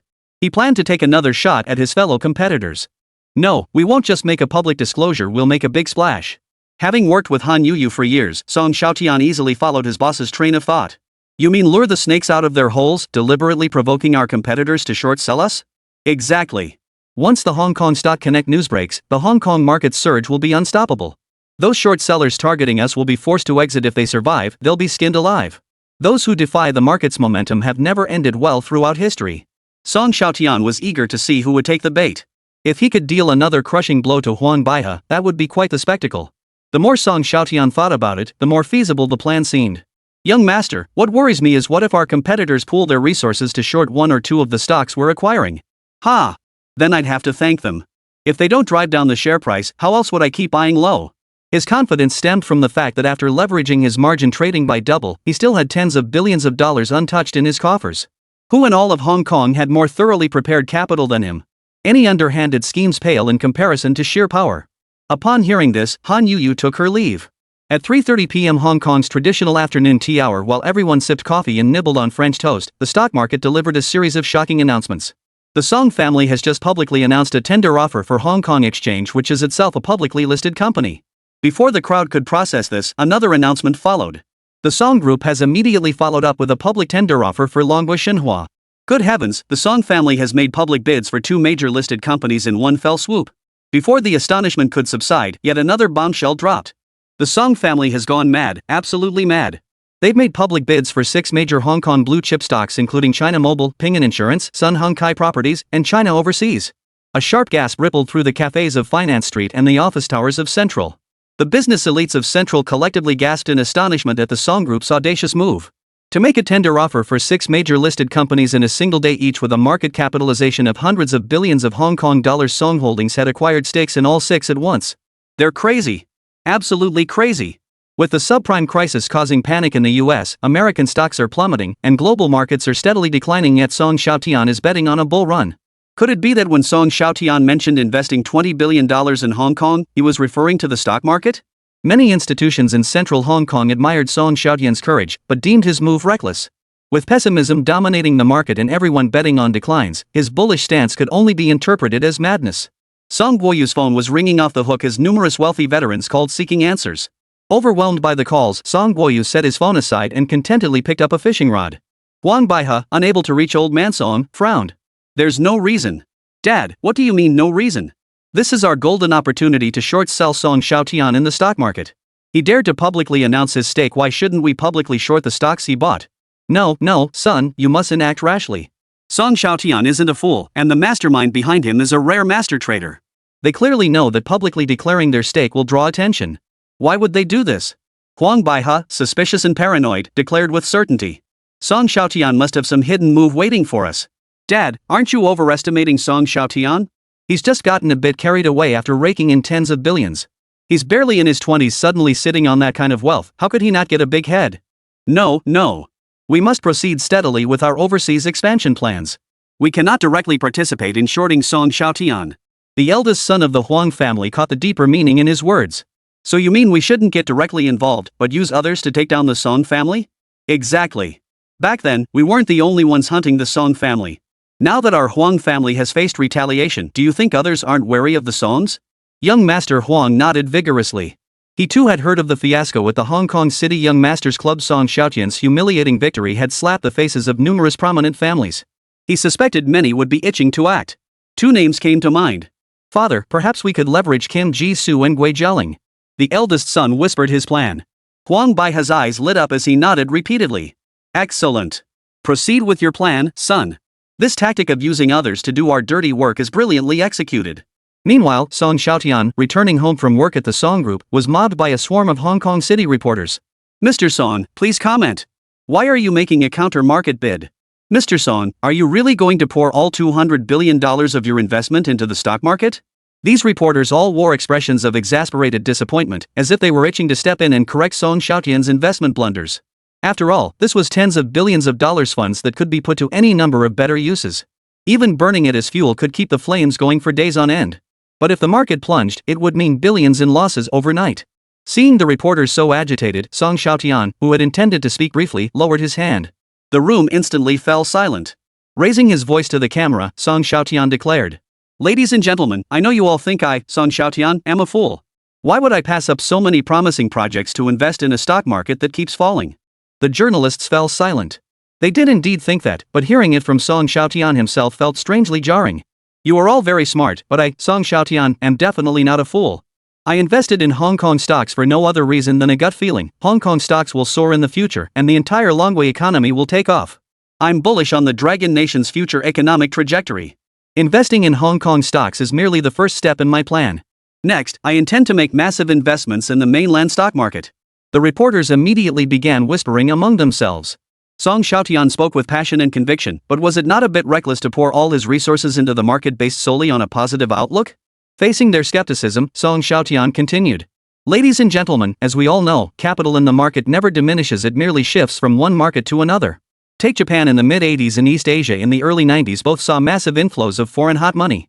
Their stock markets and economies flourished temporarily due to this influx of hot money. The fundamental cause of this was the decline of the US economy and the Federal Reserve's economic policies. Now, foreign capital including domestic US investors is fleeing the American stock market. This trend will become even more pronounced next year. Where do you think they'll take their capital? Though the reporters remained silent, their slightly trembling lips betrayed them. They already knew the answer: Dragon Nation. Before they could voice their doubts, Song Xiaotian continued. I believe our nation will actively learn from the lessons of two foreign bubbles, seize the opportunity, and create an economic miracle for the people of Dragon Nation.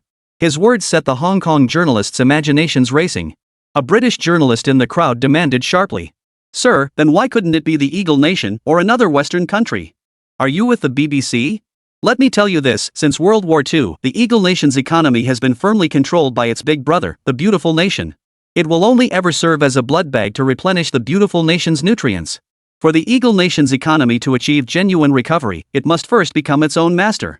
His words were jarring and deafening. The British reporter stammered for a long time, unable to come up with a single rebuttal. Why did Britain withdraw from the Eurozone? Why did the Bank of England get shorted by Soros, the American Big Short? It was all because they tried to break free from the leash and failed. Song Xiaotian's words were thought-provoking, yet utterly meaningless in the present context. No matter what he said, it couldn't alter the prevailing bearish trend in the financial markets. The next day, Hong Kong's newspapers bickered incessantly over Song Xiaotian's remarks. Some publications endorsed the Song conglomerate's prediction of a Dragon Nation economic boom. The coming years will undoubtedly mark a golden development cycle for Hong Kong, Macau, and the mainland. As the US subprime crisis intensifies, international hot money will inevitably flow into China's financial markets. Even though the stock market is still declining now, the future is bound to be bright.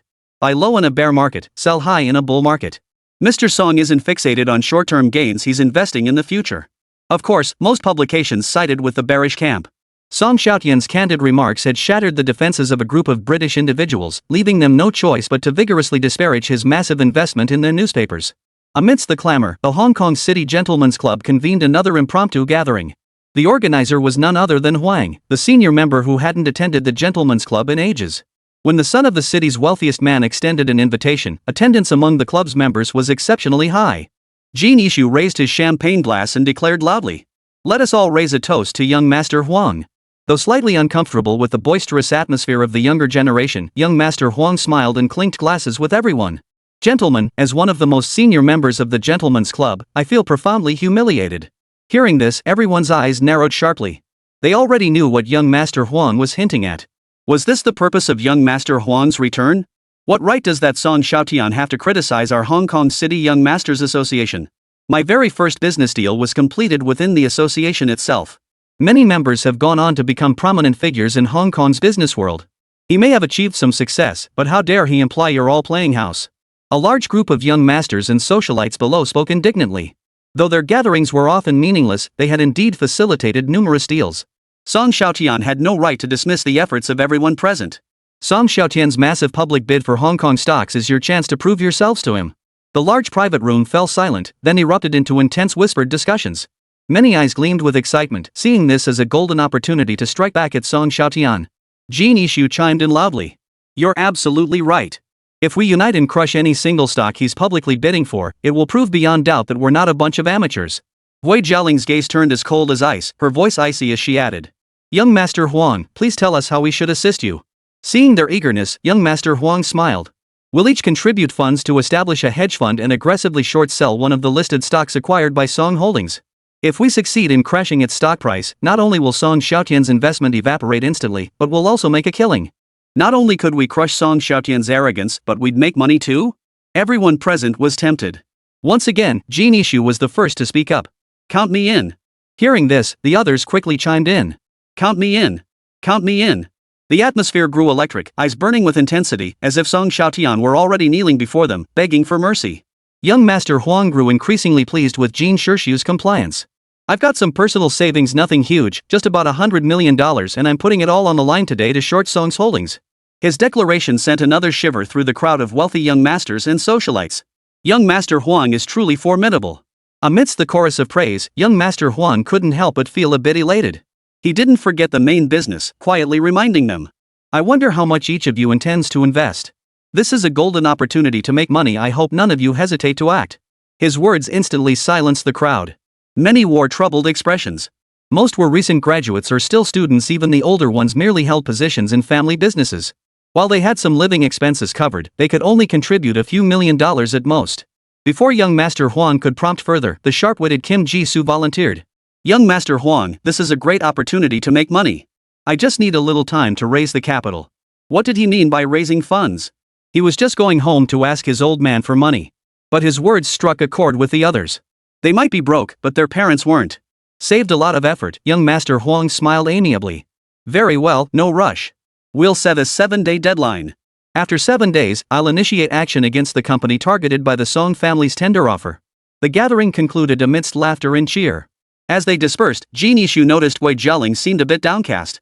What's wrong, Lingling? Isn't taking down the Song family supposed to be a happy occasion? Faced with Jin Ishu's persistent questioning, Wei Jialing forced a smile. I'm fine. I just feel like shorting only one of Song Xiaotian's stocks is letting him off too easy. Ah, what can you do? Song Xiaotian's a petty man who's gotten too big for his britches. He's powerful now, so we can't rush things. We'll have plenty of time to take him down later. He shouldn't have made so many enemies. Wei Jialing nodded in agreement. After dropping her off at the Gua family mansion, she immediately relayed the Young Masters Association's actions to Gua Xiaokuan, the head of the Gua household. After a moment's thought, Wei Xiaokuan remarked. The Huang family is still too stingy. How much pocket money could that Huang kid possibly have? Since this is such a golden opportunity, we might as well invest more. Here's what we'll do, I'll notify the family fund. We'll allocate $300 million to your hedge fund to short the Song family. Dad, isn't $300 million a bit excessive? I think $30 million would suffice, Wei Jialing protested anxiously. Nonsense. Once we decide to take down the Song family, we must go all in and finish it in one decisive blow. Holding back will never achieve anything significant. Faced with her stern father's admonition, Wei Jialing could only nod in agreement. Such scenarios played out across many prominent families in Hong Kong. Numerous tycoons, determined to outmaneuver the Huang family, poured substantial sums into the fray. 7 days later, the private equity fund established by the young Master Huang had reached a staggering $25 billion. Song Xiaotian, just wait until I crush you this time. Chapter 48, Who's the real clown in charge? The situation is exactly as I've described, young Master Song. Our two families have no deep-seated grudges. Can't we just let bygones be bygones? Song Xiaotian hadn't expected anyone to defect at the last minute, much less that young Master Huang and Jin Ishu would rally a large group to short him. With that thought, Song Xiaotian smiled. Mr. Gao, you're overthinking it. We've always been friends, haven't we? Of course. You even tried to woo my sister when we were kids. Song Xiaotian flushed crimson. The youngster was stretching a connection where none existed. Realizing his remark might have been a bit inappropriate, the other quickly laughed it off and changed the subject. Young Master Song, they're coming in force. You'd better prepare early. They're just a rabble. Even if I don't lift a finger, they'll get what's coming to them. Song Xiaotian didn't want to say more to the other guy, so he reminded him. Mr. Gao, if you have spare cash, you might as well buy more Hong Kong stocks. Mr. Gao on the other end of the line dismissed the suggestion casually. His father's stance was to observe first, perhaps enter the fray later, but definitely not now. After hanging up, Han Yuyu, who had been listening nearby, asked anxiously. Young Master, we're talking about $25 billion. Are we really going to do nothing? $25 billion plus securities financing could leverage up to $50 billion. That much short-selling capital sounded terrifying. It seemed likely their heavily positioned stocks would soon face massive sell-offs. Don't panic. When they sell, we'll buy. We're only using 2x leverage. They'd need the stock price to have just to wipe us out. Before long, they'll regret today's decision. Song Xiaotian managed to hold his ground at the Daio Yutai because those rich kids got one crucial thing wrong. Most of his 12 billion yuan in leveraged long positions came from off-exchange funds. The leverage from securities financing was only 2x, not high leverage directly. As long as he made timely repayments, Dragon Nation Bank had no reason to call in the loan. He also had his own explanations for the gambling king, so he had no worries about his heavily leveraged positions getting liquidated anytime soon. He wasn't afraid of a protracted battle with the young masters. Besides, mid-August was just days away. Soon enough, it would be their turn to weep. Young Master Huang wasn't slow to act either. The very next day after Song Xiaotian received the alert, they made their move.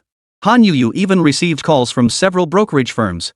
Boss, these brokers are asking if we're willing to lend out shares of this Hong Kong exchange stock. They're offering high interest rates. Song Xiaotian raised an eyebrow and remarked. These securities firms aren't afraid of trouble, are they? Knowing full well the young master intends to short me, they're still offering to lend shares to him through me personally. Han Yuyu, who came to report this, couldn't help but chuckle. Young master, this shows the Prince Clubs Group is making some serious moves. These brokerages are scrambling like mad.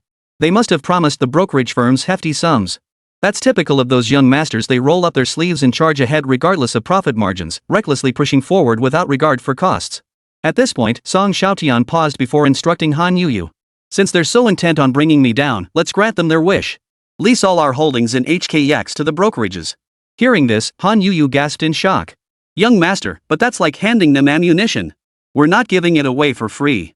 There's lending profit involved. With such high interest rates, even a mosquito is meat.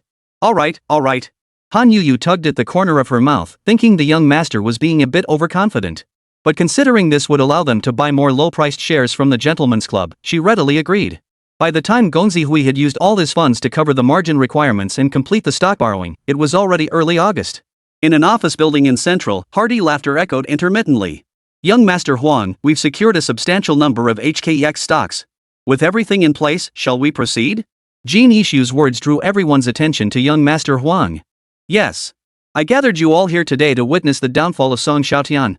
Though they knew this operation would at most inflict heavy losses on Song Xiaotian, not destroy him, the crowd still erupted in shouts. Take down Song Xiaotian. Take down Song Xiaotian.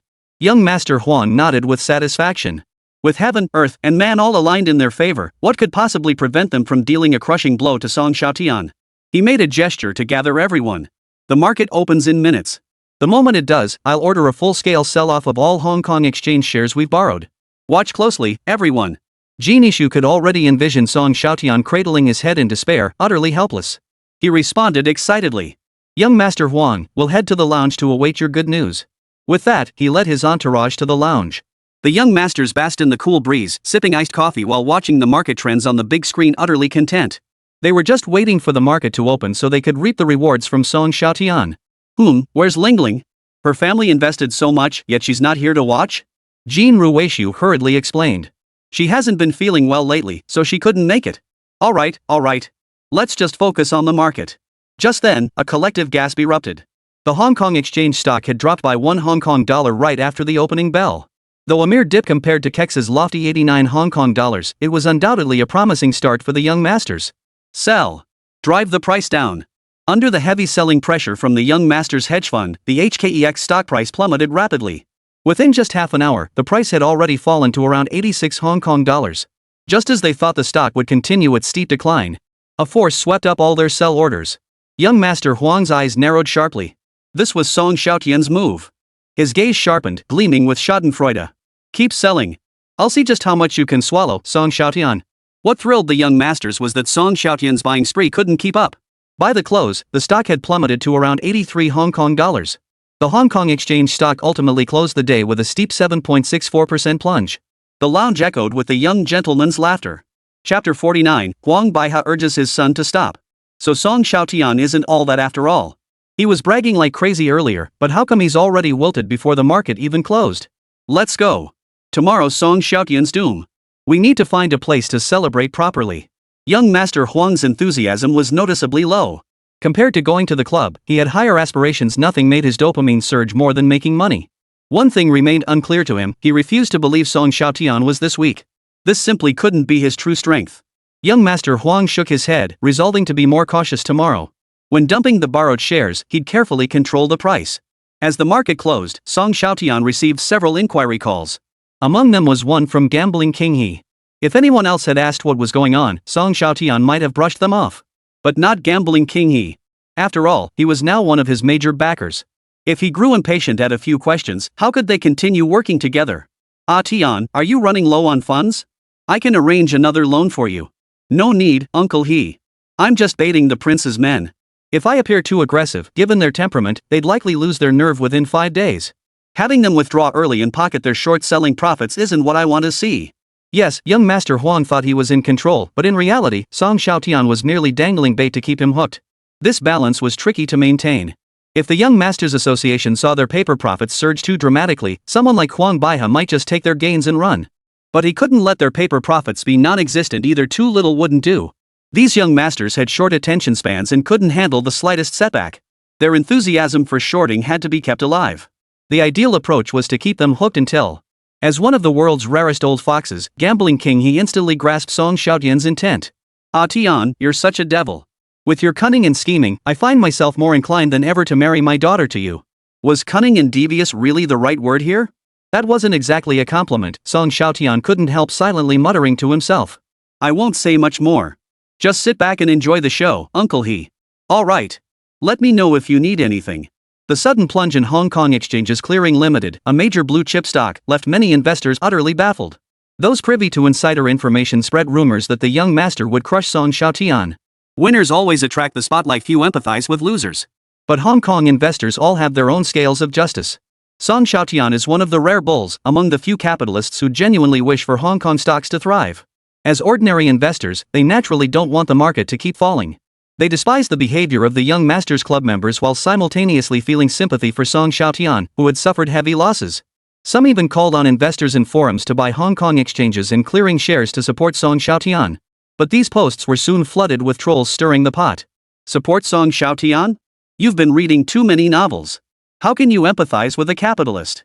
You earn a few thousand a month through hard work. What are you competing with a bunch of Hong Kong's top playboys for? Song Xiaotian bought those stocks just to make money. Don't put him on such a pedestal. Bro, chill out. This is a war of capital, no place for small fry like us. These cold showers instantly dampened the fervor of the passionate young supporters. They realized this was a multi-billion-dollar capital battle, not something office workers like them could interfere with. The next day, the battle reignited. What puzzled observers was that the Song Group continued its pattern, sweeping the market in the morning, only to fold its sails by afternoon, displaying no fighting spirit whatsoever. Instead, several private major shareholders of the Hong Kong Stock Exchange stepped in, taking advantage of the low prices to increase their holdings. This pattern persisted for several days. At first, the eldest son of the Huang family suspected Song Xiaotian was up to something shady. But after several days, the stock price had plummeted 21%. Their paper profits had soared to over $800 million, rapidly approaching the $1 billion mark. By this point, young Master Huang concluded that Song Xiaotian had abandoned resistance and was preparing to stabilize his position by making margin calls. By Friday, the Song Group had effectively gone into hibernation, only buying up large quantities of low-priced shares listed for sale just before the market closed. Watching their paper profits balloon to $1.6 billion in a single day, all the young masters were overcome with euphoria. Even young Master Huang shed his usual caution, setting aside his reserve as he opened a bottle of vintage red wine to celebrate with the others. "To our victory. Song Xiaotian has lost this round. He's wiped out at least a few $100 million in this stock."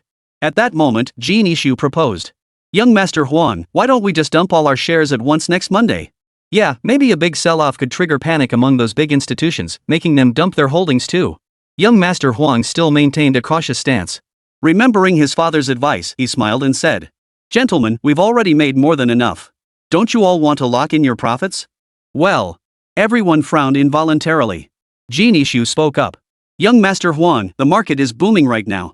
Many institutions are planning to follow suit and sell off. If we pull out now, won't we miss out on a lot more profits? Yeah, my dad says this stock will crash sooner or later with all the manipulation we've done. We can't close our positions now, we're nowhere near done." Though young Master Huang desperately wanted to close his position on Monday, their words began to shake his resolve. He himself felt closing positions now was premature. He too wanted to rake in more profits. Suddenly, greed overpowered his reason. "All right. We'll do as you suggest. On Monday, I'll sell all the borrowed shares I hold and see how things go before closing the position." His words drew cheers from the crowd. The young masters were already fantasizing about raking in billions from this stock, meaning they too could return home with tens of millions. Their fathers would surely look at them with newfound respect. Young Master Huang, feeling rather pleased with himself, couldn't help but drink a few extra glasses. This successful short squeeze proved to the world that he was truly Hong Kong City's #1 playboy. By the time the driver returned him to the Huang residence, darkness had long fallen, with only a single lamp still glowing in Huang Baihe's study. "Young Master, father requests your presence in his study." Hearing the butler's words, young Master Huang sobered up considerably. He cautiously pushed open the study door. "Father, why aren't you asleep yet? I'm worried about you. Why didn't you close your positions today? Didn't I tell you never to chase the last penny?" Dad, our Huang family doesn't hold a significant stake in this foundation.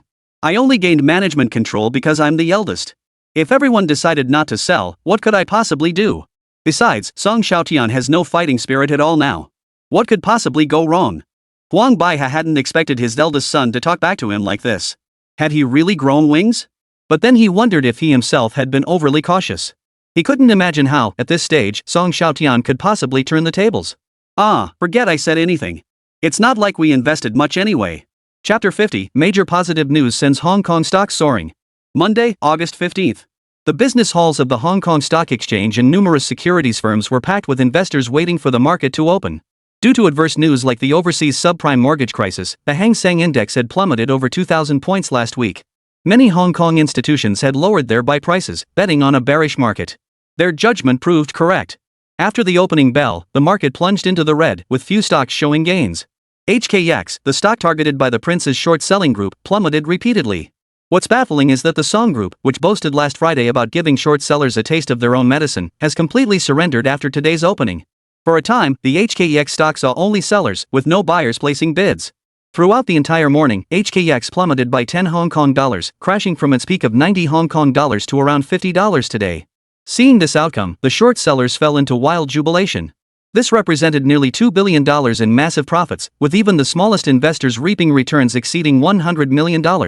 Most crucially, the relentlessly accumulating Song Group suffered catastrophic losses, with at least $10 billion of their invested capital evaporating. What could be more satisfying than watching your enemy lose money while you profit?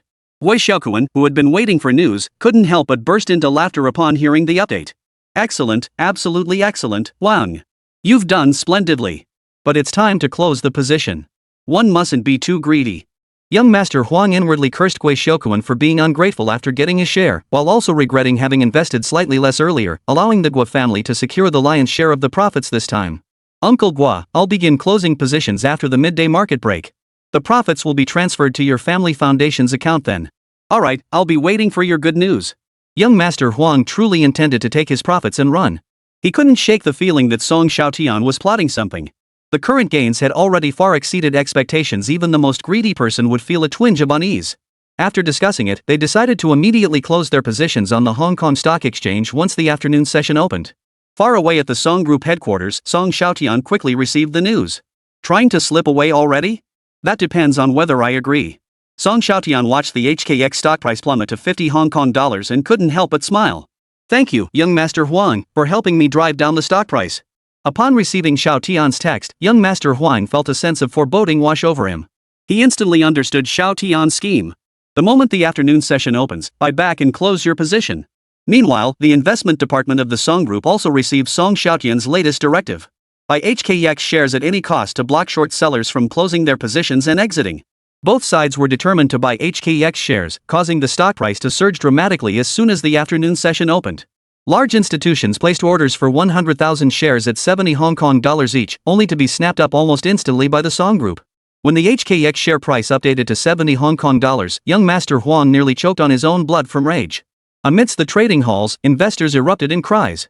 HKEX is surging. HKEX is surging. The Song Group is making its move.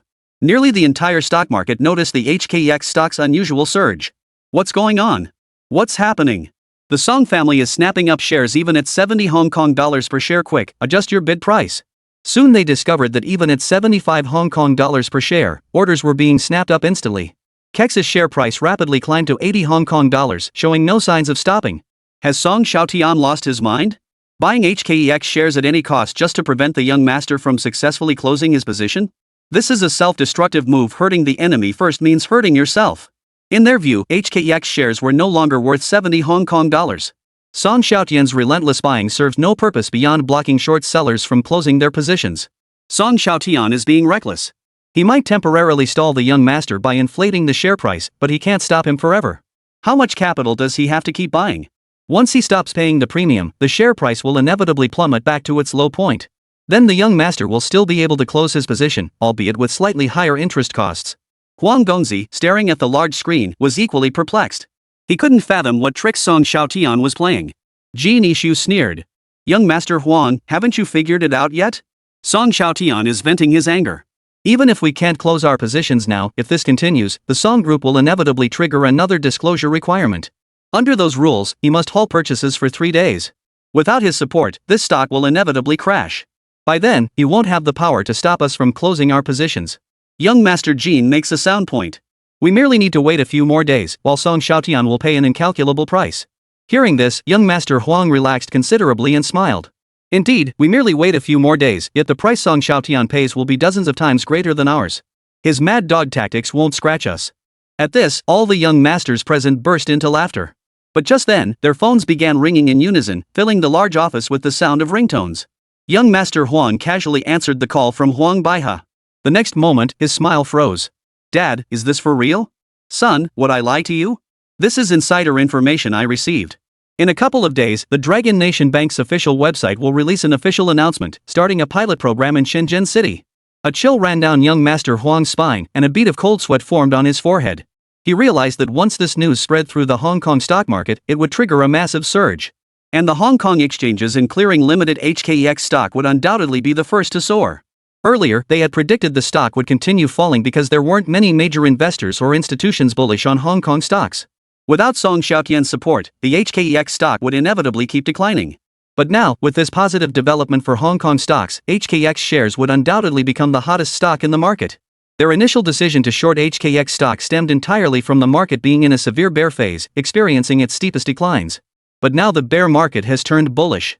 At this realization, young Master Huang was momentarily speechless, his mind turning to mush. This. Huang Baihe sighed in exasperation. What are you waiting for? Before word spreads, cut your losses and close your positions immediately. Recover whatever you can.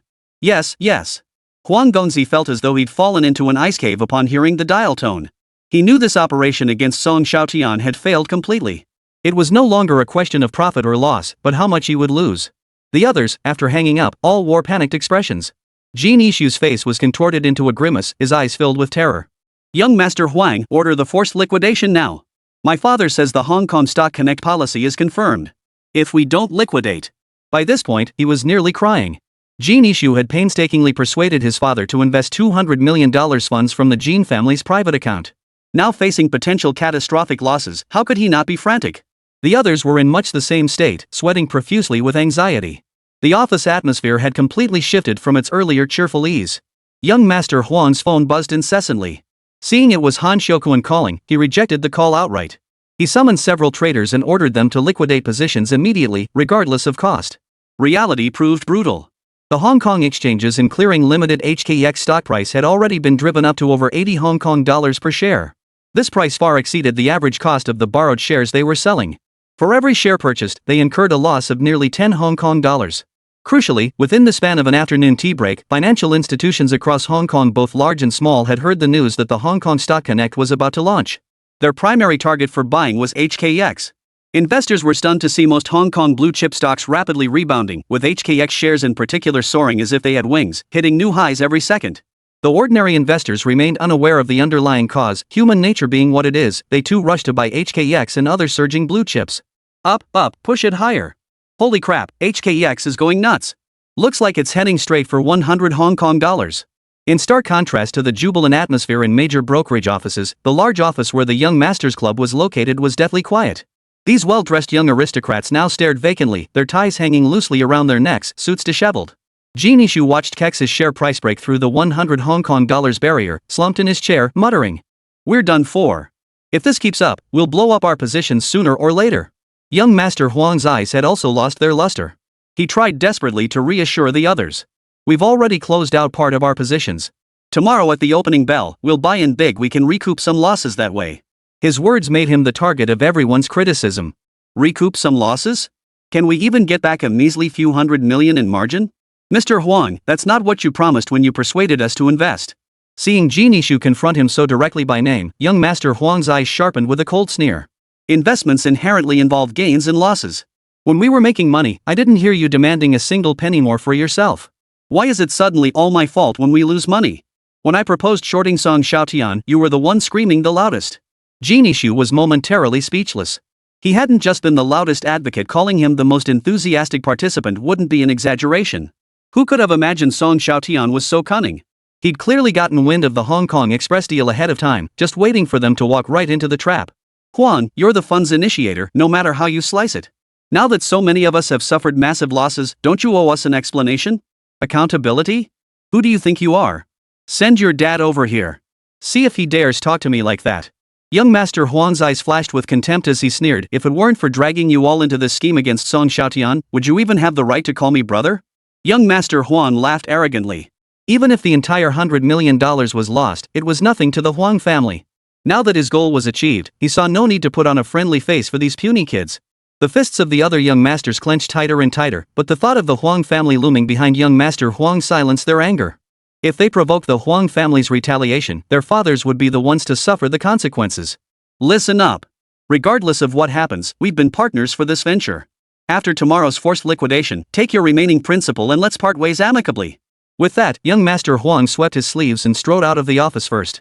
He left behind a group of young masters staring at each other in stunned silence.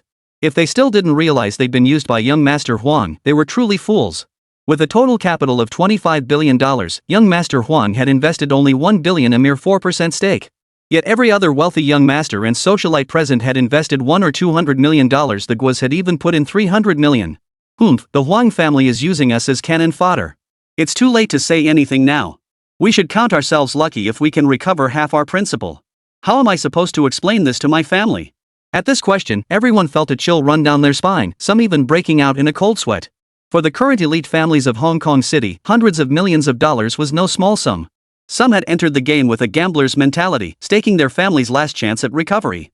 For them, this was nothing short of a catastrophe. Tomorrow, countless wealthy families would be forced to sell off their assets to cover their losses. Finding no resolution, they dispersed in a flurry. Filled with righteous indignation, they laid all the blame squarely on young Master Huang. They accused him of using others as pawns, of not knowing when to quit while ahead, and every other possible criticism. People never see their own greed as the pitfall that drags them into an abyss. They always blame others. The parents of these young masters were no exception. Wei Xiaoquan listened to his youngest son's complaints. Already resentful that young Master Huang hadn't answered his calls, he was consumed by rage upon hearing that the $3 billion investment might only yield tens of millions in return. Well done, young Master Huang. Well done, the Huang family. All the talk about the four great families being branches of the same tree, it was all just a scheme to use others as tools for their own ends. Wei Xiaoquan, a man of explosive temperament, refused to swallow his anger. He immediately summoned his daughter. Jialing, I heard Song Xiaotian once pursued you? Dad, that's ancient history. Why bring it up now? Times change.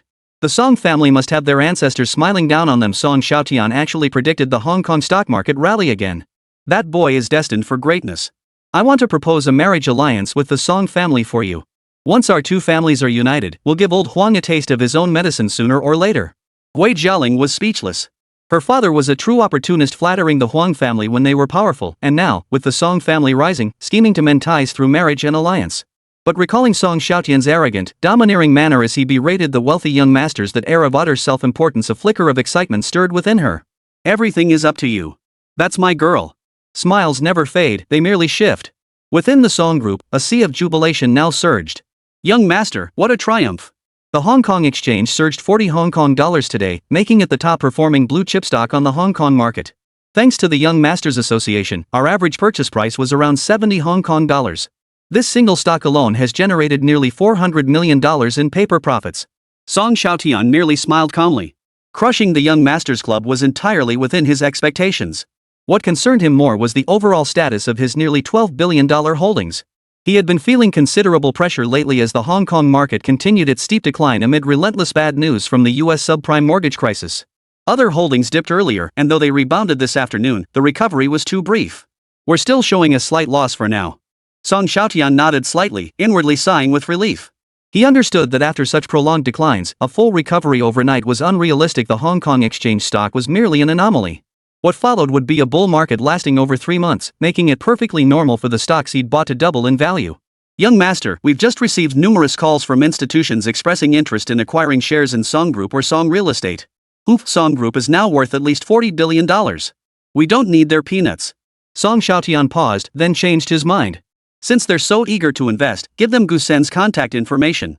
I plan to have Gusen establish a new private equity fund under Song Holdings. Who would complain about managing more capital? As they spoke, Song Xiaotian's personal phone rang. Seeing the caller ID display the number of the Gambling King, he answered the call. Xiaotian, you've done a brilliant job this time. Hearing the Gambling King's praise, Song Xiaotian responded modestly. Basic moves, basic moves. The real money-making days are still ahead. Tian, how long do you think this bull market will last? After some hesitation, the old gambling king finally voiced his burning question. He had witnessed Song Xiaotian's extraordinary influence firsthand. The Hong Kong mainland Direct Connect scheme had been under discussion by the finance department for ages, yet no final decision had ever been reached. Yet, barely 2 days after Song Xiaotian publicly declared his intention to heavily invest in Hong Kong stocks, the finance department suddenly revived the proposal. What astonished him even more was, this long-stalled proposal was unanimously approved today. It caught many major behind-the-scenes Hong Kong stock speculators completely off guard. Many Hong Kong stock market experts now refer to today as Miracle Day. The market, which had been plummeting in the morning, rebounded by nearly 2,000 points before the afternoon close. Overall, the Hang Seng Index not only avoided a decline today but actually gained several hundred points compared to the previous day. Song Xiaotian naturally wouldn't give Ho the gambling king a definitive answer. He chuckled self-deprecatingly. Uncle Ho, do you really think I'm some kind of prophet? I can't control how long the Hong Kong market will keep rising, but what? I'll keep a close eye on the market trends. At the first sign of trouble, I'll pull out of the stocks and lock in my profits. Hearing this, the gambling king recalled the incident where the young master had liquidated his positions, only to be ambushed by Song Xiaotian and suffer massive losses. He had heard that every household on Victoria Peak was now beating their sons, with some mansions even putting up for sale signs overnight, all thanks to Song Xiaotian. Just thinking about it made the gambling king's blood boil. Song Xiaotian had single-handedly brought down Hong Kong's entire elite circle. He had inflicted massive losses on the private foundations of over a dozen prominent families. And throughout it all, he seemed to be holding back. That ruthless, sharp-edged approach, that patient, calculating nature, it reminded him of his own younger days. This thought left the gambling king with a pang of regret. Though he had many children, not a single son was capable of carrying on the family legacy. Xiaotian, are you truly unwilling to become a son-in-law of the Yi family? Uncle Ho, it's too early to talk about that. Yun and I are both slow to warm up. Why put us on the spot? Very well. Hearing you say that puts my mind at ease. I called today for another matter. At this point, the gambling king felt a wave of weariness wash over him. Though he no longer managed the day-to-day operations of his numerous companies, he remained the backbone of the Yi family, the ultimate decision-maker for matters large and small. He paused to gather his thoughts before continuing. We plan to list the gambling company ahead of schedule, capitalizing on the bull market in Hong Kong stocks to raise more funds. If you want to get involved, you'll need to act quickly. After completing the IPO, I'll accelerate our expansion in the real estate sector and new resort projects. 3 of his 4 wives advised against bringing Song Xiaotian on board, arguing that the current bull market in Hong Kong would easily secure the expansion funds for both projects without his investment. Yet the gambling king ultimately decided to bring Song Xiaotian on board for the IPO. The fundamental reason wasn't about trust. He had never promised Song Xiaotian any stake in his gambling empire. The real reason was the market influence Song Xiaotian had built through several major battles. He had a simple survey conducted. Today's massive surge in HKX stock wasn't solely because it was HKX. Many investors bought in specifically because of Song Xiaotian. Gambling King Ho could envision the public outcry once news spread of Song Xiaotian's scheme to bury the prince's affairs. Song Xiaotian would cement his reputation as a god of stock manipulation in the public eye. Hong Kong's public revered business titans above all else, and Song Xiaotian's persona was downright charismatic. As the buzz grew, Song Xiaotian's influence would even surpass that of the legendary American stock guru. Although his gambling company could go public without Song Xiaotian, having him involved would create a completely different effect. After a moment's thought, Song Xiaotian on the other end of the line said, "Then please issue me an additional 10% stake in Alboa Holdings." Hearing Song Xiaotian demand a full 10% stake in Alboa Holdings, the gambling king couldn't help but marvel at the young man's appetite. Nevertheless, he responded, "Based on our current valuation, that would cost you $800 million for Alboa Holdings." Well, Uncle He, could you cover it for me first? I'll repay you. Gambling King He burst out laughing. You're such a big boss, surely you can't be unable to come up with $800 million? Song Xiaotian knew Hong Kong stocks were booming and wanted to split every penny to double down on the market. He genuinely couldn't come up with $800 million on short notice. Of course, he could borrow from Hong Kong's Dragon Nation Bank. But as the saying goes, borrowing and repaying makes future loans easier. He had his pride. He couldn't just reach out to President Zhang every time he needed cash. Seeing his reaction, the gambling king burst into laughter. Fine. This is the first time someone's tried to pull a fast one on me. Chapter 51, Losing Everything, Hong Kong Stock Guru? Faced with such a petty scoundrel, gambling king, he had nowhere to seek justice. He thought it over and realized he still had surplus funds. The shares Song Xiaotian had purchased were making a killing, so he had no reason to worry about the other party defaulting. Borrowing from anyone was the same, so he decided. Fine. $800 million at the highest commercial loan rate the bank offers. You're getting a bargain just by letting you tag along. Having secured the deal, Song Xiaotian naturally complained about the steep interest rate, then urged with a smile. Let's push the process forward quickly and aim to complete the IPO before year-end. So rushed? After the gambling king uttered this, Song Xiaotian immediately sensed something was off. Could the stock market crash after the new year? He shook his head, dismissing it as Song Xiaotian's eagerness to make a quick buck, and replied with a smile. Alright, I'll push my team to speed things up. He paused before adding. You'd better keep a low profile, kid. Don't make too many enemies. Harmony is paramount in everything. Uncle you should be telling that to those guys. They were the ones who targeted my Song family first. Now they're ambushing me in the stock market for no reason. They're the ones crashing and burning and they blame me? Gambling king, he gave a bitter smile. Song Xiaotian's words weren't entirely without merit. What started as a playful banter among kids had spiraled into a $100 billion business war. Well, now they'd learned their lesson. No matter how you looked at it, it was those tycoons setting a bad example, young and old alike, none of them acting reasonably. Alright. You're the sharpest tongue around. Just be careful. Even a cornered dog will jump over a wall. Leave others some breathing room. Song Xiaotian clearly didn't buy his words. When Huang, the wealthiest tycoon, led the business magnates to besiege the Song family, they showed no intention of leaving any room for compromise. If someone wants to destroy you and stab you in the back, are you supposed to greet them with a smile? The next day, the young master would attempt to close his positions again after the market opened. But they had underestimated the power of the bull market. Jin Jishu, his face flushed crimson, sucked in a sharp breath at the soaring Hong Kong exchange stock price. What's happening? The other young masters looked equally horrified. How did it rise so fast? Yesterday it was still at 100 Hong Kong dollars, but suddenly after today's market opened, it began a sharp surge. Even as they spoke, Kex's stock price had already climbed to 110 Hong Kong dollars. Check out this post online, guys.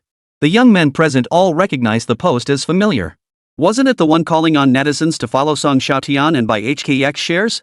Some of them had even mocked him, saying things like, what's the point of risking your life for a measly few $1,000s a month? They had hurled plenty of sarcastic remarks to belittle these working stiffs. But now, these same people were posting screenshots of their HKX trades under the thread. I'm certainly no big shot investor, but I can afford to buy 10,000 shares with my small savings. They attached screenshots of their 10,000 share purchases. I'm just a 10-year veteran at a big tech firm, laid off by capital this year. I used my severance and life savings to buy 20,000 shares. Posts like these were countless, sending chills down the spines of many wealthy young masters. Only then did they realize what kind of people they had offended. Those who dabble in the stock market are at least middle-class folks with a few 100,000 yuan to spare. They might not be able to buy property in Hong Kong, but they've all accumulated some savings.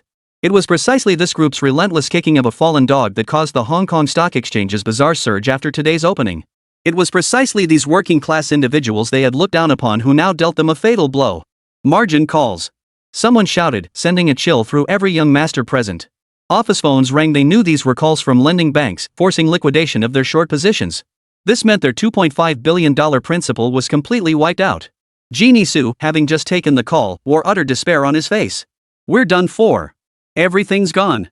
HSBC is blaming us for closing our positions too slowly and demanding compensation for their losses. The young masters instantly flew into a rage, shouting indignantly. We've lost all our principal too. We're victims here. Why should we pay? After a quick huddle, they decided to simply let the hedge fund they'd bought to short the Song family collapse. After all, they weren't the legal representatives of the company at most, they were just investors in the fund. Ugh, I'll get yelled at again when I get home. Young Master Kim, we're all in deep water ourselves. You're on your own now. The group patted Genie Shu on the shoulder before turning and leaving one by one, briefcases in hand. Genie Shu stared at the scattered papers covering the floor, feeling as if it were all a dream. Just 2 days ago, they'd been celebrating wildly over the company's $2 billion windfall. The leftover red wine still sat untouched in the wine cellar. Now he had to face the reality of a $2 billion loss. The Kim family wasn't just a major real estate developer, they also ran a bus company. There had been some cash flow in the accounts, but now the family had decided to go all in, and he had squandered it all. The thought sent a chill down Genie Shu's spine. He hadn't brought home a single penny today, and he had no idea how he'd be dealt with. Worst of all, thanks to Song Xiaotian's actions, the Young Masters Club members had become the laughingstock of Hongqing's public discourse. Who would dare admit to being a member of the Hong Kong City Gentlemen's Club in public now? At this point, the Gentlemen's Club existed in name only. It would likely become a cautionary tale within Hong Kong's high society circles. And all of this was caused by Song Xiaotian. If he hadn't mocked the members present as trash, who would have thought to teach him a lesson? How else would they have fallen into young Master Huang's trap? What pained Genie Shu most was Gui Jialing's cold indifference toward him. In short, it was all Song Xiaotian's fault. The actions of the young master's society members enraged Pino, HSBC's securities manager in charge of margin financing. The foreign executive never imagined these wealthy young men would deliberately bankrupt the company to evade debt collection notices. He had agreed to take on this business solely out of respect for the young master's reputations and the hope of making a small profit. Now, not only had he failed to profit, but the forced liquidation triggered by the Hong Kong Stock Exchange's soaring share prices had resulted in massive losses. With the Young Masters Club's private equity fund now bankrupt, HSBC was left to absorb these losses entirely. Not only had he failed to profit, but HSBC had also suffered substantial principal losses. HSBC's situation was now extremely precarious, and he would inevitably be held accountable for this fiasco. Even as a trusted confidant brought over from the UK headquarters by the chairman, he could not escape blame. Pino was consumed by regret. Had he not been so foolish as to accept the Prince Club's margin financing business back then, he would never have ended up in this predicament. This thought made him realize just how cunning Song Xiaotian of the Song Group was. While everyone else was caught off guard by the news of the direct link, only Song Xiaotian had prepared in advance. As a confidant of HSBC's chairman, Pino had heard many insider details. Recently, Song Xiaotian had been getting very close to Hong Kong's Dragon Bank and also maintained good relations with mainland officials. The HSBC chairman believed Song Xiaotian had effectively become the mainland's favored merchant. Now, the fact that he had heavily invested in Hong Kong stocks ahead of time only reinforced their suspicions. This thought sparked an idea in Pino's mind. Minutes later, he presented his idea to the foreign head of HSBC. Pino, are you suggesting our forced liquidation of $700 million in losses was entirely due to competition with Hong Kong's Dragon Nation Bank? Exactly, boss. Think about it, where did Song Xiaotian get all that capital? I guarantee Hong Kong Citibank contributed at least a third. The head of the foreign department found Pino's theory compelling. As he followed this line of reasoning, a chilling realization dawned on him. This time, Song Xiaotian hadn't just screwed over the Young Masters Association, he'd also pulled HSBC into his scheme. He refused to believe Song Xiaotian alone had the audacity to challenge HSBC. This must have been orchestrated with old man Zhang's backing. Hong Kong Dragon Bank was advancing aggressively. Since obtaining its money printing license, it had successively expanded into securities and futures trading, steadily eroding the market share of their Eagle Capital Bank. Even Standard Chartered Bank, the perennial runner-up, had been knocked off its perch. As HSBC's chief executive, the mere mention of Dragon Nation Bank sent a chill down his spine, like a fishbone lodged in his throat. If even HSBC's market share were overtaken by Dragon Nation Bank, how much control would they retain over Hong Kong's economy? How could they continue funneling resources back to the British mainland by propping up Hong Kong merchants? At this thought, the HSBC chief executive's murderous intent toward Song Xiaotian surged. This young upstart absolutely could not be allowed to continue growing at such a rapid pace. This loss truly isn't your fault. I'll explain the situation to headquarters. From now on, reject every single business application from the Song Group without exception. A mere Song Group dares to oppose us? They've been given too much leeway. Boss, we can't just let this slide. We must impose sanctions. You're right. How much do they still owe us? Find any excuse to recall all the loans. Pino's eyes lit up at this. Indeed, the Song Group still owed HSBC and its subsidiary Hang Seng Bank a staggering $12 billion. Boss, this debt will be easy to collect. We just need to investigate whether they diverted the loans for other purposes, then we can demand repayment with complete justification. Good. You handle this. Bring people tomorrow to audit the Song Group's accounts. Word somehow spread that the young master had lost his entire fortune, dragging HSBC into losses. Rumors swirled through the streets. Hong Kong's public was stunned by this outcome. Originally, everyone thought Song Xiaotian would emerge as a tragic hero. Who could have predicted that a direct train of good news would suddenly appear? Instead, the once certain to win Young Master Association lost every penny of its $2.5 billion principal, dragging HSBC into massive losses. The online investors who had banded together to buy HKX shares rejoiced at the news. As KEX's stock price continued to climb, they reaped substantial profits. Many netizens believed Song Xiaotian had led them to defeat the short-selling capital. The belief that following Song Xiaotian leads to profits became increasingly ingrained. Chapter 52, Audit and Loan Recall. This grudge is noted in my book. Old Song, I'm genuinely envious of you right now. This place is picturesque, far from the clamor. No need to deal with that pile of mess, it's practically a godly retirement life. Hearing Gui Xiaokuan's words, Song Guoyu retorted with a sigh. Easy for you to say. Why don't you try ending up in the ICU? Gui Xiaokuan, stung by the retort, could only offer an awkward chuckle. He knew Song Guoyu still held a grudge over his past actions. Old Song, let bygones be bygones. Your Song family is riding high these days. People are calling your son the little stock guru. Gua, don't get all cozy. The scores between me and your Song family will be settled sooner or later. Guo Xiaokuan shook his head and replied with a bitter smile. It's better to resolve grudges than to hold on to them. If our families remain at odds, it only benefits the Huang family. I came today with an idea. My daughter Lingling and your son Xiaotian are a perfect match, deeply in love. Why don't we become in-laws and unite against Huang Baiha? Upon hearing Gui Xiaokuan's proposal, Song Guoyu couldn't help but chuckle inwardly. His son's charm was truly remarkable. Even Gui Er had come knocking to propose a marriage alliance? From a pragmatic standpoint, the Guo family was indeed a favorable match for an alliance. Yet a look of reluctance crossed his face. Xiaokuan, you might be a step too late. Gambling king, he beat you to it. The He family beat us to it? Gui Xiaokuan asked urgently. Not exactly. But my son is quite satisfied with the He family's daughter. As for Song Xiaotian and Gui Jialing supposedly being in love, from what I understand, that's just a misunderstanding. Gui Xiaokuan visibly relaxed upon hearing this, grinning sheepishly. How could it be a misunderstanding? Besides, my precious daughter is no less than He Jiayun, and my daughter's dowry will definitely be more generous than the He family's. Think about it, old Song, how many daughters does the He family have? How many does Gui Xiaokuan have? Song Guoyu shook his head. Xiaokuan, telling me all this is useless. You've seen my son, now he's the one who makes decisions for the Song family. Marriage matters are entirely up to him. Gui Xiaokuan, standing nearby, understood Song Guoyu's meaning. It seemed his trip today had been for nothing. To arrange a marriage alliance, he'd have to approach the person involved directly. Old Song, where might Song Xiaotian be these days? Oh, him. I heard he's attending the subscription ceremony for He Family Spinach Company's new shares. That gambling king, he sure is generous. He personally shelled out $800 million so our Xiaotian could subscribe to 10% of the company's shares. Gui Xiaokuan, sitting before him, was stunned. When had the gambling king ever been so generous, personally funding the subscription of shares in his own company? As everyone knew, Opus Corporation was gearing up for a Hong Kong Stock Exchange listing. This was practically like handing Song Xiaotian a huge pile of cash. The market value of these $800 million shares would soon double. At this thought, Gui Xiaokuan's expression immediately darkened. He understood perfectly well that the gambling king's generosity stemmed entirely from his desire to court Song Xiaotian to recruit this exceptionally capable golden son-in-law. With the endorsement of the young stock wizard Song Xiaotian, Alpua's initial public offering IPO would undoubtedly be a resounding success. Gambling king, he was truly calculating. But this realization only intensified Gui Xiaokuan's determination to recruit Song Xiaotian. We can't wait. We must rush to the signing ceremony for the additional share subscription right now.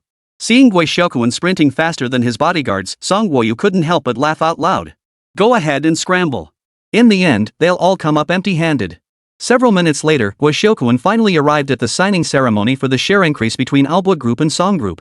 The moment Gui Xiaokuan stepped out of the car, he was startled by the atmosphere on site. Reporters from Hong Kong's major media outlets lined both sides of the carpet, and there were even quite a few foreign journalists present.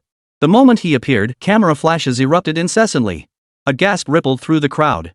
It's Gui Xiaokuan, the tycoon of Gui Group. He's here for the share increase ceremony too. Hearing the reporters' murmurs, Gui Xiaokuan quickly put on a smile, bowed slightly to both sides, and stepped onto the red carpet. He realized these reporters were all here for Song Xiaotian. It wouldn't be an exaggeration to call him Hong Kong's top sales king in the business world today. Only after traversing the long red carpet did he notice Song Xiaotian and the gambling king He Baowen already seated. And He Baiyun, who was chatting and laughing with Song Xiaotian. Seeing this, Gui Xiaokuan panicked. How could his golden son-in-law be chatting so cheerfully with a He family daughter? Just as he moved to intervene, he spotted Pino, the head of margin financing at HSBC, also present. Song Xiaotian also spotted a foreigner leading a group of people toward him. Gambling king, he had already received his subordinate's report, and his eyes narrowed sharply. Xiaotian, HSBC's Pino is coming for you. After me? Before Song Xiaotian could fathom the man's intentions, Pino had already reached him. Mr. Song, what might manager Pino require of me?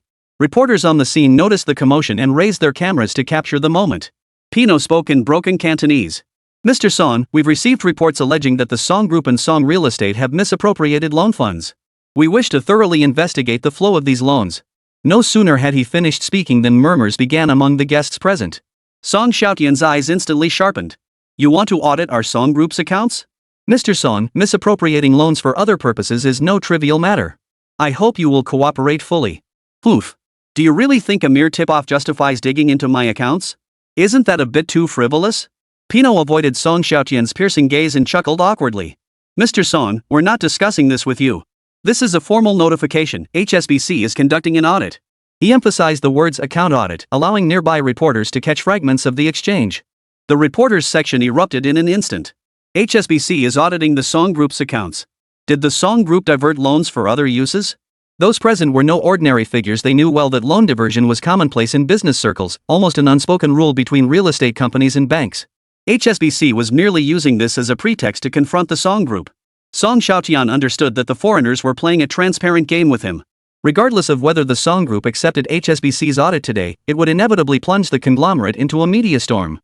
This also provided the foreign-funded media with ammunition to attack the Song Group. Realizing this, Song Xiaotian instantly understood their true objective. They wanted a reason to call in the loans. Poof. How much does the Song Group owe HSBC and Hang Seng Bank? Voice Xiaokuan's sudden interruption drew all attention to him. Pino had no idea what had gotten into the wealthy Gua. He hurriedly replied, $12 billion. For $12 billion, you're auditing the accounts of a conglomerate with monthly transactions exceeding $10 billion? Wo Xiaokuan's words also sparked hushed murmurs among the journalists present. Yeah, the Song Group is huge now, backed by overseas operations and domestic assets, plus they bet right on Hong Kong stocks. If HSBC wanted to audit them for $12 billion, I wouldn't agree either. Exactly. With Song Group raking in such profits and boasting such high-quality clients, why wouldn't HSBC treat them like gold? Instead, they're going out of their way to cause trouble. Looks like they've lost their minds from this year's losses. Seeing the tide turning against him, Pino hurriedly tried to smooth things over. Mr. Son, our audit is meant to ensure fairness for your group. Please don't make things difficult for us employees. Song Xiaotian sneered contemptuously. You just want to seize the opportunity to pull back loans while my funds are tied up in the stock market, don't you? Fine, I'll grant your wish. Since trust between the Song Group and HSBC has been shattered, our partnership ends here. The Song Group will repay all outstanding debts to HSBC within 3 days. His voice echoed across the plaza, and anyone could sense the bitterness in Song Xiaotian's tone. Pino, stunned by the force of Song Xiaotian's presence yet seeing his goal achieved, forced an awkward smile. Then it's settled. We'll await your good news. The moment Pino left, the crowd of reporters broke through security and rushed forward. Mr. Son, do you have any comments regarding HSBC's audit? Mr. Son, say something. Could the Song Group face a cash flow crisis? $12 billion is no small sum. Seeing the reporters growing agitated and the scene spiraling out of control, Song Xiaotian decisively took the microphone. His voice steady, he declared. HSBC has always been harsh on Chinese-funded enterprises. Suppressing Hong Kong's national enterprises isn't something new. In the 19th century, they built their empire by supplying opium to the Dragon Nation. To crush Longgua's national enterprises, they schemed to drive the red merchant Hu Shuiyan to his death. In the last century, to swallow up Hang Seng Bank. They spread false rumors to panic depositors, triggering a run on Hang Seng Bank, the premier Chinese-owned bank, and seized the opportunity to take it over. Now they seek to withdraw loans under the pretext of loan misappropriation, creating a cash flow crisis for my Song family. Hong Kong has long suffered under HSBC. Today, I, Song Xiaotian, formally declare war on HSBC, a bank founded on opium sales. My next short target is HSBC. The room fell silent the moment he finished speaking. Declaring war on HSBC. What audacious words! Was Song Xiaotian being a bit arrogant? Yet he voiced what everyone was thinking. HSBC's crimes were numerous. Hong Kong's textile industry had been destroyed by their hands. Chapter 53, Impulsive? No, it was premeditated. Mr. Son, how do you plan to short HSBC? Do you have confidence in this? Can you elaborate on the cash flow issues at the Song Group? Facing the barrage of questions from reporters, Song Xiaotian glanced at Ho, the gambling king, standing beside the podium and declared, "Ladies and gentlemen, today marks the signing ceremony for OBO Group's share increase. I will no longer answer any questions regarding HSBC." After stating his position, the reporters finally let him go. The journalists all felt their trip had been worthwhile, having witnessed a major spectacle. The ceremony proceeded smoothly. Only after the event concluded did Ho, the gambling king, find an opportunity to ask, Tian, you were a bit impulsive just now. If you'd held back, things would have calmed down. Why dwell on momentary gains or losses?" Song Xiaotian gave a nonchalant smile. Uncle I was just lamenting the lack of a pretext to short HSBC when they walked right into my trap. Without this incident, I'd have struggled to justify shorting them. Indeed, Song Xiaotian had long been eyeing HSBC, already weakened by subprime losses, with predatory intent. He never imagined HSBC would walk straight into his trap. Now that he had the moral high ground, he could short them without fear of public backlash. Hearing this, the gambling king suddenly understood. No wonder the kid had been so calm. He'd had HSBC in his sights all along, just waiting for an opportunity to make his move. Seeing that Song Xiaotian wasn't acting on impulse but had planned this carefully, the gambling king breathed a sigh of relief. He had already come to regard Song Xiaotian as a younger brother, genuinely caring for his well-being. Gu Xiaokuan, who had been listening intently nearby, had previously wavered between the two sides. Hearing this, he was secretly startled. This Song Xiaotian was indeed extraordinary, calculating every move against HSBC. What startled him even more was learning that Song Xiaotian had been plotting to short HSBC all along. This revelation completely shattered his previous understanding. It made sense. Wells Fargo, Bear Stearns, News Corp, these were all massive American institutions worth hundreds of billions or even trillions of dollars. If Song Xiaotian could short them, shorting HSBC wasn't surprising at all. Reflecting on this, he began to question HSBC's wisdom. Song Xiaotian was a notorious bear who gave Americans headaches. If HSBC didn't want to curry favor, that was one thing, but to actively provoke him? Wasn't that just asking for trouble? Perhaps they'd been sitting too comfortably in their first-tier positions, convinced Song Xiaotian couldn't lift a finger against them. With that thought, he spoke up. Nephew Song, Argua Family Fund still has $600 million in liquid assets. Take it to repay your loans first. If it's not enough, I can arrange some interbank borrowing. Hearing this, Song Xiaotian was taken aback. Wei Xiaokuan, notoriously stingy, was actually offering him a bridge loan? Just a short while ago, he'd been relentlessly hounding him. How could he suddenly change his tune? Before Song Xiaotian could respond, the gambling king beside him grew impatient. He could see right through Wei Xiaokuan's scheme. That look in Guo's eyes was pure gold digging, clearly trying to snatch his son-in-law away. Xiaotian, I can squeeze out another $10 billion. I won't charge you any interest. Take it and use it freely. Hearing this, Song Xiaotian couldn't help but raise an eyebrow. The old gambling king was truly formidable. He felt an urge to join the He family immediately. Uncle He, I have no way to repay you, no way at all. Seeing Song Xiaotian nearly call the gambling king his father-in-law, Wei Xiaokuan gritted his teeth and said, Our Guo family can also come up with $10 billion. We can repay it in 3 months. Uncle Guo, I've been so rude before. Today I finally realize you've been the kindest to me. What could he do? Wei Xiaokuan had offered far too much. Song Xiaotian couldn't help but marvel inwardly. Truly, this was the mark of a wealthy family. They claimed to be broke, yet could still scrape together $10 billion. No one turns down money, especially when Song Xiaotian desperately needed a huge sum to cover his debts. Noticing the gambling king's displeasure, he immediately conceived a plan to reconcile the two parties. I've felt the concern and protection from both of you elders. How about this? The He and Guo families each contribute $600 million as investment capital for me, Song Xiaotian, to short HSBC. Regardless of the final profit, all three parties will each take 1/3 of the proceeds. Both he and Guo Xiaokuan fell deep in thought. They both realized Song Xiaotian was trying to pull them onto his bandwagon, which demanded careful consideration. Young man, how confident are you? 99%. Hearing this, Wei Xiaokuan perked up. He could sense the confidence radiating from Song Xiaotian. He had come to see that those who opposed Song Xiaotian never ended well. If you can't beat them, join them. Surely he wouldn't pick the wrong side this time. Before Wei Xiaokuan could speak, he the gambling king beat into it. All right, Xiaotian, this deal is yours. I'll have someone transfer the funds to you immediately. Wei Xiaokuan quickly chimed in. My dear nephew, the Guo family stands behind you too. Watching their reactions, Song Xiaotian nearly laughed out loud. With two uncles backing me, what great undertaking could Song Xiaotian possibly fail at? OBO Group subscription ceremony, Song Xiaotian renounces his short-selling vows. Song Group versus HSBC, who do you back? Song Xiaotian makes bold claims to short-sell the city's top bank. Who gave him the courage? The HSBC executive slammed these newspapers onto the table. Song Xiaotian has some nerve. Not only did he refuse to beg for mercy, but he publicly criticized our bank. Pino's eyes darted around as he chimed in from the side. Boss, you have no idea how arrogant Song Xiaotian is. It's as if we owe him money. But he does have some skill. He's shorted many major institutions in North America. Shouldn't we be cautious? Be careful?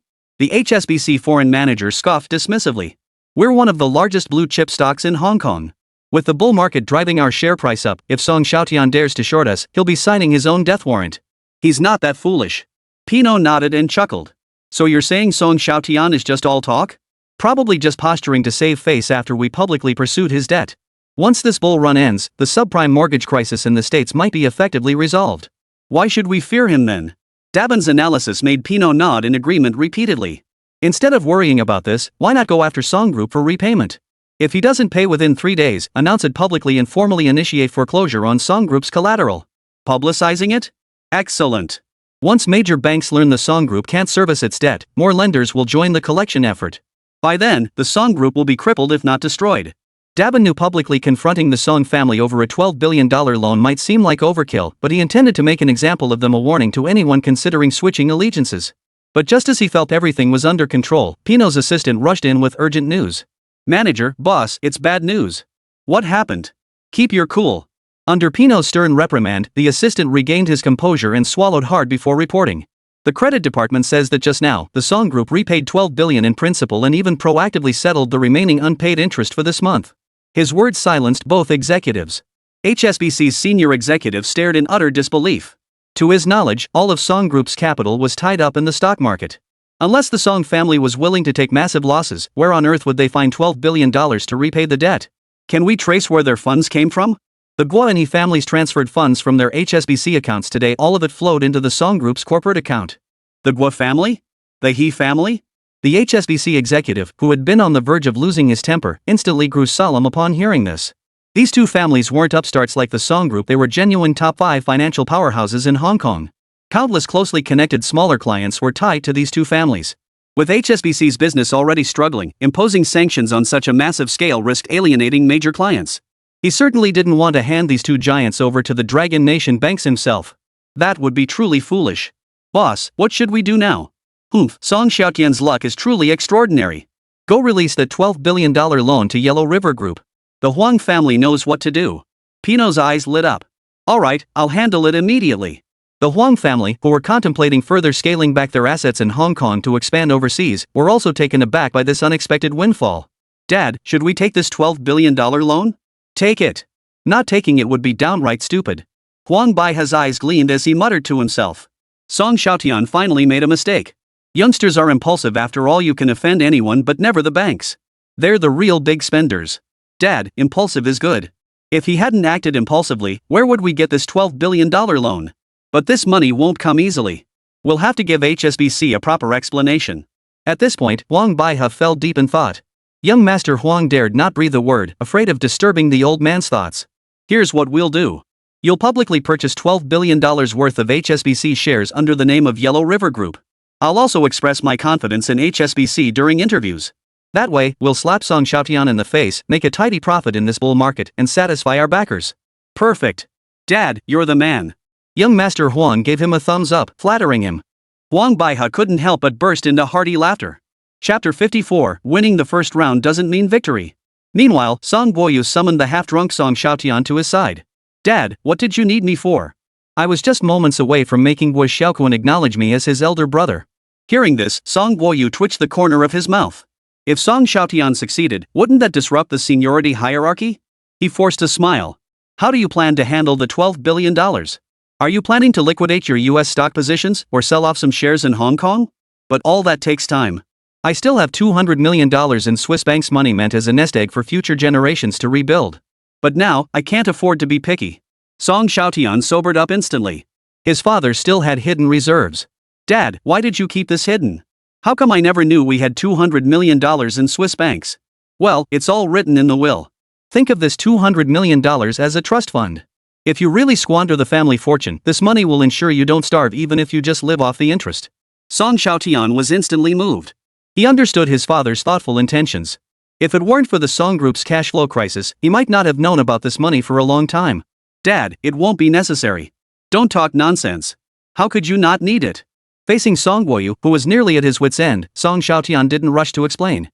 Instead, he countered. Dad, do you have any other money I don't know about? Don't tell me you're about to pull another few $1 billion out of thin air. Song Guoyu sighed bitterly.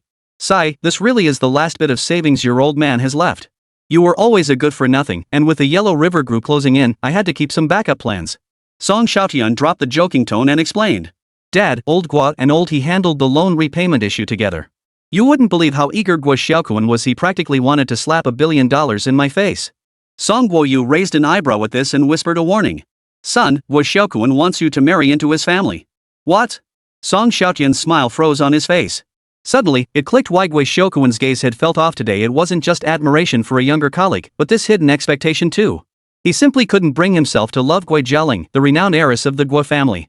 Pretty she was, but that spoiled brat temperament seemed ingrained in her bones. It would be tough for her to coexist peacefully with his other women.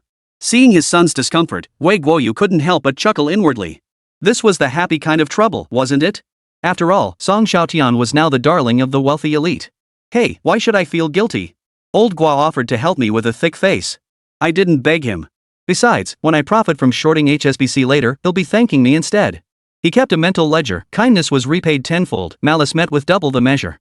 His code wasn't about right or wrong, good or evil, it was about having no regrets. Once he grasped this, his outlook broadened considerably. But Song Guoyu caught the subtle nuance in his words.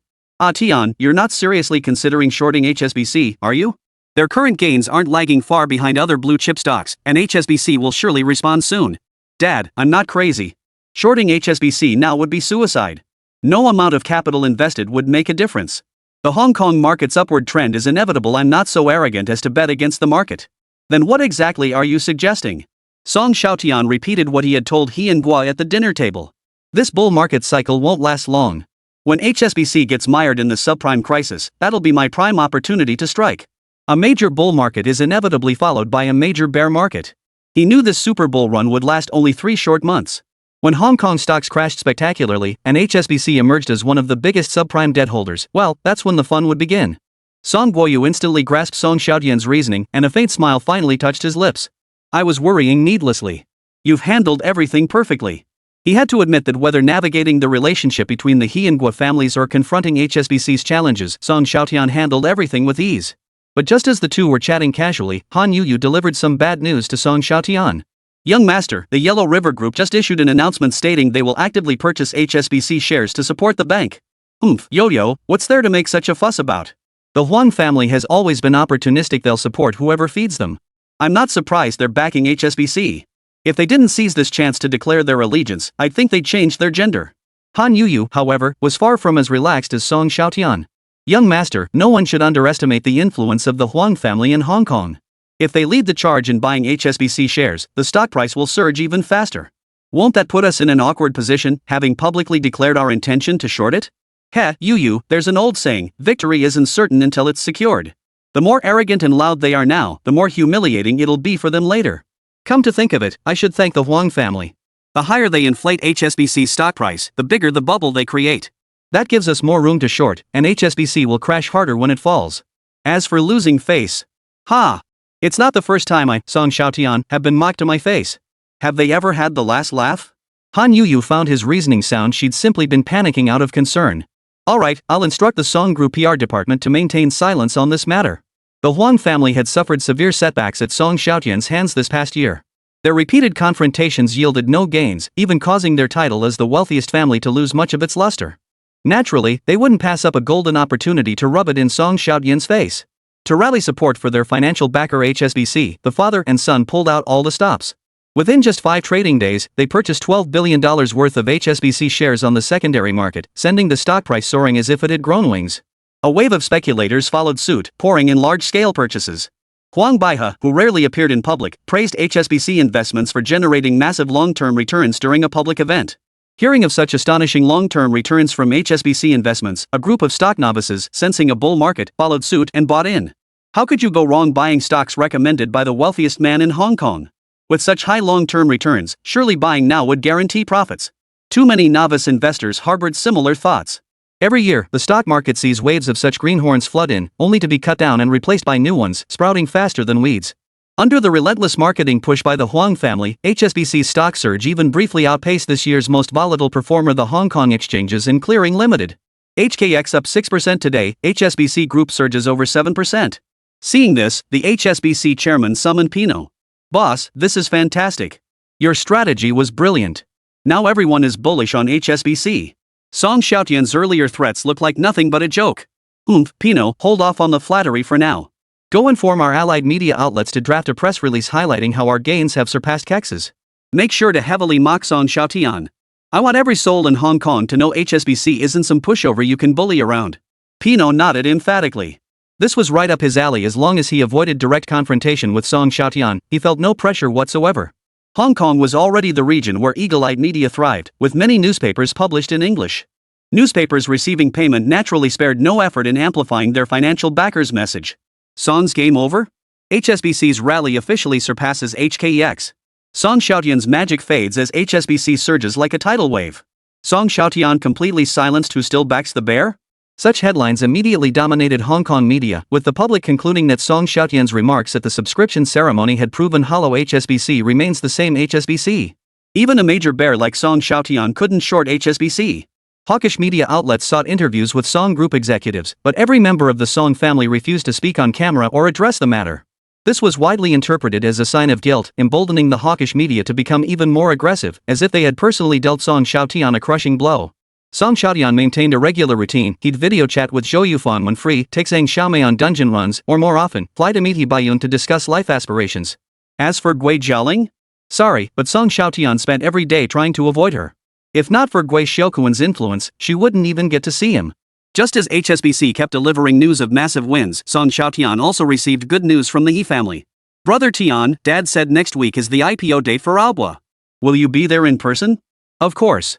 I'm a major shareholder now. I'll definitely make an appearance and say a few words. Great. My dad wants me to handle some liaison work. See you then. Listening to He Baiyun's soft, sweet voice, Song Xiaotian felt a tingle in his heart. Chapter 55, A Public Challenge? Don't you know your place?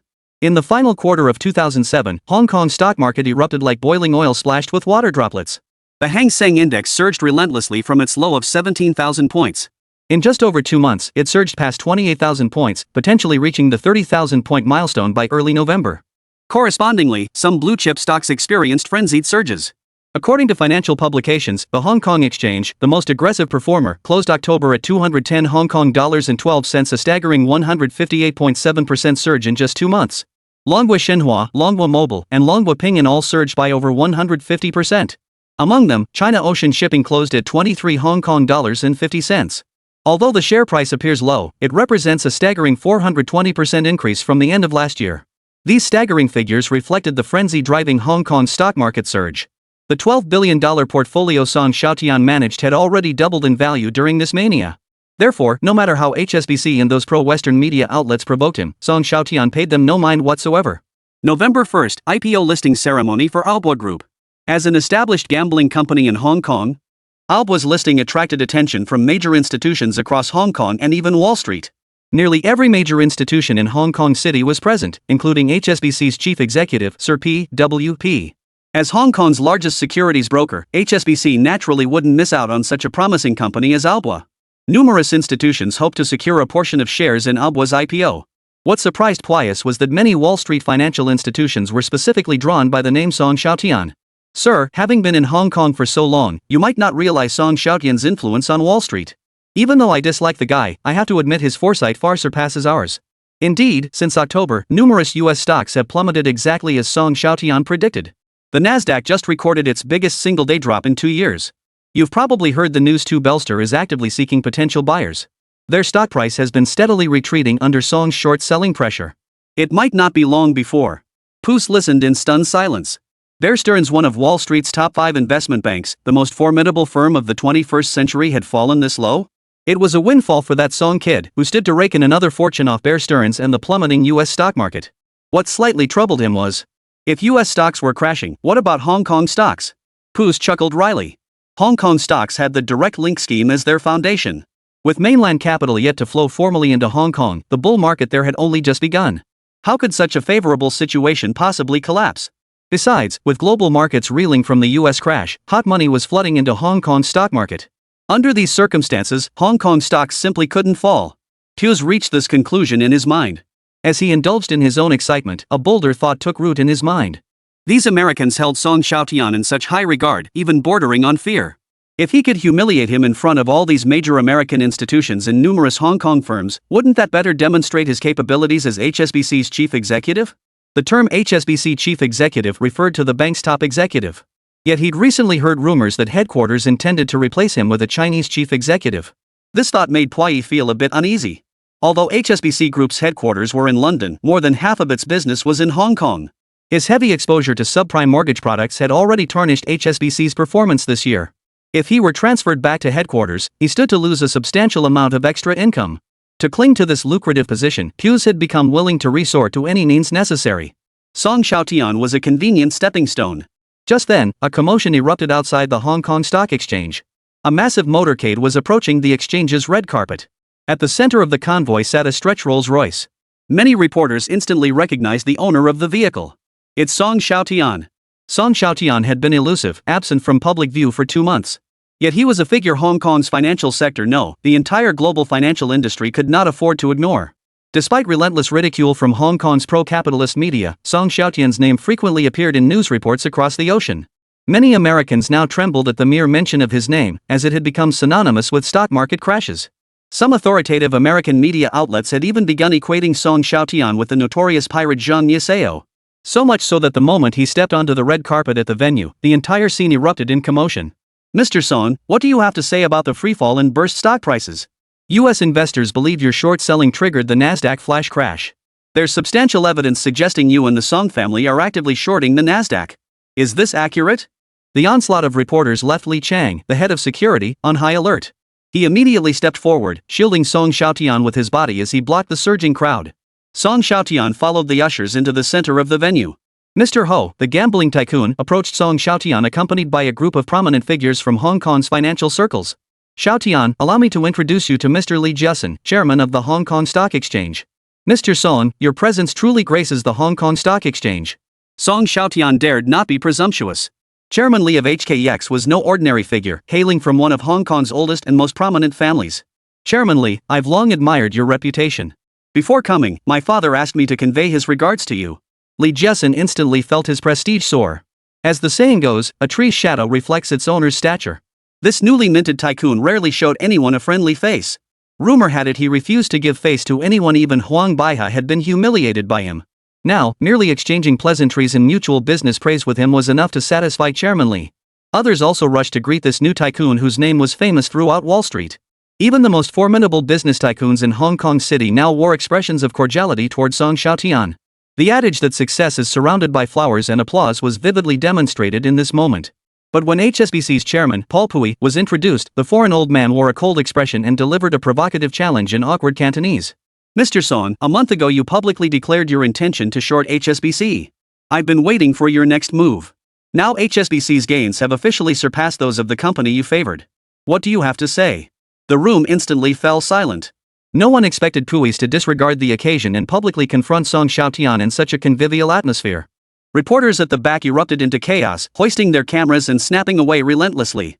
A public falling out between top-tier figures was a rare spectacle, the kind of headline-grabbing news they'd kill for. Song Xiaotian's face instantly turned cold. The British truly couldn't keep their place. Did they still think they were nobles of the former British Empire?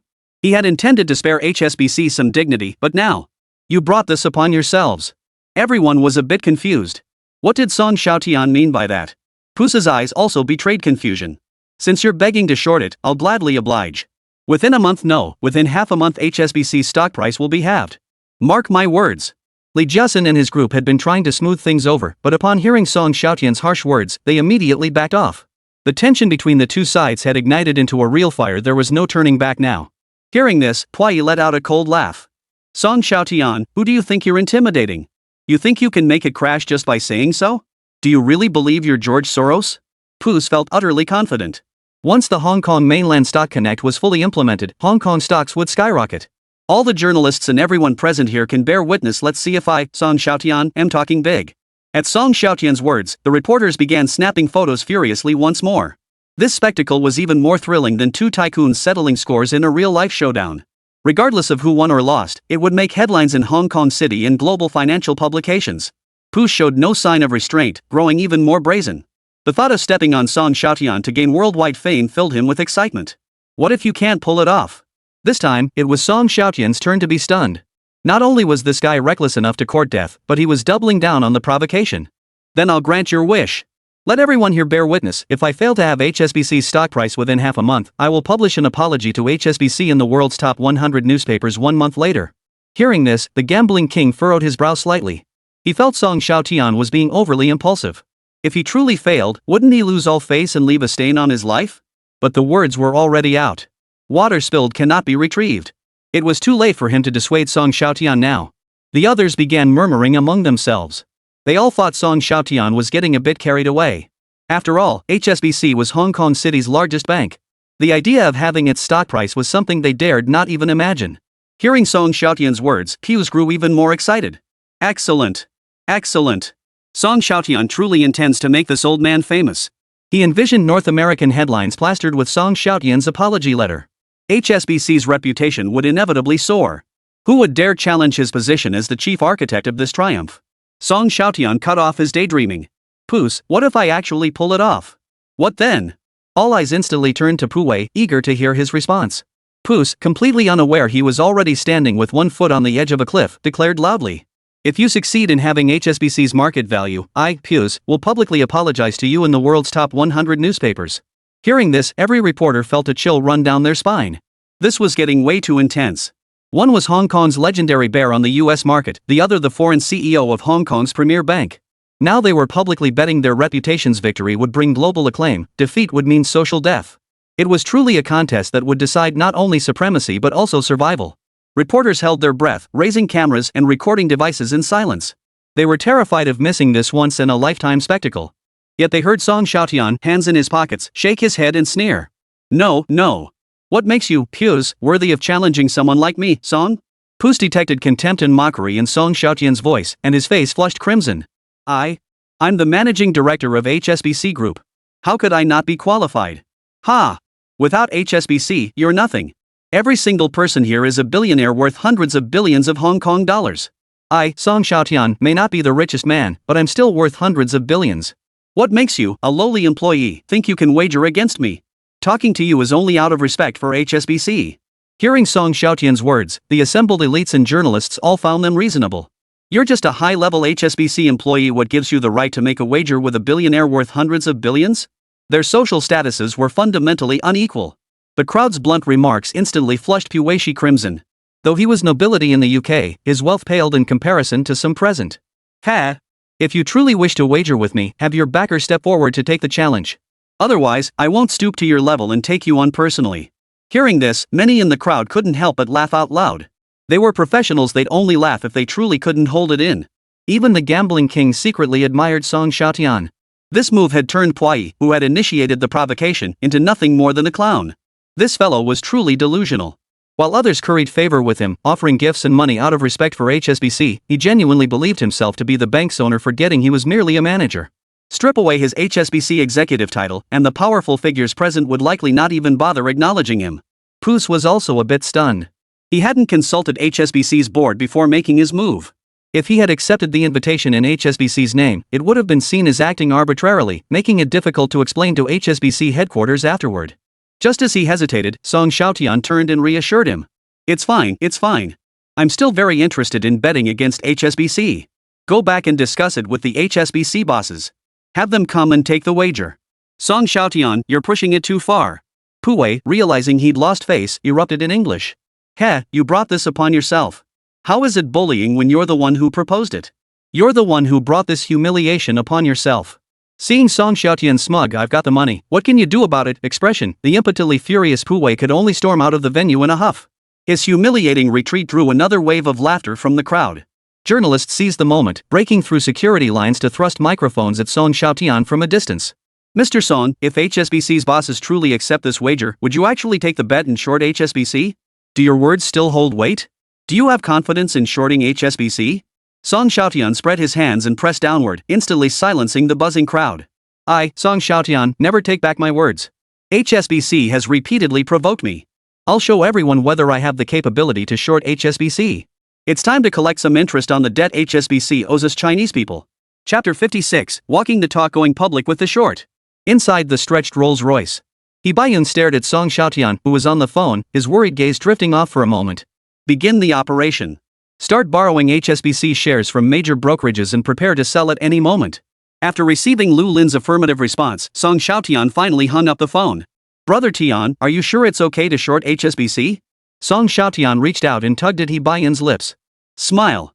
Don't worry, little HSBC is a piece of cake, a piece of cake. His exaggerated gesture made Bayun burst out laughing. Brother Tian, is there anything that can stump you? Ha, of course there are. Like? Bayun blushed at Xiaotian's lewd remarks. Inside an office building on London's Financial Street in the UK, several wealthy men dressed like old gentlemen sat around a round table. Gentlemen, Pu's performance has been disappointing. His reckless actions have brought formidable enemies upon us. I beg to differ. Now that our compatriots in the United States are helpless against Xiaotian, this is precisely our moment to restore our family's prestige. Pu's has created this opportunity for us that alone is invaluable. Moreover, Puyi's analysis is spot on. Hong Kong stocks are in the midst of a major bull market, and as the leader of Hong Kong's financial industry, HSBC has no possibility of a significant decline. Ahem. The elderly man seated at the head of the table cleared his throat. The conference room instantly fell silent. Mr. Xiaotian, what is your opinion? As descendants of HSBC's founders, the Xu family maintained absolute control over the bank through indirect holdings via several investment companies. The deed is done. Since someone wishes to challenge HSBC's authority, let us oblige him. Issue a challenge notice in the name of the HSBC Group Board. Should we lose this wager, we will publish an apology to Mr. Song. But since it's a wager, we must add some stakes. The stakes. Every Judas present lit up, their eyes gleaming with greed. Since the public apology was proposed by Song Xiaotian, we should set the stakes. $20 billion shouldn't be too much to ask. Watson's retort drew laughter from the crowd. If Song Xiaotian refuses this condition, it proves he's afraid to fight. We'll have every right to rub it in his face. That same day, the HSBC Group Board issued an announcement on its official website. While readily accepting the challenge, they added a wager $2 billion. This announcement instantly elevated the Song HSBC dispute to a new level. Financial publications worldwide, even authoritative news outlets, were discussing the wager. Some American tycoons marveled at their British relatives' knack for stirring up trouble. Old fox Xiaotian remains as cunning and treacherous as ever. Song Xiaotian is still too green. This time, he's likely to lose both face and substance.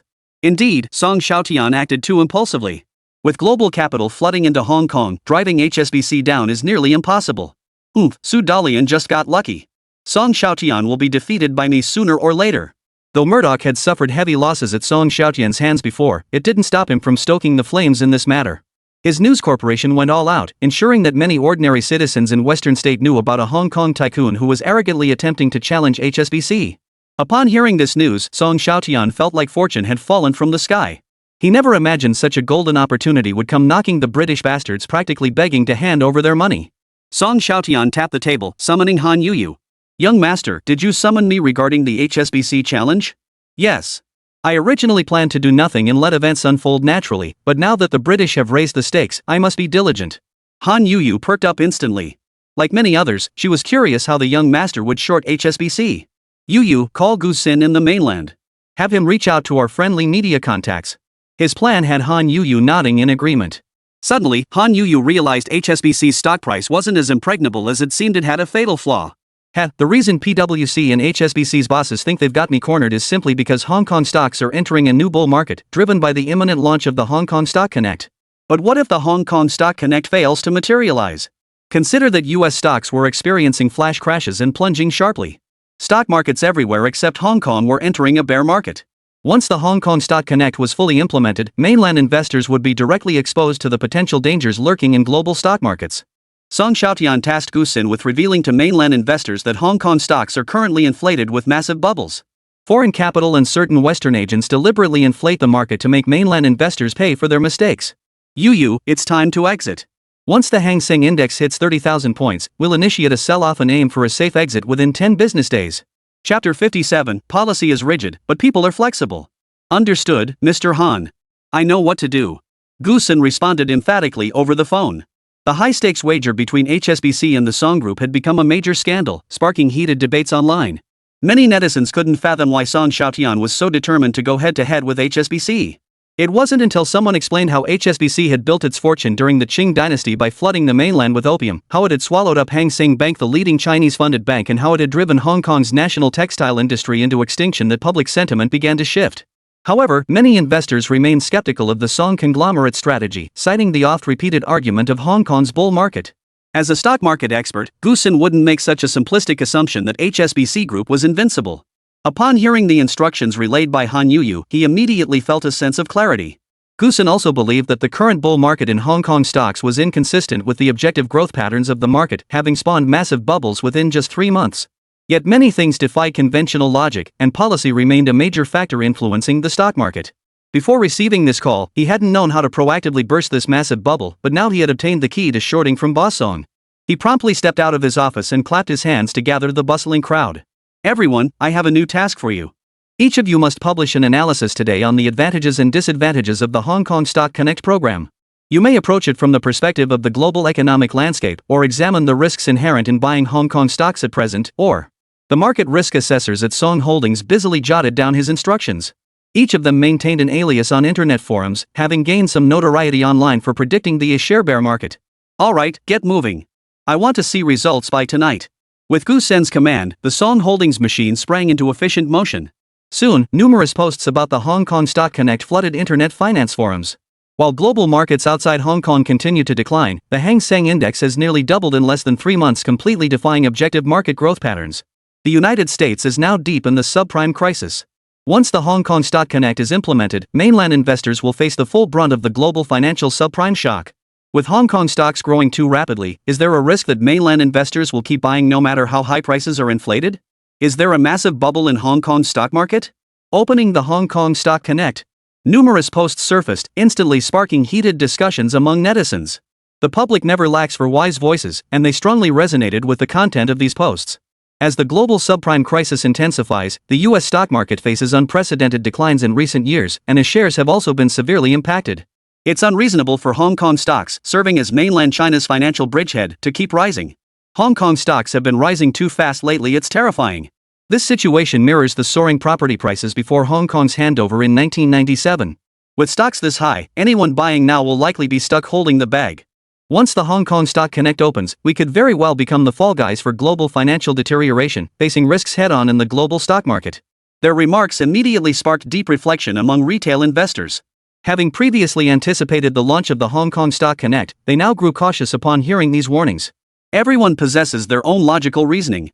The thought of waving cash into Hong Kong stocks only to become the fall guy for a bubble would make anyone cautious. Foreign capital soon noticed the ominous shift in online sentiment. Their frenzied influx into Hong Kong stocks wasn't to boost market value, it was to inflate share prices before offloading their landmine-laden assets. This allowed them to cash out with hefty profits while simultaneously initiating short positions. Now that mainland netizens were hesitating and filled with anxiety about Hong Kong stocks, this was not what they wanted to see. Hordes of paid commentators flooded mainland internet forums, wielding their keyboards to vilify whistleblowers warning of the crisis. Stock-picking gurus have also taken center stage, pulling out all the stops to defend Hong Kong stocks in hopes of getting their cut. They claim these people are spreading rumors to mislead the public, insist there's no bubble in Hong Kong stocks, and tout how the whole world is bullish on Hong Kong stock market, saying things like, "How many bull markets do you get in a lifetime?" And you know what? These muddlers were surprisingly effective. The idea of how many bull markets does one get in a lifetime and defying fate resonated deeply with many. They lambasted the bearish voices as utterly shameless. The internet soon became a cacophony of conflicting voices, with both sides locked in a heated debate. The official department responsible for online public sentiment quickly noticed the discussions. This is the current situation. The Hong Kong Stock Connect has sparked a fierce online debate. An elderly expert raised his hand and said, "We've reviewed those posts. Objectively speaking, the cautionary warnings aren't entirely without merit." "Oh, Professor, do you also believe there are significant risks associated with Hong Kong stocks?" The old professor nodded. Global stock markets are plummeting due to the ripple effects of the US subprime mortgage crisis. Hong Kong stocks were already trending downward, but news of the direct trading scheme immediately alerted international speculative capital to an opportunity. Within just 2 months, massive amounts of hot money flooded into Hong Kong stocks. These are speculators who will quickly pull out of Hong Kong stocks at the slightest sign of trouble. If the Hong Kong Stock Connect is fully opened, mainland investors will face these risks head-on. This perspective aligned with views expressed in online posts, and many experts present nodded in agreement. The current international economy is highly complex, with US subprime loans showing signs of further expansion. I believe we should seriously consider the possibility of delaying the full opening of the Hong Kong Stock Connect. The veteran expert's words instantly stirred the room. "Professor, the Hong Kong Stock Connect is a national economic policy. The Dragon Country Bank has already issued an announcement. Canceling it now could trigger even more severe repercussions. My suggestion is not to cancel it outright, but to consider the possibility of delaying it." The veteran expert reiterated his proposal. Postpone, not cancel? His words ignited another round of discussion among the attendees. Policies are rigid, but people are flexible. With Hong Kong stocks inflated to such heights, we must be accountable to mainland investors. Chapter 58, Let the Bullets Fly for a While. The veteran expert's words once again prompted deep reflection among the relevant department leaders present. They had convened this discussion precisely to gather expert opinions, driven by a commitment to investor accountability. To ignore the shifting market realities simply because a policy had been issued would be a genuine dereliction of duty. The Hong Kong Stock Connect program was originally a positive initiative, but now that it risked turning into a negative one, they could no longer stand idly by. Announcing the Hong Kong Stock Connect delay directly would inevitably trigger even greater public outcry. My suggestion is to first publish some professional market assessment articles. We'll let the facts speak for themselves, informing the public about the current realities of the international market. By then, delaying the Connect scheme will naturally become a logical step. I concur with the professor's view. Do any other advisors have differing opinions? As top domestic market risk assessment experts appointed as official advisors, they naturally had no alternative suggestions. They raised their hands in unison, endorsing the professor's proposed response. Then we'll proceed step by step, starting with signaling risk to the market. Within days of the symposium, the official daily published an article detailing the escalating subprime mortgage crisis in the United States. The article provided an in-depth analysis of current global economic trends, warning investors about the risks in the stock market. Following the article's release, increasing numbers of people became aware of the issue of Hong Kong stocks growing too rapidly. The Hong Kong Stock Connect program once again became a hot topic among netizens. Hong Kong stocks are overheated. Some shares have nearly doubled in price within just 3 months, adding hundreds of billions to market capitalization. This is absurd. Don't people understand the basic principle of buying on dips, not rallies? Even the authorities have issued stock market warnings. How can people still be so stubborn? When things have reached this point, those still shouting about how rare bull markets are in a lifetime are either foolish or malicious. Some astute observers noticed that certain so-called experts who had previously been loudly advocating for a bull market charge had suddenly vanished. It soon emerged that they were under investigation. The authorities have stepped in. These stock-picking experts lack proper qualifications. Everyone should keep their eyes wide open. The buzz on mainland Chinese networks quickly spread to Hong Kong.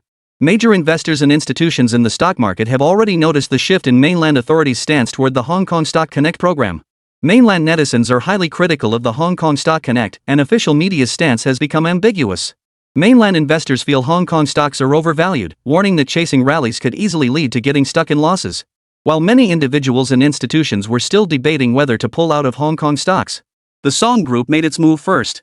The Song Group is disappearing from the major shareholder lists of several blue-chip stocks. It's true we couldn't find the Song Group listed among the top 10 shareholders of several companies disclosed on the Hong Kong Stock Exchange. The Song Group has even sold off its shares in HKEX. Did they get some inside information?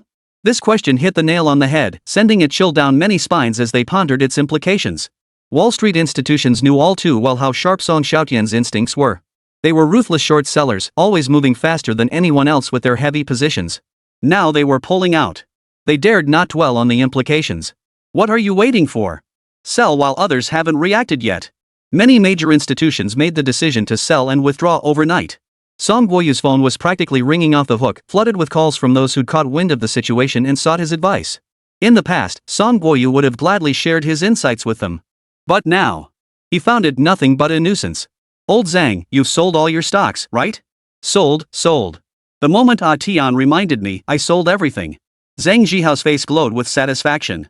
He felt getting close to the Song family had been a brilliant move.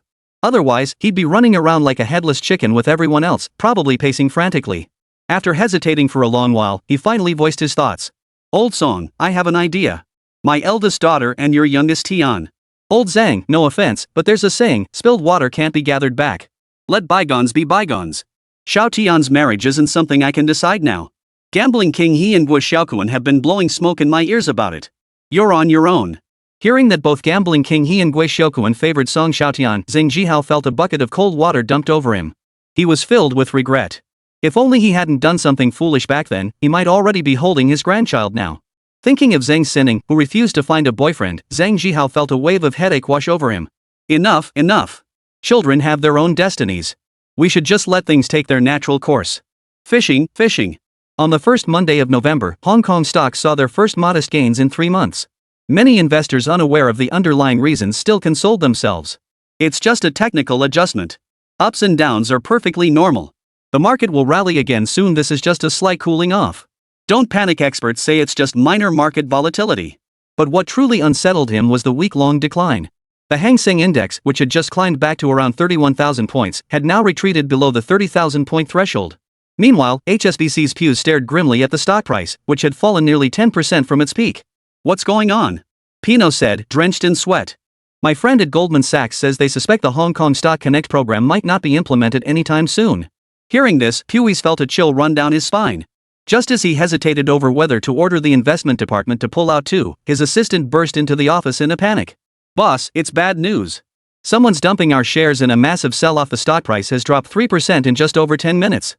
Upon hearing this, Puwei considered one possibility. Song Xiaotian had launched an attack against them. Contact headquarters. Tell the major shareholders to do everything they can to stabilize the market. Poos knew the current situation was unfavorable for HSBC, but the damage was done. This concerned the honor of the HSBC group. No one could remain uninvolved. HSBC headquarters in the UK was also slow to react.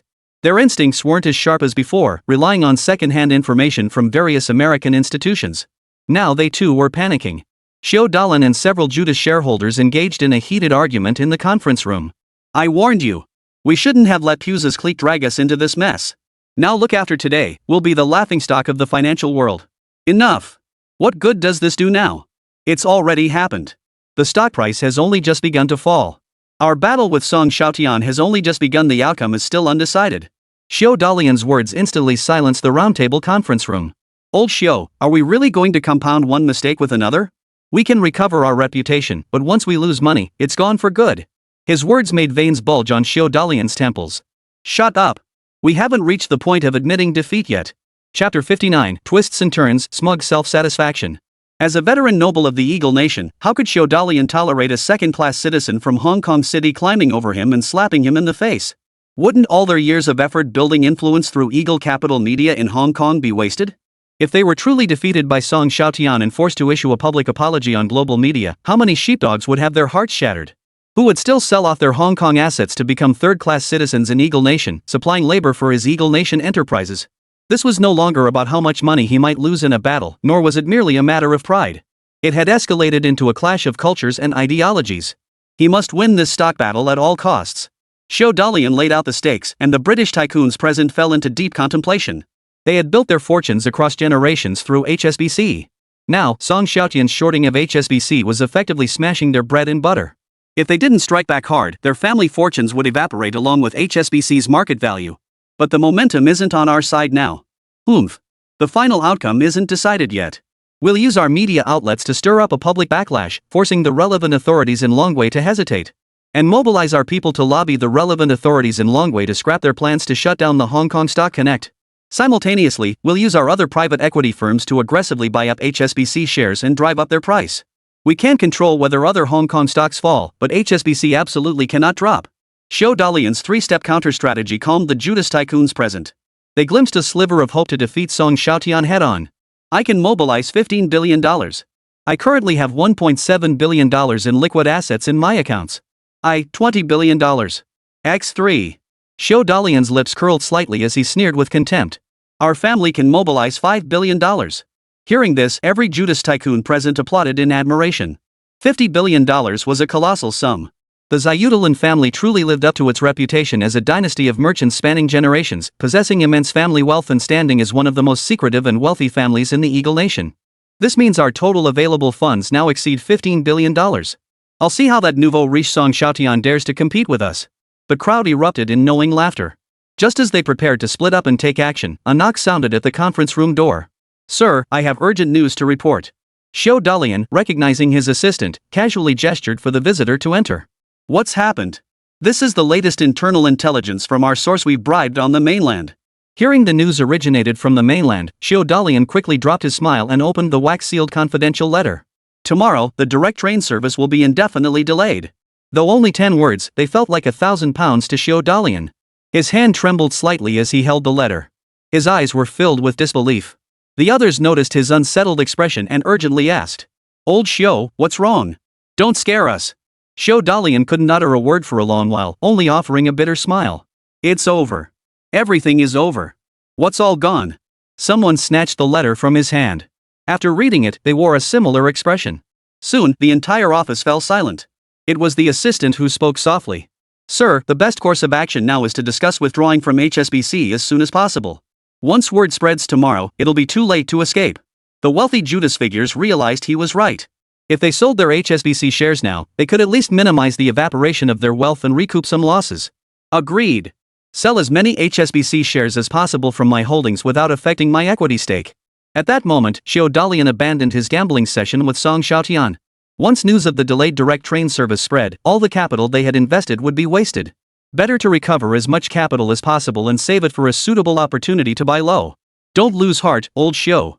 As you said, our wager with Xiaotian has only just begun. What do you mean? Xiaotian asked, his interest waning. Xiaotian publicly boasted he'd have our stock price and that's written into our wager. His biggest miscalculation was being too arrogant. Xiaotian suddenly understood. The stock would certainly fall, but having HSBC's share price would be extremely difficult. They could simply wait until HSBC recovered from this sharp decline before executing a large-scale bottom-fishing buyback. By then, controlling the share price within a certain range would be straightforward. Thinking this, Xiaotian couldn't help but laugh. So, our chances of beating Xiaotian are still pretty good? Not just high as long as we don't fixate on short-term gains or losses. Xiaotian is bound to lose this bet. He'll still have to apologize and pay us compensation. Exactly. While Xiaotian may have won the substance of his HSBC short bet, he lost the prestige. Doesn't that count as a draw for us?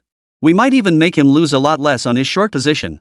Chapter 60, raking in $20 billion, igniting public outrage. While HSBC's behind-the-scenes shareholders gloated in self-satisfaction, the Song Group headquarters remained ablaze with lights. Song Guoyu, who hadn't been seen at the company for a long time, had quietly returned to the Song Group. Seated in his wheelchair, he listened alongside Song Xiaotian to Han Yuyu's project settlement report. Young Master, Chairman, we raised a total of 60 billion yuan in principal capital and used 50% margin financing to go long on Hong Kong stocks. After 4 months of holding, the major blue-chip stocks we purchased, including the Hong Kong exchanges and clearing limited HKX, surged dramatically. HKX alone soared by 170%, while the average gain for the other stocks was around 140%. Hearing this, Song Guoyu couldn't help but stand up, his eyes sparkling with excitement as he pressed. What is our total profit? Even the usually composed Song Xiaotian turned to Han Yuyu with an expectant look. After deducting all short selling costs and the He family's share, our total profit is $15 billion. Hearing this figure, Song Guoyu's heart skipped a beat and his scalp tingled. $150 billion. Even if he, old Song, worked 2 lifetimes, he couldn't earn such a colossal sum. With this money, swallowing up a top-tier listed conglomerate in Hong Kong City would be no problem at all. Ah Tian, you've truly given me a huge surprise. Seeing his father's pathetic reaction, Song Xiaotian teased. Dad, calm down. I don't want to send you back to the ER again. Ha ha. For this $15 billion, I'd gladly go to the ER twice more. Overcome with excitement, old Song insisted on drinking. Song Xiaotian had no choice but to have someone fetch a bottle of fine liquor from the cabinet. Son, with this $15 billion, we don't have to worry about losing that bet anymore. Dad, are you still fretting over that bet? Of course I am. How could I not? It's Hong Kong's premier trading house. You've staked your personal reputation on this, we must give it our all. Otherwise, the deterrent power of your big short reputation will be severely diminished. Song Xiaotian shrugged indifferently. Dad, I'm not going to pour all my profits into shorting HSBC. Son, this isn't as simple as you think. Unless you manage to have HSBC's stock price, the foreigners won't admit defeat. Dad, rest assured. Even without deploying massive capital, I'm confident I can drive HSBC's share price below 50%. Oh? How do you plan to do that? At this point, Han Yuyu perked up her ears. Actually, from this moment on, HSBC has already lost. News of our massive $20 billion plus stock market win will soon spread like wildfire across Hong Kong. Such an exhilarating achievement will be splashed across every media outlet with relentless coverage. By then, my reputation as the little stock god will be even more legendary. Song Guoyu caught on and chuckled. Then, all you'll need to do is hint at a bearish outlook on HSBC, and the bank will face another sharp decline. Song Xiaotian chimed in from the side. Exactly. I'll have Lu Lin publish several data-rich short-selling reports in authoritative American media. Americans aren't all brainwashed fools. If it comes to that, funds still holding HSBC shares will face investor boycotts. Hearing this, Song Guoyu's eyes lit up. This would effectively abandon HSBC to global capital, leaving it utterly isolated and helpless. In such a terrifying atmosphere of mass sell-offs, who would dare continue holding HSBC Group shares? Shorting HSBC is merely the first step. Son, what's your second move against HSBC? Regardless, HSBC remains one of Hong Kong's few major banks. A 50% plunge in its stock price certainly doesn't reflect its true market value. The next move is naturally to buy in bulk at rock-bottom prices, using the compensation from HSBC's bet to purchase its shares. Song Guoyu's eyes grew brighter with each word. If this plan succeeded, wouldn't it mean they could make the foreign masters work for the Song family? That depends on whether the foreign bosses behind HSBC understand the ways of the world. If they don't, I can teach them, but there'll be a tuition fee for that. Son, hearing you say that puts my mind at ease. I'm getting old. Returning to the group today, I realized just how much the company has changed. Old Song had witnessed the transformation of the Song Group firsthand. Initially, he had worried that purging so many senior executives and key personnel would undermine the foundation of the Song enterprise. But now he saw that not only had the management team been rejuvenated, but profits across all sectors had steadily increased. When people hit 40, they start overthinking everything. The more they think, the more hesitant they become. If they operate under the mindset that doing less means fewer mistakes, and doing nothing means no mistakes at all, how can they possibly manage a company well? I'm not opposed to senior management, but they've lost their drive. Why shouldn't we make way for the younger generation? If they still possess the relentless drive to make Song Group stronger and larger, I'd never dream of pushing them out. Their experience and maturity are precisely the assets young managers lack most. Hearing this analysis, Song Guoyu nodded repeatedly. Though it might seem harsh to some, the process of capital expansion inherently carries a hint of bloodshed. What intrigued Song Guoyu was how Song Xiaotian planned to deploy this $15 billion. Dad, it's time we shift our investment focus to the mainland. Hearing this, Song Guoyu fell deep in thought. We can take advantage of the market downturn to buy more shares in mainland companies. At the same time, we should invest more in high-tech industries to contribute to the nation's technological advancement. The year 2009 would mark a turning point for the mainland market. The 4 trillion yuan stimulus package would ignite the mainland economy, with unprecedented support directed specifically toward the technology sector. Beyond the new energy sector, he also planned to invest in a domestic mobile phone manufacturer. US stocks will continue to decline over the next year. If possible, I'd also like to buy low and gain controlling stakes in 1 or 2 tech companies. Song Xiaotian thought of Apple and Netflix. Apple's stock price had hit new lows over the past 2 years due to the broader US market downturn, once falling below $10 per share. Netflix, needless to say, is transitioning to a streaming platform this year, and its stock price will soar from $4 to $700 in the future. These were premium companies not to be missed. Son, if possible, I hope you can acquire and take controlling stakes in a bank. Dad, acquiring a bank requires a substantial amount of capital.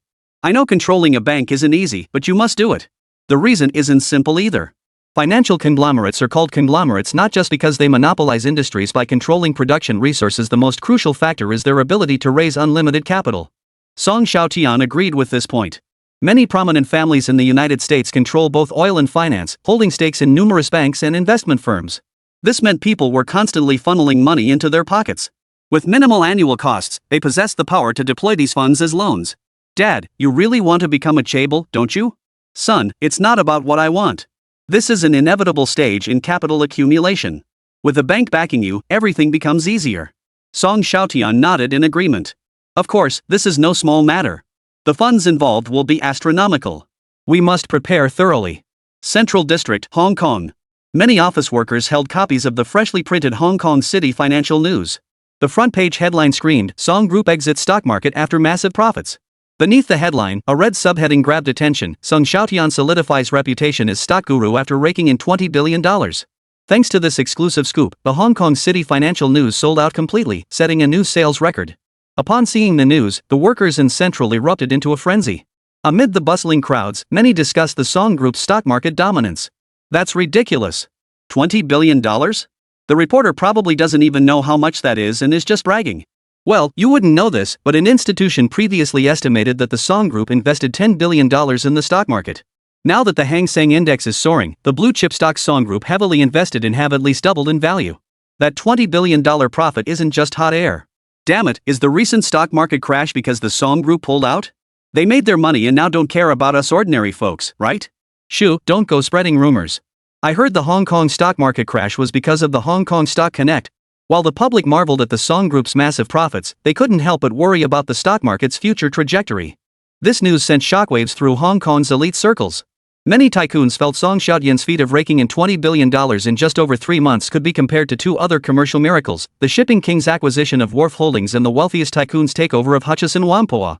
It was certainly worthy of being recorded in Hong Kong's business history. The last time such a sensation rocked the wealthy circles was the Jining $100 billion financial fraud case. The name Song Xiaotian once again reverberated throughout Hong Kong. Journalists across Hong Kong City scrambled to interview Song Xiaotian, seeking confirmation of the news from his own lips. Song Guoyu's phone was ringing off the hook. Song Xiaotian was overwhelmed by the calls. Crucially, while Song Guoyu, who had entered retirement mode, could simply hang up, he couldn't. Nephew Song, is it true you made $20 billion? That's outrageous.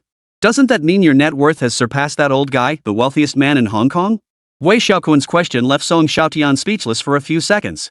He hadn't expected someone his age to be so gossipy. The Song Group did indeed earn nearly $20 billion, but $20 billion of that is profit sharing for the gambling king. He invested over $20 billion in me back then, and now I owe him $40 billion. Hearing this, Wei Xiaoquan's smile instantly vanished. This was truly unpleasant news. If only he had realized earlier that Song Xiaotian would skyrocket to success. If he had invested in Song Xiaotian back then, wouldn't he, or Xiaokuan, be the one counting the money now? The only consolation was that he had placed a short position on HSBC. With its stock price already falling, the news of the delayed direct link would trigger an even steeper decline. He could at least make a little profit from that. No sooner had Song Xiaotian hung up than the gambling king called again. "Xiaotian, my dear son-in-law, just give in to me." Hearing this, Song Xiaotian nearly flung his phone across the room.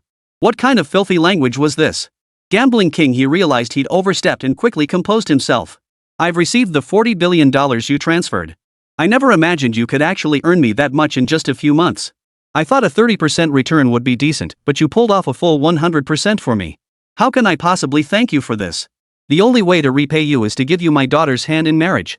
"No, Uncle He, let's keep things separate. You've helped me immensely, and I remember every favor. When the next profitable opportunity arises, I'll definitely call on you again." Hearing this, he, the gambling king, felt deeply reassured.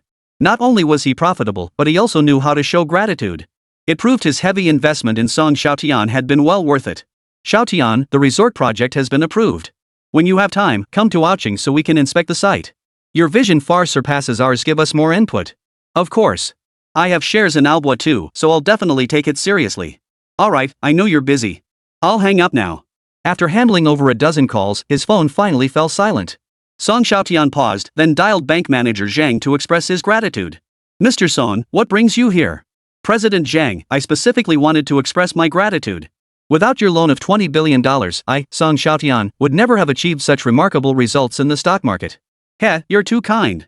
We received the interest and substantial fees, we should be thanking you." "Ah, well then, I won't keep thanking you." After a few seconds of silence, President Zhang quietly asked, "What are your plans moving forward, Mr. Song?" "I plan to invest all the profits into mainland development. High-tech industries and the Dragon Nation stock market are our key investment targets." Upon hearing Song Xiaotian's words, President Zhang couldn't help but burst into hearty laughter. Chapter 61, The Yellow Rich Man's Green-Eyed Envy. Song Group cashes out $20 billion in holdings. Song Xiaotian's net worth is rumored to have soared to $30 billion. How is that possible? How could he have made that much? Young Master Huang stared at the newspaper in his hands, utterly incredulous. What infuriated him wasn't that Song Xiaotian had made $20 billion riding Hong Kong's bull market. It was the fact that Song Xiaotian had amassed a $30 billion fortune at such a young age. This year had been disastrous for the Huang family. Having overextended themselves in the previous 2 years, including acquiring part of the Song family's assets, they suffered heavy losses in the subprime mortgage crisis, causing Huang Baihe's net worth to plummet. As one rose and the other fell, Song Xiaotian's ranking on the Forbes list was poised to surpass that of his father, Huang Baihe. This would completely overshadow his father's title as the son of the wealthiest man. Huang Baihe, watching his son's dejected state, couldn't help but sigh. He never imagined Song Xiaotian's wealth would expand so rapidly. When they first met, Song Xiaotian had been a down-and-out playboy desperately pleading for him to buy a subsidiary of the Song Group. Now, in less than 2 years, the other's wealth had ballooned to a level comparable to his own. At first, he had assumed Song Xiaotian was guided by some mysterious mentor, but now he realized he had been completely deceived by the other man's innocent appearance. Not only was he no spendthrift, but he was also a highly skilled strategist. His strategic prowess even surpassed that of his father, Song Guoyu. "Dad, can we short Hong Kong stocks?" "Oomph. You've got some nerve. If word gets out, how could we possibly keep our footing in Hong Kong?" The Huang family owned multiple listed companies in Hong Kong, making them a true long position holder. If anyone discovered they were profiting through short selling, they would inevitably become the target of public outrage. Then why is it acceptable for Song Xiaotian to do it? Him? He's clever. He's shorting HSBC by leveraging their dispute, waving the banner of justice. If anyone deserves criticism, it's HSBC. They brought it upon themselves by provoking the conflict first. Huang Baihe couldn't help but admire Song Xiaotian's masterstroke. By gradually escalating his wager with HSBC, he confined the matter to a private feud between the two parties, preventing it from escalating into a broader attack on Hong Kong stocks. Even if others sought to exploit the situation, there was no room for them to maneuver. Are we truly powerless against him? Young Master Huang couldn't help but feel disheartened. Not necessarily. I heard Song Xiaotian established a tech park in Pudong, mainland China, and plans to ramp up investments in the tech sector. Dad, you don't think highly of his move? Huang Baihe nodded emphatically. That kid is truly delusional. We both know the state of the tech ecosystem in the mainland. The technology is at least a decade behind the rest of the world. Take computers, for instance. How many years have they been trying to brand themselves as domestically developed? What hardware is actually domestically developed? And then there's Song Xiaotian's plan to focus on chip development. Young Master Huang nodded in agreement throughout. New energy vehicles are even more of a stretch. General Motors was mass-producing them back in the 90s, while China is still stuck at the concept car stage. In the mobile phone industry, counterfeit and pirated devices are rampant. While phones costing just a few hundred yuan may suit local conditions, who would buy phones from major manufacturers under such circumstances? The premium market is dominated by traditional players like Motorola and Nokia, alongside emerging giants Samsung and BlackBerry. Their foldable phone technology is simply unmatched in the short term. Even the real estate sector is stuck in stagnant growth. Xiaotian's investment targets are all incredibly capital-intensive ventures. You know Tesla, right? Young Master Huang had heard of this new energy vehicle company. Over the past few years, it had raised hundreds of millions of dollars in funding, yet its so-called mass-produced models existed only in news reports. To this day, they hadn't managed to produce a single mass-market vehicle. These are all extremely capital-intensive R&D projects. Without billions of dollars, achieving any meaningful results is incredibly difficult.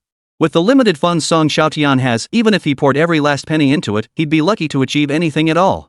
In Huang Baihe's view, Xiaotian was still too young and naive, completely unaware of how deep the waters ran in Longhua's tech innovation sector. If it were me, I'd use the government's subsidized land for real estate development, or set up a few so-called high-tech industries to scam some R&D subsidies. At this point, Huang Baihe even seemed a bit smug. Suddenly, a thought struck the wealthy tycoon. Son, with Xiaotian so aggressively pouring capital into the mainland, do you think we could make a move on this? Watching Xiaotian rake in ever greater profits, Huang Baihe couldn't deny feeling envious, especially since Song had previously dug such a deep hole for him. The subsidiaries acquired from the Song family remained unsold to this day. He hadn't forgotten that grudge. So, he couldn't help but feel a stirring of ambition. Young Master Huang showed great enthusiasm for undermining Xiaotian. Dad, what's the plan? Xiaotian always makes a big splash whenever he invests in the mainland. There's no reason he wouldn't attend the groundbreaking ceremony for the industrial park construction site. Given his personality, he'll definitely announce the park's future plans. That's when we'll step in to give him a helping hand in Hong Kong City. Dad, you mean to flatter him to death? We've done this before only to turn Xiaotian into a real stock god. Are you being obtuse? How can you not grasp my meaning? What I mean is, with Xiaotian investing so aggressively in the mainland, the people of Hong Kong City won't be too pleased about it. We just need to amplify that sentiment. Huang Gongzi's eyes lit up at this. That way, the public in Hong Kong will see Xiaotian's true colors and start boycotting him on their own. Exactly. Son, get moving now. Publicize all of Xiaotian's past investments in mainland China to lay the groundwork for our upcoming coverage. Understood, Dad. I'll mobilize my team immediately. Chapter 62, Journey to the Magic City, Zhou Haiyang's Troubles. The Song family has such extensive investments in the mainland. Not only do they hold shares in Tangqing, the most luxurious residence in the Magic City, but they've also acquired dozens of plots of land and plan to build a technology park in Zhangjiang, Pudong. This newspaper also states that the Song family originally planned to invest $4 billion in mainland China and is now considering additional investments. This tech park is no small undertaking. It's significantly larger than both the completed Zhangjiang High-Tech Park and the Microelectronics Technology Park. Undertaking such a massive project, especially with the Song family funding it entirely on their own, will cost an astronomical sum. Due to the subjective bias in the media coverage, many people felt the Song Group's investments in the mainland were excessive. But since these funds come from the Song Group's own coffers, others may harbor resentment but dare not voice it, let alone criticize. They merely sensed something amiss, though they couldn't quite pinpoint what it was. The Song Group paid little heed to these newspapers. Xiaotian even saw them as inadvertently promoting his cause. He was indeed planning to attend the groundbreaking ceremony for the Song Group Technology Park in Pudong amidst his busy schedule. As one of the conglomerate's most significant mainland projects, the mayor himself was attending. As the park's principal organizer, his presence was essential.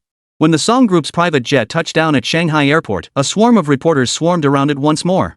Mr. Song, everyone is curious about your remarkable feat of making $20 billion in the stock market. Could you share a few words? Facing the microphone extended by the official broadcaster, Xiaotian could only respond with a smile.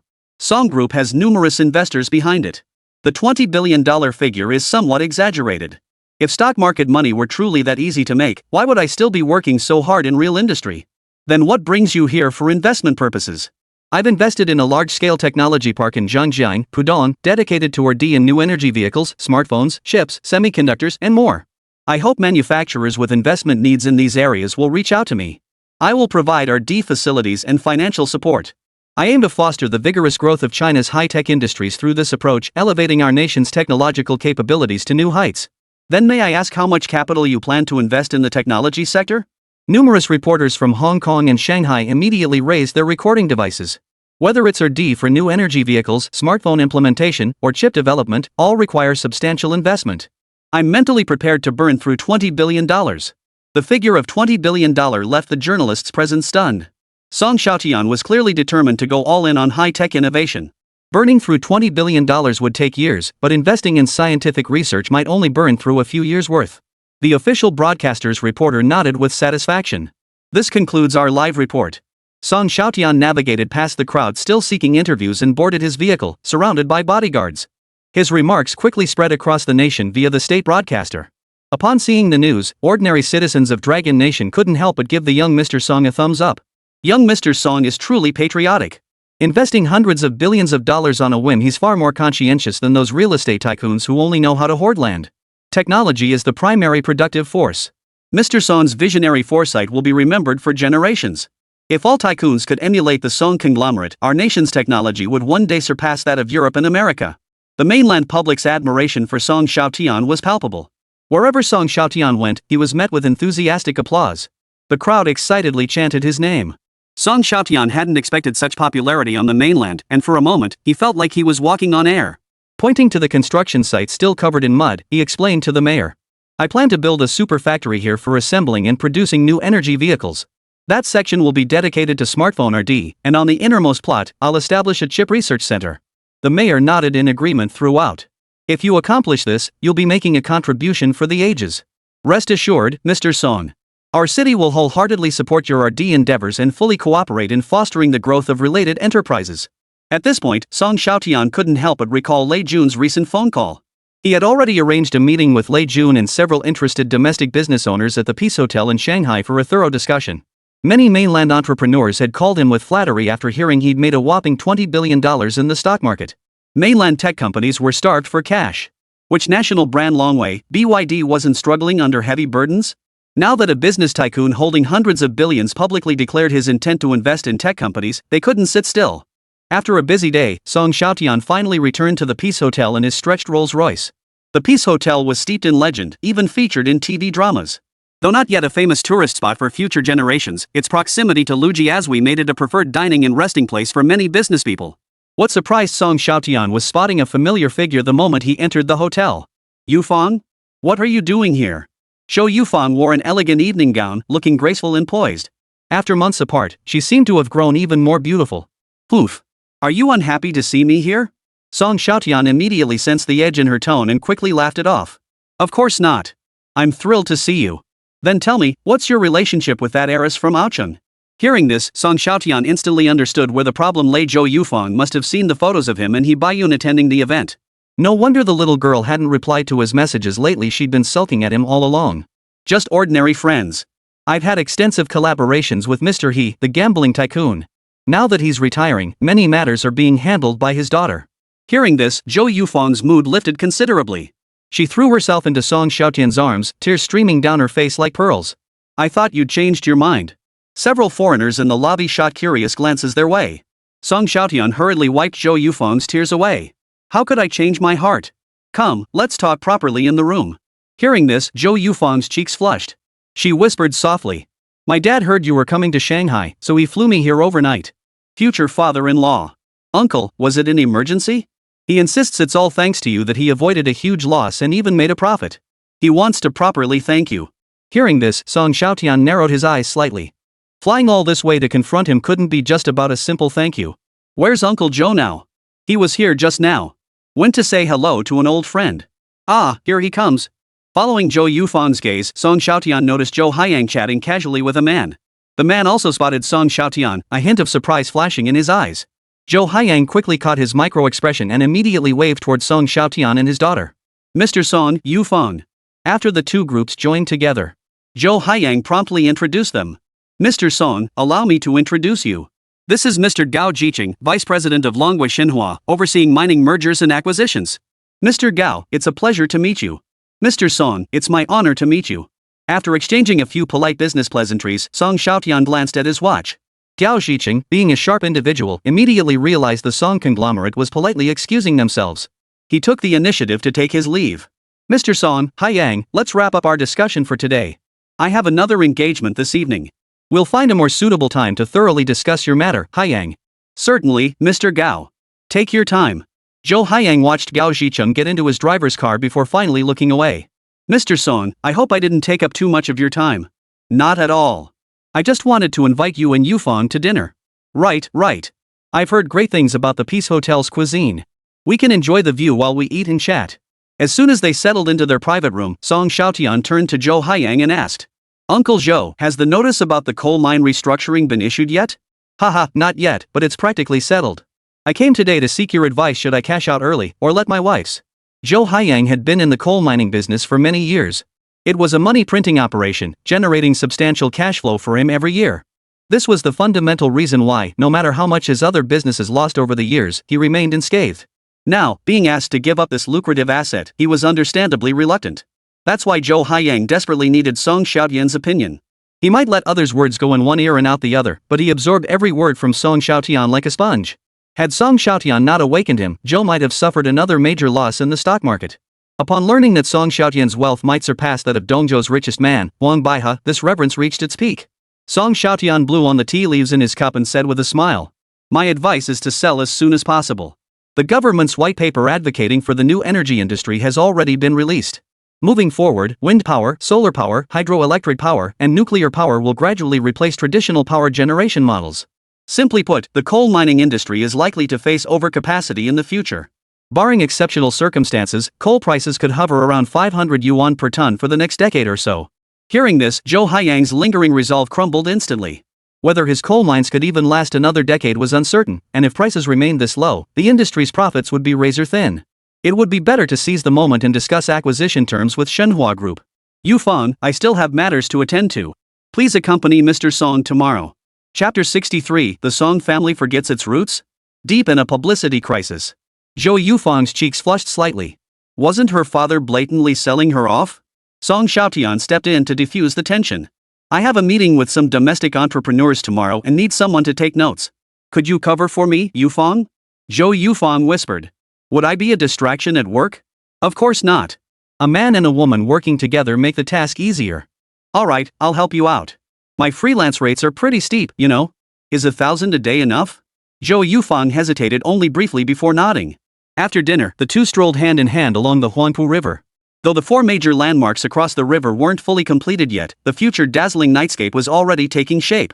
Brother Tian, was selling the mine really the smart move for my dad? Absolutely. Song Xiaotian thought for a moment before replying. You'll be starting your internship in a year, right? Yes. When it came to her career, Zhou Yufang couldn't help but feel uncertain. Her father had sold nearly all their assets. Aside from some funds tied up in the futures market, their largest remaining asset was the coal mines. If the mines were sold too, she had no idea where she could even intern. Have Uncle Haiyang use the proceeds from selling the mines to establish an investment company, with you as the chairperson. Zhou Yufang tilted her head, her bright eyes blinking. Me? As chairman? Isn't that a bit too mature for your age? Song Xiaotian couldn't help but laugh at her reaction. Just say it was my idea. Trust me, I'd never lead you into trouble. If your dad invests, he'll lose money on everything, doesn't he know that himself? At this, Zhou Yufang couldn't help but laugh too. Her dad was a bit of a disaster. Every investment he touched these past years had flopped. If it weren't for Song Xiaotian's guidance, he'd probably be on the brink of bankruptcy by now. Song Xiaotian had already mapped out a path for Zhou Yufang. Acquire a few entertainment and film companies, consolidate resources within the industry, and if possible, buy up more shares in Hui Brothers. Don't let Hui Brothers' current dismal performance fool you. The brothers had their glory days. As the first domestic entertainment company to go public, their IPO price was only 28 yuan. On the first day of trading, the stock soared to 91 yuan, pushing their market cap past 12 billion yuan. That wasn't even Hui Brothers' peak valuation. Around 2015, its market cap had soared to the 80 billion yuan mark. The IPO made many celebrities who bought internal shares overnight billionaires. A whole host of celebrity owners in the entertainment industry earned their first major fortune through Hui Brothers shares. They began transitioning from male artists to male business owners.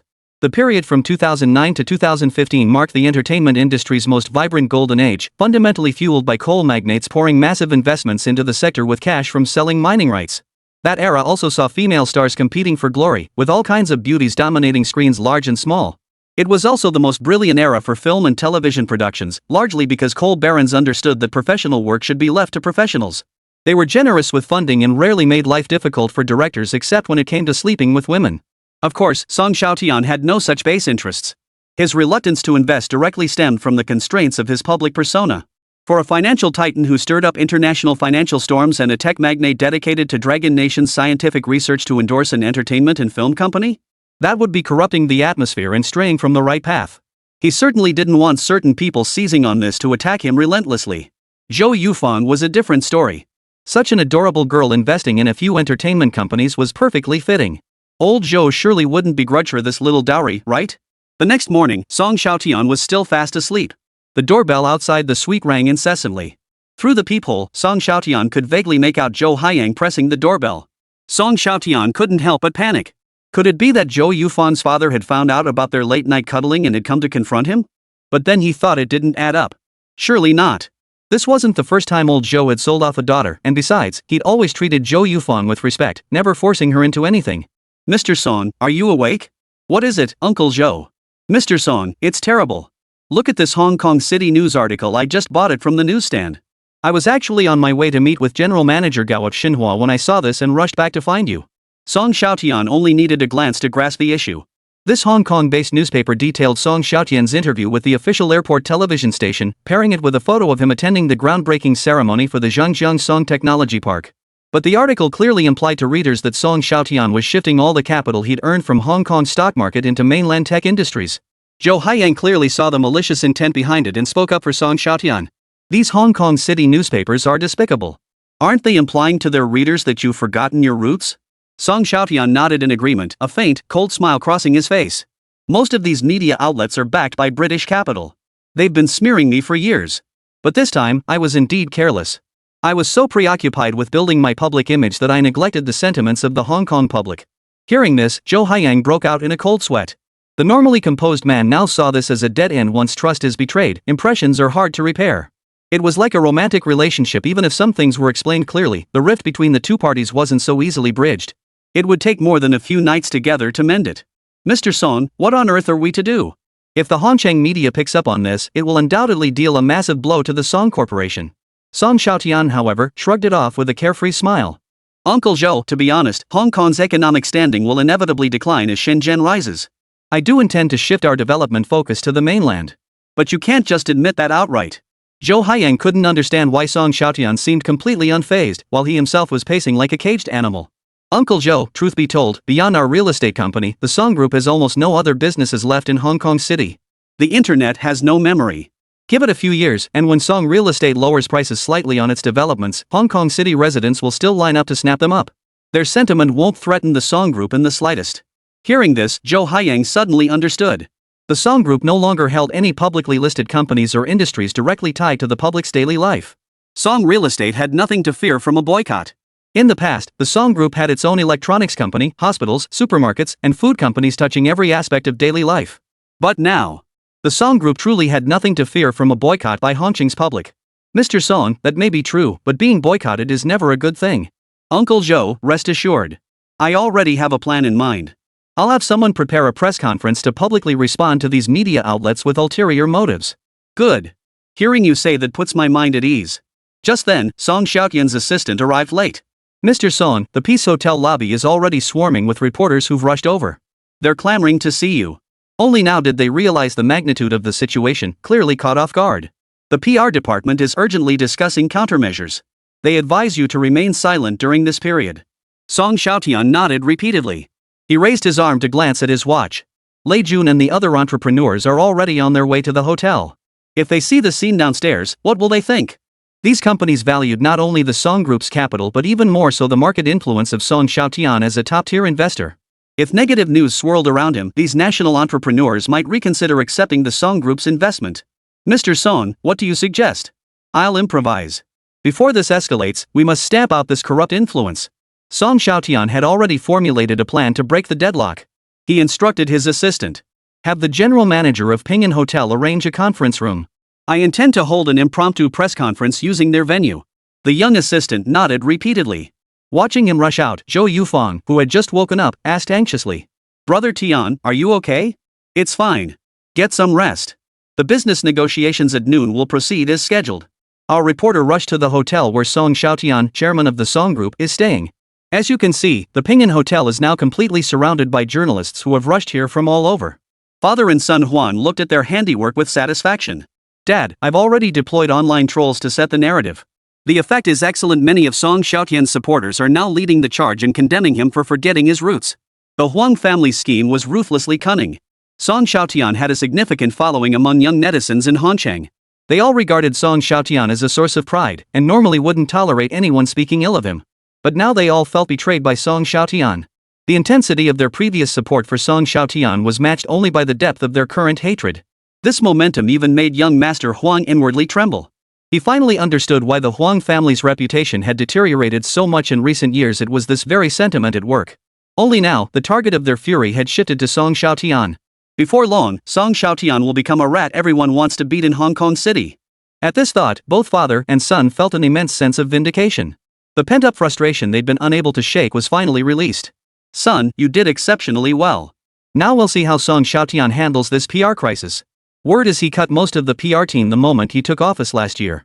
Whether the Song PR department can even function properly now is a major question. Chapter 64, Major Taxpayer, Justice Prevails in the Hearts of the People.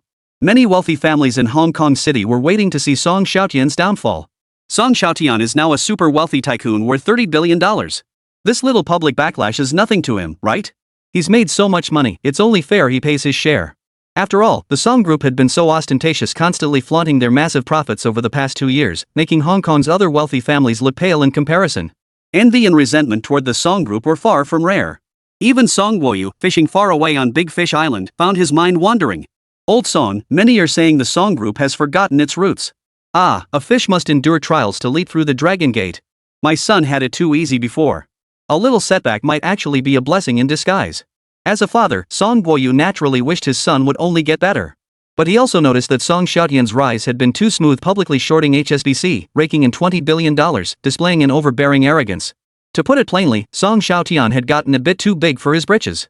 Song Guoyu believed this public relations crisis at such a critical juncture might actually be a blessing in disguise. It was a necessary lesson all tycoons must eventually learn. Zhang Zhihao, however, disagreed.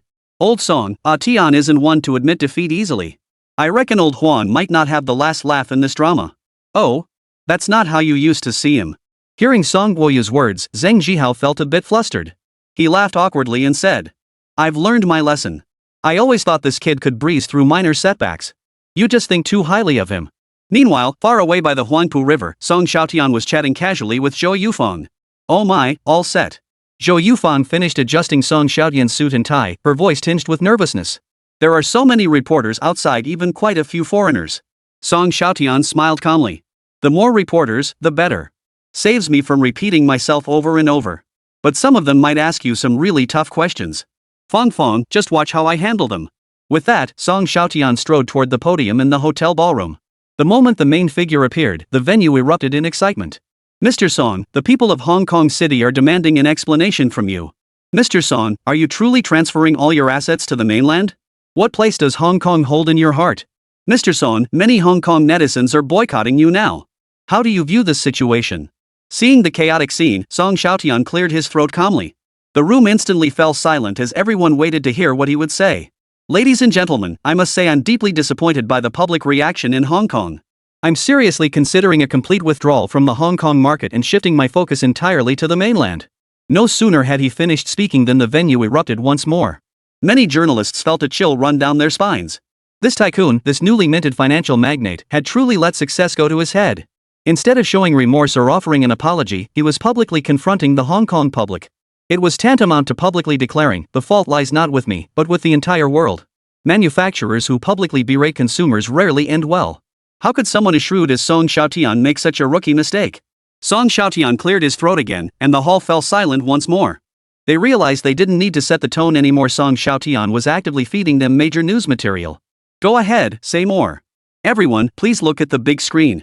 This is the tax payment data released by the Hong Kong City Taxation Bureau for this year.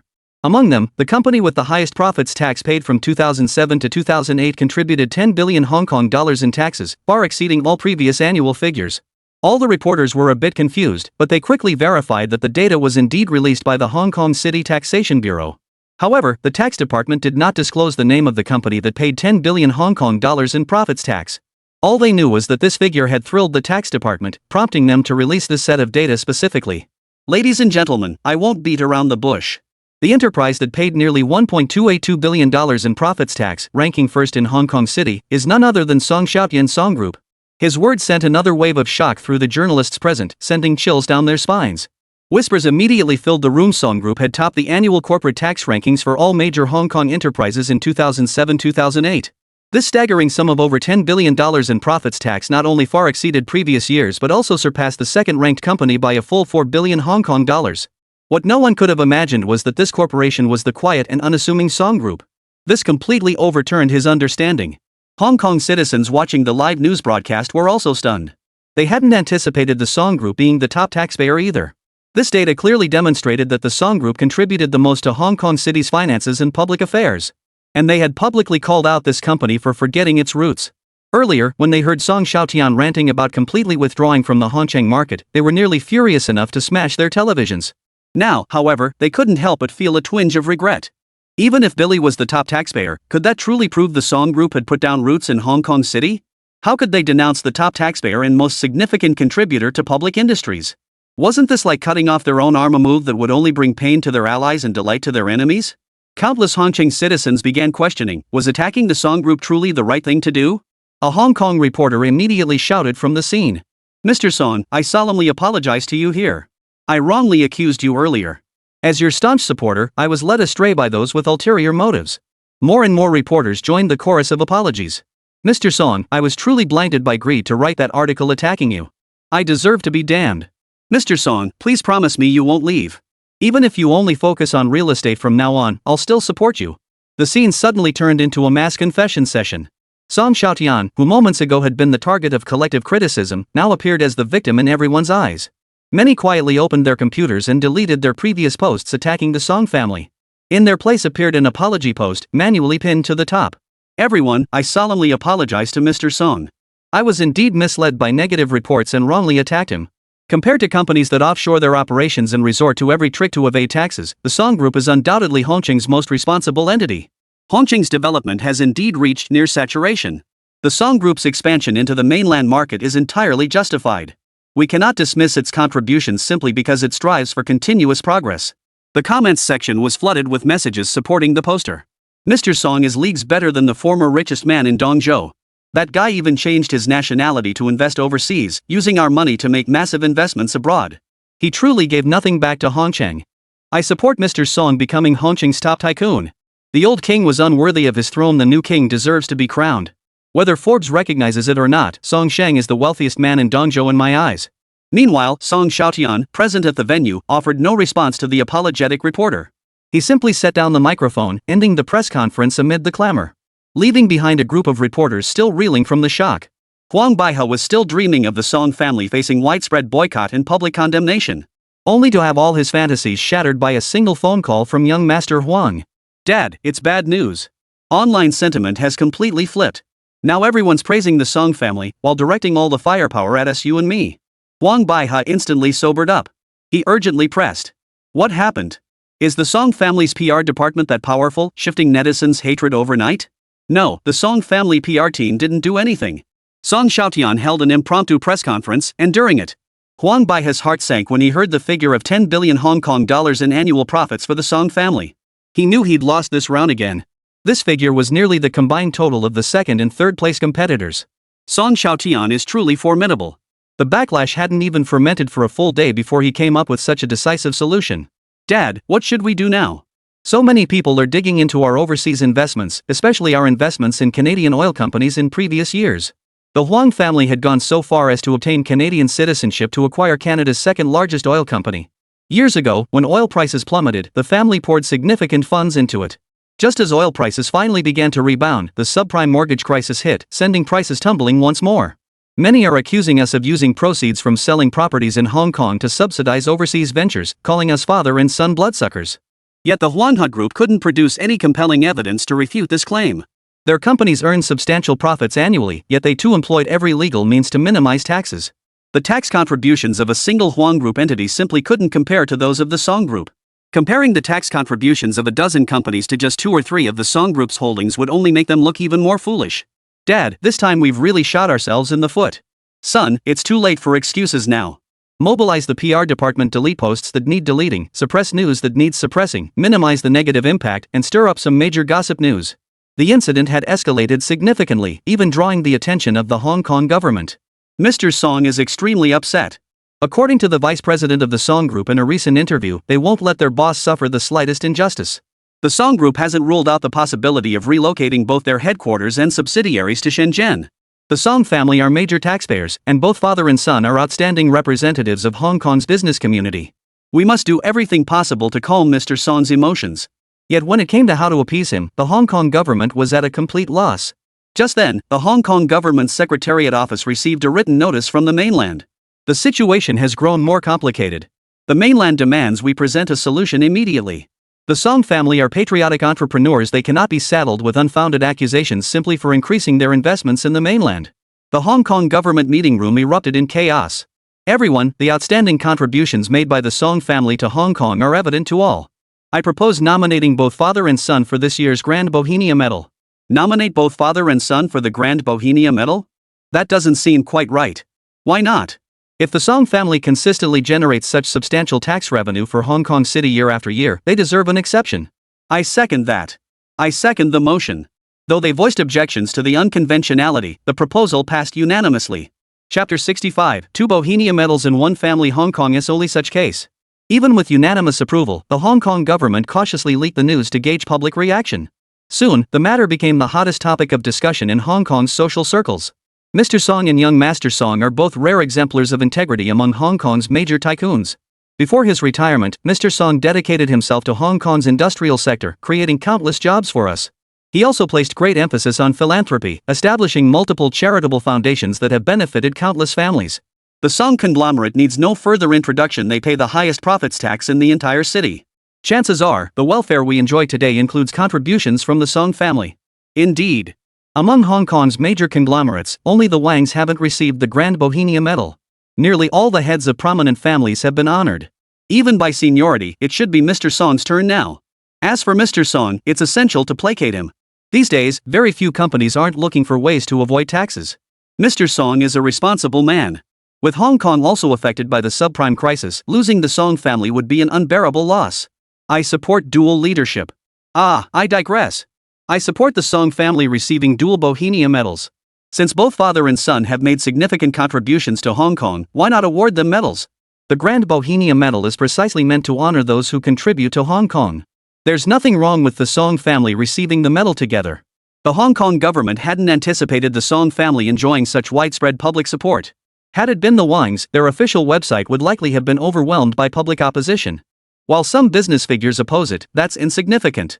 The public sees clearly, and their opinions matter most to us. In that case, add the Song family to this year's list of Grand Bohemia Medal recipients. The chief executive's words settled the matter once and for all. When the list was published on the government website, the entire nation erupted in excitement. Song Xiaotian, who was cozying up with Zhou Yufang, only belatedly realized what was happening when Song Guoyu reminded him to attend the award ceremony. Dad, are we really both getting decorated? Of course we are, son. Do you have any idea how long I've waited for this day? I thought I'd never receive the Grand Bohemia Medal in my lifetime.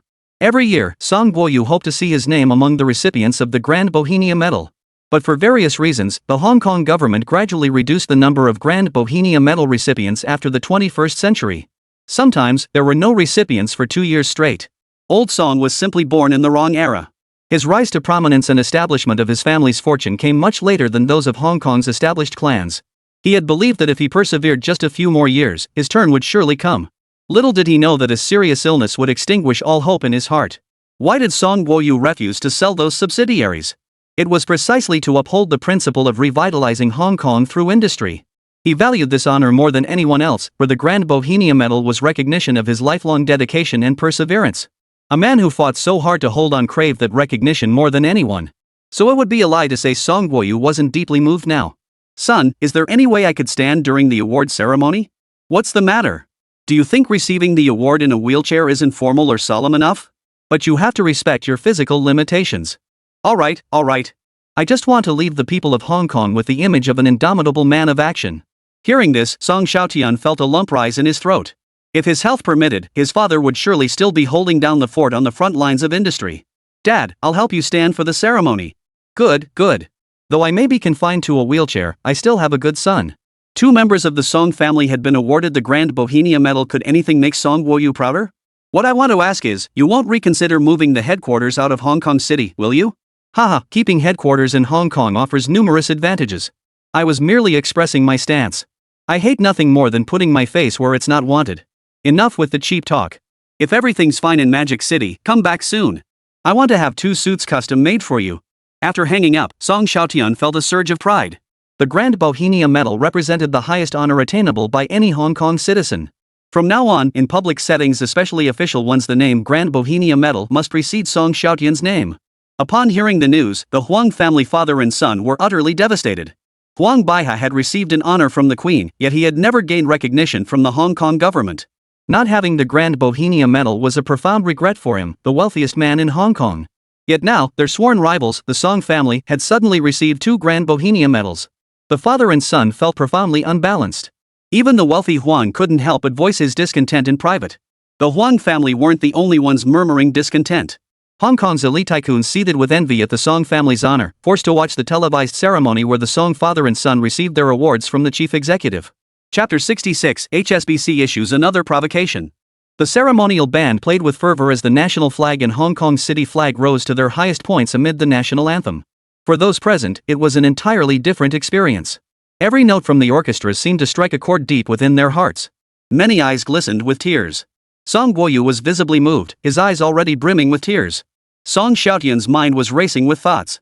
In his previous life, he had been just an ordinary working-class citizen on Blue Star. In this life, thanks to his foresight and the Song family's legacy, he had not only become a billionaire but also received Hong Kong's highest honor, the Grand Bohemia Medal. He even felt that this life had been worth it. Just then, an official staff member at the venue reminded Song Xiaotian. Mr. Song, the next person is Mr. Song Sr. Song Xiaotian snapped back to reality. Song Guoyu made a uniquely dramatic entrance, wheeled by Song Xiaotian in a wheelchair before the chief executive.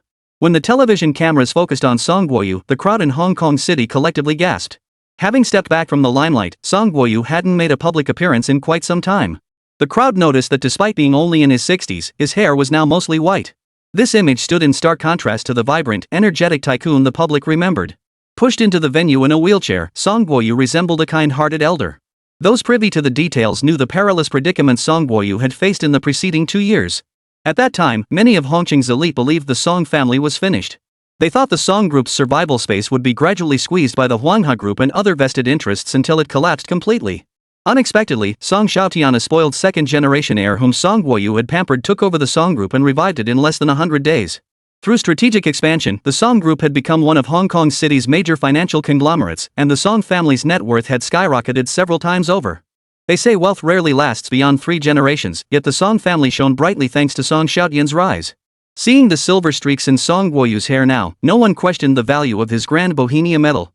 He had devoted his entire life to Hong Kong's industrial development. His tireless dedication until death was the ultimate testament to his achievements. But the figure drawing the most complex stares was undoubtedly Song Xiaotian, pushing the wheelchair. This young financial titan in his 20s had successfully bet on the subprime mortgage crisis and reaped major gains by shorting major U.S. corporations. His wealth accumulation pace shattered multiple Forbes wealth records in succession. His net worth had quietly surpassed that of Huang Baiha, who had dominated the list of Dongzhou's wealthiest for over a decade. The generational gap between them was stark, 2 full generations apart. Even the fox like Huang, the top tycoon, had been repeatedly outmaneuvered by him. Hongqing's public and media loved giving nicknames to the wealthy. Titles like once-in-a-century business prodigy, Hongqing stock king, and short-selling master were freely bestowed upon Song Xiaotian. The transformation from business prodigy to Hong Kong City's stock king took Song Xiaotian less than a year. Everyone knew that barring any major missteps, surpassing Huang Baiha was only a matter of time. Many even believed his potential was limitless. Perhaps he could climb higher on the global wealth rankings, reaching heights never before attained by any Dragon Nation citizen. A Dragon Nation world's richest man? At this thought, the gazes of many Hong Kong officials present softened considerably as they looked at Song Xiaotian. Was such a capable man not worthy of a Grand Bohemia Medal? The Song family deserved 2 Grand Bohemia Medals. It was well earned.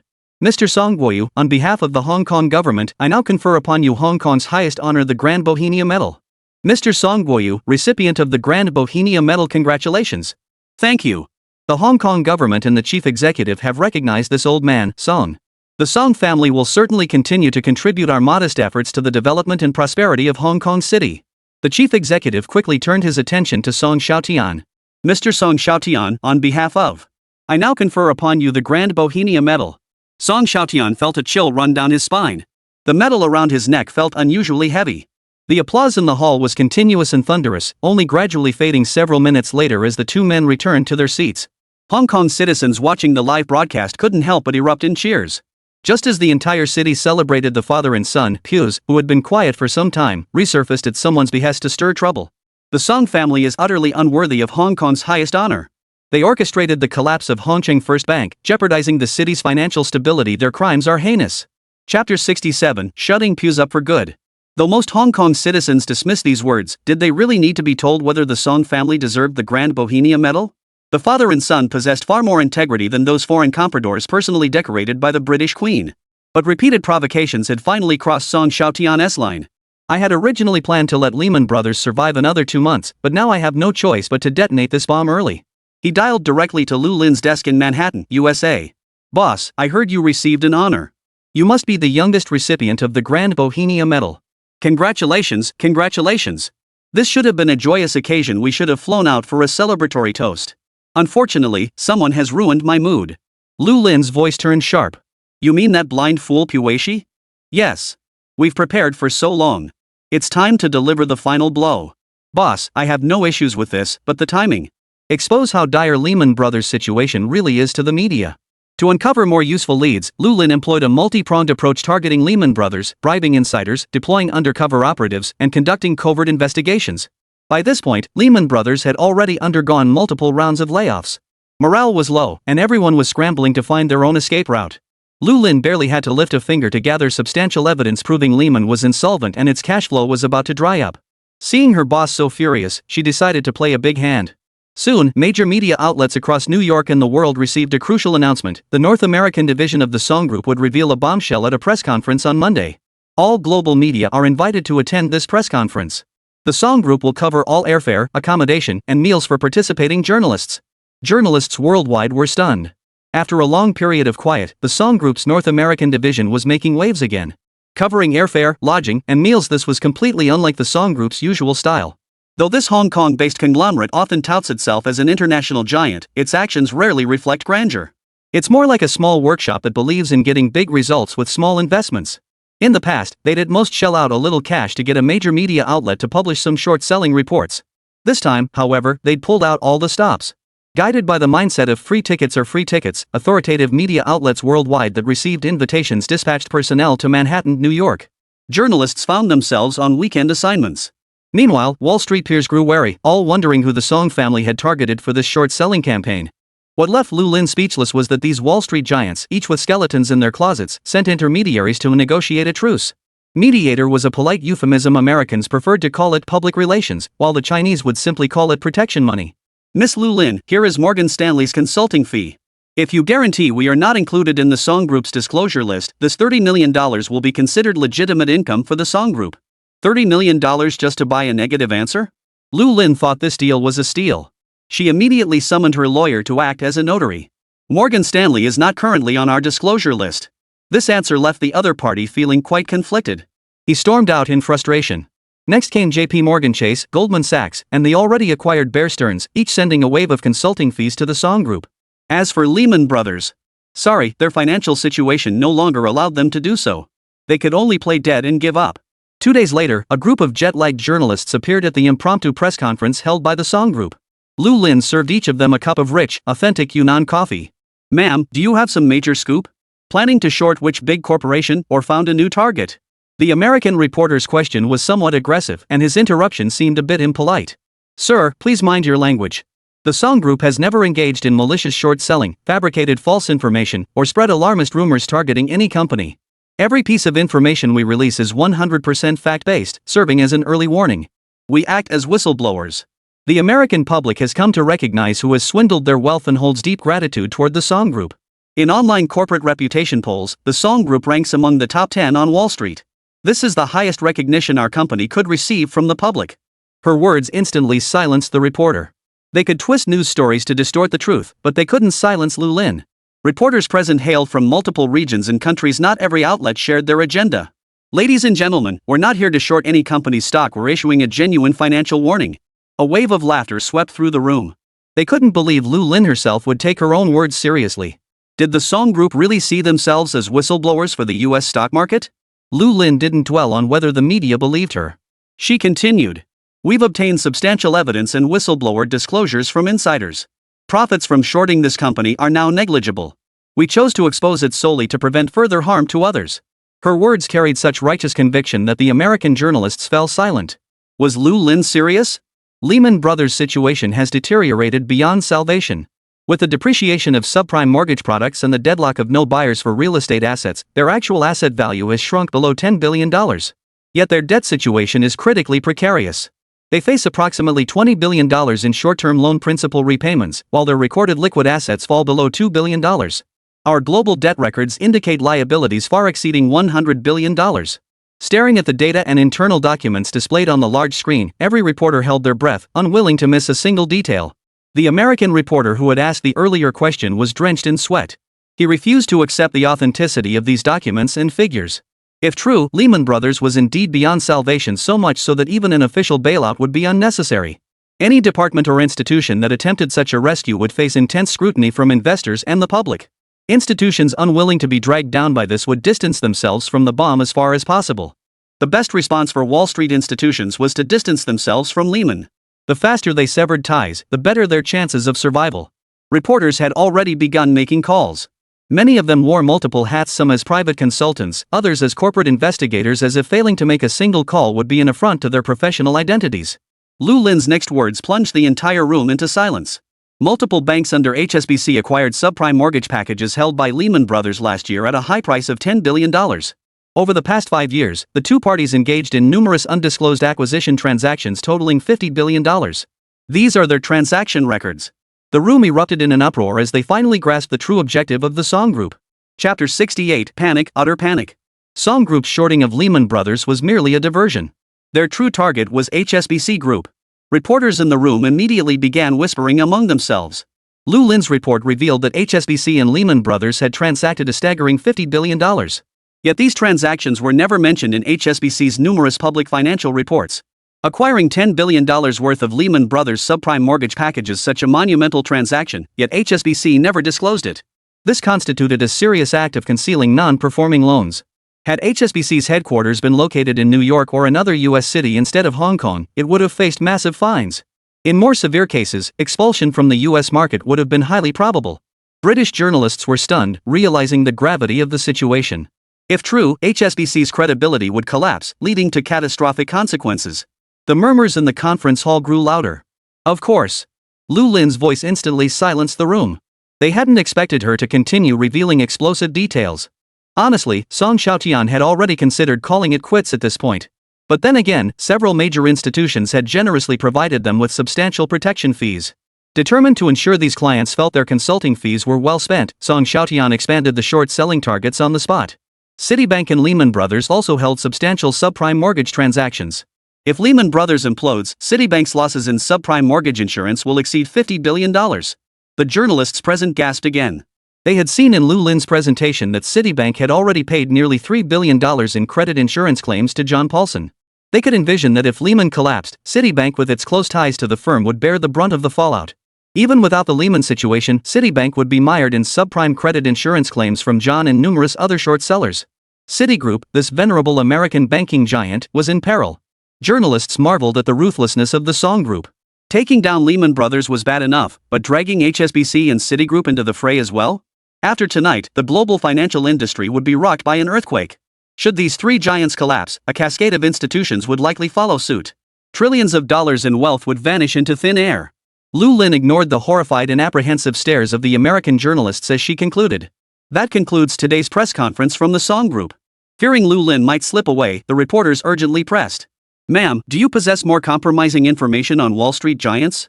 Our exposure of these major bank scandals was entirely out of necessity. As HSBC's chief executive, Puis has neglected his duty to serve the public and disregarded banking operations, repeatedly issuing public challenges against our company's Xiaotian. This countermeasure was a desperate response forced upon us after being backed into a corner. We hope Mr. Puys will learn from this and conduct himself properly in the future. Her words sent the reporters into a frenzy once more. It turned out the Song Group had acted purely to retaliate against HSBC's chief executive.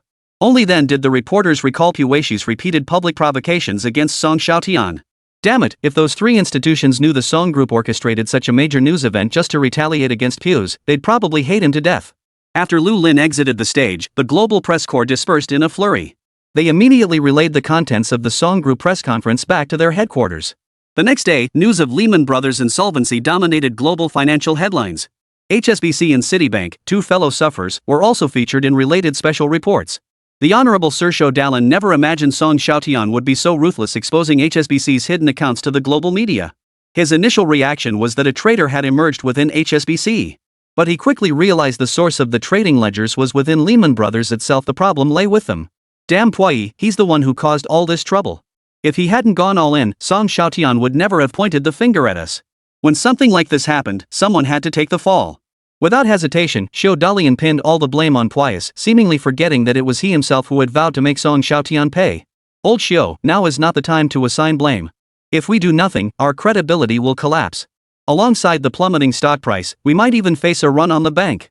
Xiaotian understood the gravity of the situation, but faced with the current predicament, he was utterly helpless. The only viable course now was to deny everything outright. As long as they refused to admit it, the flimsy evidence presented by the Song Group couldn't substantiate their bad debts. Audit? Sorry, as Hong Kong's largest bank, they were deeply entrenched. Even if they were audited, the authorities wouldn't dare take drastic action against them. Everyone, stay calm. We can deflect the most critical issues in this situation. Deflecting blame was a fundamental lesson in public relations. We can proactively invite the relevant authorities to conduct a comprehensive investigation into our operations. Of course, the findings would only reveal minor, inconsequential issues. While accepting penalties, we'll also face public criticism from Hong Kong citizens.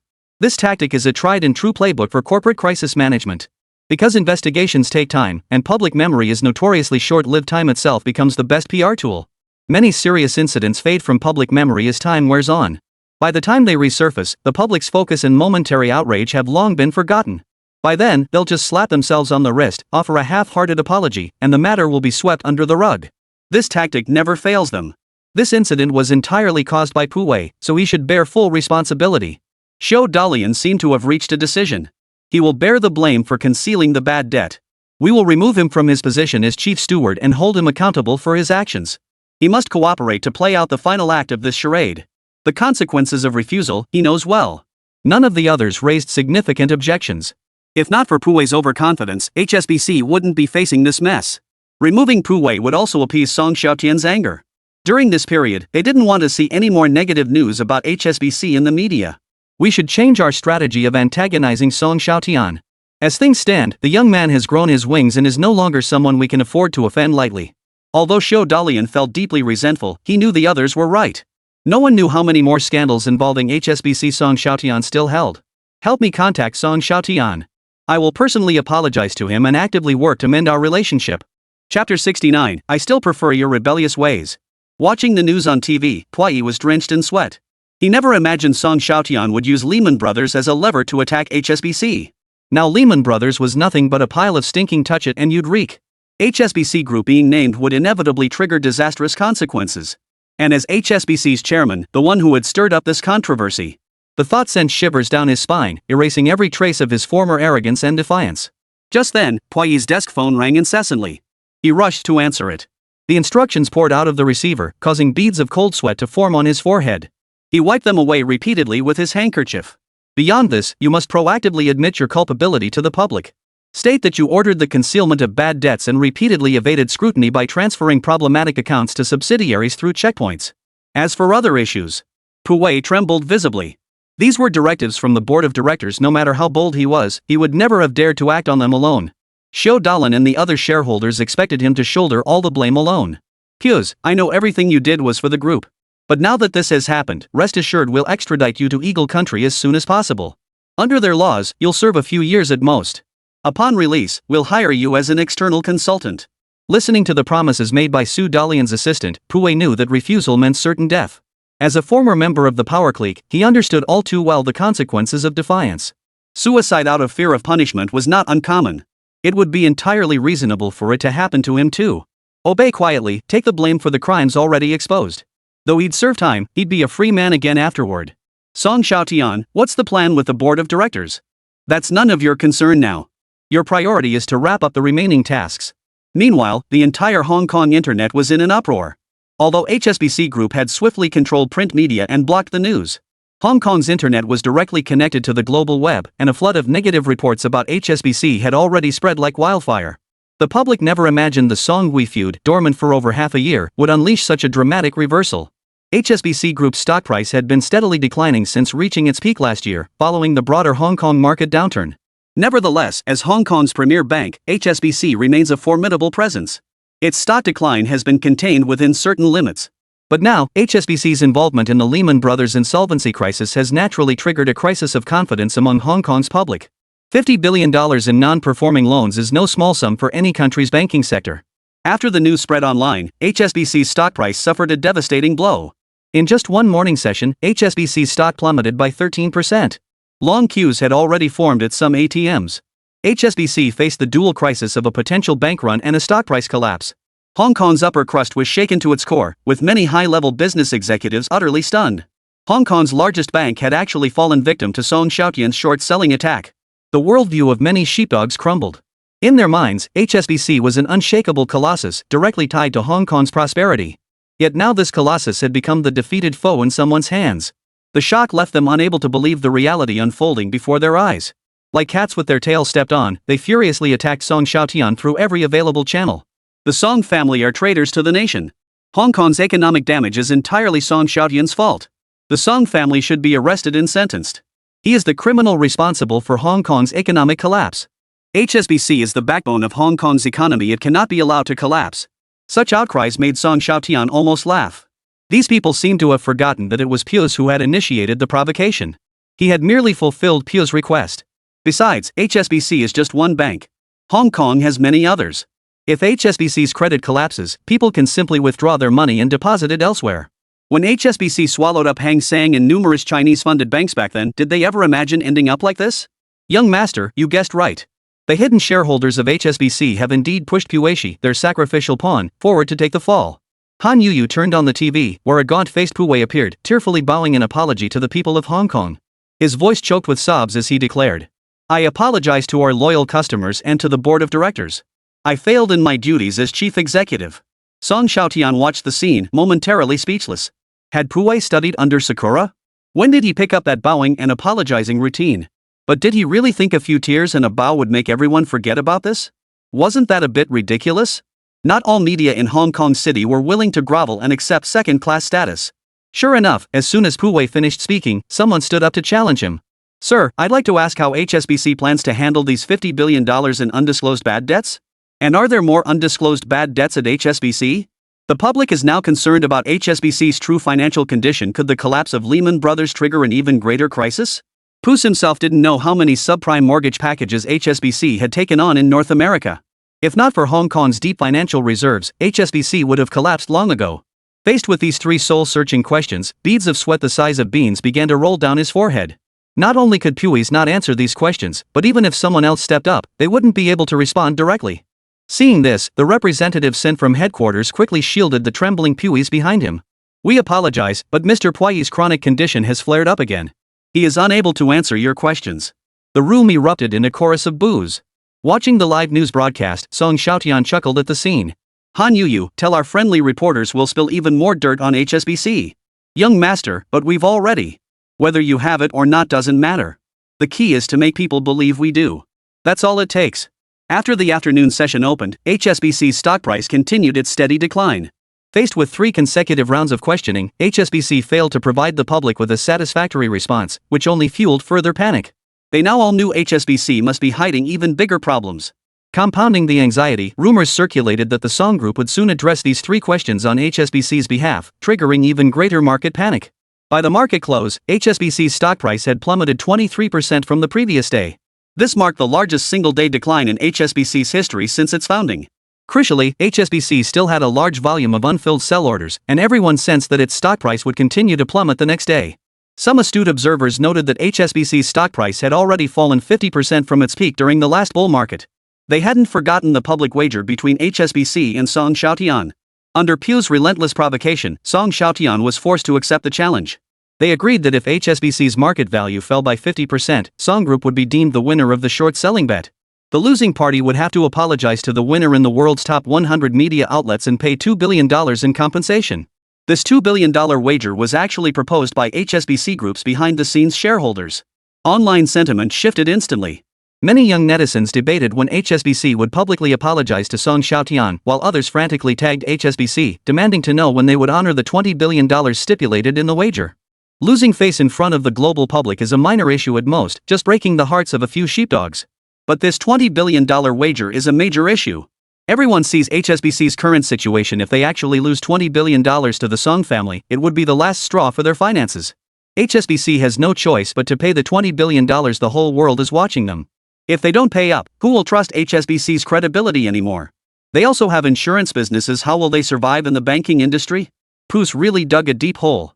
If he hadn't kept upping the stakes, things wouldn't have escalated this far.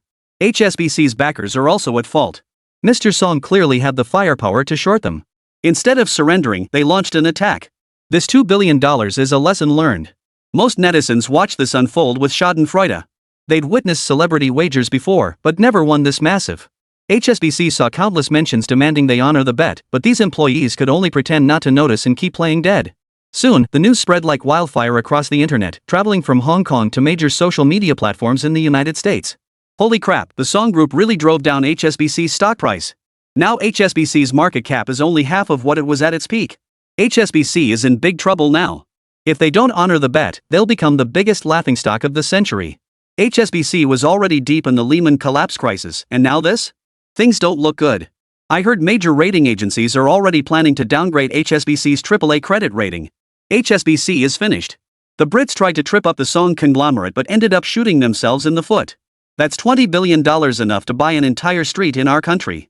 When Xiaotian landed in Hong Kong, he was met with a barrage of bad news. With such a major incident unfolding, why wasn't I notified immediately? Sir, you were asleep the entire flight. We didn't dare wake you. Xiaotian thought his personal assistant was utterly useless. How could he not wake him up for something this critical? Still groggy from jet lag upon waking, Xiaotian couldn't think of a better solution. Especially when his assistant informed him that the Song Group was suspected of planning to leak even more damaging information, his heart ached intensely. Was Song Xiaotian trying to destroy them? He realized he absolutely couldn't let Song Xiaotian continue with these exposés. One crisis hadn't even subsided before another erupted, leaving him stretched thin. If another major scandal broke, HSBC wouldn't even have time to fade from public memory before collapsing under its own weight. And the root cause of all this stemmed from one person. With that realization, he urgently instructed his assistant. Contact the Song Group. Tell them I'm willing to come personally to apologize. Hearing this, the trusted aides present all looked utterly astonished. They hadn't anticipated that the boss's trip wasn't merely to personally oversee the Hong Kong branch. His true purpose was to apologize to Song Xiaotian. The most devastated among them was his Chinese-born butler.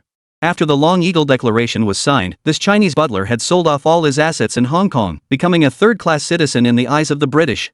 They had purchased commercial properties intending to profit from their prime locations, only to be caught in the late 1980s British real estate bubble. The Bank of England was aggressively shorted by speculative capital led by George Soros. This directly caused their real estate investments to plummet in value, while their loans remained fully intact. To weather the storm, the butler had no choice but to return to his family's traditional trade and start a bakery business. But the Eagle Nation's economy was in the midst of a major recession, and his bakery business soon became unsustainable. In the end, he had no choice but to become a butler for the wealthy. He adored this job. His employer was a gentleman of high society, and working for him brought him honor and prestige, making him feel like an indispensable member of the upper class. But now, his master, Earl Xiaotian, was being forced to grovel before a Dragon Nation man. The very thought of this scene filled him with even greater sorrow and indignation than Lord Xiaotian himself. Facing the aggressive Chinese butler, Xiaotian merely sneered coldly. You should focus on your duties like organizing a crew to clean my aircraft. With that, he climbed into his vintage classic car. Xiaotian was extremely low-key. His discreet movements caused not even a ripple. Upon receiving the news, Song Xiaotian wore an amused smile. That old British guy sure knows how to bend and stretch. You, take him through the main entrance. I'm sure our resourceful reporters will uncover his identity. Han Yu covered her mouth and giggled mischievously. Young master, you're not leaving them any face at all. Oof. When have they ever shown me any courtesy? If we were the ones losing now, they'd probably be mocking us right to our faces. This wasn't the first time Puwei had made Song Xiaotian lose face. It seemed that every time he was about to forget about it, Puwei would pop up and stir trouble. He wasn't afraid of offending that old codger, Xiao. Even the Americans dared not get too cocky in front of him, let alone the British, whose influence was already on the wane. Beyond their media influence, there was little else about them that truly intimidated Song Xiaotian. Facing the flurry of camera flashes, Xiao remained relatively composed. He knew HSBC had been backed into a corner. Preserving substance and saving face were mutually exclusive. If substance could be safeguarded, what did sacrificing a bit of face matter? As long as the mountain remained, firewood would never run out of truth. Xiao understood better than anyone. He was led up to the top floor. He couldn't help but mutter self-deprecatingly. I once visited Song Guoyu here. Little did I know my next visit would bring such a different state of mind. He knew full well that the person he was about to face was an even tougher opponent than Song Guoyu. After being ushered into the chairman's office, Xiao, leaning on his golden cane, finally met the man himself. Sir Xiao, I've long heard of your reputation.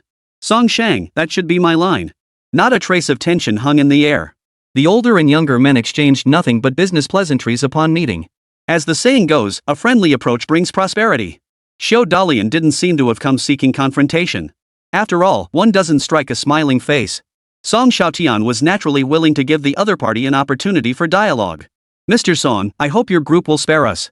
We can arrange for Puwei to die in prison. You can even choose the method. Xiao dropped a bombshell right off the bat. Puwei sure was his most ruthless enforcer, a man known for his cold-blooded cruelty. Song Xiaotian shook his head. I never do things that harm others without benefiting myself. Count, let's focus on discussing the wager instead. Xiao inwardly sighed. This young man was far more composed than he had anticipated. Mentioning the wager made the aging Xiao feel suddenly lightheaded. He bitterly regretted setting the stakes so high. What was most frustrating was that he himself had orchestrated this astronomical sum. $20 billion was no small sum for him or the other shareholders. A public apology across hundreds of media outlets isn't a problem. We can publish it tomorrow. But $20 billion is simply too much for HSBC. You should be well aware of its current situation. The old man droned on at length, essentially repeating how HSBC was already struggling and that paying such a huge sum would surely bankrupt him. We understand HSBC's predicament, but this wager could easily be covered by its behind-the-scenes shareholders. You and the other shareholders have enjoyed decades of era dividends through HSBC, plundering immense wealth. Isn't it time to contribute a fraction of that? Song Xiaotian's words were razor-sharp. If this proposal reached the public in Hong Kong, it would undoubtedly gain universal support. The $20 billion wager was proposed by HSBC's shareholders in the first place. If they didn't want to compound HSBC's woes, they should shoulder this compensation themselves. Xiao expression tightened once more. He increasingly felt that this young Mr. Song was a tough nut to crack. It seemed inevitable that some concessions would have to be made today. He said with obvious discomfort. As you know, the subprime crisis has been raging fiercely lately. Our investments in the banking sector have suffered unprecedented damage. $20 billion is simply too much to ask. If possible, we hope you could consider a discount on the compensation. After all, haggling was a common part of business. Song Xiaotian shrugged it off with a smile.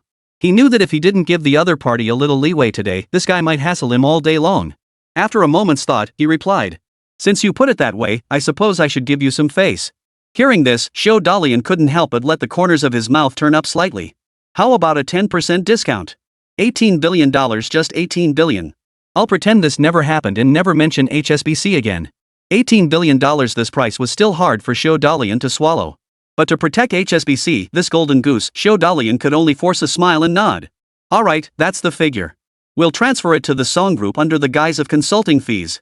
In that case, will the Song Group return those materials? Song Xiaotian understood Xiao implication, but he possessed no further HSBC documents to hand over. He could only respond coldly. Sir, business doesn't work that way. Separate matters should be kept separate. The wager was your obligation to fulfill. By not continuing to short HSBC, I've already shown you every kindness. As for those materials, as long as HSBC stops provoking me, I won't pursue the matter further. Xiao nodded with a hint of disappointment. He understood he held no bargaining chips. The other party had already shown extraordinary generosity by backing down. Had the other party been as relentless as Pew's, HSBC's predicament would only have worsened. By then, even if he and the other shareholders possessed extraordinary abilities, it would be nearly impossible to turn the tide. Xiao now prayed only that no further scandals would surface about HSBC. As long as both sides signaled reconciliation publicly, HSBC's stock price might still be salvageable. After finalizing the specifics of the compensation and apology, Xiaotian's heart finally settled. He stepped out of the Song Group building, his mind still racing with anxiety. Reporters who had been waiting for a long time swarmed him, but fortunately his bodyguards were quite capable. Without saying a word, Xiaotian got into the car. Watching the convoy disappear into the distance, Xiaotian shook his head. So boring. I still prefer them when they're defiant and unruly. Han Yuyu's lips curved into a faint smile. They'd love to be defiant, but first they'd need the guts to challenge a young master like you. Tell the team to close out the positions first thing tomorrow morning. Chapter 70, Xiaotian strikes again. The next day, an event that sent the entire world into a frenzy unfolded. Hundreds of authoritative newspapers worldwide simultaneously published a unified apology statement. Though the statement occupied only a tiny corner of the papers, it caused an unprecedented sensation. For it was an apology letter from Sir Xiaotian, the major shareholder of HSBC. I, Sir David Shaw, Earl of England, personally appointed by Her Majesty the Queen, hereby extend my sincere apologies to Mr. Xiaotian.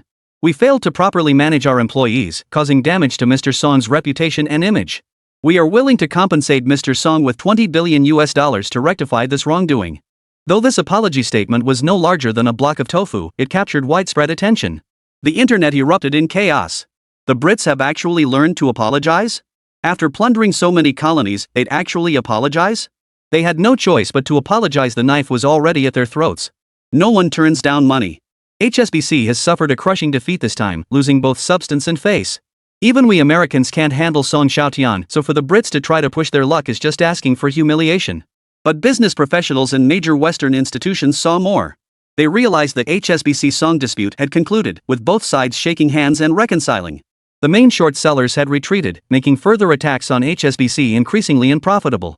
After the apology letter was published and public sentiment rapidly shifted, HSBC's stock price finally halted its decline that afternoon and began a gradual recovery. Xu Dalin and his band of British gentlemen wept bitterly, clutching their heads. Had the stock fallen further, they would have been ruined along with it. Several of them had been on the verge of shouting words of revenge, but swallowed them back at the last moment. Xiaotian was ruthless this time. They weren't the only ones suffering. Lehman Brothers bore the brunt of the impact. Already teetering on the brink and desperately seeking buyers, Lehman Brothers completely lost its footing after the Song Group disclosed its asset report. Their stock price plummeted below the $1 delisting threshold.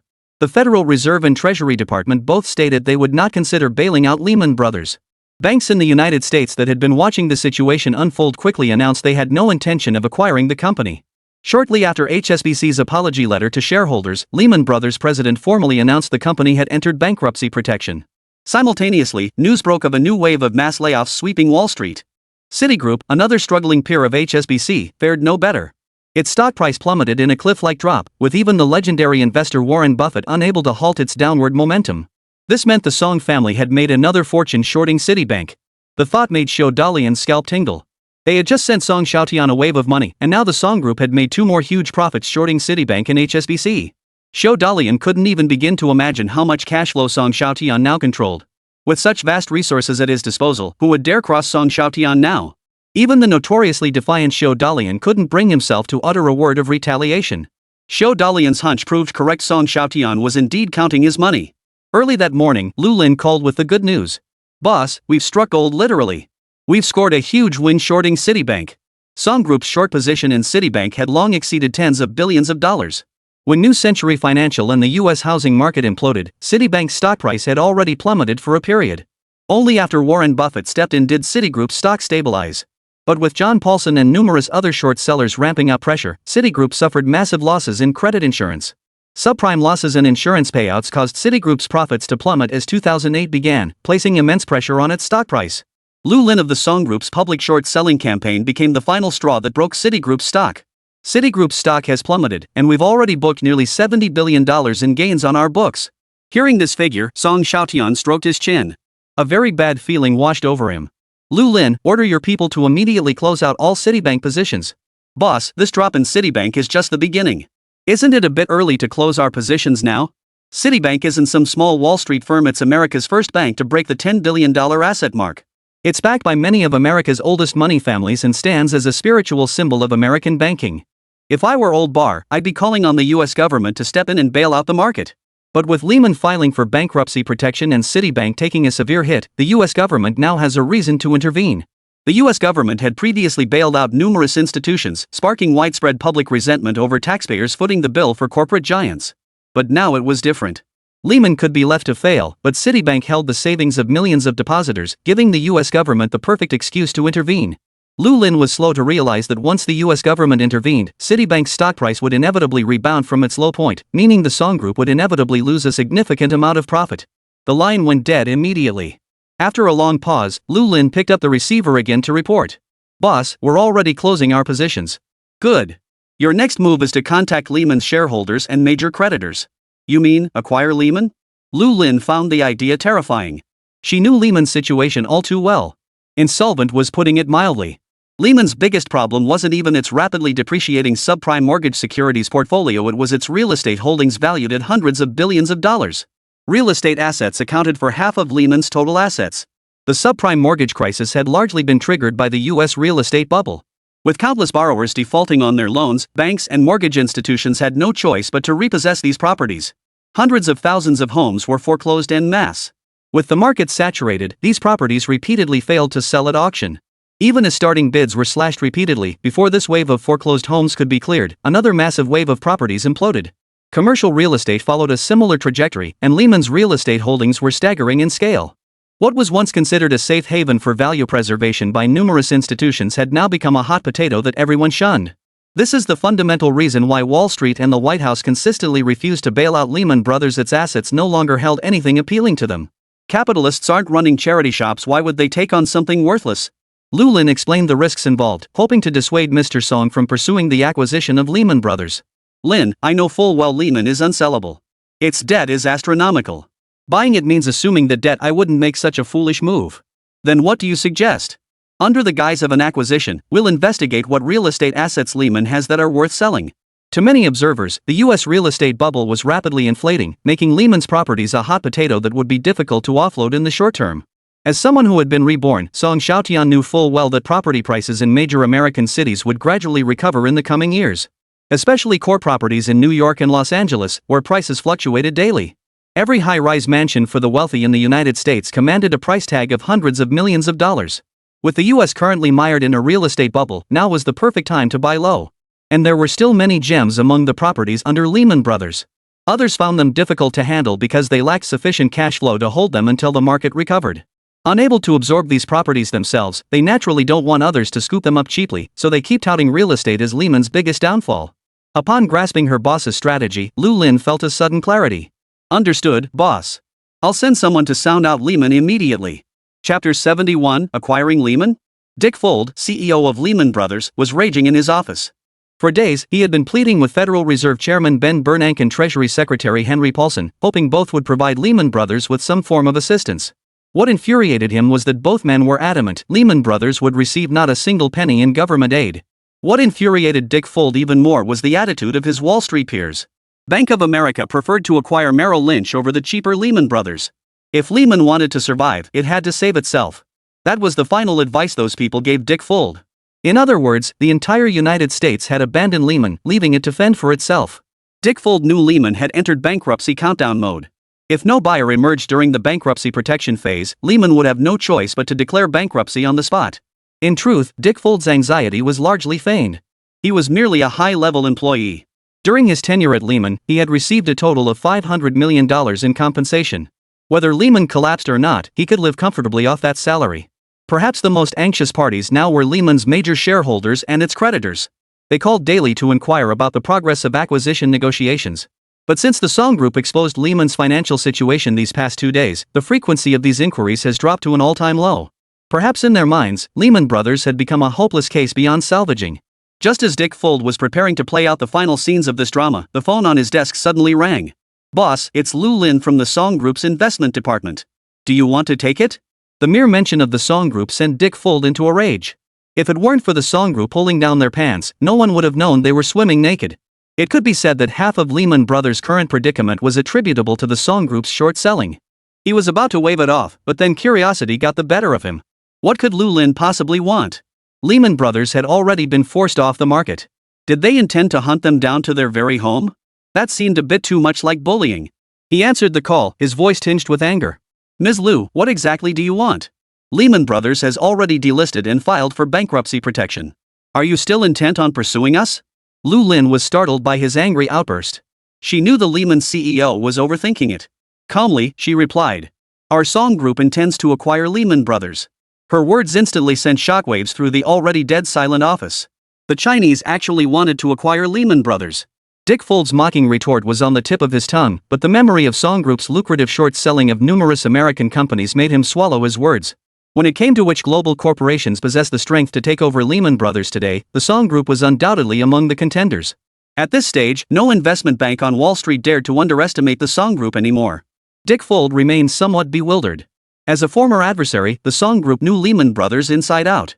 Why would they rush to take on this hot potato that even the US government had decided to abandon? Yet a flicker of hope stirred within him. If Lehman didn't collapse, he could still command a hefty salary as its leader. Ma'am, are you serious? Are you truly acquiring Lehman Brothers? Seeing the sudden shift in attitude, Lu Lin couldn't help but laugh. Of course it's true. This is a direct order from our boss. The acquisition directive from Song Xiaotian, the Song conglomerate, made Dick Fold increasingly convinced of the deal's credibility. He almost flattered with his smile. When will your side initiate the acquisition process? Before formally initiating the acquisition process, we wish to gain a deeper understanding of Lehman's assets. We will have our financial accountants stationed at Lehman. Dick Fold didn't think much of it. Since the other party was preparing for an acquisition, thoroughly examining the assets was perfectly normal. This proposal only reinforced his conviction that the Song Group genuinely intended to acquire the company. While agreeing to Lu Lin's request, he simultaneously shared this positive news with the group's behind-the-scenes shareholders and creditors. Song Group wants to acquire Lehman? Good heavens, Lehman might actually survive. For once, no one voiced opposition. If someone was willing to take over Lehman Brothers, it was undoubtedly a huge blessing for them. Lehman's debts could be effectively resolved, the company could survive, and shareholders wouldn't lose everything. News of the Song Group's intent to acquire Lehman Brothers swiftly spread across Wall Street and the American business world. The news even quickly made its way back to the internet in China. Many experts found Song Group's move baffling. I genuinely can't fathom the Song Group's strategy. They finally made a little profit shorting the US, only to throw it all away covering for Americans' mistakes? This decision by the Song Group is utterly terrible. Their short-selling reports made it crystal clear that most of what's left of Lehman Brothers is real estate.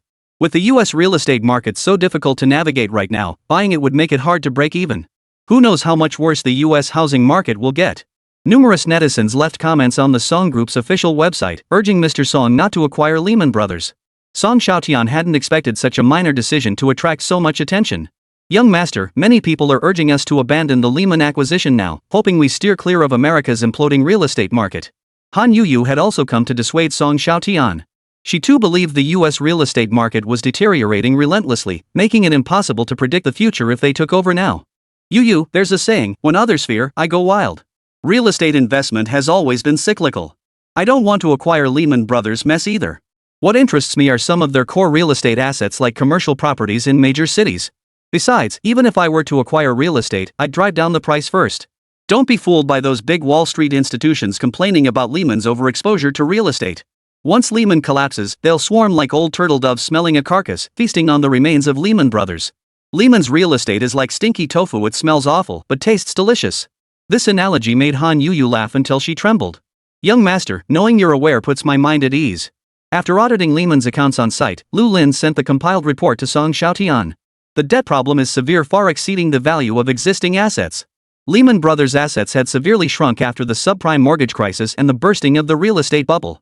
But only upon seeing the actual assessment report did Song Xiaotian truly understand why Wall Street refused to take over Lehman Brothers and why the US government was unwilling to provide any assistance.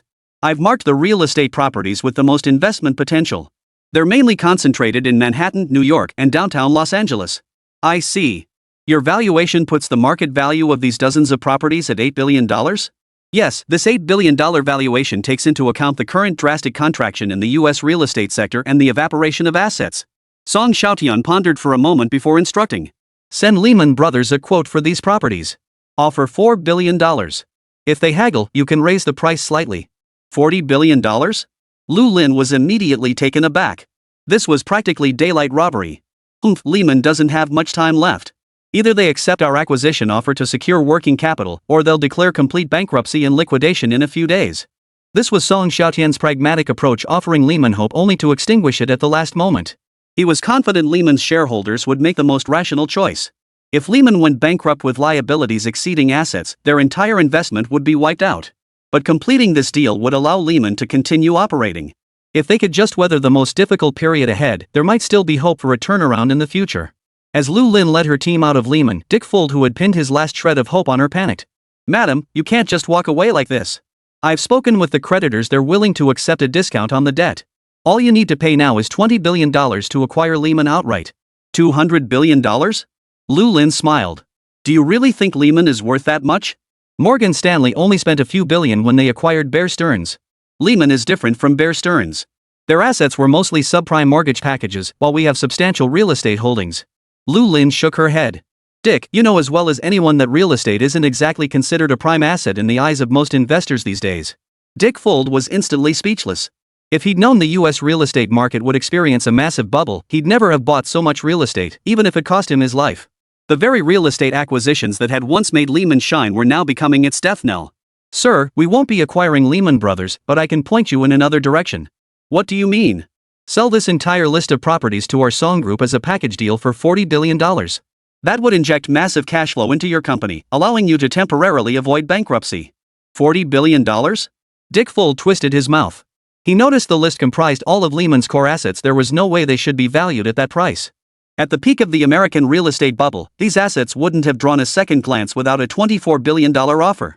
Yet now, Dick Fold hesitated at the mere $4 billion offer. Lehman Brothers was already counting down to bankruptcy. Once bankruptcy was declared, all shareholders' investments in Lehman would be wiped out, and creditors would take complete control of the firm's assets. It would be better to use the money meant for asset purchases to resolve Lehman's immediate cash flow crisis. Solving the problem of maturing debts would allow Lehman to keep operating. He said solemnly, "I will persuade our shareholders." "Could you raise your offer?" $40 billion is simply too low. I cannot justify this to our shareholders. I'm sorry, but $4 billion represents our absolute maximum offer. Adding a single penny would force us to reconsider the entire deal. Dick Fold hadn't anticipated this outcome from the Song family's acquisition bid. He had no choice but to relay the news to Lehman's behind-the-scenes shareholders.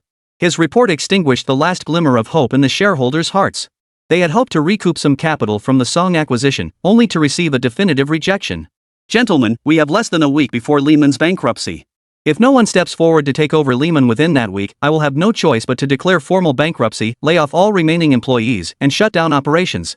The company's liabilities will naturally have nothing to do with you, but its assets will ultimately flow into the creditors' pockets." Hearing this, the shareholders murmured among themselves. They were the slowest to react, clinging to hope for Lehman that had caused them to miss chance after chance to exit. They were the very people least willing to see Lehman collapse. Now, the $4 billion offer from the Song Group held a fatal allure for them. Dick Fold, with this $40 billion, how long can Lehman Brothers hold out? In the worst-case scenario, Lehman could hold out until next fall. Hearing this, the crowd began to waver. For Lehman, a year could change everything. If they could just weather the immediate storm, perhaps things would turn around for the better. Ultimately, through a vote, everyone approved the deal. Upon receiving the order, Lu Lin wasted no time and swiftly finalized the contract with Lehman Brothers. Upon receiving the $1 billion advance payment, Dick Fold excitedly announced to reporters, "The Song Group has acquired select prime real estate assets of Lehman Brothers in New York, Los Angeles, and Washington, D.C. for $4 billion. From this moment onward, Lehman Brothers has fully emerged from its cash flow crisis." The media on site erupted in astonishment. They never imagined that while Lehman Brothers hadn't been acquired by any institution, it had managed to survive the crisis. Though selling off real estate at a steep discount was painful, at least it kept Lehman alive. As the subprime crisis gradually escalated into a global financial meltdown, any institution that survived was a true survivor. Some claimed the Song Group had snatched a bargain, but more believed they were merely the fall guys. The American real estate bubble would teach the Song Group a lesson. Amidst all the commotion, the Song Group maintained an indifferent attitude. After all, they now had the money. With money, they could do as they pleased, even things others deemed utterly outrageous. News of the Song Group's $4 billion acquisition of Lehman Brothers' real estate assets quickly spread throughout the U.S. property sector. Many institutions saw opportunities in this move. If the Song Group could buy Lehman's assets, they'd surely be willing to take on their real estate holdings too. Chapter 72, Splashing Cash to Acquire American Companies. These people were clearly overthinking it. Song Xiaotian wasn't interested in acquiring just any real estate. "Boss, United States Bank, CT Group, and several smaller banks all hope to sell their real estate holdings to us." "Oomph, do they really think I'm a junk collector?" Lu Lin whispered a warning from the other end of the line. Boss, our investigation shows these institutions desperate to offload assets are all at risk of collapse. Song Xiaotian instantly understood. From late 2008 to 2009, Lehman Brothers wasn't the only major financial institution to collapse in the United States. In 2009 alone, nearly 140 banks with savings bank attributes went bankrupt. The most notorious among them was CT Group. CT Group was no small player. It was America's primary SME commercial agency with total assets reaching $71 billion. Song Xiaotian remembered it so clearly because CT's collapse was dubbed the fifth largest bankruptcy case in American history. Reflecting on this, Song Xiaotian stroked his chin. From a personal perspective, this presented a prime opportunity to profit from the chaos. From a national and ethnic standpoint, allowing these large corporations to continue their decline and deepen their entanglement in the subprime mortgage vortex, forcing the US government to repeatedly intervene with bailouts, was also advantageous. Take CT Group, for instance. Despite receiving nearly $3 billion in government bailouts and $8 billion in private financing, it still couldn't escape bankruptcy. Contact CT Group and this United Bank. Find out what their most valuable assets are. We'll acquire them at a discount on top of already low prices. Song Xiaotian was certainly not short on cash at this moment. Lu Lin was steadily closing out positions in the US stock market, with substantial funds continuously flowing into the overseas accounts of the Song Group. Combined with profits from shorting HSBC, even after spending $4 billion, he currently held over $10 billion in cash. With John Paulson's subsequent profits from unwinding positions, Song Xiaotian could practically do as he pleased amid the financial crisis. Lin, arrange a meeting with Jobs for me. Tell him I want to personally inspect Apple Incorporated. Lu Lin immediately agreed. She knew her boss had been eyeing Apple for quite some time, frequently inquiring about the company's stock price declines. Back in February, Apple stock had taken a significant plunge, tumbling from $25 per share to around $6. Had it not been for strong earnings from the iPod and music streaming services, the stock might have fallen even further. After finally climbing back to around $10, the stock began a steady decline again recently due to unfavorable news: Lehman Brothers filing for bankruptcy protection, massive layoffs at major institutions, and numerous banks facing financial distress. Now, Apple's stock price had fallen to $2.43. Song Xiaotian knew this might be his last chance to acquire Apple. Next year, Apple's stock price would steadily rise, and in less than 6 years, it would climb to $29.82 per share. In 2024, Apple's stock peaked at $258.40 per share, a staggering 100-fold increase. At $2.48 per share, this moment undoubtedly represented the second-best entry point since Apple's IPO. The last such opportunity occurred in 1997, when Apple was on the brink of bankruptcy with a market cap of around $2.3 billion. It wasn't until Steve Jobs returned that the company began to recover. So Song Xiaotian naturally didn't want to miss this golden opportunity. How are the talks with Netflix going? The two founders want to meet with you personally. Alright, then arrange my North American itinerary first. I'll meet with Jobs first, then the two Netflix founders. Netflix was another company Song Xiaotian was determined to secure. Before 2007, it had been just an ordinary video rental company. Its only distinguishing feature was its membership-based online video rental system. But in 2007, they began their transformation into a streaming website, offering online video services to users through a subscription model. This didn't set them apart from the crowd of online video sites. What truly made them famous was their original series, House of Cards. House of Cards catapulted Netflix's original content into the spotlight, earning numerous awards and driving steady annual growth in subscribers. Netflix's stock price also began to soar, climbing steadily from a low of $2.56 in 2008.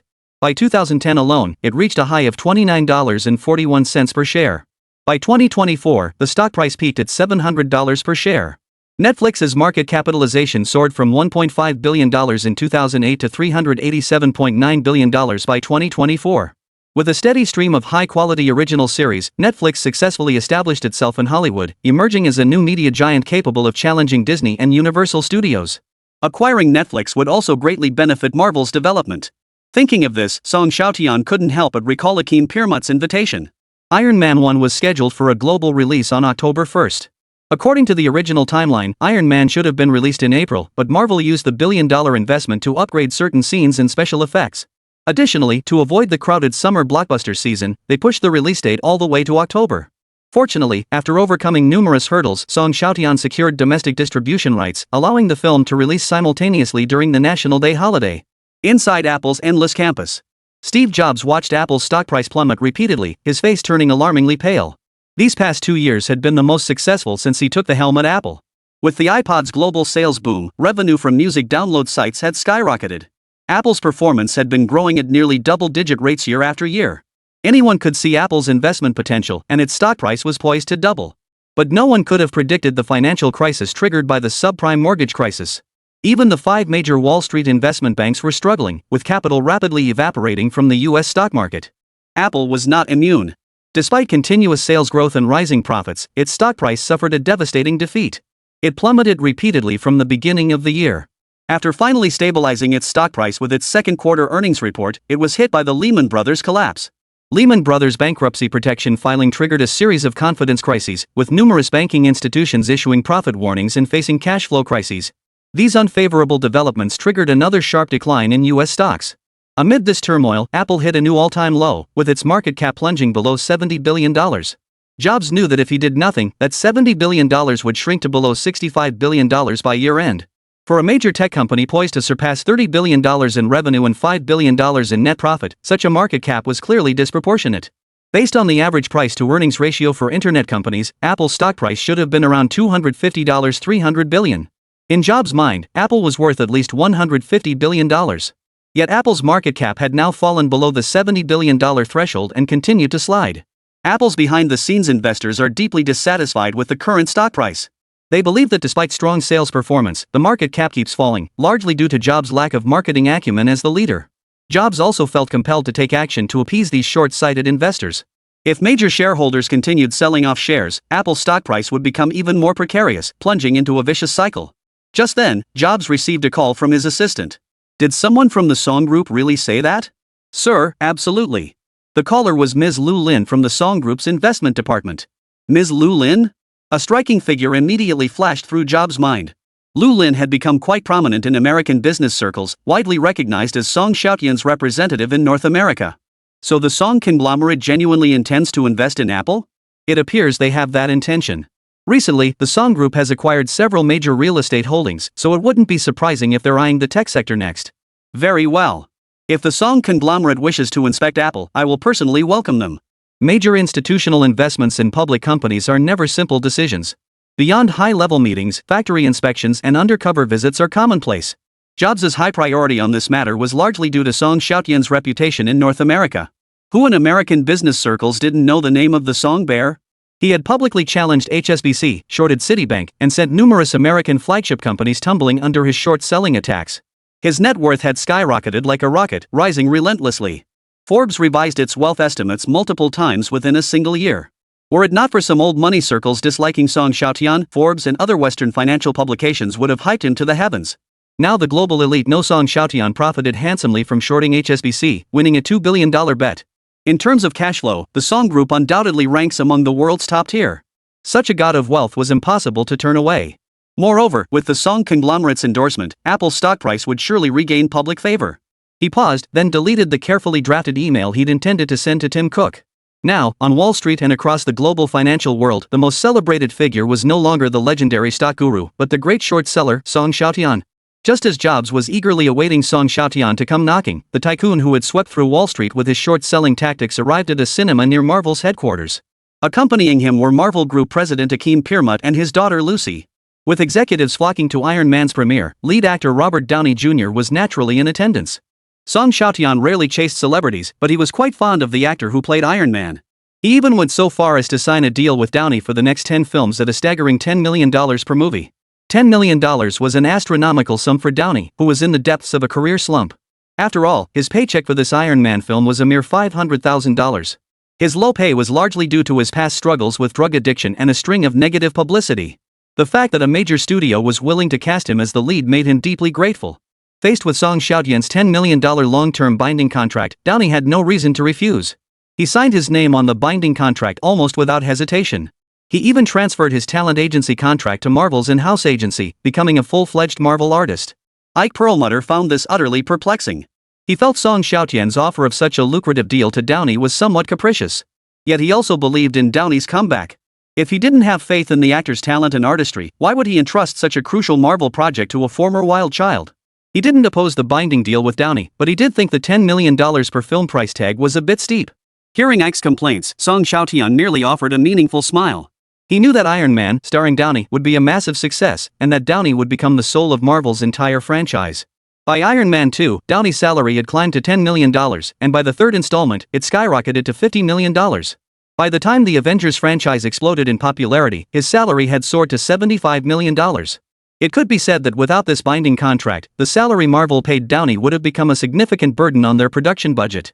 But with this binding contract in place, Marvel gained an additional advantage in future salary negotiations. Thanks to Song Xiaotian's intervention, every actor appearing in Marvel's series will now receive a long-term contract. Meanwhile, Ike Perlmutter and Downey Jr. were undoubtedly feeling extremely uneasy. Their release date coincided with 21st Century Fox's release of Night at the Museum, Secret of the Tomb. Forbes is clearly targeting us. We set our release date for April, and they set theirs for April. We moved ours, and they moved theirs too. How coincidental is that? Fox's aggressive maneuvering even made the usually gentlemanly Ike let loose with a curse. Night at the Museum was indeed a formidable competitor. Having previously grossed over $400 million, the original cast returned for the sequel, with some critics already projecting a $500 million box office haul. Meanwhile, Marvel's Iron Man was projected to earn only $200 million. If global earnings only hit $200 million, the $160 million investment in Iron Man would definitely turn into a loss. What astonished Ike and the others was Song Xiaotian's composure. As an investor, he seemed utterly unfazed by the box office figures. Lucy and the invited guest, Prince Wang, both found Song Xiaotian's composure puzzling. "Song, are you genuinely not worried at all that Iron Man might bomb at the box office?" Lucy asked a question no one else dared voice. Even Prince Wang perked up his ears in curiosity. He had opposed Song Xiaotian's investment in Marvel Studios back then, and now, with Iron Man facing fierce competition from Night at the Museum, its prospects seemed even bleaker. Night at the Museum is great, but our Iron Man is a project Marvel Studios has meticulously prepared for nearly 4 years. You've seen the final product. Downey Jr. delivered an absolutely stellar performance. If even this flops, I don't see the point in Marvel continuing. We might as well go back to animation. Maybe we could make a little money off animated films. His words sent a chill through the entire Marvel team. Indeed, Iron Man was their 4-year labor of love. If even this project failed to succeed, what was the point of persisting? Better to disband early and channel their energy elsewhere than waste it on movies. We have faith in Iron Man and Downey. Yes, we can absolutely turn this around. Despite Marvel's united resolve, reality proved brutally harsh. Iron Man's opening weekend box office fell short of Night at the Museum, which topped the North American box office charts with $80 million. Night at the Museum 2 claimed the top spot with a $100 million opening weekend. Yet audiences sensed something unusual in the box office results. Iron Man managed $80 million in its opening weekend despite facing fierce competition from Night at the Museum. An $80 million opening weekend clearly signaled a blockbuster trend, prompting major film analysts to revise their box office projections.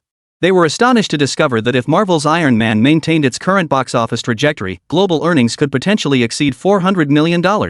If it truly reached $400 million, Marvel Studios wouldn't just break even on this film, it would turn a modest profit. Remember, a film's revenue extends far beyond box office receipts. DVD rentals, TV pay-per-view, and licensing deals all contribute significantly. The one most displeased by this news was Murdoch, seething with frustration. He had deployed his most formidable titles, yet Iron Man still managed to break through the competition. What's astonishing is Iron Man's explosive momentum.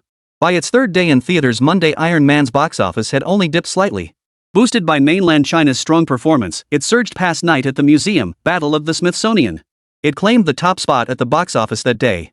Just when people thought this might be a fluke, Iron Man's box office experienced a massive surge. Marvel fans emerged from theaters beaming with delight. It's absolutely incredible. Tony Stark's armor looks like it could be real. His transformation from Playboy to Iron Man is truly moving. This is a completely different style from DC superhero movies. Iron Man doesn't have many depressing scenes. When the Iron Man suit was completed, the atmosphere in the theater was absolutely electrifying. I hope all future Marvel films adopt this approach. No heavy-handed angst, minimal preaching. The effects, characters, and story are all flawless. Before 2008, all superhero movies leaned dark, including Sony's Spider-Man trilogy. After growing tired of DC's dark films, suddenly getting a taste of popcorn-style Marvel movies sent many fans into ecstasy. Combined with Marvel's upgraded special effects, Iron Man had all the makings of a blockbuster. Just when Fox thought Iron Man's box office overtaking was a fluke, it embarked on a winning streak. By the second weekend of its release, Eric Peelmott excitedly shared the good news with Song Xiaotian.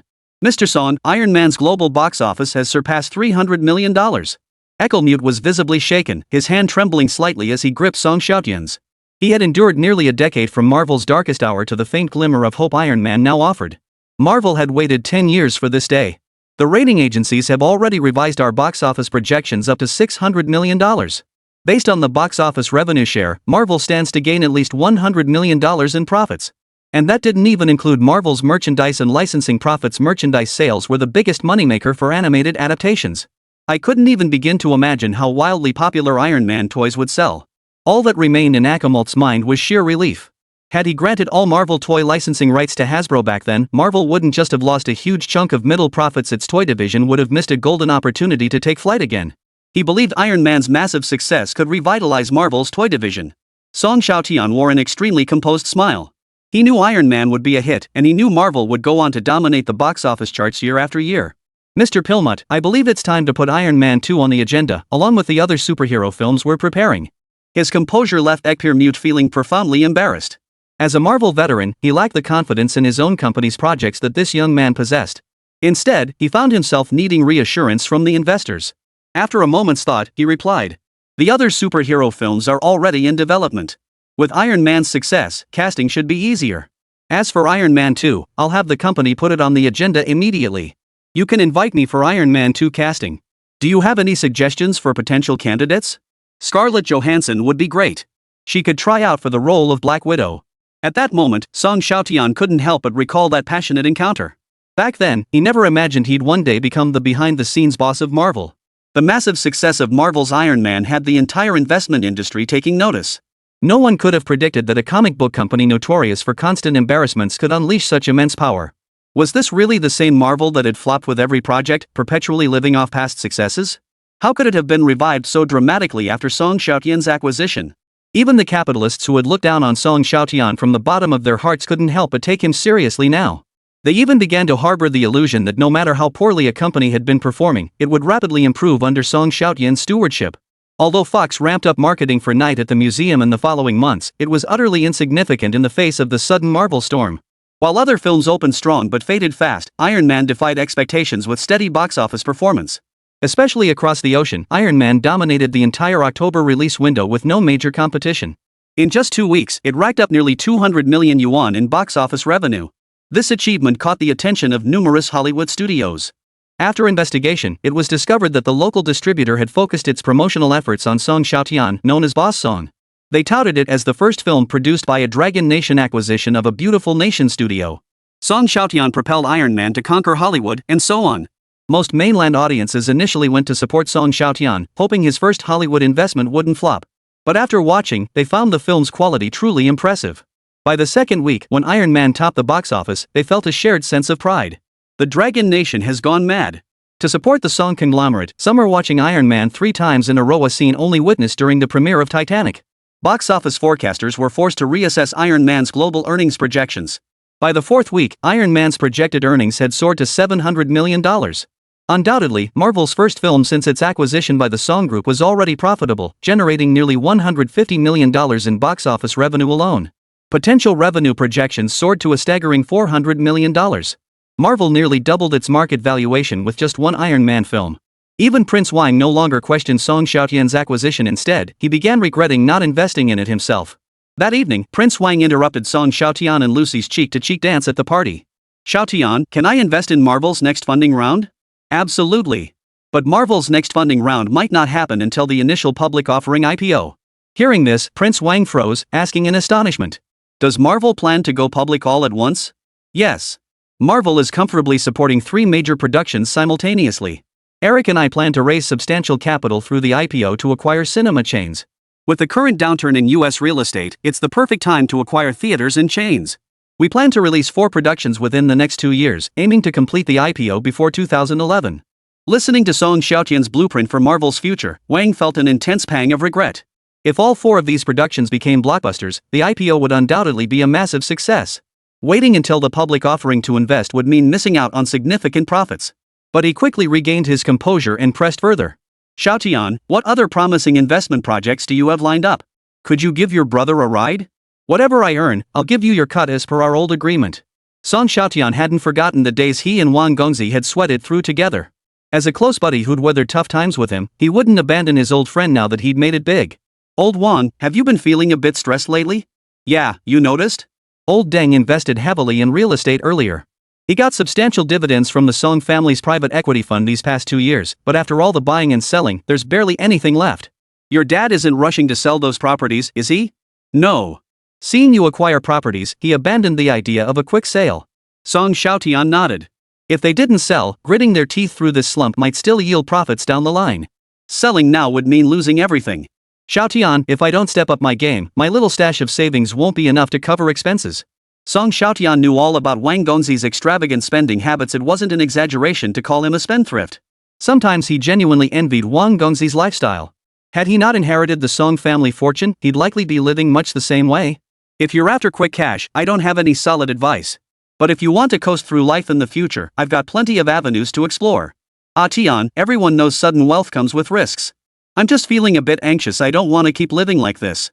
Had he not impulsively poured his entire nest egg into Song Xiaotian's private equity fund back then, the Wang family would be in dire straits now.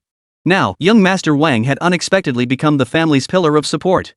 Coupled with his investment philosophy being turned upside down by Marvel, he planned to cling tightly to his best friend's coattails. Then come with me to Silicon Valley tomorrow. So soon? Absolutely. If you don't come with me, you might regret it for the rest of your life. Hearing this, young Master Wang perked up instantly. He resolved that come what may, he would accompany Song Xiaotian to Silicon Valley tomorrow. Cupertino is hailed as the heart of Silicon Valley. As one of Silicon Valley's most vital cities, it hosts a multitude of high-tech companies, such as the once dominant Oracle. Of course, its most famous company today remains Apple. Apple's headquarters is located in the Infinite Loop campus, a complex of 6 large buildings completed in 1993. It witnessed Apple's darkest days, the launch of several failed products, but also the return of Steve Jobs. It witnessed Apple's resurgence, reclaiming its position through the iPod and music platform. It will also witness the launch of the iPhone 4. Song Xiaotian and his delegation were warmly welcomed as VIPs by Steve Jobs' executive team. Jobs personally guided Song Xiaotian through most of the campus. Song Xiaotian asked numerous questions, to which Jobs and his assistants provided detailed answers. But when he inquired about mobile phone development, Jobs and his team visibly grew uneasy. Despite their discomfort, they couldn't avoid giving a satisfactory response to an investor's inquiry. After deep contemplation, Jobs finally stated, "This year's Apple 3G not only supports 3G networks and GPS functionality, but also introduces the Apple software market. Moving forward, we plan to focus on optimizing performance, upgrading camera configurations, and aiming for a major product overhaul within 2 years." Song Xiaotian nodded slightly. The major product overhaul Jobs mentioned had caused many young people in China to lose a kidney. How could he pass up such a magical product? "If I invest, will all the funds go toward mobile phone R&D? Absolutely. We established this campus specifically for Apple's product development." Seeing that Prince Wang had drifted off into his own thoughts, Song Xiaotian smiled and brought the conversation back on track. "How about this? Apple issues me an additional 10 billion shares, and I acquire them at a premium price of $4 per share." Hearing this, Jobs' pupils dilated slightly. He hadn't expected the Song conglomerate to make such a massive $4 billion investment right off the bat. This move would officially push Song Xiaotian's stake in Apple above 5%. He would seamlessly become one of Apple's top 10 shareholders. While this would grant the Song Group significant influence on Apple's board, the premium acquisition offer held undeniable appeal for Jobs. If this news were to leak, it would undoubtedly send Apple stock soaring, achieving the ultimate marketing effect. Chapter 73, The Backyard, The Hunting Ground. Jobs couldn't find a reason to reject Song Xiaotian. Apple's stock price desperately needed a shot in the arm. Song Xiaotian was the most suitable partner, whose priority now even surpassed that of the legendary investor Warren Buffett. The old gives way to the new. Each era has its own icon. Today, Song Xiaotian was the sales god in the eyes of countless entrepreneurs. Except the goods he promoted weren't daily necessities, they were financial products. At this thought, Jobs smiled faintly. "All right, deal. I'll persuade Apple's board to facilitate this transaction." Since storming out of Apple last time, Jobs had sold all his Apple stock. He was now little more than a minor shareholder. To complete this deal, he must first win over the Apple board. "No problem. I have all the patience in the world." Jobs respectfully escorted the Song Group delegation to the door. Through his earpiece, he heard several men arguing. "This guy just shorted Citibank, where I've got a heavy position. I oppose letting him buy into Apple. You bastard, do you really want to stand by and watch Apple's market cap drop below $60 billion? Then it won't just be the Song Group buying Apple. Even if we reject Song Xiaotian's share increase request now, he can still gradually buy Apple stock on the secondary market. You won't be able to stop him from joining Apple's board. Forget it, forget it. Peace brings prosperity. Peace brings prosperity. We invested in Apple to make money, right? Now Song Xiaotian is helping us make money, of course we should welcome him." Before long, Steve Jobs' earpiece fell completely silent. He knew these major capitalists had reached a decision. "We approve his deal. But let's keep him waiting a bit first. We can't let him think he holds the upper hand." Maybe we can even use this to secure a higher premium. Jobs murmured softly. Gentlemen, I'm delighted you've made another wise decision. The room fell silent. They all understood the subtle dig it was they who had ousted Jobs from the CEO position. It took 3 subsequent CEOs for them to realize Jobs was indispensable to Apple. Meanwhile, in the Rolls-Royce, Prince Wang was astonished by his best friend Song Xiaotian's extravagant offer. Xiaotian, that's $40 billion. Didn't you think it through? Wang, buying 10 billion shares was a well-considered decision. If I hadn't been worried about Apple shareholders fearing a threat to their equity, I would have bought even more. Forget me, have you thought this through? Faced with Song Xiaotian's question, Wang hesitated before asking. You mean you want me to subscribe to Apple's new shares too? Exactly. Before we left, you saw Apple's financial reports over the years. Their annual dividends are substantial. Though their mobile business is just getting started, it's bound to become a new revenue pillar.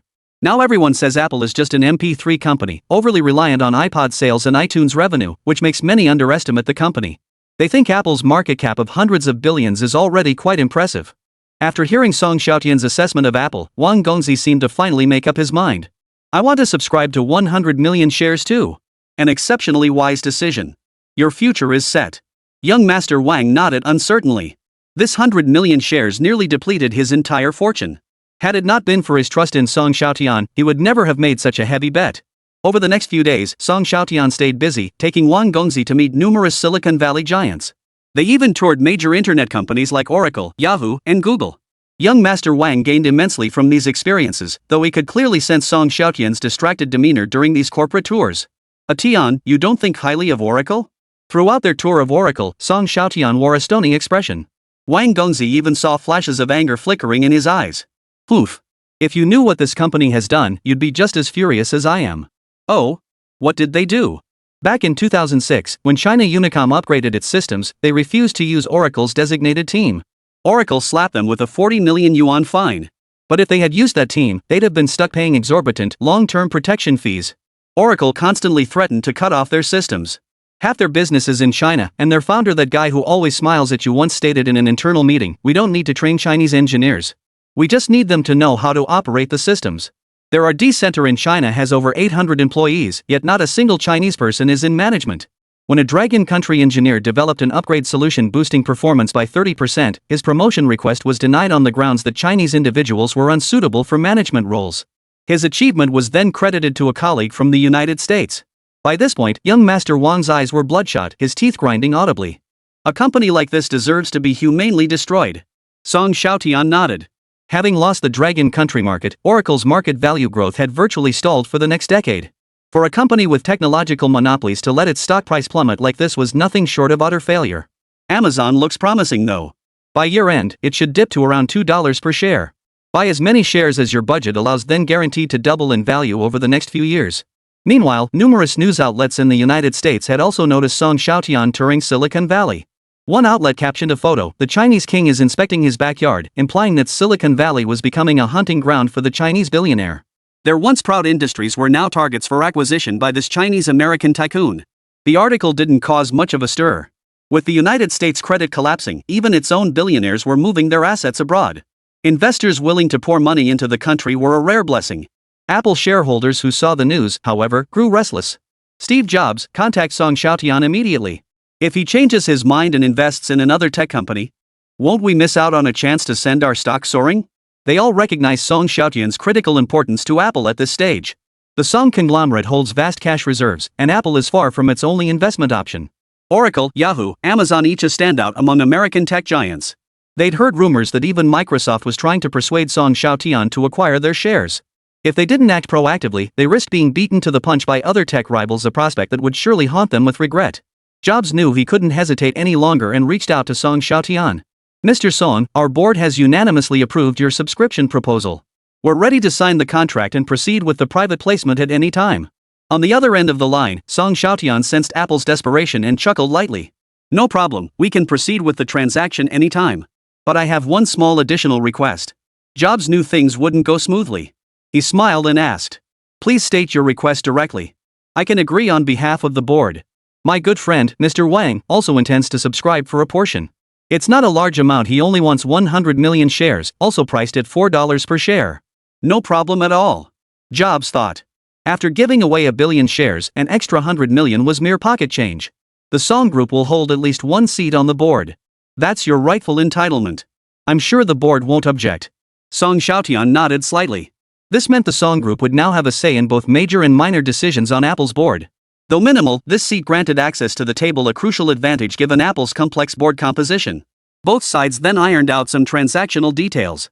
A day later, numerous European and American media outlets received invitations from Apple. They had already heard the buzz. Song Group would invest $4 billion in Apple for smartphone R&D. Even before official confirmation, Apple's stock price began soaring. In just half a trading day, Apple stock soared from a low of $2.73 to $4.50. That splash of green stood out starkly against the sea of red across the broader market, turning many investors green with envy. Once the deal was officially confirmed, Apple stock embarked on a multi-day surge. In less than 10 trading days, Apple stock reached $15 per share. This meant Apple's market capitalization had nearly doubled from its peak in 2007. American journalists couldn't help but exclaim, "The Song miracle." Some sensationalist media outlets in the East even ran headlines like "The Song family is taking control of the U.S. stock market." Evidence shows the Song conglomerate is replacing Jack Ma's influence in the U.S. stock market. They now wield the baton to manipulate stock prices at will. If they want a stock to fall, it plummets the next day. If he wants a stock to rise, it surges the very next day. Some media outlets in the East even began referring to Song Xiaotian as the new stock god. This moniker isn't unfounded. Stocks endorsed by Old Bar failed to halt their declines, while shares quietly heavily invested in by the Song conglomerate skyrocketed the moment news broke. Whose market influence was superior was plain for all to see. Compounding this, Old Ba had been tirelessly promoting several junk stocks from the United States, fueling growing public skepticism toward him. The facts prove that Old Bar really did love reading the papers. The media's commentary and the public's negative assessments have driven Old Ba into a rage. He had long sensed that Song Xiaotian would become a formidable competitor, but never imagined this day would come so soon. "Boss, if we let the media keep running with this, our investment firm's market influence will be severely undermined." The stock god Lao Ba was the sales king promoted by the old money in Shizhou. His core value lay in promoting their products and inflating stock prices. If he lost his sales value, Buffett would be shelved by the capital behind the scenes, just like many former Wall Street stars. When that moment arrives, he'll shed his stock god aura, and his investment firm will become just another ordinary institution on Wall Street. Ever since Song Xiaotian's sudden rise, Buffett has been consumed by anxiety daily. He's begun questioning his own age, yet refuses to relinquish his title as the Oracle of Omaha so easily. What he finds most unacceptable is losing to a young upstart barely in his 20s. To turn things around, Old Bar summoned all his advisors. "Everyone, speak up. How can we reverse this decline in our reputation?" Barack's think tank comprised Wall Street's youngest and most brilliant talents, many of whom would be top-tier recruits at major institutions elsewhere. One quickly raised his hand. "Boss, to address the current market controversies, we must respond head-on. For instance, shorting stocks favored by the Song family or driving up stocks they dislike." His suggestion garnered widespread agreement among those present. If the market claimed Old Ba was inferior to Song Xiaotian, then proving them wrong would suffice. What worked profoundly in Old Ba's favor was that as a seasoned sales king, he only needed one win. But for Song Xiaotian, even one loss would force him to reprove himself with countless successful cases. Lao Ba suddenly saw the light. He began tracking Song's movements, aiming to catch Song Xiaotian off guard with an investment move. Meanwhile, he received an invitation from the U.S. Treasury Department. Since October of last year, the U.S. stock market had been in a steady decline. By November this year, the Nasdaq had plummeted 60%. This left the American financial oligarchs, who had long regarded finance as a pillar industry, in dire straits, with calls for a market rescue growing ever louder. It was against this backdrop that the meeting was convened, attended not only by Wall Street financial advisors but also by senior officials from the Treasury Department and the Federal Reserve. They gathered to discuss the feasibility of a major bailout. The first issue before them was Citibank. Citibank safeguards the funds of millions of depositors worldwide. If rumors of its liquidity crisis spread, it could trigger a global run on banks. Citibank is the flagship of the American banking industry. If we allow panic to spread unchecked, the entire American banking sector will be challenged. A major reason old Baruch advocated for government intervention this time was his knowledge that Song Xiaotian was shorting Citibank. Guided by the principle of opposing what his adversary supports and backing what his adversary opposes, he was determined to cast his vote in favor. Moreover, Citibank was a company he had been consistently adding to his portfolio. He was among those most eager to see Citibank's stock soar. As a financial advisor to the Treasury Department, Lao Ba's remarks sparked a heated debate among the group. Even lawmakers who had previously argued against burdening taxpayers recognized the gravity of the situation. Without immediate assistance, Lehman Brothers was already teetering on the brink. If Citigroup followed suit, no one would dare take responsibility for the ensuing catastrophe. It would undoubtedly be an unprecedented financial catastrophe. Ladies and gentlemen, it's time to put out the fire. We cannot stand idly by and watch the collapse of the US banking system. A multi-billion-dollar rescue plan is urgently needed. After another round of intense debate, the Federal Reserve and the U.S. Treasury ultimately decided to inject $50 billion in corporate bailout funds into major U.S. financial institutions, led by Citibank. They also unveiled a comprehensive economic stimulus package to launch a full-scale market rescue. This massive bailout even included Lehman Brothers on the list of recipients. As soon as the spokesperson announced this news, the entire U.S. stock market surged dramatically, with Citibank's stock price soaring straight up. Old Barr couldn't help but feel a bit smug. He had heavily invested in financial and banking stocks precisely for this moment. All the analytical reports and data compilations couldn't match the impact of a single policy decision. He thought of the Song Group, which had been aggressively shorting Citibank and numerous other financial institutions. While he couldn't force them into liquidation this time, he could certainly reduce their profits. The thought of successfully thwarting the Song Group and cutting into their profits brought a smile to his face. But just as he was reveling in his triumph, his assistant rushed in from the stock exchange with bad news. What? The Song Group liquidated all their short positions just hours ago? Yes, they even closed out all their Nasdaq futures positions and switched to a bullish stance. As he dug deeper, Old Ba discovered that the Song Group had quietly begun closing their positions long ago. Upon learning the truth, Old Ba raised his eyebrows repeatedly. He hadn't expected the Song Group's instincts to be so sharp. Their decision-making and execution were fast, yet they still couldn't hold back the Song Group. It was as if they possessed divine insight, knowing every move the US made like the back of their hand. The thought sent a chill down his spine. He even began suspecting a traitor within their ranks, though he couldn't immediately identify who might be tipping off the Song Group. Having failed to block the Song Group's short positions, Old Ba could only shift his focus to their long positions. We thoroughly investigated the dozen or so internet tech companies Song Xiaotian publicly visited. Based on frequency and subtle micro-expressions at the sites, there's a high probability he'll buy Netflix shares. Hearing this analysis, Old Ba felt a bit confused instead. Netflix was merely an online video platform in the midst of transition. Among the multitude of internet video sites, it paled in comparison to some free streaming services. Although its subscription model generated substantial revenue, it also capped user growth. Whether an internet company was profitable wasn't the most important factor in the eyes of capital and investors. Even today, the primary metric for measuring the market value of online video platforms remained the sheer number of users. What on earth possessed Song Xiaotian to invest in a streaming platform that had just transitioned? That was Old Ba's first thought upon hearing the analysis report. Are you guys kidding me? This company's stock price has been stuck at this level for years. Why would Song Xiaotian be interested in such a company? Boss, we're a bit skeptical too, but our data shows the Song Group's investment division has publicly visited Netflix 6 times far more frequently than other internet companies. Not to mention Song Xiaotian has also invested in Marvel. Old Ba immediately latched onto the key point. So you're saying Song Xiaotian acquired Netflix for Marvel's sake? Yes. He's trying to integrate the entire film and television industry chain. As a digital distribution channel, Netflix can generate substantial licensing revenue for Marvel. Plus, it's more cost-effective than YouTube. Barack's mind cleared upon hearing this analysis. So you think we should short sell Song's impending investment? I don't think we should tip our hand at this stage. Once we confirm the Song family is making a major bet on Netflix, we can team up with several Wall Street hedge funds to short Netflix. Once Netflix's stock plummets, we'll reap substantial gains while simultaneously undermining Song Xiaotian's authority. So not only should we hold back, but we should actively help the Song family promote this acquisition? Yes. There's an ancient Chinese saying, to destroy someone, drive them mad. In their terms, this approach could be seen as flattering them to death. Old Ba couldn't help but regard this China-savvy advisor with newfound respect. Good. You'll be the one to make this happen.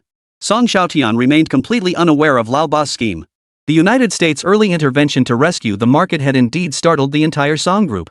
Had Song Xiaotian not anticipated the US government's massive bailout operation, the Song Group heavily short-selling would have found itself in an extremely awkward position.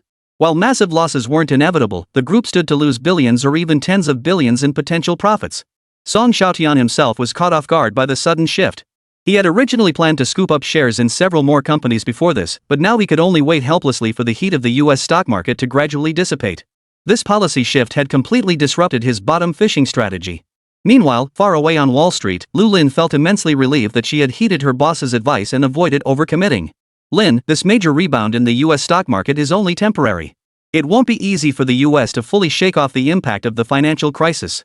Are you saying these surging stocks will fall again? A decline is inevitable. I hope you can seize the opportunity to buy shares in Wells Fargo, General Electric, and Goldman Sachs when the time comes. The company Song Xiaotian named were all ones the Song Group had previously shorted. This completely overturned Lu Lin's values. Most people would start wrestling with conflicting thoughts. Oof. These listed stocks are all on the US government's bailout list, backed by Wall Street interest groups. Their specialty is exploiting crises for takeover-style expansion. If we follow their lead, we won't make major mistakes. Then should we proceed with the Netflix acquisition plan? Of course it will. This surge hasn't significantly boosted Netflix's stock price. As it turned out, American capitalists genuinely lacked confidence in Netflix stock, which wasn't included in the buyback lists of numerous Wall Street institutions. Netflix's stock price remained stagnant around $4, with its market capitalization hovering near $2.3 billion. Song Xiaotian even entertained thoughts of a full takeover. But he quickly reined in his greed. For an ethnic Chinese, the idea of acquiring an entire American company was inherently risky. The most prudent approach was to avoid becoming a target of malicious attacks and maintain diversity among the behind-the-scenes shareholders of a publicly listed company. In fact, many within the Song Group were puzzled by Song Xiaotian's investment in Netflix. They could never have imagined that Netflix's stock price would eventually soar to over $800 per share. At this time, Netflix was facing significant criticism over its subscription model. 2 days later, Song Xiaotian met with Netflix's founder. Faced with this issue, Reed Hastings explained with a hint of resignation. The subscription model has always been Netflix's defining feature. Back in the era of renting DVDs online, this model defeated many brick-and-mortar disc rental companies. Netflix relies on subscription revenue to fund content licensing fees. Relying solely on advertising revenue would be insufficient to cover the platform's operational costs. Song Xiaotian acknowledged this point. In later years, a flood of online video platforms emerged in China, and aside from that one platform whose owner fled, perhaps not a single domestic video site had ever achieved a balanced budget. All platforms showed a trend toward raising monthly subscription fees. In later years, Netflix's subscription fees also increased several times. I'm satisfied with Netflix's profit model, but I'd like to hear about some new initiatives like long-term business plans. Reed immediately sat up straight, realizing this question would be crucial. It would entirely determine the Song conglomerate's investment amount in Netflix. After a moment of deep thought, he replied, 3G technology is rapidly spreading globally, which is a positive development for us. Our focus should be on upgrading our online video caching technology to enhance the user experience. If possible, we'll leverage this 3G wave to formally expand into Western states and some Eastern states countries. We hold significant copyright advantages in these markets. Local emerging video platforms simply won't be our competitors. After making these 2 points, Reed noticed the Song conglomerate was still looking at him with an expectant gaze. Pushed to the limit, he voiced a bold idea. If possible, I'd like to leverage Marvel's resources to produce some original series. Song Xiaotian's eyes lit up the moment he heard the word original series.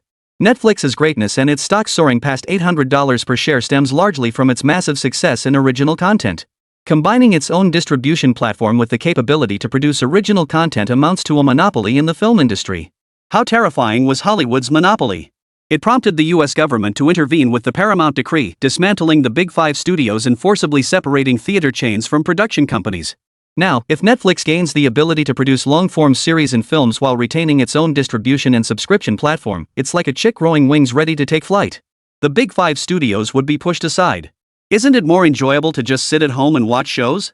Reed thought his idea was absolutely brilliant. This idea is brilliant. Receiving Song Xiaotian's approval, Reed sheepishly scratched his head and humbly replied, Your acquisition of Marvel truly inspired me. I've been pondering why you wanted to invest in Netflix. Song Xiaotian neither confirmed nor denied this. He wanted to bypass the major American TV networks and secure a distribution channel for Marvel's TV series. Although major American cinema chains hadn't yet boycotted Marvel films, and television networks maintained a friendly stance toward Marvel. But that was only because Marvel had maintained neutrality, not aligning with any major media conglomerate. As the saying goes, you can choose not to use it, but you can't afford to be without it. When you control the online distribution channels, those major theater chains and TV networks will actually hold you in awe. At that point, Marvel won't be just another dish on the table, it will have bargaining power at the negotiating table. Then let's discuss the financing. Reed was naturally overjoyed to hear this. The market influence of the Song conglomerate was something Silicon Valley founders had witnessed firsthand. Apple's stock price had been $1 lower than Netflix's, but now, in less than 2 weeks, it had doubled and then doubled again. Some Apple minority shareholders had seen their fortunes multiply several times over in that brief period. Reed had been in the startup game for over a decade. Going public had made him moderately wealthy, but he was still a long way from becoming a true internet tycoon. Who wouldn't want to join the ranks of the global Forbes billionaires? Now, if the Song conglomerate invests, a major goal could be achieved swiftly. Is there a faster shortcut than this? But things were clearly not as simple as Reed imagined. You need us to issue an additional 200 million shares at $5 per share? Yes. This would secure Netflix a $1 billion financing round, enabling not only technological upgrades but also aggressive overseas acquisitions and expansion. Most crucially, Netflix could finally invest in its own original content. Faced with such a massive financing deal, Reed hesitated. This move would dilute the equity of all Netflix shareholders, including his own, by a staggering 30%. The Song Group would become Netflix's undisputed largest shareholder. But the benefits were undeniable. With the Song Group investing at a premium, Reed's Netflix shares would skyrocket. His net worth could easily multiply several times over.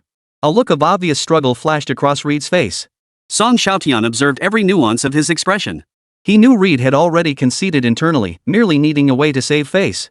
Reed, I'm a very straightforward investor. Unlike Wall Street and those vampire families, we Chinese value harmony in business. What's good for you is good for me, and good for everyone. I can guarantee I won't directly interfere with management. As long as you don't infringe on my interests, you will always remain Netflix's sole CEO. I will stand by you unconditionally, forever. The greatest fear for any founder is being ousted by capital, losing control of the company they built from scratch. Song Xiaotian's words undoubtedly instilled immense confidence in Reed. An investor who only puts up the money without meddling is like finding a needle in a haystack. Netflix's equity was already highly dispersed. With the Song Group's strong backing, Reed's position on the board would naturally become more secure. Compared to Wall Street's ruthless, predatory capital, the Song conglomerate's stellar reputation in the investment world was widely recognized. Marvel was a prime example. Ike Perlmutter had maintained ironclad control over its board. With this realization, Reed felt no lingering concerns. All right, I accept your financing proposal. To avoid any complications, Reed immediately summoned his investors. These investors hadn't expected such a lucrative opportunity to land in their laps. Their investment in Netflix was purely for profit. Now, the Song family's entry would instantly increase the value of their investments. Why would they turn Song Xiaotian away? Compared to Reed as the founder, their eyes were fixed solely on tangible profits. They accepted the financing proposal almost instantly. Chapter 74, Netflix becomes a star stock, the man behind the scenes. Iron Man 2 casting call. Song Xiaotian showed up uninvited under the pretense of visiting the set. The casting director escorted him through a back entrance to the audition room, where the crew and directors hurriedly rose to greet him. Mr. Song. Mr. Song. Every Marvel employee's eyes held a genuine look of reverence. Without Mr. Song's generous investment, Marvel Studios would never have achieved its current prominence. Pushing forward with 3 films simultaneously was something Marvel Studios had never dared to imagine. As a result, Marvel's casting process became the biggest news story in Hollywood, sending shockwaves through most of the industry. Numerous globally renowned superstars have extended olive branches to Marvel. Were it not for the stringent long-term contracts, the casting auditions might have been overrun by these superstars. Yet even so, countless aspiring actors in Hollywood continue to audition for Marvel, hoping to make their big break. Among them were faded stars and newly emerging talents. Long queues of interviewees formed, surrounding the Marvel building in layers. How are the auditions going? We've found the perfect fit for Hawkeye. Jeremy's willing to sign a 10-film deal with us. Seeing this familiar face, Song Xiaotian gave a slight nod. Jeremy's portrayal of Hawkeye was a character with broad appeal, making cameo appearances in multiple Avengers films. After several main protagonists retired, he even became Marvel's flagship star. He only had a few scenes in Iron Man 2, but it laid the groundwork for his appearance in the Avengers. What about the Black Widow agent? We've invited several young actresses, eliminated some unsuitable options, and finally selected 6 for screen tests and makeup trials. Song Xiaotian flipped through the materials handed over by the casting director. And sure enough, everyone who made it to the makeup test was a Western beauty. Scarlett's photos were prominently featured among them. But the most eye-catching wasn't Scarlett, it was another familiar face, Elizabeth Olsen. The future actress playing Scarlet Witch. At 18, Elizabeth was so fresh-faced she looked like she could be squeezed to produce water, the peak of her beauty. Noticing Song Xiaotian staring at Elizabeth for so long, the casting director hurriedly chimed in. Elizabeth is a renowned child star. Her sisters are the hottest TV celebrities in the United States. Elizabeth has 2 fraternal twin sisters, both 3 years older than her, and they're quite remarkable. Acting at 4, producing at 6, CEO at 18, street style icons, fashion idols, and cash cows. In 2003, both sisters made Forbes' list of the world's 100 richest women. Thanks to her sister's connections in Hollywood television, Elizabeth also began acting in films at age 4, frequently appearing on TV shows and becoming a household name as a child star. After graduating from Hollywood High School, she enrolled at New York University's Tisch School of the Arts, honing her craft on Broadway during her free time. Upon reaching adulthood, she began auditioning for film roles. Well, her decision to pursue the big screen was certainly a wise one. At that moment, a staff member approached the interviewers to remind them. They're all ready with their makeup. Alright, the Black Widow agent auditions officially begin. First up were two moderately well-known Hollywood actresses. Both were quintessential curvy beauties, stretching the Black Widow's leather pants to the point of bursting. Song Xiaotian could distinctly sense the Westerners in the room breathing more heavily. However, their visibly clumsy movements drew disapproval from the interviewers. Their slightly plump figures clearly didn't suit the role of Black Widow, known for her swift movements and numerous fight scenes. It wasn't until Elizabeth Olsen stepped forward that the interviewers' eyes lit up. Clad in tight leather pants, Elizabeth showcased her long legs and curvaceous figure to perfection. Perhaps due to the cropped length of the leather, her V-zone was tantalizingly visible. Song Xiaotian studied her with keen interest. Elizabeth clearly hadn't anticipated the presence of Song Xiaotian, the renowned bear in the financial industry. His youthful face caused her to momentarily lose herself in thought. Only when the casting director cleared his throat did the two break their gaze. Alright, Elizabeth, you did great. Go wait for news outside. Next up, is Ms. Scarlet here? Scarlet trotted onto the stage, having prepared extensively for her bid to play Black Widow. Just as the crew wondered what she was about to do, she executed a one-handed push-up landing with a dramatic hair flip. The room fell silent. They were stunned by how cool yet graceful her move was, especially the way her leather-clad buttocks jiggled slightly, causing many men to swallow hard. Only when Song Xiaotian led the applause did everyone snap back to reality. The casting director couldn't have missed Mr. Song's meaning, and frankly, Scarlet's performance had been nothing short of astonishing.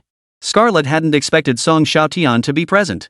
After her initial surprise, her face clouded with reproach, her eyes seeming to accuse him of their nearly 2-year separation. He was no longer the playboy he once was. After their parting, his name had skyrocketed like a rocket into the heavens, frequently appearing in major news stories across the United States. His ranking on the Forbes list had skyrocketed from the bottom to the very top. Meanwhile, she was still stuck in Hollywood, acting in art house films doomed to obscurity. To audition for Black Widow, she'd been dieting for over 2 weeks, desperate not to miss this chance at stardom. Her gaze made Song Xiaotian feel slightly guilty. Wasn't it just a matter of refusing to be his mistress? Was such a look of resentment really necessary? Ma'am, congratulations, you've been selected. However, we need to review the contract with you. Please come with me to the office. As Scarlet was led away by staff to discuss the contract, Song Xiaotian finally breathed a sigh of relief. Outside the venue, the women who learned they hadn't made the cut wore a range of expressions. Two actresses who'd spent years honing their craft in Hollywood muttered curses under their breath, likely seething at how their connections hadn't secured them the role. Elizabeth Olsen looked dejected, feeling she still had a long way to go before reaching Hollywood. Compared to her two sisters who had already made a name for themselves in the fashion world, she had always lacked just a little bit of luck since childhood. Just as she turned to leave in disappointment, Song Xiaotian called out to her from behind. Miss Olsen, please wait. Elizabeth halted immediately, her gaze shifting to Song Xiaotian with equal parts confusion and anticipation. Mr. Song, you wouldn't be asking me out on a date, would you? Well, Song Xiaotian had underestimated the openness and directness of Western women. This brings us back to the original intent behind Mr. Song's acquisition of a film entertainment company. Making money was undoubtedly the primary goal, but the secondary objective was undoubtedly to engage in a collision of souls and a deep physical connection with Hollywood starlets. Yes, Ms. Olsen, would you care to join me for dinner? Absolutely. Hollywood was a playground of fame and fortune. Elizabeth could already picture how envious her two sisters would be if Mr. Song became her partner. After living in their shadow for so many years, she finally had a chance to hold her head high. Alright, then let's go through the back door. As Song Xiaotian took her hand and guided her into the Rolls-Royce, Elizabeth still couldn't quite believe it was real. Here she was, snuggled up so close to a young billionaire. Compared to the financial achievements Song Xiaotian had attained, her two sisters' wealth was practically insignificant. I haven't heard much about your two sisters lately. Elizabeth didn't treat Song Xiaotian as an outsider at all. She replied with a smile. They've been at odds lately and plan to go their separate ways. I doubt we'll ever hear the name the Obeson sisters again. Song Xiaotian nodded in understanding. From birth to their rise in the American fashion world, the sisters had never been seen as separate entities. The public always referred to them as the Obeson sisters, not by their individual names. Now, one had become the owner of a clothing brand while the other was a renowned singer and TV personality. As they grew older, it was only natural for both to consider branching out on their own. No duo could escape the fate of going solo, not even conjoined twins could break free from the cycle of disbandment. His question stemmed from a bold idea. What about you? Will you venture into the film industry on your own? Yes. I frequently perform on Broadway to hone my craft. I missed many opportunities as a child, but now I'm determined to become a major film star. As they spoke, they arrived at their destination, the Waldorf Hotel. Song Xiaotian had a permanent suite at this hotel, which was now part of the Song Group's holdings. Upon seeing the hotel's guest services entrance, Elizabeth's face flushed with embarrassment. Sir, weren't we going to dinner? The girl's coy shyness and sweet, never cloying face left Song Xiaotian momentarily dazed. Heh, the entire hotel is my property. Suite 1888 is practically my second home. Whatever you'd like to eat, I'll have the chef prepare it for you. With that, Song Xiaotian gestured for the attendant to open the suite door.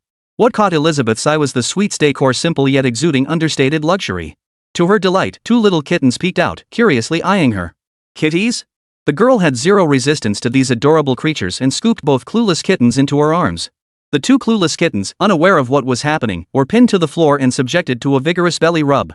Only when the terrified kittens desperately tried to break free did Elizabeth reluctantly let go. Mr. Song, your kittens are so adorable. My cats are more than just cute, they can do somersaults too. Hearing this, Elizabeth's eyes widened, her curiosity reaching its peak. Really?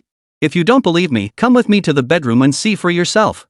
Watching Song Xiaotian open the bedroom door, Elizabeth instantly realized the man's little scheme, her face flushing red all the way to her neck.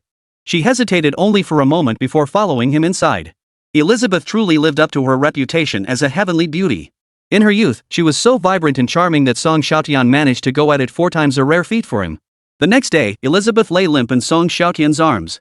As if recalling something infuriating, she bit down hard on his arm. As Song Xiaotian stood bewildered, Elizabeth declared with bitter indignation. Didn't we agree to have dinner? I haven't had a drop to drink, and you've gone at it 4 times with me. Song Xiaotian realized he'd gone too far. Thankfully Elizabeth was still young, an older woman might not have endured such treatment. I've already spoken with the head of the talent agency. You'll be starring as Scarlet Witch. You need to sign a 10-film deal with Marvel, each paying $3 million. I'll have Marvel's writers arrange your debut as soon as possible. Hearing this, Elizabeth's slight resentment vanished instantly. She knew full well that Scarlet Witch was a pivotal role, and that $3 million per film was nearly the highest paycheck a second or third-tier Hollywood actress could command. But the real game-changer was the exposure from Marvel films. With her own standalone superhero movie, fame in Hollywood was practically guaranteed. Success and fame seemed within reach. Overcome with excitement, she planted a deep kiss on Song Xiaotian. Just as Song Xiaotian was contemplating whether to review his notes again, his phone buzzed. Hello? What happened to Arlene? Boss, check the news online. Seeing how urgent the other party sounded, Song Xiaotian wrapped himself in a blanket and turned on the computer in the suite. The moment the computer booted up, a news headline popped up: Song Group invests $1 billion in Netflix.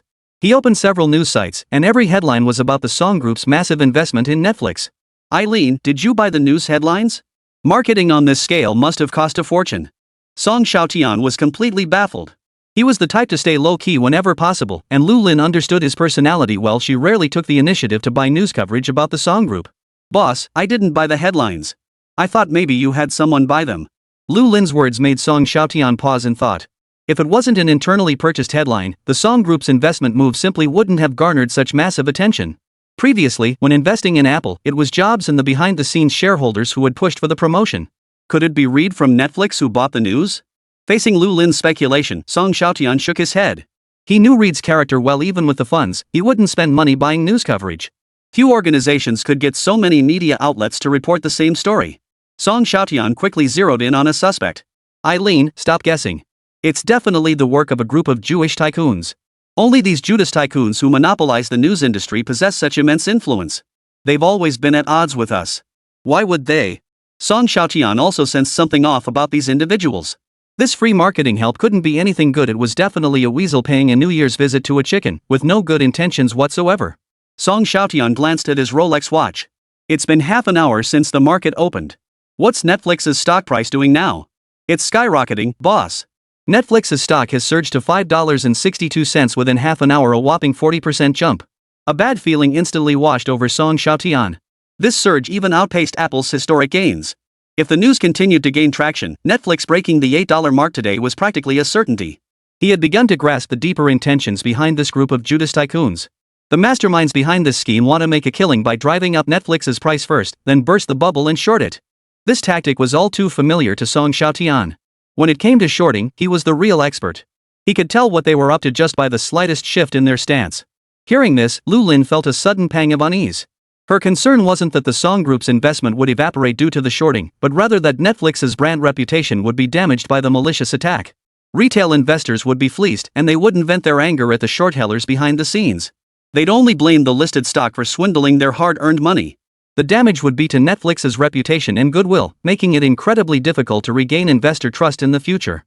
Everyone feared the boy who cried wolf story would repeat itself. Aline, what's your recommendation? We should immediately launch a short selling program, initiate hedging, and prepare for a significant stock price decline. Also remind investors to stay calm. Investing carries risks.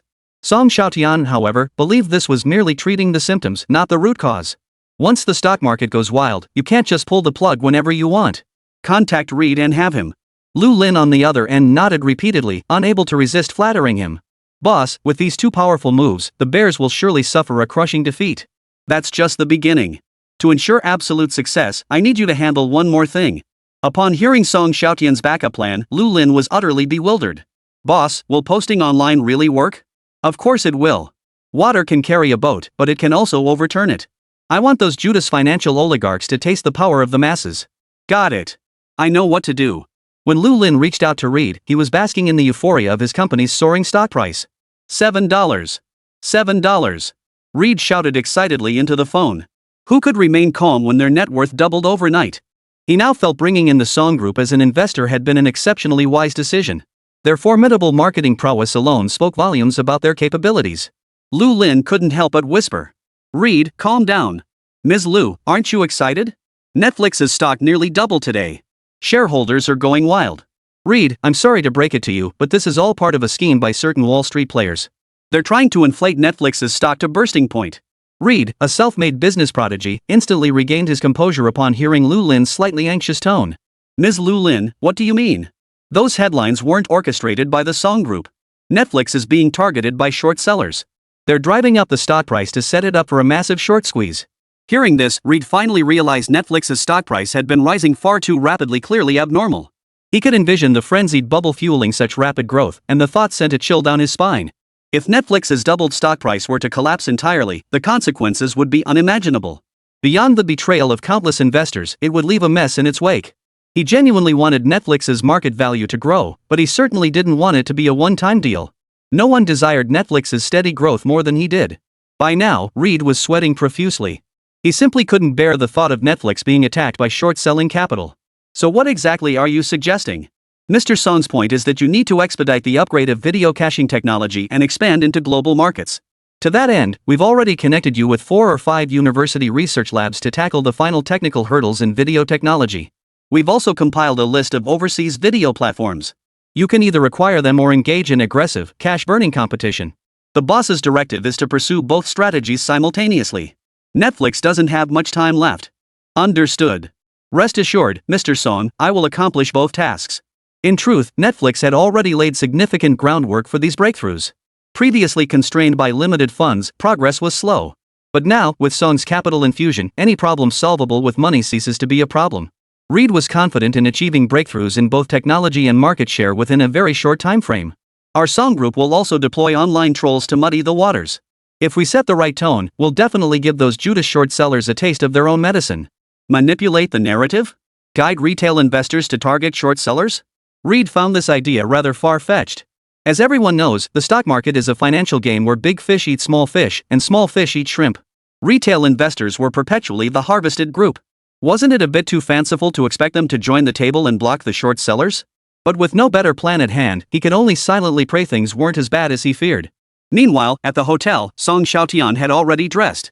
Elizabeth was genuinely starving, still attacking the gourmet meal delivered to her room. Upon asking, he learned she'd been drinking only small amounts of cold water since the day before yesterday to prepare for her audition. So this young girl hadn't eaten for 2 days, and he'd dragged her into a night of passionate lovemaking?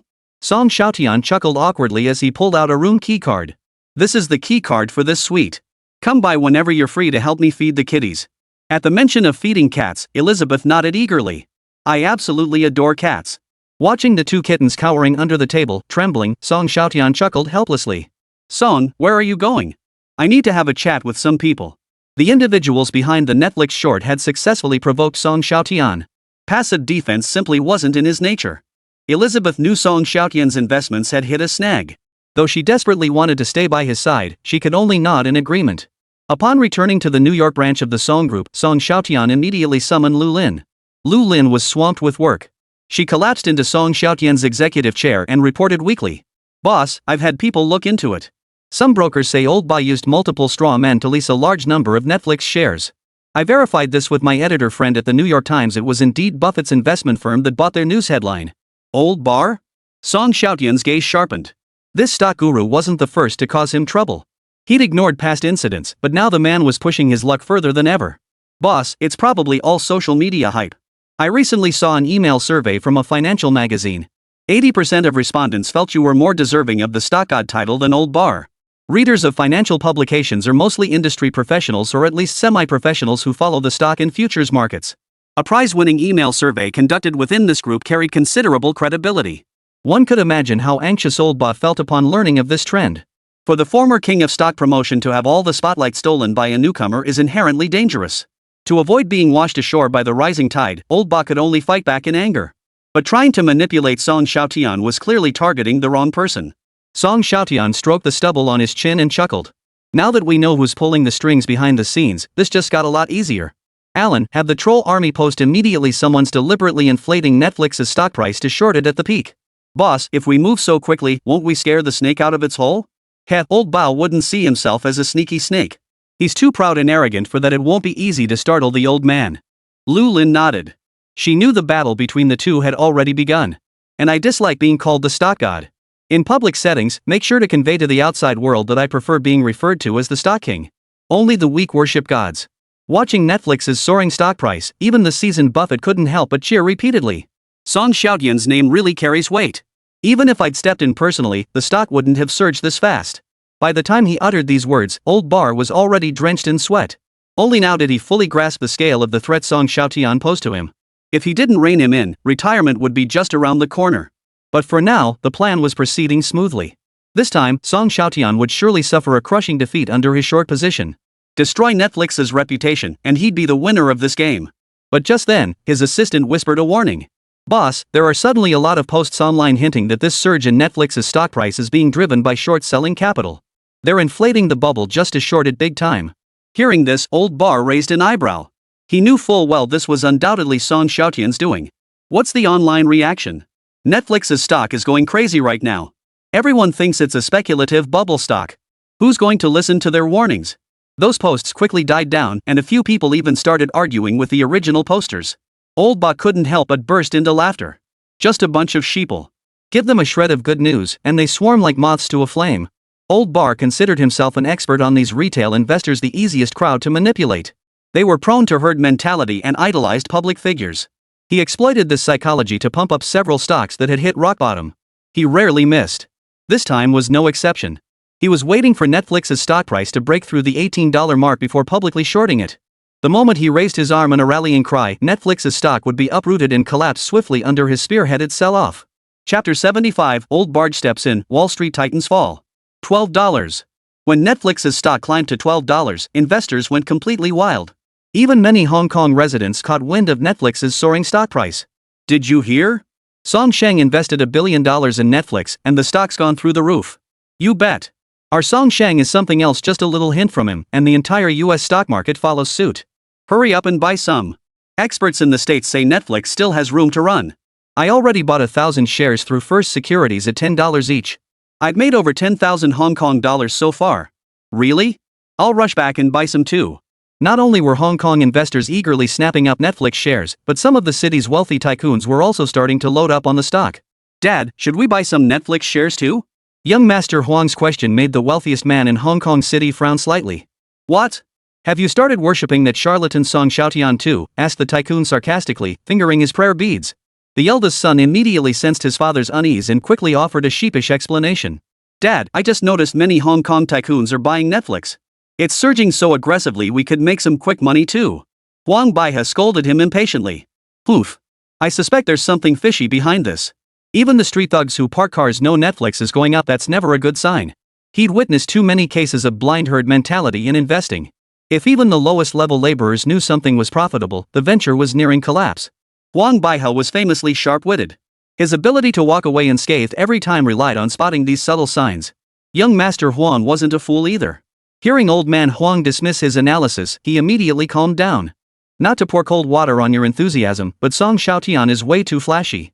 Overseas markets aren't our turf. If he doesn't learn to rein it in and hide his weaknesses, he'll get crushed. Hearing this, young Master Huang's eyes lit up. So you're saying the financial oligarchs of the United States have made their move? If my guess is correct, someone is indeed targeting Song Xiaotian. At this, both father and son wore smug, schadenfreude-filled smiles.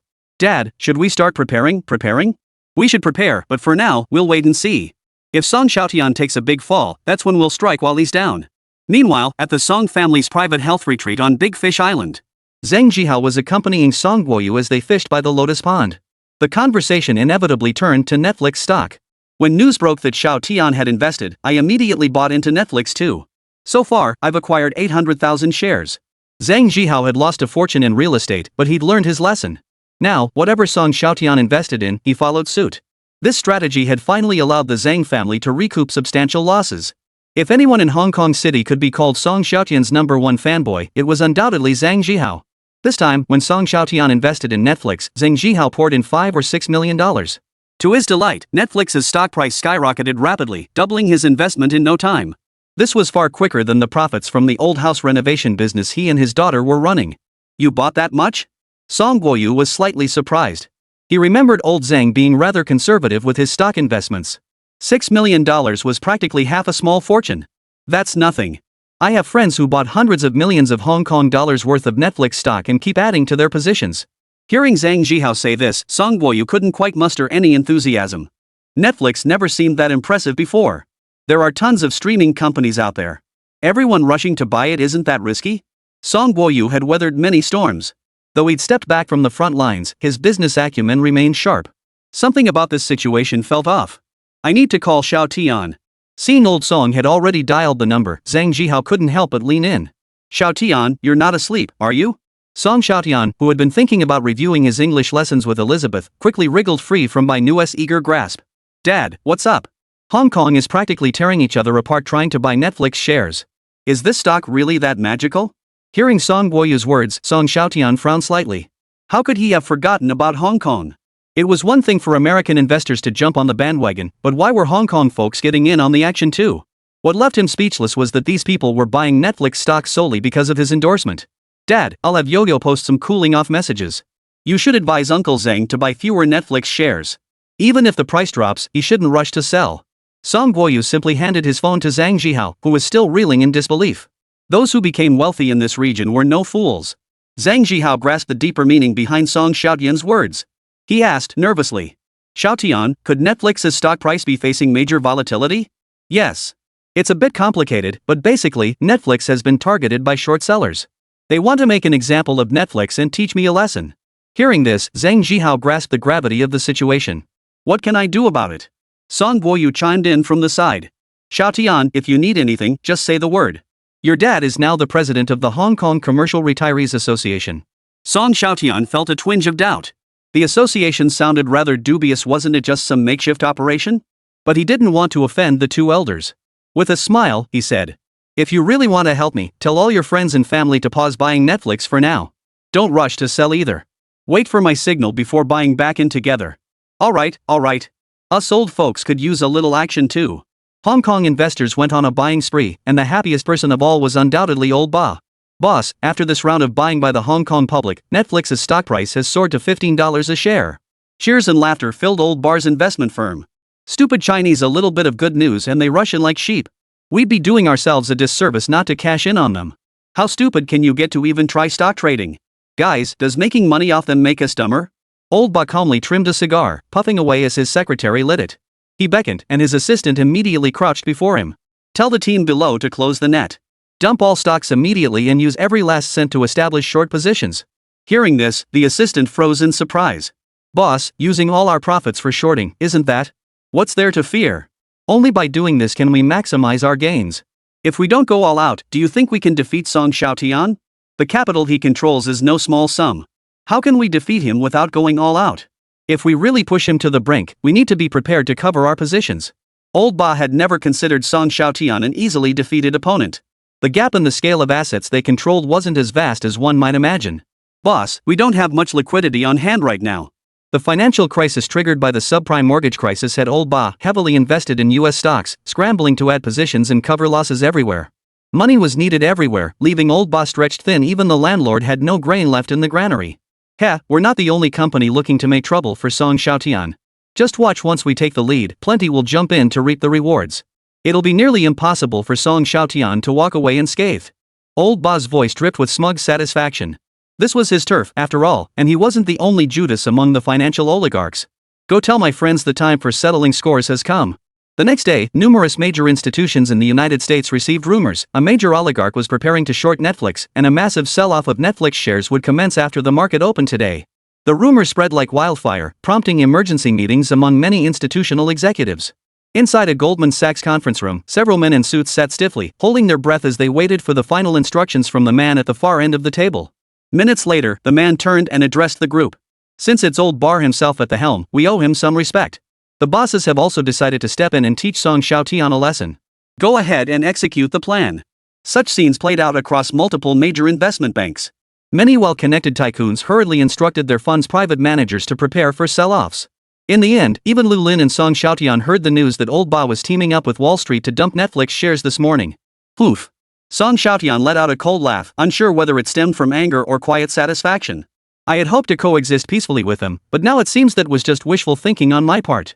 Lu Lin couldn't pretend she wasn't panicking. She knew full well the power of Wall Street. If this pack of speculators descended en masse, the Song Group alone wouldn't stand a chance. Boss, should we avoid the brunt of their attack? Avoid their onslaught? Song Xiaotian slammed his fist on the table and ordered, after the market opens, buy everything we can. Whatever they sell, we buy. Boss, we might not be able to buy much on our own. The US stock market also has a disclosure requirement. Once an acquisition exceeds 5%, buying must pause for several days to file a disclosure. Yes, that is indeed a problem. But right now, we must hold the line against this wave head-on. I have only one demand: Netflix can dip, but it must not crash. Lu Lin nodded slightly. The Song Group investment department currently had ample funds in its accounts. If it was merely a matter of propping up the stock, they could hold out for a while. She swiftly relayed Song Xiaotian's instructions. Song Xiaotian immediately contacted Reed. Boss, you wanted me? Reed was answering the call while adjusting his tie. On a business trip abroad, he was clearly unaware of the developments unfolding in the United States. Reed, our worst fears have materialized. Within minutes, Wall Street and global financial oligarchs will launch a massive sell-off of Netflix. Hearing this, Reed froze in shock, not even noticing he'd buttoned his shirt wrong. His voice trembled as he asked, Boss, what should we do now? I'll have my people buy to prop up the stock. What about your end? Reed reported back. Thanks to the tireless collaboration across several R&D labs, we've achieved unprecedented breakthroughs in video technology. Our users will now be able to load a 30-minute video in just 1 or 2 ad breaks, while video clarity enters the ultra-high-definition era. As someone who had been reborn, Song Xiaotian knew exactly how crucial breakthroughs in video buffering technology and clarity were for online video platforms. With the boost of 3G speeds, video platforms would finally break free from constraints and enter a period of explosive growth. And now, Netflix is undoubtedly leading the world in this field. With this technological intellectual property, competitors will now have to pay Netflix licensing fees. Netflix, once just another player in the industry, suddenly had the capital to become the undisputed leader of the online video sector. You've done well. This is the best news I've heard today. Reed, buoyed by the recognition, continued. Advertising companies for subways and highway billboards in the UK and Western states have accepted our bids, while domestic acquisitions and mergers are proceeding simultaneously. Thanks to our ground-level promotion efforts, our user base has seen significant growth. Excellent, but it's not enough. You must expand our advertising presence to East Continent and even East Africa in the shortest possible time. Beads of sweat formed on Reed's forehead. He and his team had been working tirelessly, even some newly hired junior staff were out securing deals. Yet the results clearly still fell short of the boss's expectations. He understood how critical this work was to Netflix's success and had no choice but to bite the bullet and make a solemn pledge. Boss, give me 1 more week. I guarantee Netflix will gain 5 million new subscribers this month. Hearing that figure, Song Xiaotian couldn't help but feel a surge of excitement. 5 million new subscribers meant $30 million in additional revenue. Combined with the website's new advertising revenue, Netflix's monthly earnings would experience a terrifying surge. If Netflix hadn't already been producing original series, Song Xiaotian would have considered launching paid early screenings to cash in. But that didn't stop him from inserting more ads. Since the caching efficiency has improved, could we use the excuse of helping cache videos to insert a couple more ads in between? We could offer advertisers custom services, finding minor celebrities in shows to integrate ads. This instantly sparked Reed's imagination. He was amazed at how deeply Song understood video advertising. Alright, I'll start negotiating with advertisers right away. They're probably scratching their heads over this too. After hanging up, Song Xiaotian paused, then summoned Lu Lin. Lin, it's time to ramp up our posting efforts. Boss, do you really think those retail investors can make a decisive difference? How else will we know unless we try? Chapter 76, Public Outrage, Closing the Door to Beat the Dog. Wall Street was unusually bustling today, with all eyes fixed on Netflix's stock fluctuations. Warren Buffett's white glove institutions led the charge. As soon as the market opened, massive amounts of Netflix shares were dumped. However, the Song Group reacted swiftly, immediately buying back every share sold. While the stock price did dip, the Song Group kept the decline within a very narrow target range. Watching this unfold, old Barber was jumping up and down in frustration.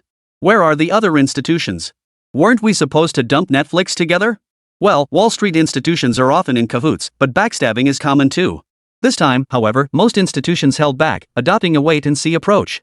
They wanted to see which side the Song Group or Old Bar was more reliable. Now, witnessing the intensity of Buffett's selling, they couldn't help but marvel at his enduring prowess. In just one morning, trading volume between the two sides hit $300 million, a massive figure for a company like Netflix, whose market cap is nearing $100 billion.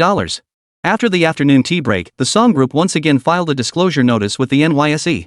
Just as investors were cheering, Netflix's stock price began to plummet dramatically. Netflix's stock price spiraled completely out of control. Investors were baffled, unsure what had triggered this turmoil. When they tried to sell, they found their sell orders stuck in a sea of unfilled trades, with some even showing unrealistically low prices as low as $11 per share. Many investors who had bought at $12 suddenly felt trapped. They could only hope the major shareholder would give them a chance to cut their losses. The Song Group's stake in Netflix has reached a massive 35%. But Netflix's stock price is now in danger. Due to the Song Group's disclosure, trading will be restricted for several days. During this window, short sellers will pounce. The warning post intensified retail investors' panic. Such warning posts had been popping up intermittently lately. Previously, they had ignored them, but now they suddenly realized these were genuine whistleblowers. Over half a month ago, they had already warned that Netflix was being targeted by Wall Street's financial oligarchs. Now, with nowhere to sell their shares, they clung to these whistleblowers as their last lifeline. Man, what do I do now? I regret not listening to you and buying so much Netflix stock. Yeah, if only we'd listened to the big shots and sold our Netflix shares early, we'd be rolling in it now. It's too late to talk about it now. I heard many major shareholders and investors are dumping their Netflix holdings. The Song family is formidable, but even they're powerless now. Every financial institution in the entire United States is watching them. They wouldn't dare buy in violation of regulations. Hong Kong's social media platforms were in complete chaos. The paid trolls hired by the Huang family were lying in wait. Song Xiaotian has no integrity whatsoever. He doesn't give a damn about our survival. Damn it, if it weren't for Song Xiaotian, who would be buying Netflix blindly? Now that trouble hits, he's playing turtle? Hong Kong investors, unaware of the truth, vented their disappointment and anger by typing furiously. Song Xiaotian is nothing but a fraud. He couldn't care less about us ordinary retail investors. I suspect this is a conspiracy between Song Xiaotian and the short sellers, luring us into buying Netflix to inflate the stock price, then letting the shorts take it down. Some things simply can't withstand conspiracy theories, and this narrative quickly became the dominant sentiment online. Many trapped investors vented their resentment at Song Xiaotian. Netizens are so pragmatic. When they're making money, they hail Song as the Order of Bohemia. But the moment he causes them to lose money, they drown him in a torrent of criticism. Young Master Song has forgotten his original aspirations. No sooner had he achieved success than he rushed to cut the chives. People are easily swayed by the crowd. For a time, everyone in Hong Kong equated Song Xiaotian with Huang Baihe. This left Huang Baihe, the mastermind behind the scenes, feeling awkward. How could manipulating Song Xiaotian's narrative also backfire on the Huang family? Is there no justice in this world? Song Xiaotian never anticipated such a massive backlash from Hong Kong's public. He had to admit, Old Ba's move was ruthless. Hong Kong was his core base. If these people succeeded, whatever he said in the future would be dismissed as a cry of wolf by the public. He summoned Han Yuyu and Lu Lin to an online video conference. Boss, the current public sentiment is extremely unfavorable for the Song Group. Should we use off-balance sheet funds or other white glove intermediaries to indirectly buy Netflix shares? Calm down. If we actually do that, it would only expose our cover and give our Wall Street rivals ammunition to pin charges on us. Then what do you suggest? Han Yuyu also turned to look at Song Xiaotian. The online comments from Hong Kong City's public had filled her with intense frustration. These people jump to conclusions at the slightest hint. Perhaps the truth doesn't matter to them, they just need an outlet to vent their anger. These short sellers are asking for trouble. If I don't show them some real action, do they really think I'm Hello Kitty? Though he said that, Song Xiaotian had no immediate plans to act. He would act eventually, but now that someone was helping drive down Netflix's stock price, he naturally accepted the favor. After a moment's thought, he said, I'll grant interviews at the right moment. Tell Reed to pick up the pace, everyone's waiting for his good news. Lu Lin nodded. For now, all they could do was wait for Reed's positive news. Over the next 2 days, Netflix's stock price plummeted relentlessly, crashing from $12 to $7. Many retail investors who had bought in after seeing the news were now crying foul. For some, it was now too late to cut their losses. Many were cursing the Song family for lacking responsibility, caring only about investments and not the fate of retail investors. Meanwhile, Wall Street's financial oligarchs popped champagne to celebrate, having driven Netflix's stock price down completely. In just over a fortnight, Old Bar had already reaped billions in paper profits from this campaign against Netflix. Other major Wall Street institutions that joined the short-selling campaign also reaped substantial rewards. Even the least active participants in the celebration have seen hundreds of millions in paper profits. These massive profits were extracted from Song Xiaotian, prompting even these Wall Street heavyweights to pop champagne in celebration. Warren, we owe this one to you. If you hadn't led the charge against Netflix, we wouldn't have reaped such huge rewards. Soros, that's not quite right. Soros's brow furrowed slightly. Old Barney was actually contradicting him in this setting. But the next moment, Old Barge laughed. We should be thanking Song Xiaotian. If not for him, would Netflix's stock have surged fourfold? Hearing this, Soros instantly softened his expression. Haha, you're absolutely right, sir. Without Song Xiaotian's influence, Netflix's market cap wouldn't have soared to $90 billion in such a short time. It was precisely this hypergrowth that gave short sellers their opening. Today is truly a day worth celebrating. After this battle, Song Xiaotian didn't just lose Netflix's market cap, we also destroyed his reputation in the financial industry. From now on, if Song Xiaotian tries to strut around again, he'll be spat upon by those retail investors. At this point, Old Bar felt utterly exhilarated. This was more satisfying than battling a model for 300 rounds. Someone in the room couldn't help but remind him. Gentlemen, don't forget the 3-business-day window has passed. The Song Group can resume buying Netflix shares. So what? Does Song Group think it can defy fate? If Song Xiaotian were smart, he wouldn't be going against us. We'll clean up the mess after we're done. Though Old Bar said this, he couldn't shake the feeling that Song Xiaotian wouldn't just give up. The other side was surely preparing something big. But with such a vast gap in power now, Old Ba and the oligarchs felt invincible. Just then, Old Ba's assistant broke the tense atmosphere in the conference room. Boss, just moments ago, Song Xiaotian gave an interview to Hong Kong media. A TV station is broadcasting it live. Old Ba hurriedly had his assistant turn on the TV. He wanted to see how Song Xiaotian would handle this. He must be on the verge of tears. Or maybe cursing someone out. If it were me, I'd be cursing even worse than him. The financial oligarchs present all wore smug, schadenfreude-filled smiles. The TV soon cut to live footage from the interview site. From the TV, Song Xiaotian could be heard introducing himself to the reporters who had gathered. Ladies and gentlemen, this is the CEO of Netflix. He'll now share some exciting news with you. The Hong Kong journalists instantly perked up. They hadn't expected the Song conglomerate to bring in Netflix's founder. As the centerpiece of the event, this CEO had remained elusive. Now that they had a chance to ask questions, the journalists present naturally wouldn't let the opportunity slip. Good evening, everyone. I'm Reed, founder and CEO of Netflix. I'm here to share 2 pieces of good news with society and all Netflix shareholders. Watching from home, Soros couldn't help but chuckle.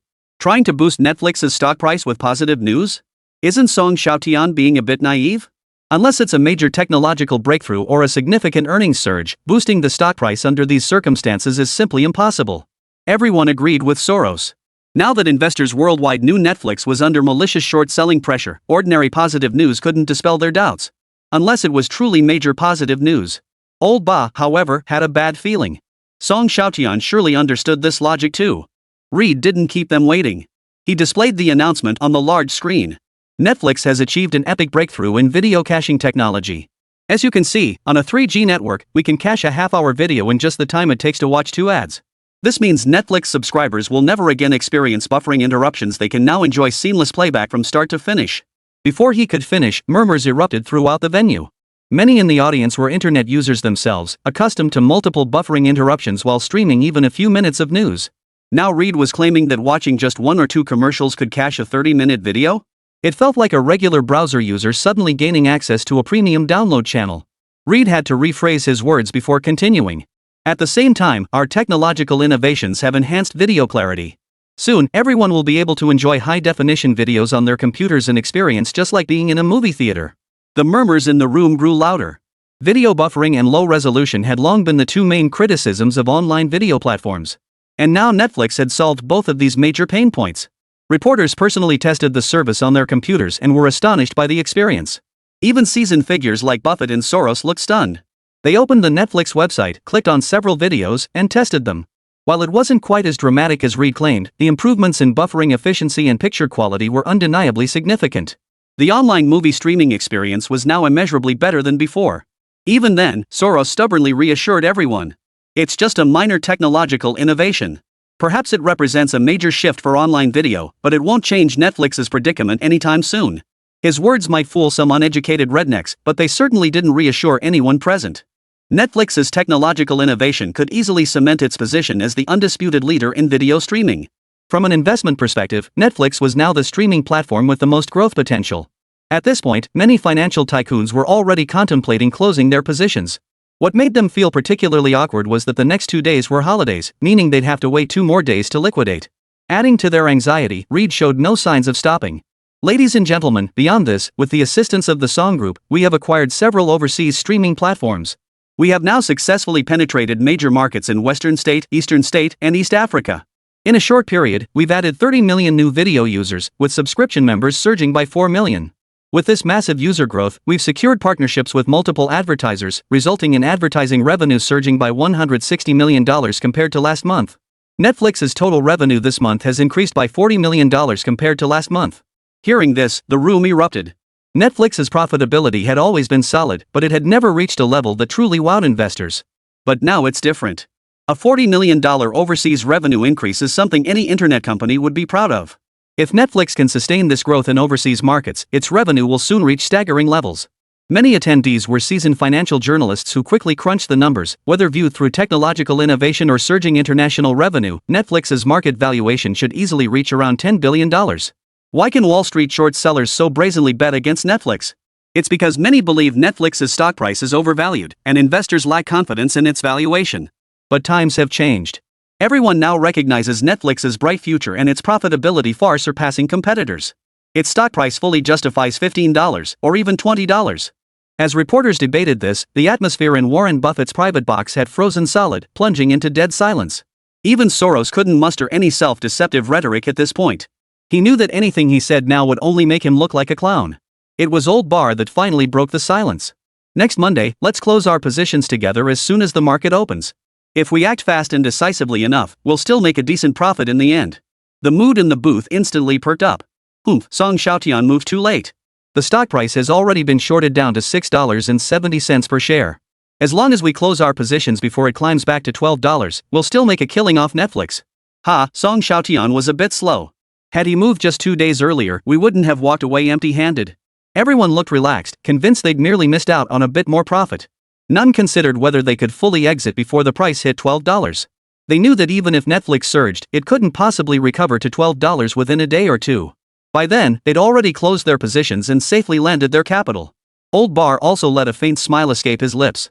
Even if they only made a few $1 billion in the end, it would still be a victory over Song Xiaotian.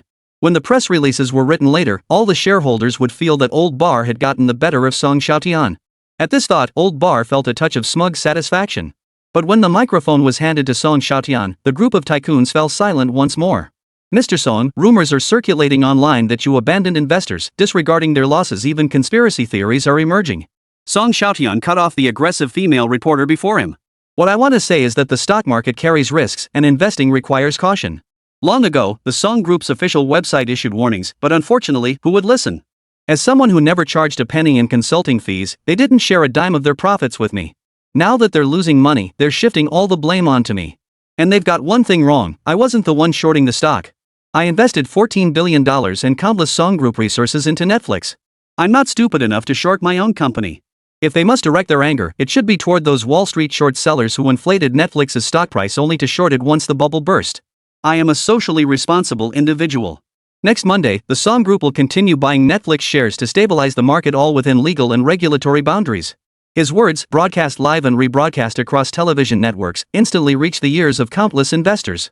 Upon hearing the 2 pieces of positive news about Netflix, they were naturally the happiest bunch.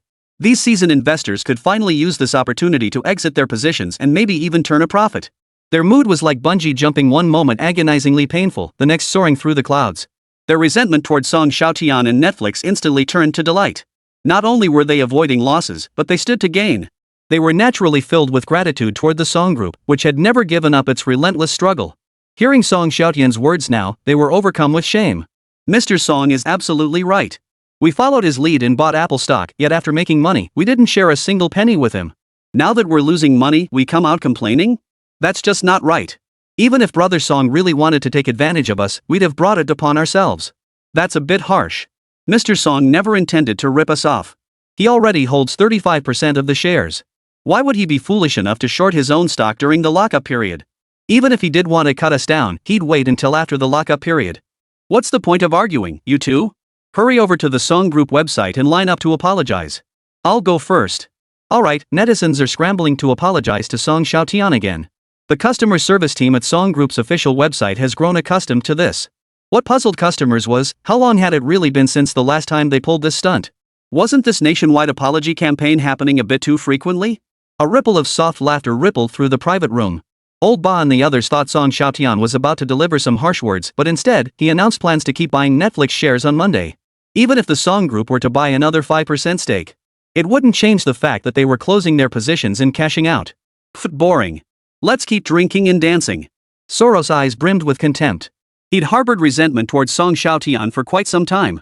The man had shorted major American corporations. Renowned giants like General Electric and Citibank had suffered heavy losses at his hands, earning Song Xiaotian the moniker Eastern Bandit on Wall Street.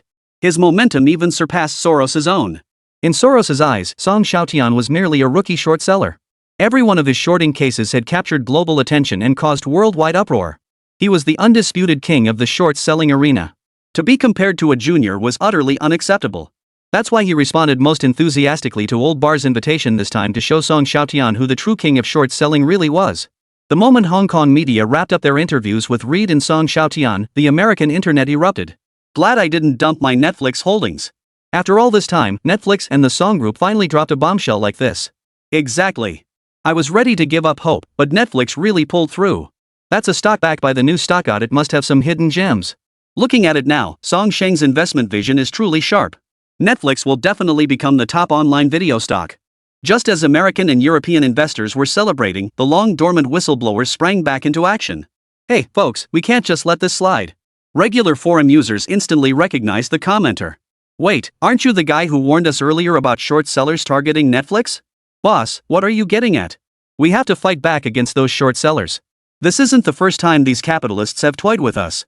They make the stock price rise when they wanted to, and fall when they wanted to. We're just pawns in their market manipulation game. If it weren't for Netflix's positive news and the Song family's stubborn resistance this time, we'd be bleeding money like crazy. His words successfully stirred up widespread resentment and hatred toward capital among the investors. Retail investors have long suffered under capital's rule. Didn't these big institutions orchestrate both the subprime crisis and the financial crisis? In this crisis, many saw their assets evaporate by half, their investment funds suffer heavy losses, yet the institutions offered no reasonable explanation. Bloodbath on Chinatown wasn't just a movie. No one despised these institutions more than they did. The whistleblower's words were deafening, planting a terrifying thought in many minds. We're going to get revenge on these bastard capitalists. These financial oligarchs are a bunch of animals. They deserve a lesson. Now is the perfect opportunity. A good buddy of mine says if we can push the stock price up to $12, these financiers won't make a penny.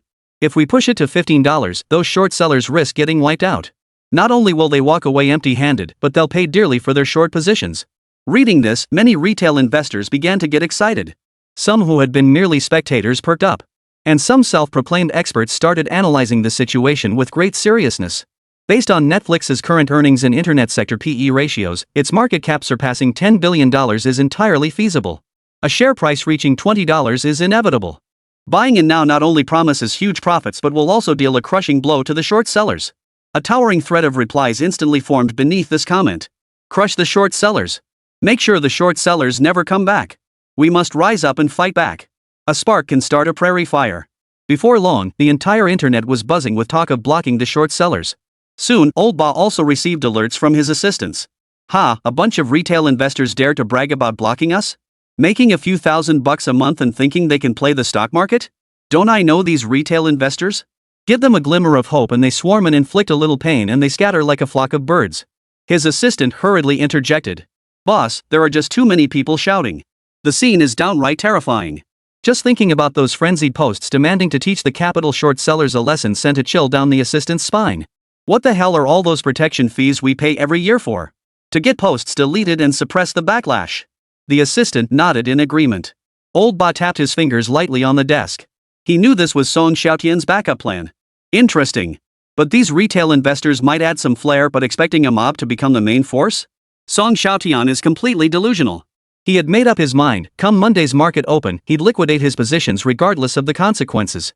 I'll see what Song Xiaotian has to stop me. 2 days later, Monday. The NYSE opened as usual. Just when everyone thought it would be an ordinary trading day, Netflix stock experienced unprecedented volatility. As soon as trading began, short sellers frantically bought shares to cover their positions. The Song Group began deploying massive capital to battle the short sellers for Netflix shares. Netflix's stock price surged sharply, climbing significantly from its opening price of $6 per share. Other institutions, receiving positive news, also began large-scale buying upon seeing this. What stunned both Warren Buffett and the short sellers was that closing their positions proved far more difficult than anticipated. The moment they bid $8 per share, the price immediately shot up to $8.15. Every time they placed an order, another institution bid even higher. Has Song Xiaotian lost his mind, driving the stock price this high? Did he pop Viagra?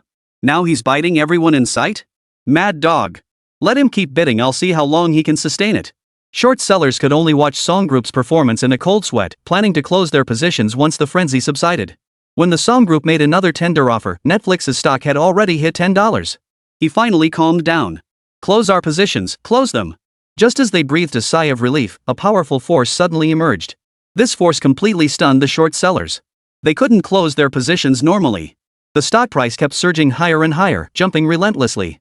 In the blink of an eye, it reached the critical $12 mark. How did it hit $12? Beads of sweat rolled down Soros's forehead, and his assistants were drenched in perspiration. Netflix's momentum was too fierce, frighteningly so. Soros considered a possibility. Song Xiaotian must be losing his cool and engaging in illegal buying. I'm going to report him for illegal trading. Many short sellers were getting annoyed. These financial titans flooded the Financial Industry Regulatory Authority with complaints. They demanded the association sanction Song Xiaotian. What they didn't know was that retail investors across the American internet were celebrating wildly. Guys, did you see that? We pushed the stock price up to $12. We've successfully cut off the short's escape route. As long as we keep Netflix's stock price at $12, the short sellers won't be able to exit cleanly. Close the door and beat the dog. Lu Lin and the Song Group staff were stunned to discover the situation had spiraled completely out of control. Now, without any prompting from them, retail investors worldwide were spontaneously rallying to block the short sellers. From this moment on, Netflix's stock price was completely out of control. $13. $14. Global investors pushed the price from $12 to $14 in just 1 hour. The short sellers received devastating news.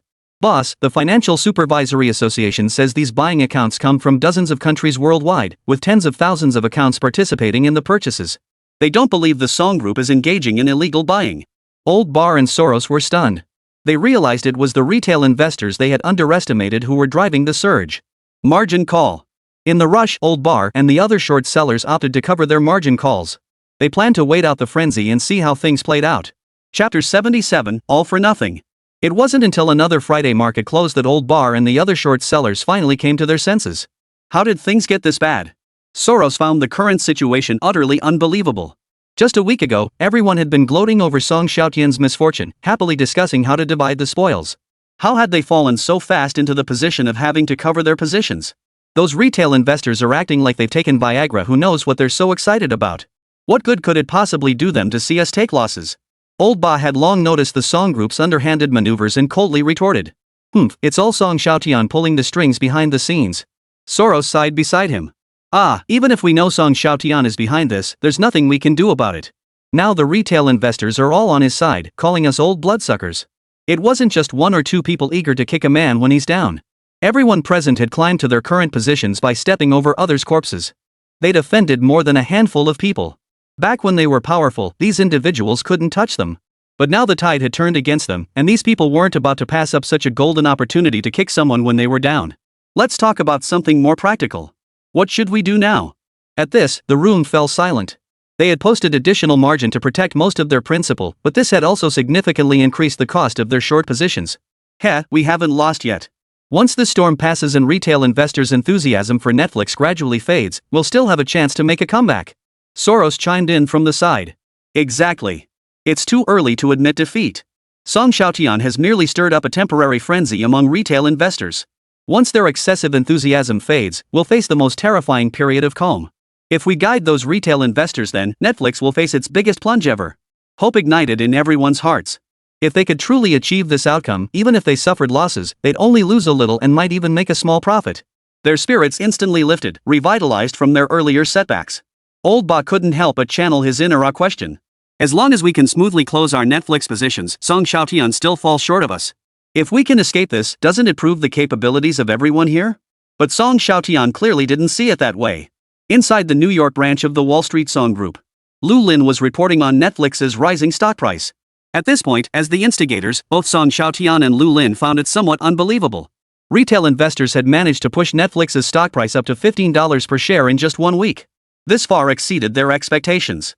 Excellent. The trap is set. But, noticing her boss didn't seem particularly pleased, Lu Lin asked quietly, "Are you worried the short sellers will raise their margin requirements and postpone their next attack?" Yes. The participants this time are all top-tier financial oligarchs from the United States.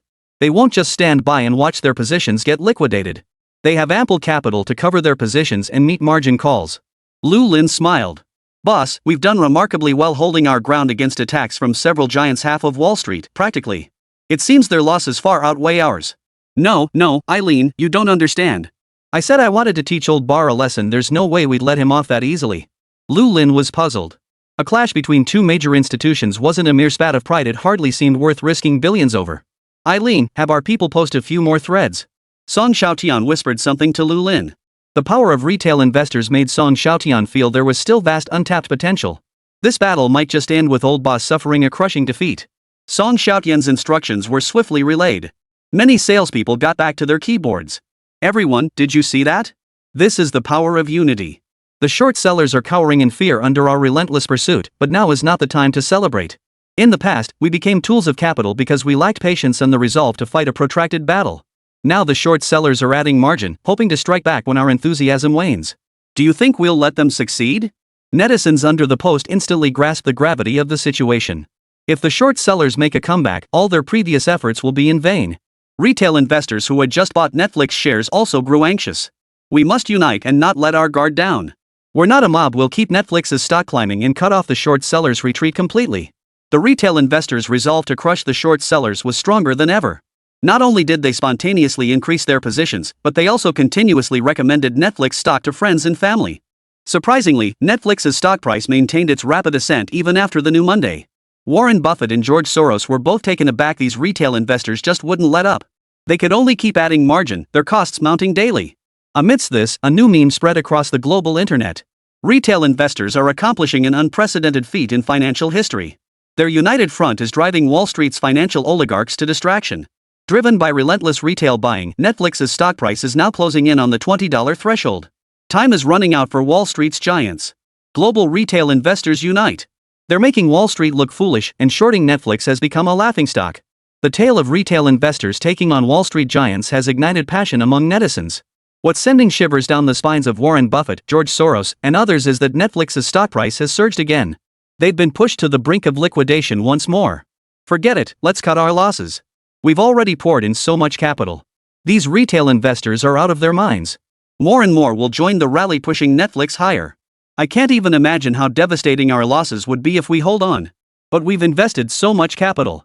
Abandoning now would mean all our previous efforts go to waste. We'd lose everything. Chaos erupted in the conference room as hope faded from every pair of eyes. Old Ba felt an immense weight on his shoulders. He knew he had lost, completely defeated by Song Xiaotian. Chapter 78, My Turn. The financial oligarchs present all understood that under these circumstances, holding on any longer was utterly pointless. These retail investors had gone completely mad. Song Xiaotian had successfully turned the public against them, stoking anti-financial capital sentiment. As long as they refused to liquidate their positions, this crowd of small investors who loved a good spectacle would never allow Netflix's stock price to return to a normal level. Forced liquidation seemed to be their last resort. Our real trouble isn't those gawking retail investors. Major institutions are now piling into Netflix long positions. We're not facing Song Xiaotian alone, but the entire global long side. That's the ruthless cunning of Song Xiaotian. He's downright despicable. If we'd gone head to head, he wouldn't stand a chance against us. At this point, Old Ba followed the group's lead and proposed, "Let's all force liquidate our positions simultaneously. We might salvage some of our principal."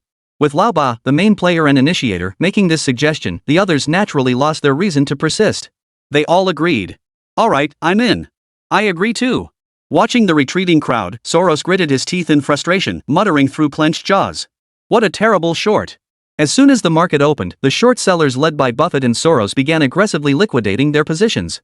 At this point, they no longer cared about the losses, and the liquidation proceeded smoothly. Upon hearing the news of full liquidation, Old Bar couldn't help but exhale. Soon after, his assistant delivered bad news. Boss, after settlement, our total loss from this operation is $980 million. Hearing this, Old Bar felt a dull ache in his heart.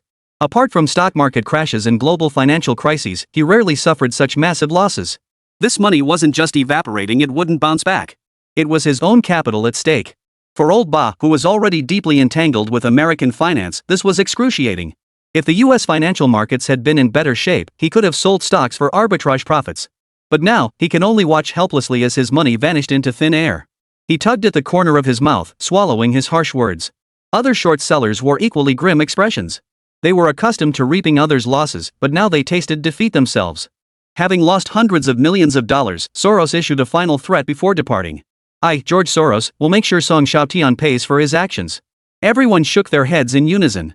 They had missed such a golden opportunity. Now that Xiaotian had grown strong and well-funded, he would be even harder to deal with in the future. Other titans also bid farewell to Old Bar. This grand campaign to short Song ended in utter failure. The joys and sorrows of this world never intersect. Upon hearing that the short sellers had closed their positions, Xiaotian couldn't help but nod repeatedly. Boss, Netflix's stock price has now climbed to $21 per share, and its market cap has surpassed $10 billion. Our entire investment in Netflix has nearly tripled, and our stake has reached 40%.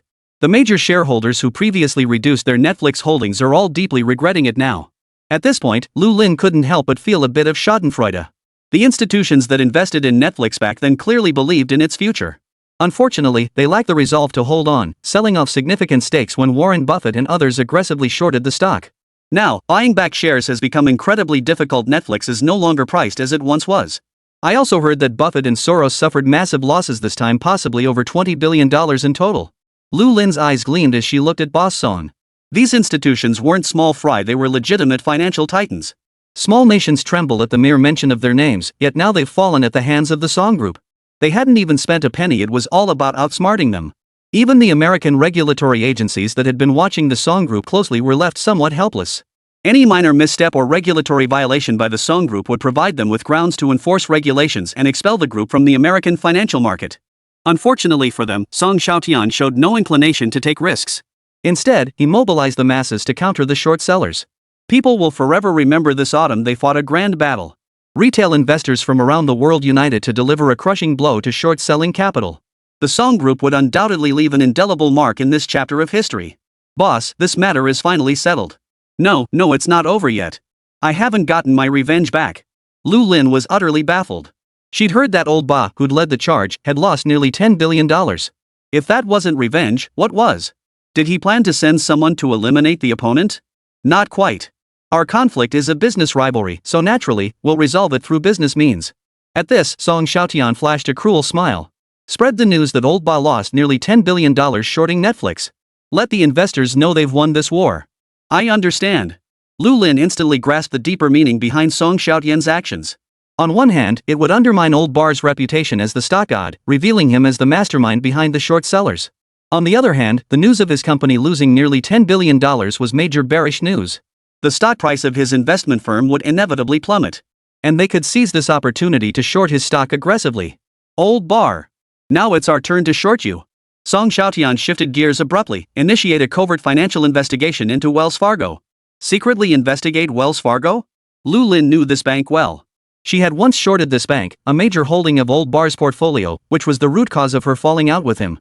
However, after receiving government bailouts and the crowdfunding campaign initiated by Old Ba, Wells Fargo had shown significant improvement and its stock price had rebounded accordingly. I don't buy that Wells Fargo's financials could recover that quickly. Though Wells Fargo was the fastest U.S. bank to recover after the subprime mortgage crisis, Xiaotian knew this prosperity was entirely fabricated through the bank's reckless accounting fraud. In 2016, the U.S. Consumer Financial Protection Bureau exposed problems at Wells Fargo. Numerous complaints alleged that Wells Fargo had secretly opened fake credit card accounts for customers without their knowledge or consent. If that were merely a minor issue, the worst part was that Wells Fargo also sent fraudulent emails to customers to register for online services, forcing them to pay fees for accounts they didn't know existed. There were as many as 2 million such accounts requiring service fees. Even if only $12 were deducted annually, this practice generated tens of millions of dollars in revenue. U.S. authorities discovered through investigations that Wells Fargo had been engaging in this practice since as early as 1998, during the dot-com bubble. High-performance targets compelled bank employees to fabricate fake accounts, open unauthorized products without customer consent, and even forge social security numbers and signatures to activate unauthorized credit cards. Xiaotian clearly remembers that in September 2016, Wells Fargo was fined $185 million by U.S. regulators. Do you think this fine is a bit low? Does it feel like a token gesture? No. The fine is never the main point, it's often just a signal. Sometimes the market interprets it as a positive signal for the company, sending stock prices soaring. But Wells Fargo clearly doesn't fit that scenario. Beyond the $185 million fine, they faced a barrage of class action lawsuits from American citizens who had been forced into becoming their customers. Knowing they were in the wrong, they spent nearly $3 billion to settle out of court. Thousands of implicated employees were fired, multiple executives had their performance bonuses revoked, and the chairman and CEO retired early. Already mired in scandals over fraudulent practices and forced fees, many customers feared they might be charged without their knowledge and began moving their assets elsewhere. The additional $3 billion plus in losses proved to be the final straw that crushed Wells Fargo's stock price. Xiaotian recalls that Wells Fargo's stock price plummeted, with its market capitalization crashing by a staggering $30 billion during the unfolding scandal. $300 billion is no small sum enough to destroy a century-old institution. Warren Buffett also suffered significant losses. After the scandal broke, he quickly distanced himself from Wells Fargo, leaving his massive holdings in the bank's stock as a hot potato. It wasn't until 2017 that he finally sold off all his shares in Wells Fargo. And at that very moment, Old Barr was still running around trying to help FWD recover. With his foresight, he could easily manipulate Old Barr. Lu Lin, sitting across from him, nodded slightly. She now fully trusted Mr. Song's words. I'll have our business investigators and our audit experts start looking into Wells Fargo's operations immediately. To save time, Xiaotian emphasized. You can start by looking into the credit card accounts. I've noticed before that Wells Fargo's credit card users far exceed those of its American counterparts. Lu Lin's body tensed involuntarily. She hadn't noticed this crucial detail. But now, prompted by Xiaotian, Lu Lin, who knew Wells Fargo inside out, immediately spotted the problem. It's not just credit card accounts, even their debit card user base is significantly larger than other banks. These figures were crucial data points investors used to assess a bank's investment value. But to fabricate them outright, one would first have to bypass regulatory oversight. Lu Lin couldn't immediately figure out how Wells Fargo managed this feat. She responded. All right, I'll have someone look into it thoroughly. Who knows, maybe Wells Fargo will surprise us after all. The early days of 2009 saw the American internet abuzz with activity.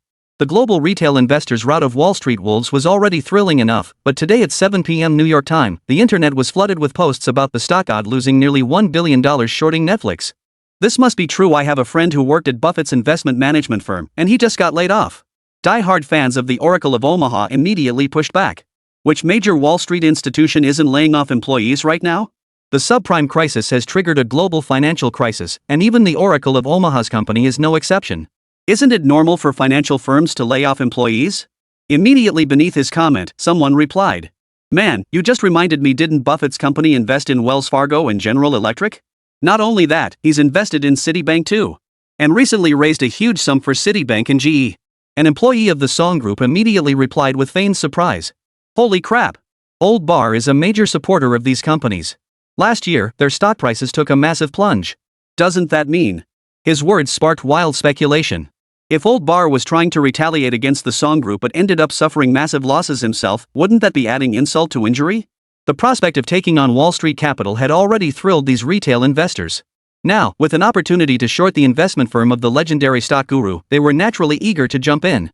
The Oracle of Omaha was slow to react, and by the time he tried to contain the news, it was already too late. He had no choice but to address the media. Our portfolio companies did experience significant stock price declines in 2008, but the entire US market was crashing. I have always adhered to a long-term investment philosophy. These companies' stock prices are rebounding, and I believe we will emerge from this difficulty soon. Buffett knew that denial and stubbornness were the weakest defenses. A publicly traded company must eventually disclose its financial reports, and he couldn't risk fabricating false statements that wouldn't fool his peers. His peers were no pushovers to fool. It was better to acknowledge the situation tactfully and reaffirm his investment philosophy. Perhaps a few die-hard followers might believe his words. But he knew no explanation could alter the fact that the investment firm's stock would plummet. Warren could only repeatedly explain his long-term investment philosophy to the public through deeply aligned media outlets. Meanwhile, his Wall Street peers convened emergency meetings. These financial elites saw an opportunity to short his investment firm. They never missed a chance to make money. Friendship? Reputation? The Oracle of Omaha? None of that compared to tangible profits. Numerous Wall Street investment banks were grappling with performance anxiety and wouldn't overlook any avenue for profit. Since Old Bar Investment's stock price is bound to fall, why let others profit when we can? As the mastermind behind the scenes, the Song Group was the first to strike against Old Bar Investment. The next day, after the US market opened, massive sell orders for Old Bar Investment Group flooded the stock market. It's begun. Old Bar's brows furrowed deeply as he urgently instructed his subordinates to prepare for buybacks. Boss, the Song Group's sell-off is overwhelming. Our funds. Hearing this, Old Bar's face twisted into a grimace. Most of the group's capital was tied up in stock market positions. To defend against the deep-pocketed Song Xiaotian, he'd need to deploy even more funds. Should he reduce holdings in other affiliated companies? Old Ba shook his head firmly. The stock prices of these companies were rebounding. Reducing holdings now would be truly short-sighted. Chapter 79, Hunting Old Ba Down, on the eve of the $4 trillion bailout plan. What's the latest from the bank? Old Ba asked, refusing to give up. His assistant whispered. Citibank and Wells Fargo both say they're temporarily short on funds. They won't lend me a single penny? It was no wonder Old Ba was furious. He'd had decades-long relationships with Wells Fargo and Citibank. When both banks faced crises, he'd run around lobbying other wealthy businessmen to help them raise funds. He'd always stood up for them in public. He provided crucial support more than once. Now that he faced a bit of trouble, neither bank was even willing to go through the motions? Their CEO made it clear between the lines that this time we're doomed. He said since you're also a major shareholder, you should consider their bottom line. The assistant spoke in hushed tones, afraid to anger the elderly man. To his surprise, however, Mr. Bao grew unexpectedly calm. His voice turned icy. Then let's just not rescue them. The assistant thought he must have misheard and stammered out a confirmation. You really don't want to save him? Old Ba laughed. Since everyone believes our investment company's stock price will fall, why should I prop it up? Just do what we can to make it look like we're trying. Let investors know we've done our best, but circumstances are beyond our control. There's not much else we can do. As for the remaining funds, once Song Xiaotian calms down, we'll just announce another share buyback plan. Old Ba had come to terms with it. Since he couldn't stop the decline, why bother trying? Let Song Xiaotian drive the investment company's stock price to rock bottom. Wouldn't it be better to buy then? The old man made the wisest choice, but his followers at the investment firm were in for a rough ride. What kind of people invested in Old Ba's company? First and foremost were the spiritual shareholders of the stock god himself. They held unwavering faith in Old Ba's investment strategies and were the primary contributors to his fortune. Without his support, the stock price of Lao Ba's investment company plummeted like a stone. Investors wailed in despair, but what hurt them more was the psychological blow. The old man who had led them to victory after victory had been defeated by a young upstart. Losing the Netflix short bet was bad enough, but now even the stock price of his own investment group was crumbling. Was this really the same stock wizard they knew, the one who consistently delivered annualized returns above 30%? Has the Oracle truly grown old? Discussions about the Oracle's decline flooded financial forums. Reading these posts, even Old Bar felt a pang of unease. One misstep leads to another. I'm still paying the price for that failed Netflix short. He had to admit that although Song Xiaotian was young, his tactics were indeed masterful, perhaps even more cunning than his own. Yet decades navigating the business world taught him that no one stays on top forever. Everyone eventually hits a snag. With his decades of experience, this setback was nothing. It was Song Xiaotian who was too sharp and overconfident. As the saying goes, what rises high must fall low. With enemies lurking everywhere in Europe, America, and Hong Kong, one misstep could send Song Xiaotian plummeting into a place where even his remains would find no rest. I'll watch you fall. I'll watch you crumble. Within just 2 weeks, Old Ba's investment company saw its stock price plummet by 35%, including its largest single-day drop since going public. As the decline gradually slowed, Old Ba, who had remained out of the public eye for an extended period, finally granted an interview outside a private hospital. I apologize for the concern. 2 months ago, I suddenly felt unwell and received treatment at my private hospital. My attending physician diagnosed me with exhaustion and advised me to take a break from work. The reporters erupted in astonishment. So Old Ba had been ill for 2 months? No wonder his investment group had made so many missteps recently. For the spiritual shareholders watching at home, a sudden clarity dawned. The company's decisions hadn't been made by Old Ba himself. That lingering sense of defeat and the shattered illusion vanished without a trace. I've heard about recent events. I've always adhered to a long-term investment philosophy, and the company's future focus won't be on short selling. But I hope the masterminds behind shorting my company will stop. I won't tolerate anyone shorting my investment firm going forward. Reporters picked up on the subtext in old Ba's words. Repeatedly, reporters in the room asked, "Does this mean you're about to take action?" Yes. The current stock price bears no relation to the company's true market value.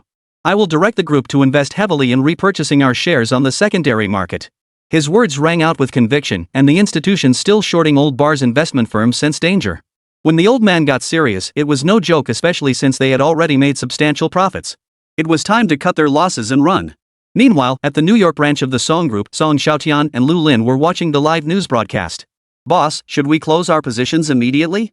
Let's give old Ba some face and order the liquidation." Lu Lin nodded with relief. What she feared most was her boss getting carried away and insisting on going head-to-head with old Ba. As the saying goes, a tree's shadow reflects its owner's stature. Coming from a financial background, Lu Lin still held a measure of reverence for these Wall Street titans.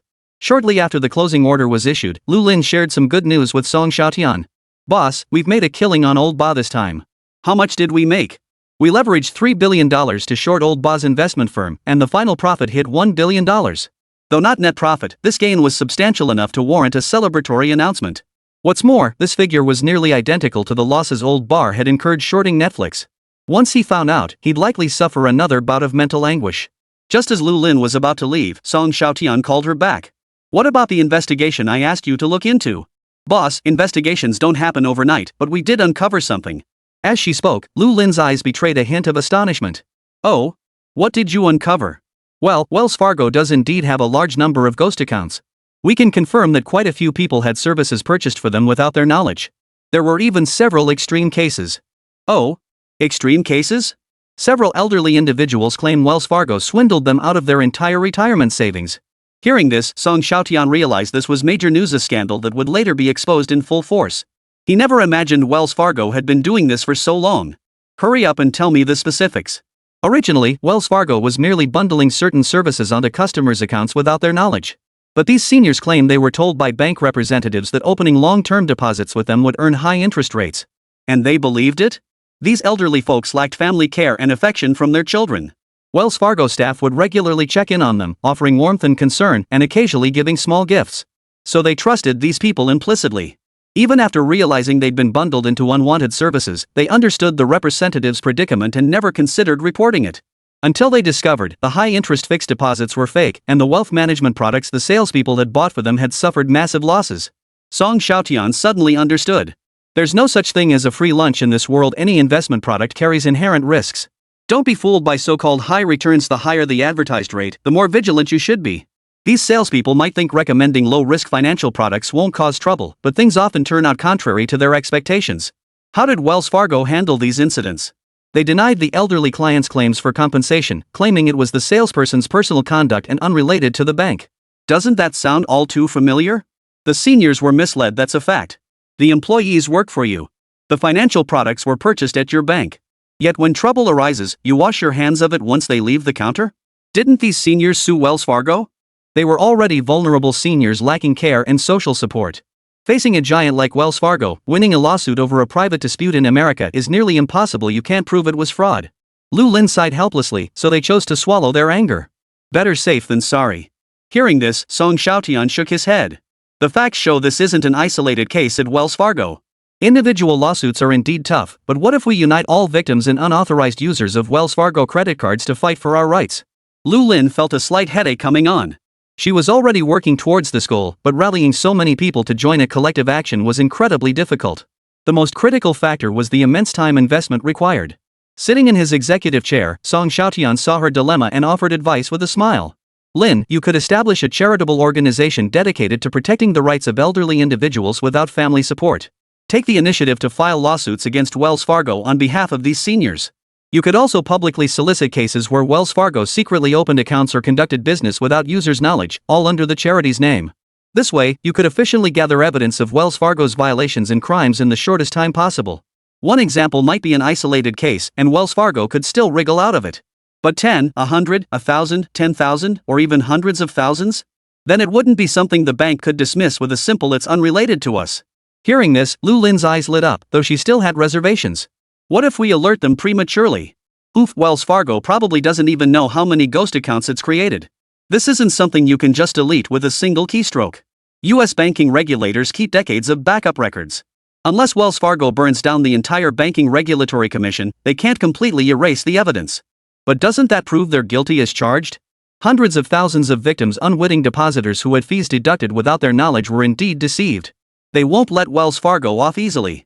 To silence all these people, Wells Fargo won't be paying a few $100 million in hush money, it'll be billions. Blame it on Wells Fargo's sheer audacity. With hundreds of thousands of ghost accounts and millions of customers, skimming mere cents annually from each user adds up to a massive illicit fortune. For Wells Fargo to escape punishment is virtually impossible. Thinking this, Xiaotian asked Lu Lin. Hasn't Wells Fargo's stock price rebounded pretty quickly lately? Yes. We shorted it down to below $10, but it's rebounded to around $20 recently. Excellent. At $20, there's room to short again. Take half of the $1 billion we earned and use it to short sell Wells Fargo stock. The other half? Use it to short sell Laoba Investment Group stock. Lu Lin paused, realizing her boss's true intent lay elsewhere. The ultimate goal of shorting Wells Fargo was to short Old Ba Investment Group. She couldn't help but smile. This little man really held grudges like no other. Even though Old Ba had vanished due to illness, the boss still pursued him relentlessly. Unaware of Lu Lin's thoughts, Song Xiaotian continued. Once Old Ba buys in this round and the stock price rebounds a bit, we'll dump our holdings. Song Xiaotian couldn't help but take a deep drag on his cigar. He believed that after this series of twists and turns, Old Ba would surely remember this painful lesson. He even had a bolder thought. To strike a snake, you must strike its vital spot. If you let it escape, revenge is inevitable. In his words, Lu Lin sensed a chill creeping over her. Was the boss planning to eliminate Old Ba completely? She shook her head. Old Ba had deep roots in North America. For outsiders like them to topple a local powerhouse would be incredibly difficult. By the way, how's that other task I assigned you coming along? Lu Lin immediately understood. She whispered her report. We've already converted nearly $10 billion from the New York branch into Dragon coins at the Dragon Nation Bank in Hong Kong City and transferred them to the Song Holdings subsidiary in Dragon Nation. Currently, this fund is being managed by Mr. Gu Sr. Despite the removal of $10 billion from the books, Lu Lin harbored no resentment. As the boss's trusted confidant, she understood perfectly well that Boss Song was preparing for something major. Excellent. Rest assured, any profits generated from these funds will be shared with the New York branch. Hearing this, Lu Lin's expression lit up. When the boss mentioned profits, it meant substantial gains. Song Xiaotian was indeed orchestrating a major operation. He knew full well that the Dragon Nation would soon announce its 4 trillion yuan stimulus plan. Calculating the timeline, less than a month remained before the great leader's formal announcement at the conference. He planned to pool all cash flows from the Hong Kong headquarters, New York branch, and mainland divisions of the Song Group to go all in on buying Dragon Nation stocks. The mainland stock market had plummeted repeatedly due to the impact of the US subprime mortgage crisis and financial turmoil, with the stock index crashing from its peak of 6,124 points to 1,664.93 points. This was the perfect time to buy at rock-bottom prices. Following the announcement of the 4 trillion yuan stimulus package, the mainland stock market experienced a massive bull run. Within just a few months, it rebounded to a high of 3,478 points, a staggering 108.9% surge. Song Xiaotian aimed to heavily invest in leading state-owned infrastructure and construction machinery conglomerates. Chapter 80, Short Selling Reaches New Heights, Documentary Rides the Wave. The St. Mary's Charity Rights Protection Association was swiftly established. With $20 million in operational funds deployed, they swiftly connected with families of elderly victims scattered across over 30 regions who were still fighting for justice. These 30-plus elders then helped connect with even more victims in their own circles. What was infuriating was that many elderly victims had passed away with regret and sorrow during the long wait and litigation process by the time they were contacted. I'm a veteran.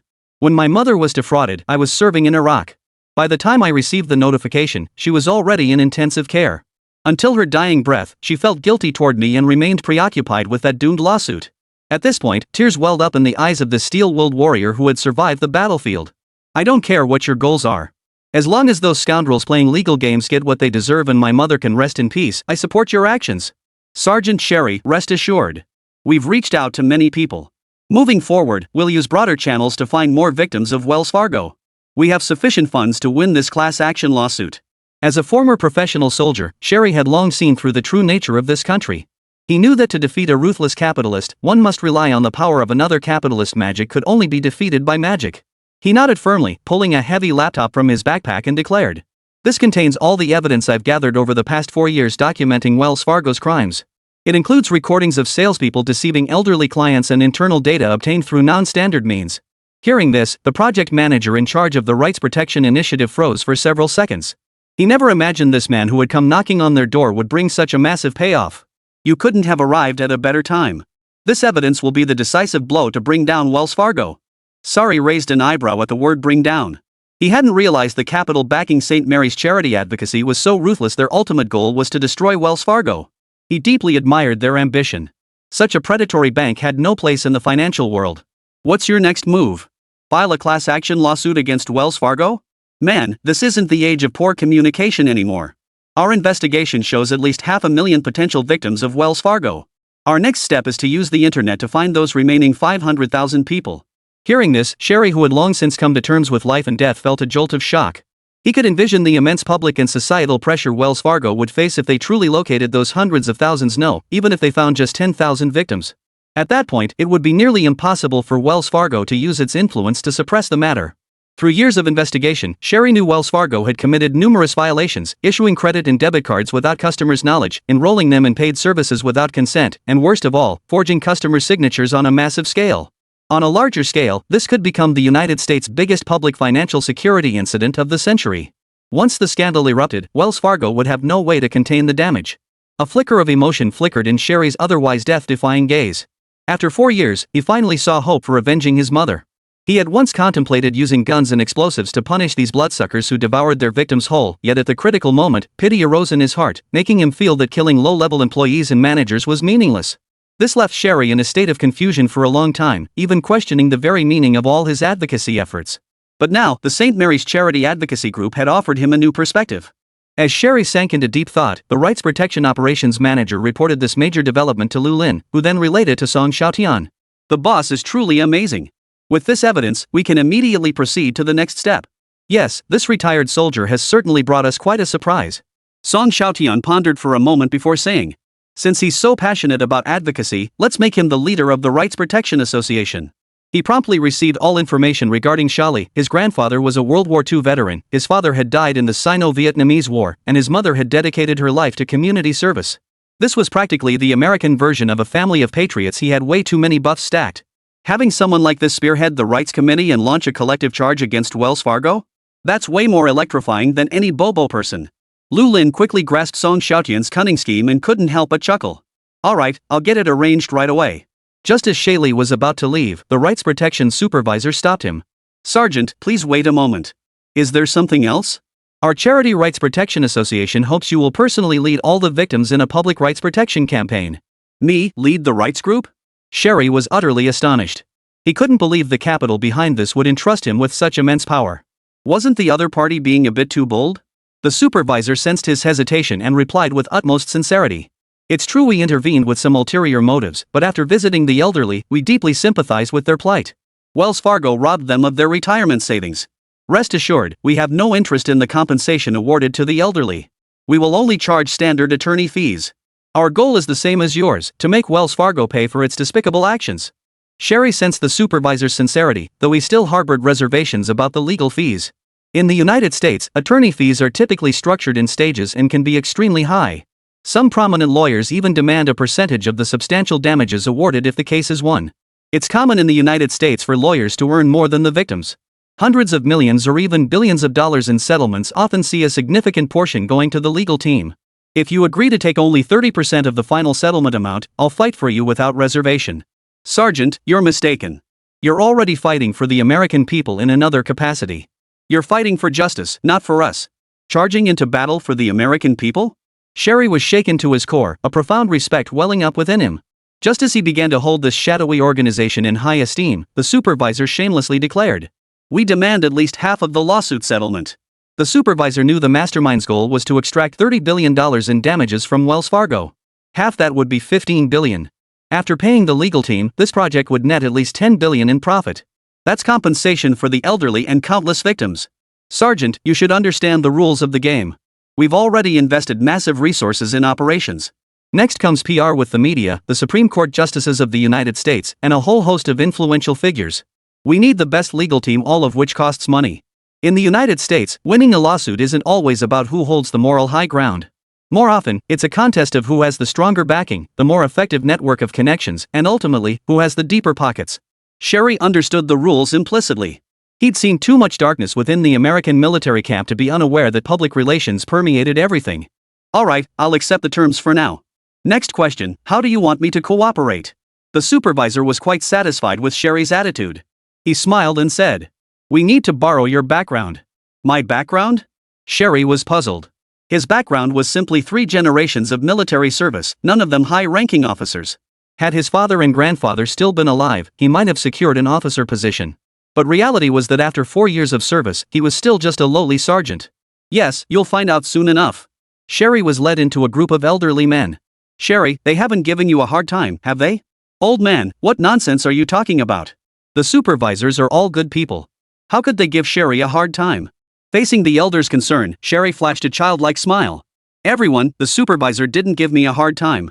From now on, I'll lead you all in protecting our rights. That's truly wonderful. Sherry, if you really help us recover the money we were cheated out of, I'd be willing to introduce my granddaughter to you. Faced with the elderly man's kindness, Sherry nodded awkwardly. Just then, several people who looked like journalists were escorted into the meeting room where they were gathered. Sergeant Shaley, I'd like to conduct an in-depth interview with you. Sari knew this was a marketing strategy orchestrated by the organization behind the scenes. He had no reason to refuse. What puzzled him was that the reporter kept asking about his background. My grandfather fought in multiple battles during the New Guinea campaign. He was wounded, lost an arm to shrapnel, and retired from service. And your father? I barely remember him. He went off to fight in the Vietnam War when I was very young. Sadly, he never came back. My mom often talks about him. My mother raised me alone. I worked part-time while attending school and managed to get into a local university. To me, my mother, a member of the Community Management Committee, is a hero. At this point, Sherry's voice caught slightly. During my 4 years serving in Iraq, she lived in constant fear every single day, worried I'd lose a leg to shrapnel or die in a foreign land. And then Wells Fargo swindled her out of every penny she saved. The reporters sensed the moment was ripe and steered the conversation further. Your family of 4 has sacrificed so much for this country, even lives. Yet while you were fighting for it, Wells Fargo swindled your mother out of her entire savings? Yes, they didn't just steal my mother's savings. Behind me, over 70 elderly men and women are also victims of Wells Fargo. And as far as we know, many victims, like my mother, never got answers before they died. The elderly people behind him immediately joined in, chanting, "Wells Fargo, give us back our retirement money." The deafening roar carried boundless resentment. The reporter nodded with satisfaction and asked the cameraman if he had captured the earlier scene. Got it all. Excellent. Now let's proceed to the next step. We'll conduct individual interviews with each victim in batches. Sherry, I hope you can help us coordinate the elderly participants for these interviews. We'll compile it into a documentary. Sari was deeply shaken by this revelation. The organization behind the scenes actually intended to turn the elderly victims' experiences of being deceived into a documentary? This was a major undertaking. Of course. They deserve for people to know the exact details of how they were deceived. 3 days later, under Old Bo's urging, Wells Fargo released its 2008 financial report ahead of schedule. The report showed that although Wells Fargo's profits had plummeted, it still maintained a profit of tens of millions of dollars. This was remarkably rare given the collective massive losses across the U.S. banking sector. As a result, Wells Fargo's stock price rebounded rapidly, surging 16% that day to reach $28 per share. In an interview, Wells Fargo's president specifically thanked Mr. Buffett and Berkshire Hathaway. "We are grateful to Mr. Buffett, the Oracle of Omaha, for his unwavering support. Without his consistent trust and backing, and his tireless efforts to secure funding, Wells Fargo would have struggled to weather this crisis." Wells Fargo's gratitude once again made Buffett the darling of journalists, hailing him as the Oracle of Omaha. Berkshire Hathaway also announced that its additional $20 billion investment in Wells Fargo had already grown in value by nearly 40%. A profit of $800 million in a short period. Some publications proclaimed that the legendary Wall Street stock guru had returned. Many media outlets that had received payments once again launched into frenzied praise of Old Bar's foresight. They even offered seductive analysis. Financial stocks are rapidly rebounding. Buffett's decision to avoid excessive selling and instead steadily increase holdings was undoubtedly a wise move. When investors saw Wells Fargo's soaring stock price, Goldman Sachs' recovery, and General Electric's rebound, it seemed to validate Buffett's investment acumen. Buoyed by this positive news, Berkshire Hathaway's stock price also surged to new heights. "Boss, based on our projections, barring any unforeseen circumstances, our stock price should rebound to pre-shorting levels by mid-next month." Old Bon nodded with satisfaction. His decision to lie low and bide his time had proven correct. He had used the group's saved funds to repurchase shares at low prices. Now that the stock price was rebounding, he and his investment company were naturally making a huge profit. Coupled with relentless promotional efforts from allies, his reputation had soared back to its peak. The fallout from the failed Netflix short had been minimized to the greatest extent possible. He longed to tell Song Xiaotian face to face that this was the depth of his experience as a seasoned veteran. "I can afford countless failures, but you can only fail once," Old Bar shouted across the distance, gazing at the endless stream of vehicles below the skyscraper. But just as he basked in his triumph, Netflix released an original documentary on its homepage, Wells Fargo and Over 1,000 Elderly Orphans. The moment it went live, the documentary sent shockwaves across the globe. Chapter 81, The Scorned Wells Fargo, A Falling Wall Draws Crowds. He was a soldier who fought for our nation's resources, serving 4 years in the world's most dangerous regions and earning multiple medals for valor. His grandfather was a World War II Army major who was honorably wounded and retired during the Battle of New Guinea. His father fought in the Vietnam War, leaving his life behind in a foreign land. His mother was a community worker who dedicated her entire life to serving her neighbors. And now, while Sergeant Shari served his country, Wells Fargo defrauded his poor mother of her pension.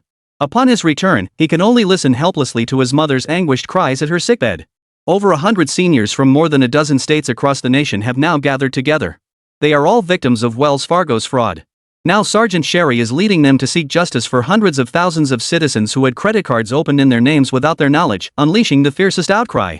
The documentary shows Sergeant Shari standing tall with tears in his eyes, while the elderly victims' cries are heartbreaking. What makes one sweat profusely is the evidence presented in the documentary and the sheer audacity of Wells Fargo.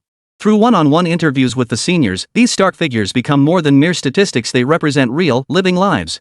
What dawned on many American netizens belatedly was that they themselves were unwitting users of Wells Fargo, one of hundreds of thousands of victims. They had been sympathizing with these victims, only to discover they were among them. The comments section under the documentary is flooded with messages from Wells Fargo customers. "Don't fall for it. I didn't even finish the documentary before digging into my mailed statements. Turns out I had tons of hidden fees I never knew about. Over the past decade, Wells Fargo has stolen at least $2,000 from me without my consent. I helped my mom review her savings contract with Wells Fargo. Holy crap, what she thought was a regular savings account turned out to be an investment product contract. How do I contact the St. Mary's Charity Advocacy Group? How did Wells Fargo activate these hidden services without my signature? I always thought they were free, turns out they forged my signature. Damn it, I've never even dealt with Wells Fargo. How did they get me a debit card?" These victim comments under the Netflix documentary number in the tens of thousands. Many more viewers, outraged by the spectacle, also denounced Wells Fargo's actions in the comments. Sergeant Shari's entire family served our country, yet Wells Fargo shamelessly robbed them blind. If we stay silent today, who will fight for us tomorrow? Poor Sergeant Shari, poor elderly people. Is there truly no way to stop Wells Fargo from continuing to harm people? Didn't you all watch the documentary's conclusion? Sergeant Shari urges all Wells Fargo victims to contact the St. Mary's Charity Advocacy Association. Even if you were just mysteriously issued a debit card, reach out to them. They will formally file a class action lawsuit against Wells Fargo. We support the victims in suing Wells Fargo. If the regulatory agencies of this beautiful country won't punish Wells Fargo, then let the law punish it. Wake up, buddy. Do you really think the law will be on our side? American law only protects big institutions like Wells Fargo. The video went viral online, with views breaking the 20 million mark. This figure set a new streaming record on Netflix. Featured on the homepage during the weekend, nearly every active Netflix user saw this video. The video went viral online, attracting many non-Netflix users to watch it. Netflix CEO Reed Hastings personally ordered the documentary's promotion, initially only to save face by refusing the song group's request. He knew that once the video went live, it would undoubtedly alienate the Wall Street interests behind Wells Fargo. But he knew Netflix had no choice. These Wall Street institutions hadn't considered his feelings or those of other Netflix shareholders when shorting the company. After much deliberation, he concluded that clinging to the song conglomerate was the better option. Moreover, after watching the documentary, he knew Wells Fargo was finished. This was the song conglomerate's fatal blow. As for Wells Fargo's backers, legendary investor Warren Buffett and numerous Wall Street institutions, they'd soon be scrambling to save themselves. "Boss," Wells Fargo's PR department called. "They're offering us $40 million in PR fees if we take down the video," whispered the head of Netflix's PR department. $40 million. Reed licked his lips and chuckled. Well, Wells Fargo sure is generous with their PR budget. But what if I refuse? What do you think they'll do? They'll sue us for malicious defamation and libel. Poof. By the time that lawsuit wraps up, Wells Fargo will be out of business. How dare they threaten us when they can barely save themselves? The PR director hurriedly interjected. "Boss, peace is paramount. We have an agreement with Wells Fargo's behind-the-scenes shareholders not to broadcast any videos that conflict with their interests. It's just a private verbal agreement. Does he really think he can pull that out as evidence? Besides, At this point, Reed gestured for the operations manager to report the latest video metrics. The video has been live for 18 hours and already has 40 million views. Half of those are from our existing users, and the other half are from new users who've never registered before. A collective gasp filled the president's office. A single documentary had attracted 20 million organic new users to Netflix. While these new users might leave after watching the documentary, they'd need to register for a membership to share their opinions. Based on Netflix's historical conversion rates, this could easily translate into millions of new paid subscribers. This was Netflix's best exclusive advertising campaign ever. Achieving such results traditionally required tens of millions in marketing spend. What's truly terrifying is that public discourse will continue to ferment for some time. They can't even begin to imagine how many new users this video will ultimately bring to Netflix. Other Netflix executives chimed in with their opinions. This video's traffic driving effect surpasses a year's worth of effort from our marketing department. This will be our best showcase for Netflix's original content and the perfect stepping stone for our platform's transition to original productions. The PR department head was instantly silenced by the barrage of comments. Gritting his teeth, he reluctantly chimed in. Let Wells Fargo go to hell. When we were being shorted, we didn't see them caring about our feelings either. Reed agreed. Exactly. We need to show some backbone. This is our best response to Wall Street. From now on, if they want to provoke us, they'll have to think twice about the consequences of their actions. Not only did Netflix refuse to take down the video, but they decided to keep it prominently displayed on their homepage. Meanwhile, public opinion in the United States was already boiling over. Many belated victims of Wells Fargo's ghost accounts began flooding the Consumer Financial Protection Bureau with calls. The association's call center operators faced their busiest day ever, with the Consumer Association's phone lines completely overwhelmed.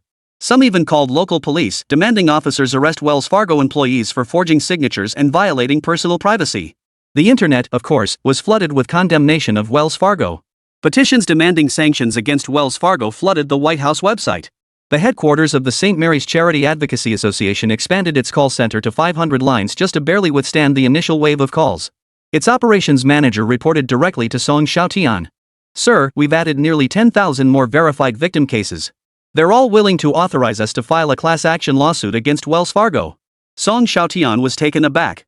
Behind the 10,000 figure lay 10,000 victims. Ordinary victims wouldn't bother suing a bank for no reason. These were users who had suffered financial losses. The compensation alone would be a huge blow to Wells Fargo. Numerous media outlets are calling, hoping to interview us and Sergeant Sherry.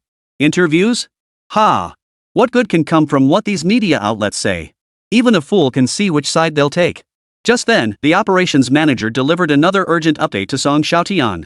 Just now, someone from Wells Fargo called, offering to pay $1 billion in PR fees and another $1 billion in private settlement fees. They want us to take down Shintong and keep quiet. Xiaotian could practically picture Wells Fargo's executives and shareholders frantically scrambling. When these bastards were hell-bent on blocking him, why didn't they consider peace as the best option? Now that he was serious, they wanted to settle for $10 billion? They were delusional. Xiaotian wanted far more than $10 billion. He wanted tens of billions. He never deluded himself into thinking he could coexist peacefully with these Wall Street financial oligarchs. Status wasn't earned through compromise, it was fought for. If you want others to acknowledge you, you must first knock them all down. Don't delude yourself into thinking you can integrate into a circle that doesn't belong to you. The best approach is to carve out a new circle on someone else's turf. After hearing this, Xiaotian thought carefully and declared, "Why wait for a better day? Have Sergeant Shaley lead the elderly to the Supreme Court tomorrow to formally file a class action lawsuit against Wells Fargo." Beside him, Amelie froze in shock. The boss wasn't giving Wells Fargo or Old Bar a moment to breathe. But the phone supervisor on the other end felt a surge of excitement. Working for the big boss was exhilarating. Just pick a target, go after them, and beat them to a pulp. He'd never fought a battle this satisfying. Alright, I'll notify Sergeant Sherry and the other seniors immediately. Meanwhile, at the highest level meeting in Wells Fargo's headquarters, chaos erupted. The most prestigious figures in finance, usually so aloof and dignified, were now drenched in sweat and filled with anxiety. Even old Ba, seated at the head of the table, hadn't anticipated Xiaotian playing such a trump card out of nowhere. Crucially, this card had struck him right where it hurt most. Back in the last century, when Wells Fargo was still a community bank, he had already become one of its major shareholders, weathering nearly 2 decades of ups and downs alongside the institution. Last year, he had invested nearly $2 billion to subscribe to preferred shares issued by Wells Fargo, becoming its largest shareholder. That's why the last time the Song Group shorted Wells Fargo, it had sent shivers down his spine. This time, it left him sleepless and restless. Unlike last time, this time Xiaotian was out to kill Wells Fargo. He could envision that when the market opened on Monday, Wells Fargo's stock price would plunge to an unprecedented level since its listing. As a concerted party of Wells Fargo, his newly acquired shares were still under lockup restrictions, making it impossible to sell and walk away. As a result, his shares in Wells Fargo, worth tens of billions of dollars, would evaporate in market value, becoming utterly worthless. Was he furious? Was he anxious? No. All that remained in his heart now was a sigh. He was even deeply impressed by Song Xiaotian's short-selling prowess. At this moment, Old Bar felt that the so-called veteran short-selling king, Old So, and the newly emerging John Paulson were insignificant in comparison to Song Xiaotian. This man was the true king of short-selling. A god of short-selling who sent shivers down his spine and filled him with dread. Look at the Wall Street titans before him. Which one could remain composed now? They were utterly helpless. There are too many posts, we can't delete them fast enough. The hackers attacking Netflix's servers failed. Their white hat hackers are stronger than we thought. The internet is flooded with calls to attack Wells Fargo. No one is defending us. Netflix rejected our third PR proposal. The St. Mary's Charity PR Association rejected our new settlement proposal. Consumer Association executives say the volume of complaints against us is overwhelming. They can't just sweep this under the rug. The Banking Oversight Committee wants us to provide an explanation ASAP. They're in a tough spot too. Our PR director just handed in his resignation. Old Ba watched it all unfold with a cold expression, contemplating how to distance himself from Wells Fargo.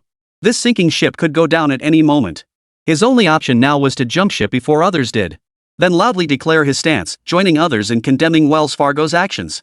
Just as Old Ba was deep in thought, the conference room suddenly fell silent. Only then did Old Ba realize every pair of eyes was fixed on him. What's going on? A major shareholder of Wells Fargo spoke up. Mr. Buffett, this whole situation began because you shorted Netflix and provoked the Song Group. As a major shareholder of Wells Fargo, I believe you have an obligation to step forward and calm the Song family's anger. Old Ba's eyes widened slightly as he sneered. You think it's all my fault? Let me be perfectly clear, even without my attack on Netflix, Song Xiaotian would still have shorted Wells Fargo in the near future. His words plunged the conference room back into heated debate. Battling the glare of anger from everyone present, Old Bar continued. The primary reason our group remained steadfast in investing in Wells Fargo was its stable profitability. But we never imagined such massive flaws in its management and operations. We investors are the biggest victims here. I urge all shareholders to consider pursuing accountability and protecting our rights. Hearing this, many Wall Street tycoons' eyes lit up. Indeed, if these shareholders sued Wells Fargo for earnings fraud and revenue window dressing, wouldn't they stand to receive substantial compensation? Moreover, they could distance themselves from Wells Fargo, instantly shifting from perpetrators to victims. They couldn't help but silently applaud Old Bar. As expected, the old fox's mind worked fastest. Though their assets would evaporate, at least they could recoup some gains from Wells Fargo. Wells Fargo executives were stunned. They never imagined facing a betrayal from shareholders at such a critical moment. They could easily imagine that Old Bar had already made hedging preparations before the meeting. Chapter 82, 3 Public Questions for Old Bar. Just as Wells Fargo executives found Old Bar's smile utterly unsettling, a frantic knock shattered the meeting room's silence. Boss, we're in deep trouble. Sergeant Sherry and that group of old men just showed up at the Supreme Court entrance and are being interviewed by the media. The executives hurriedly had someone turn on the live news broadcast.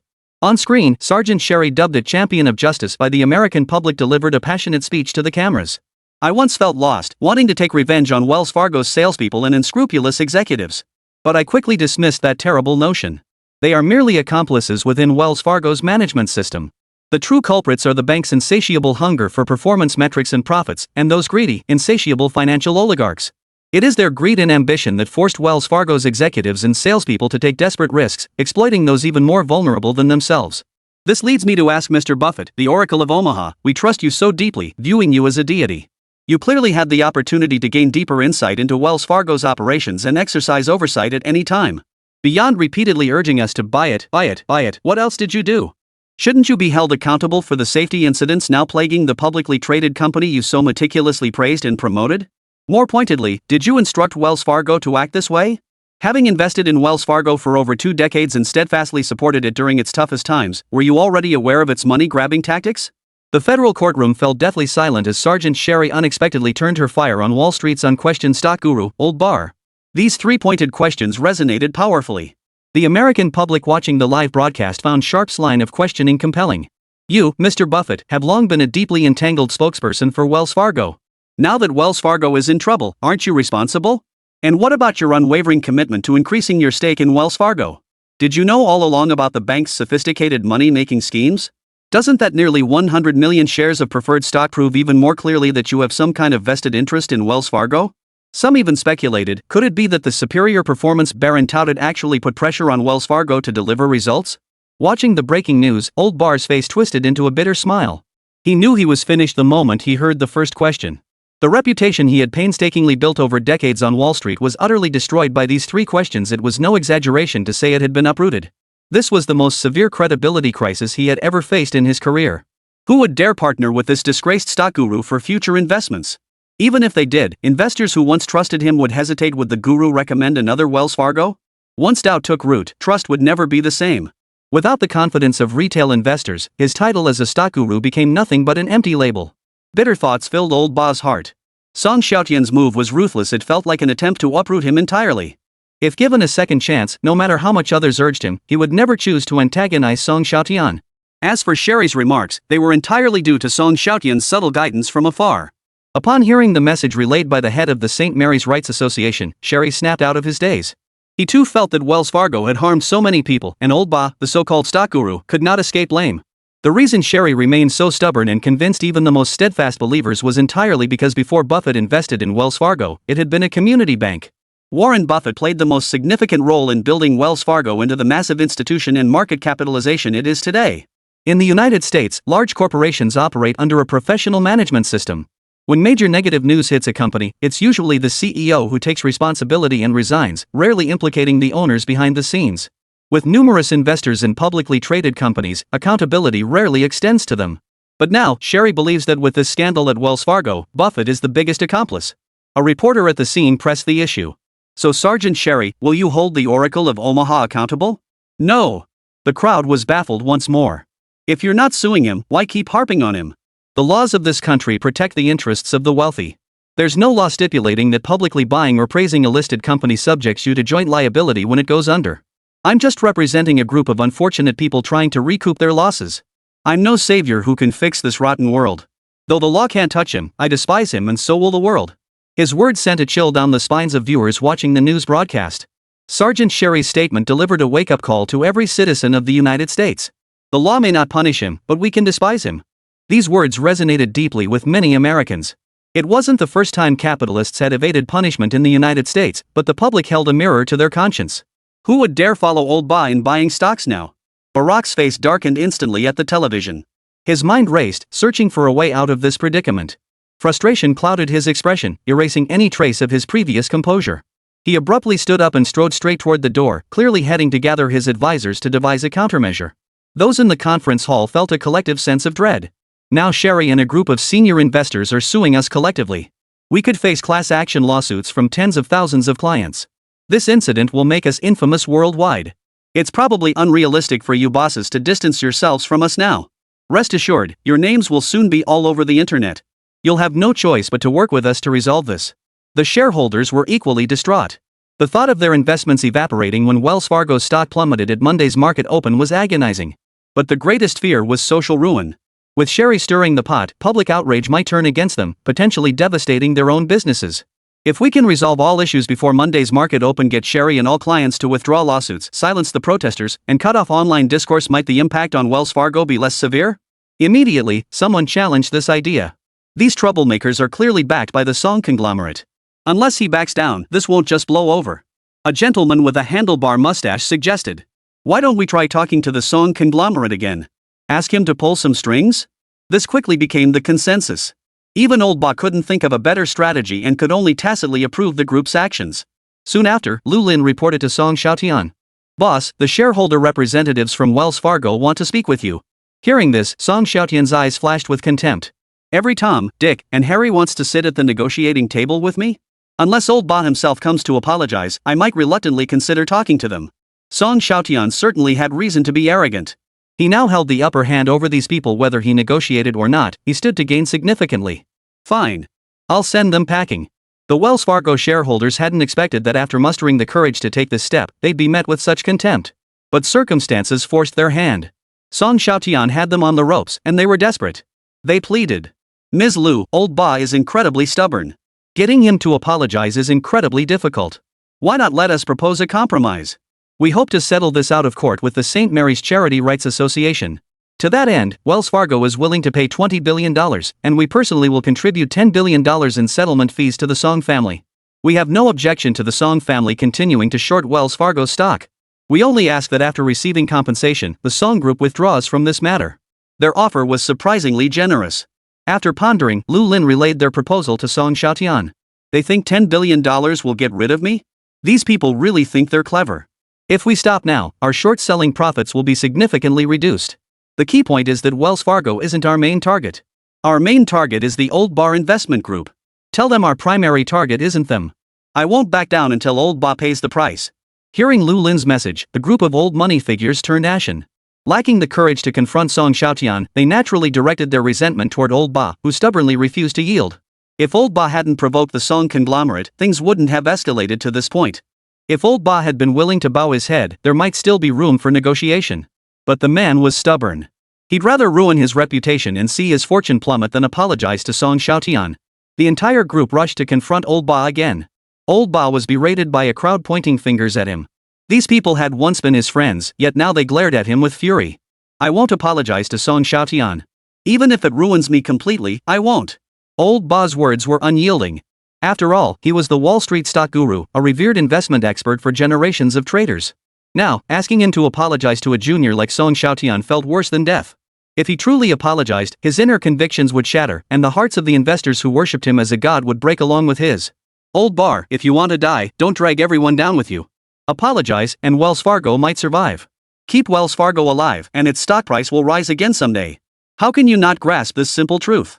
Faced with their earnest pleas, Old Bar remained stubborn as a mule. After a long while, the crowd departed, filled with resentment. Then his assistant ushered in George Soros, the legendary king of short sellers. Well, Soros, you're here to persuade me too? Soros offered a cryptic smile. I'm not one of those common folk. If Wells Fargo gets wrecked, we'll just build another one. If your reputation is ruined, we can find a youngster to create a new legend. But you absolutely cannot apologize or compromise to Song Xiaotian, a Dragon Nation man. His words struck a chord with Old Bar. This old friend truly understood him best. Wells Fargo was indeed his core investment. It had taken him 20 years to build this community bank into one of the largest in the United States. But if he could build one Wells Fargo, he could build another. It's time to cultivate a new spokesperson. You can't deny the inevitable. That's your problem to solve. I didn't come here today to lecture you. Old Bar had long grown accustomed to Soros's blunt nature, though the man's words did lift his spirits considerably. Once you let go of certain things, the world suddenly feels wide open. So, what brings you here? When it came to the reason for his visit, Soros immediately lowered his voice. I've heard some things from friends back in the mainland. About Song Xiaotian? Old Ba perked up instantly. Exactly. You've heard of Song Holdings, right? Old Ba was well aware of Song Holdings, the financial investment firm Song Xiaotian had established on the mainland, effectively serving as the mainland headquarters for the Song Group. What kind of moves are they making? Yes. For the past month, they've been steadily buying up shares in major infrastructure equipment companies and White Spirit technology stocks in Longwa. It won't be long before he makes a large public stake announcement on the Shanghai Stock Exchange. You mean? You know how badly mainland stock prices have plummeted. Song Xiaotian's massive purchases at this time clearly aim to bottom fish. We can easily make him buy at the midpoint. After hearing Soros' words, Old Ba couldn't wait to ask. How do you plan to do it? Song Xiaotian made the grave mistake of aggressively buying liquor stocks. These Chinese liquor companies simply can't sustain such high valuations. In fact, they're prime targets for short squeezes. If the Wall Street duo teams up to publicly short them, it'll send mainland investors into a panic. Add to that the bear market gripping the Dragon Nation Stock Exchange under our relentless selling pressure, these liquor stocks won't stand a chance against a plunge. Hearing this, Old Bar had already been swayed. Recalling how badly Song Xiaotian had screwed him over, Old Bar's anger fueled his resolve. He spoke up firmly. I'll back your hedge fund with $10 billion. I only want 40% of the shorting profits. All you need to do is aggressively short the liquor stocks Song Xiaotian bought. Deal. Hold on, Soros. I don't think just the two of us will be enough to deliver a decisive blow to Song Xiaotian. He's crossed more than a few people. Xu Dalin in the UK, Hong Kong's wealthiest tycoon. You'd better rally them all. Let's form an Avengers Alliance and crush Song Xiaotian together. An Avengers Alliance indeed. Then we'll split forces, you persuade the Hong Kong tycoon, while I handle Xu Dalin and the others. Just as the two were assembling their Avengers Alliance, the outside world was already in an uproar over Shaylee's interview and the class action lawsuit. At this point, mainstream media in the United States could no longer sit idly by. They rushed to cover the story with special reports. Numerous institutions began shorting Wells Fargo and Old Bar Investment Company.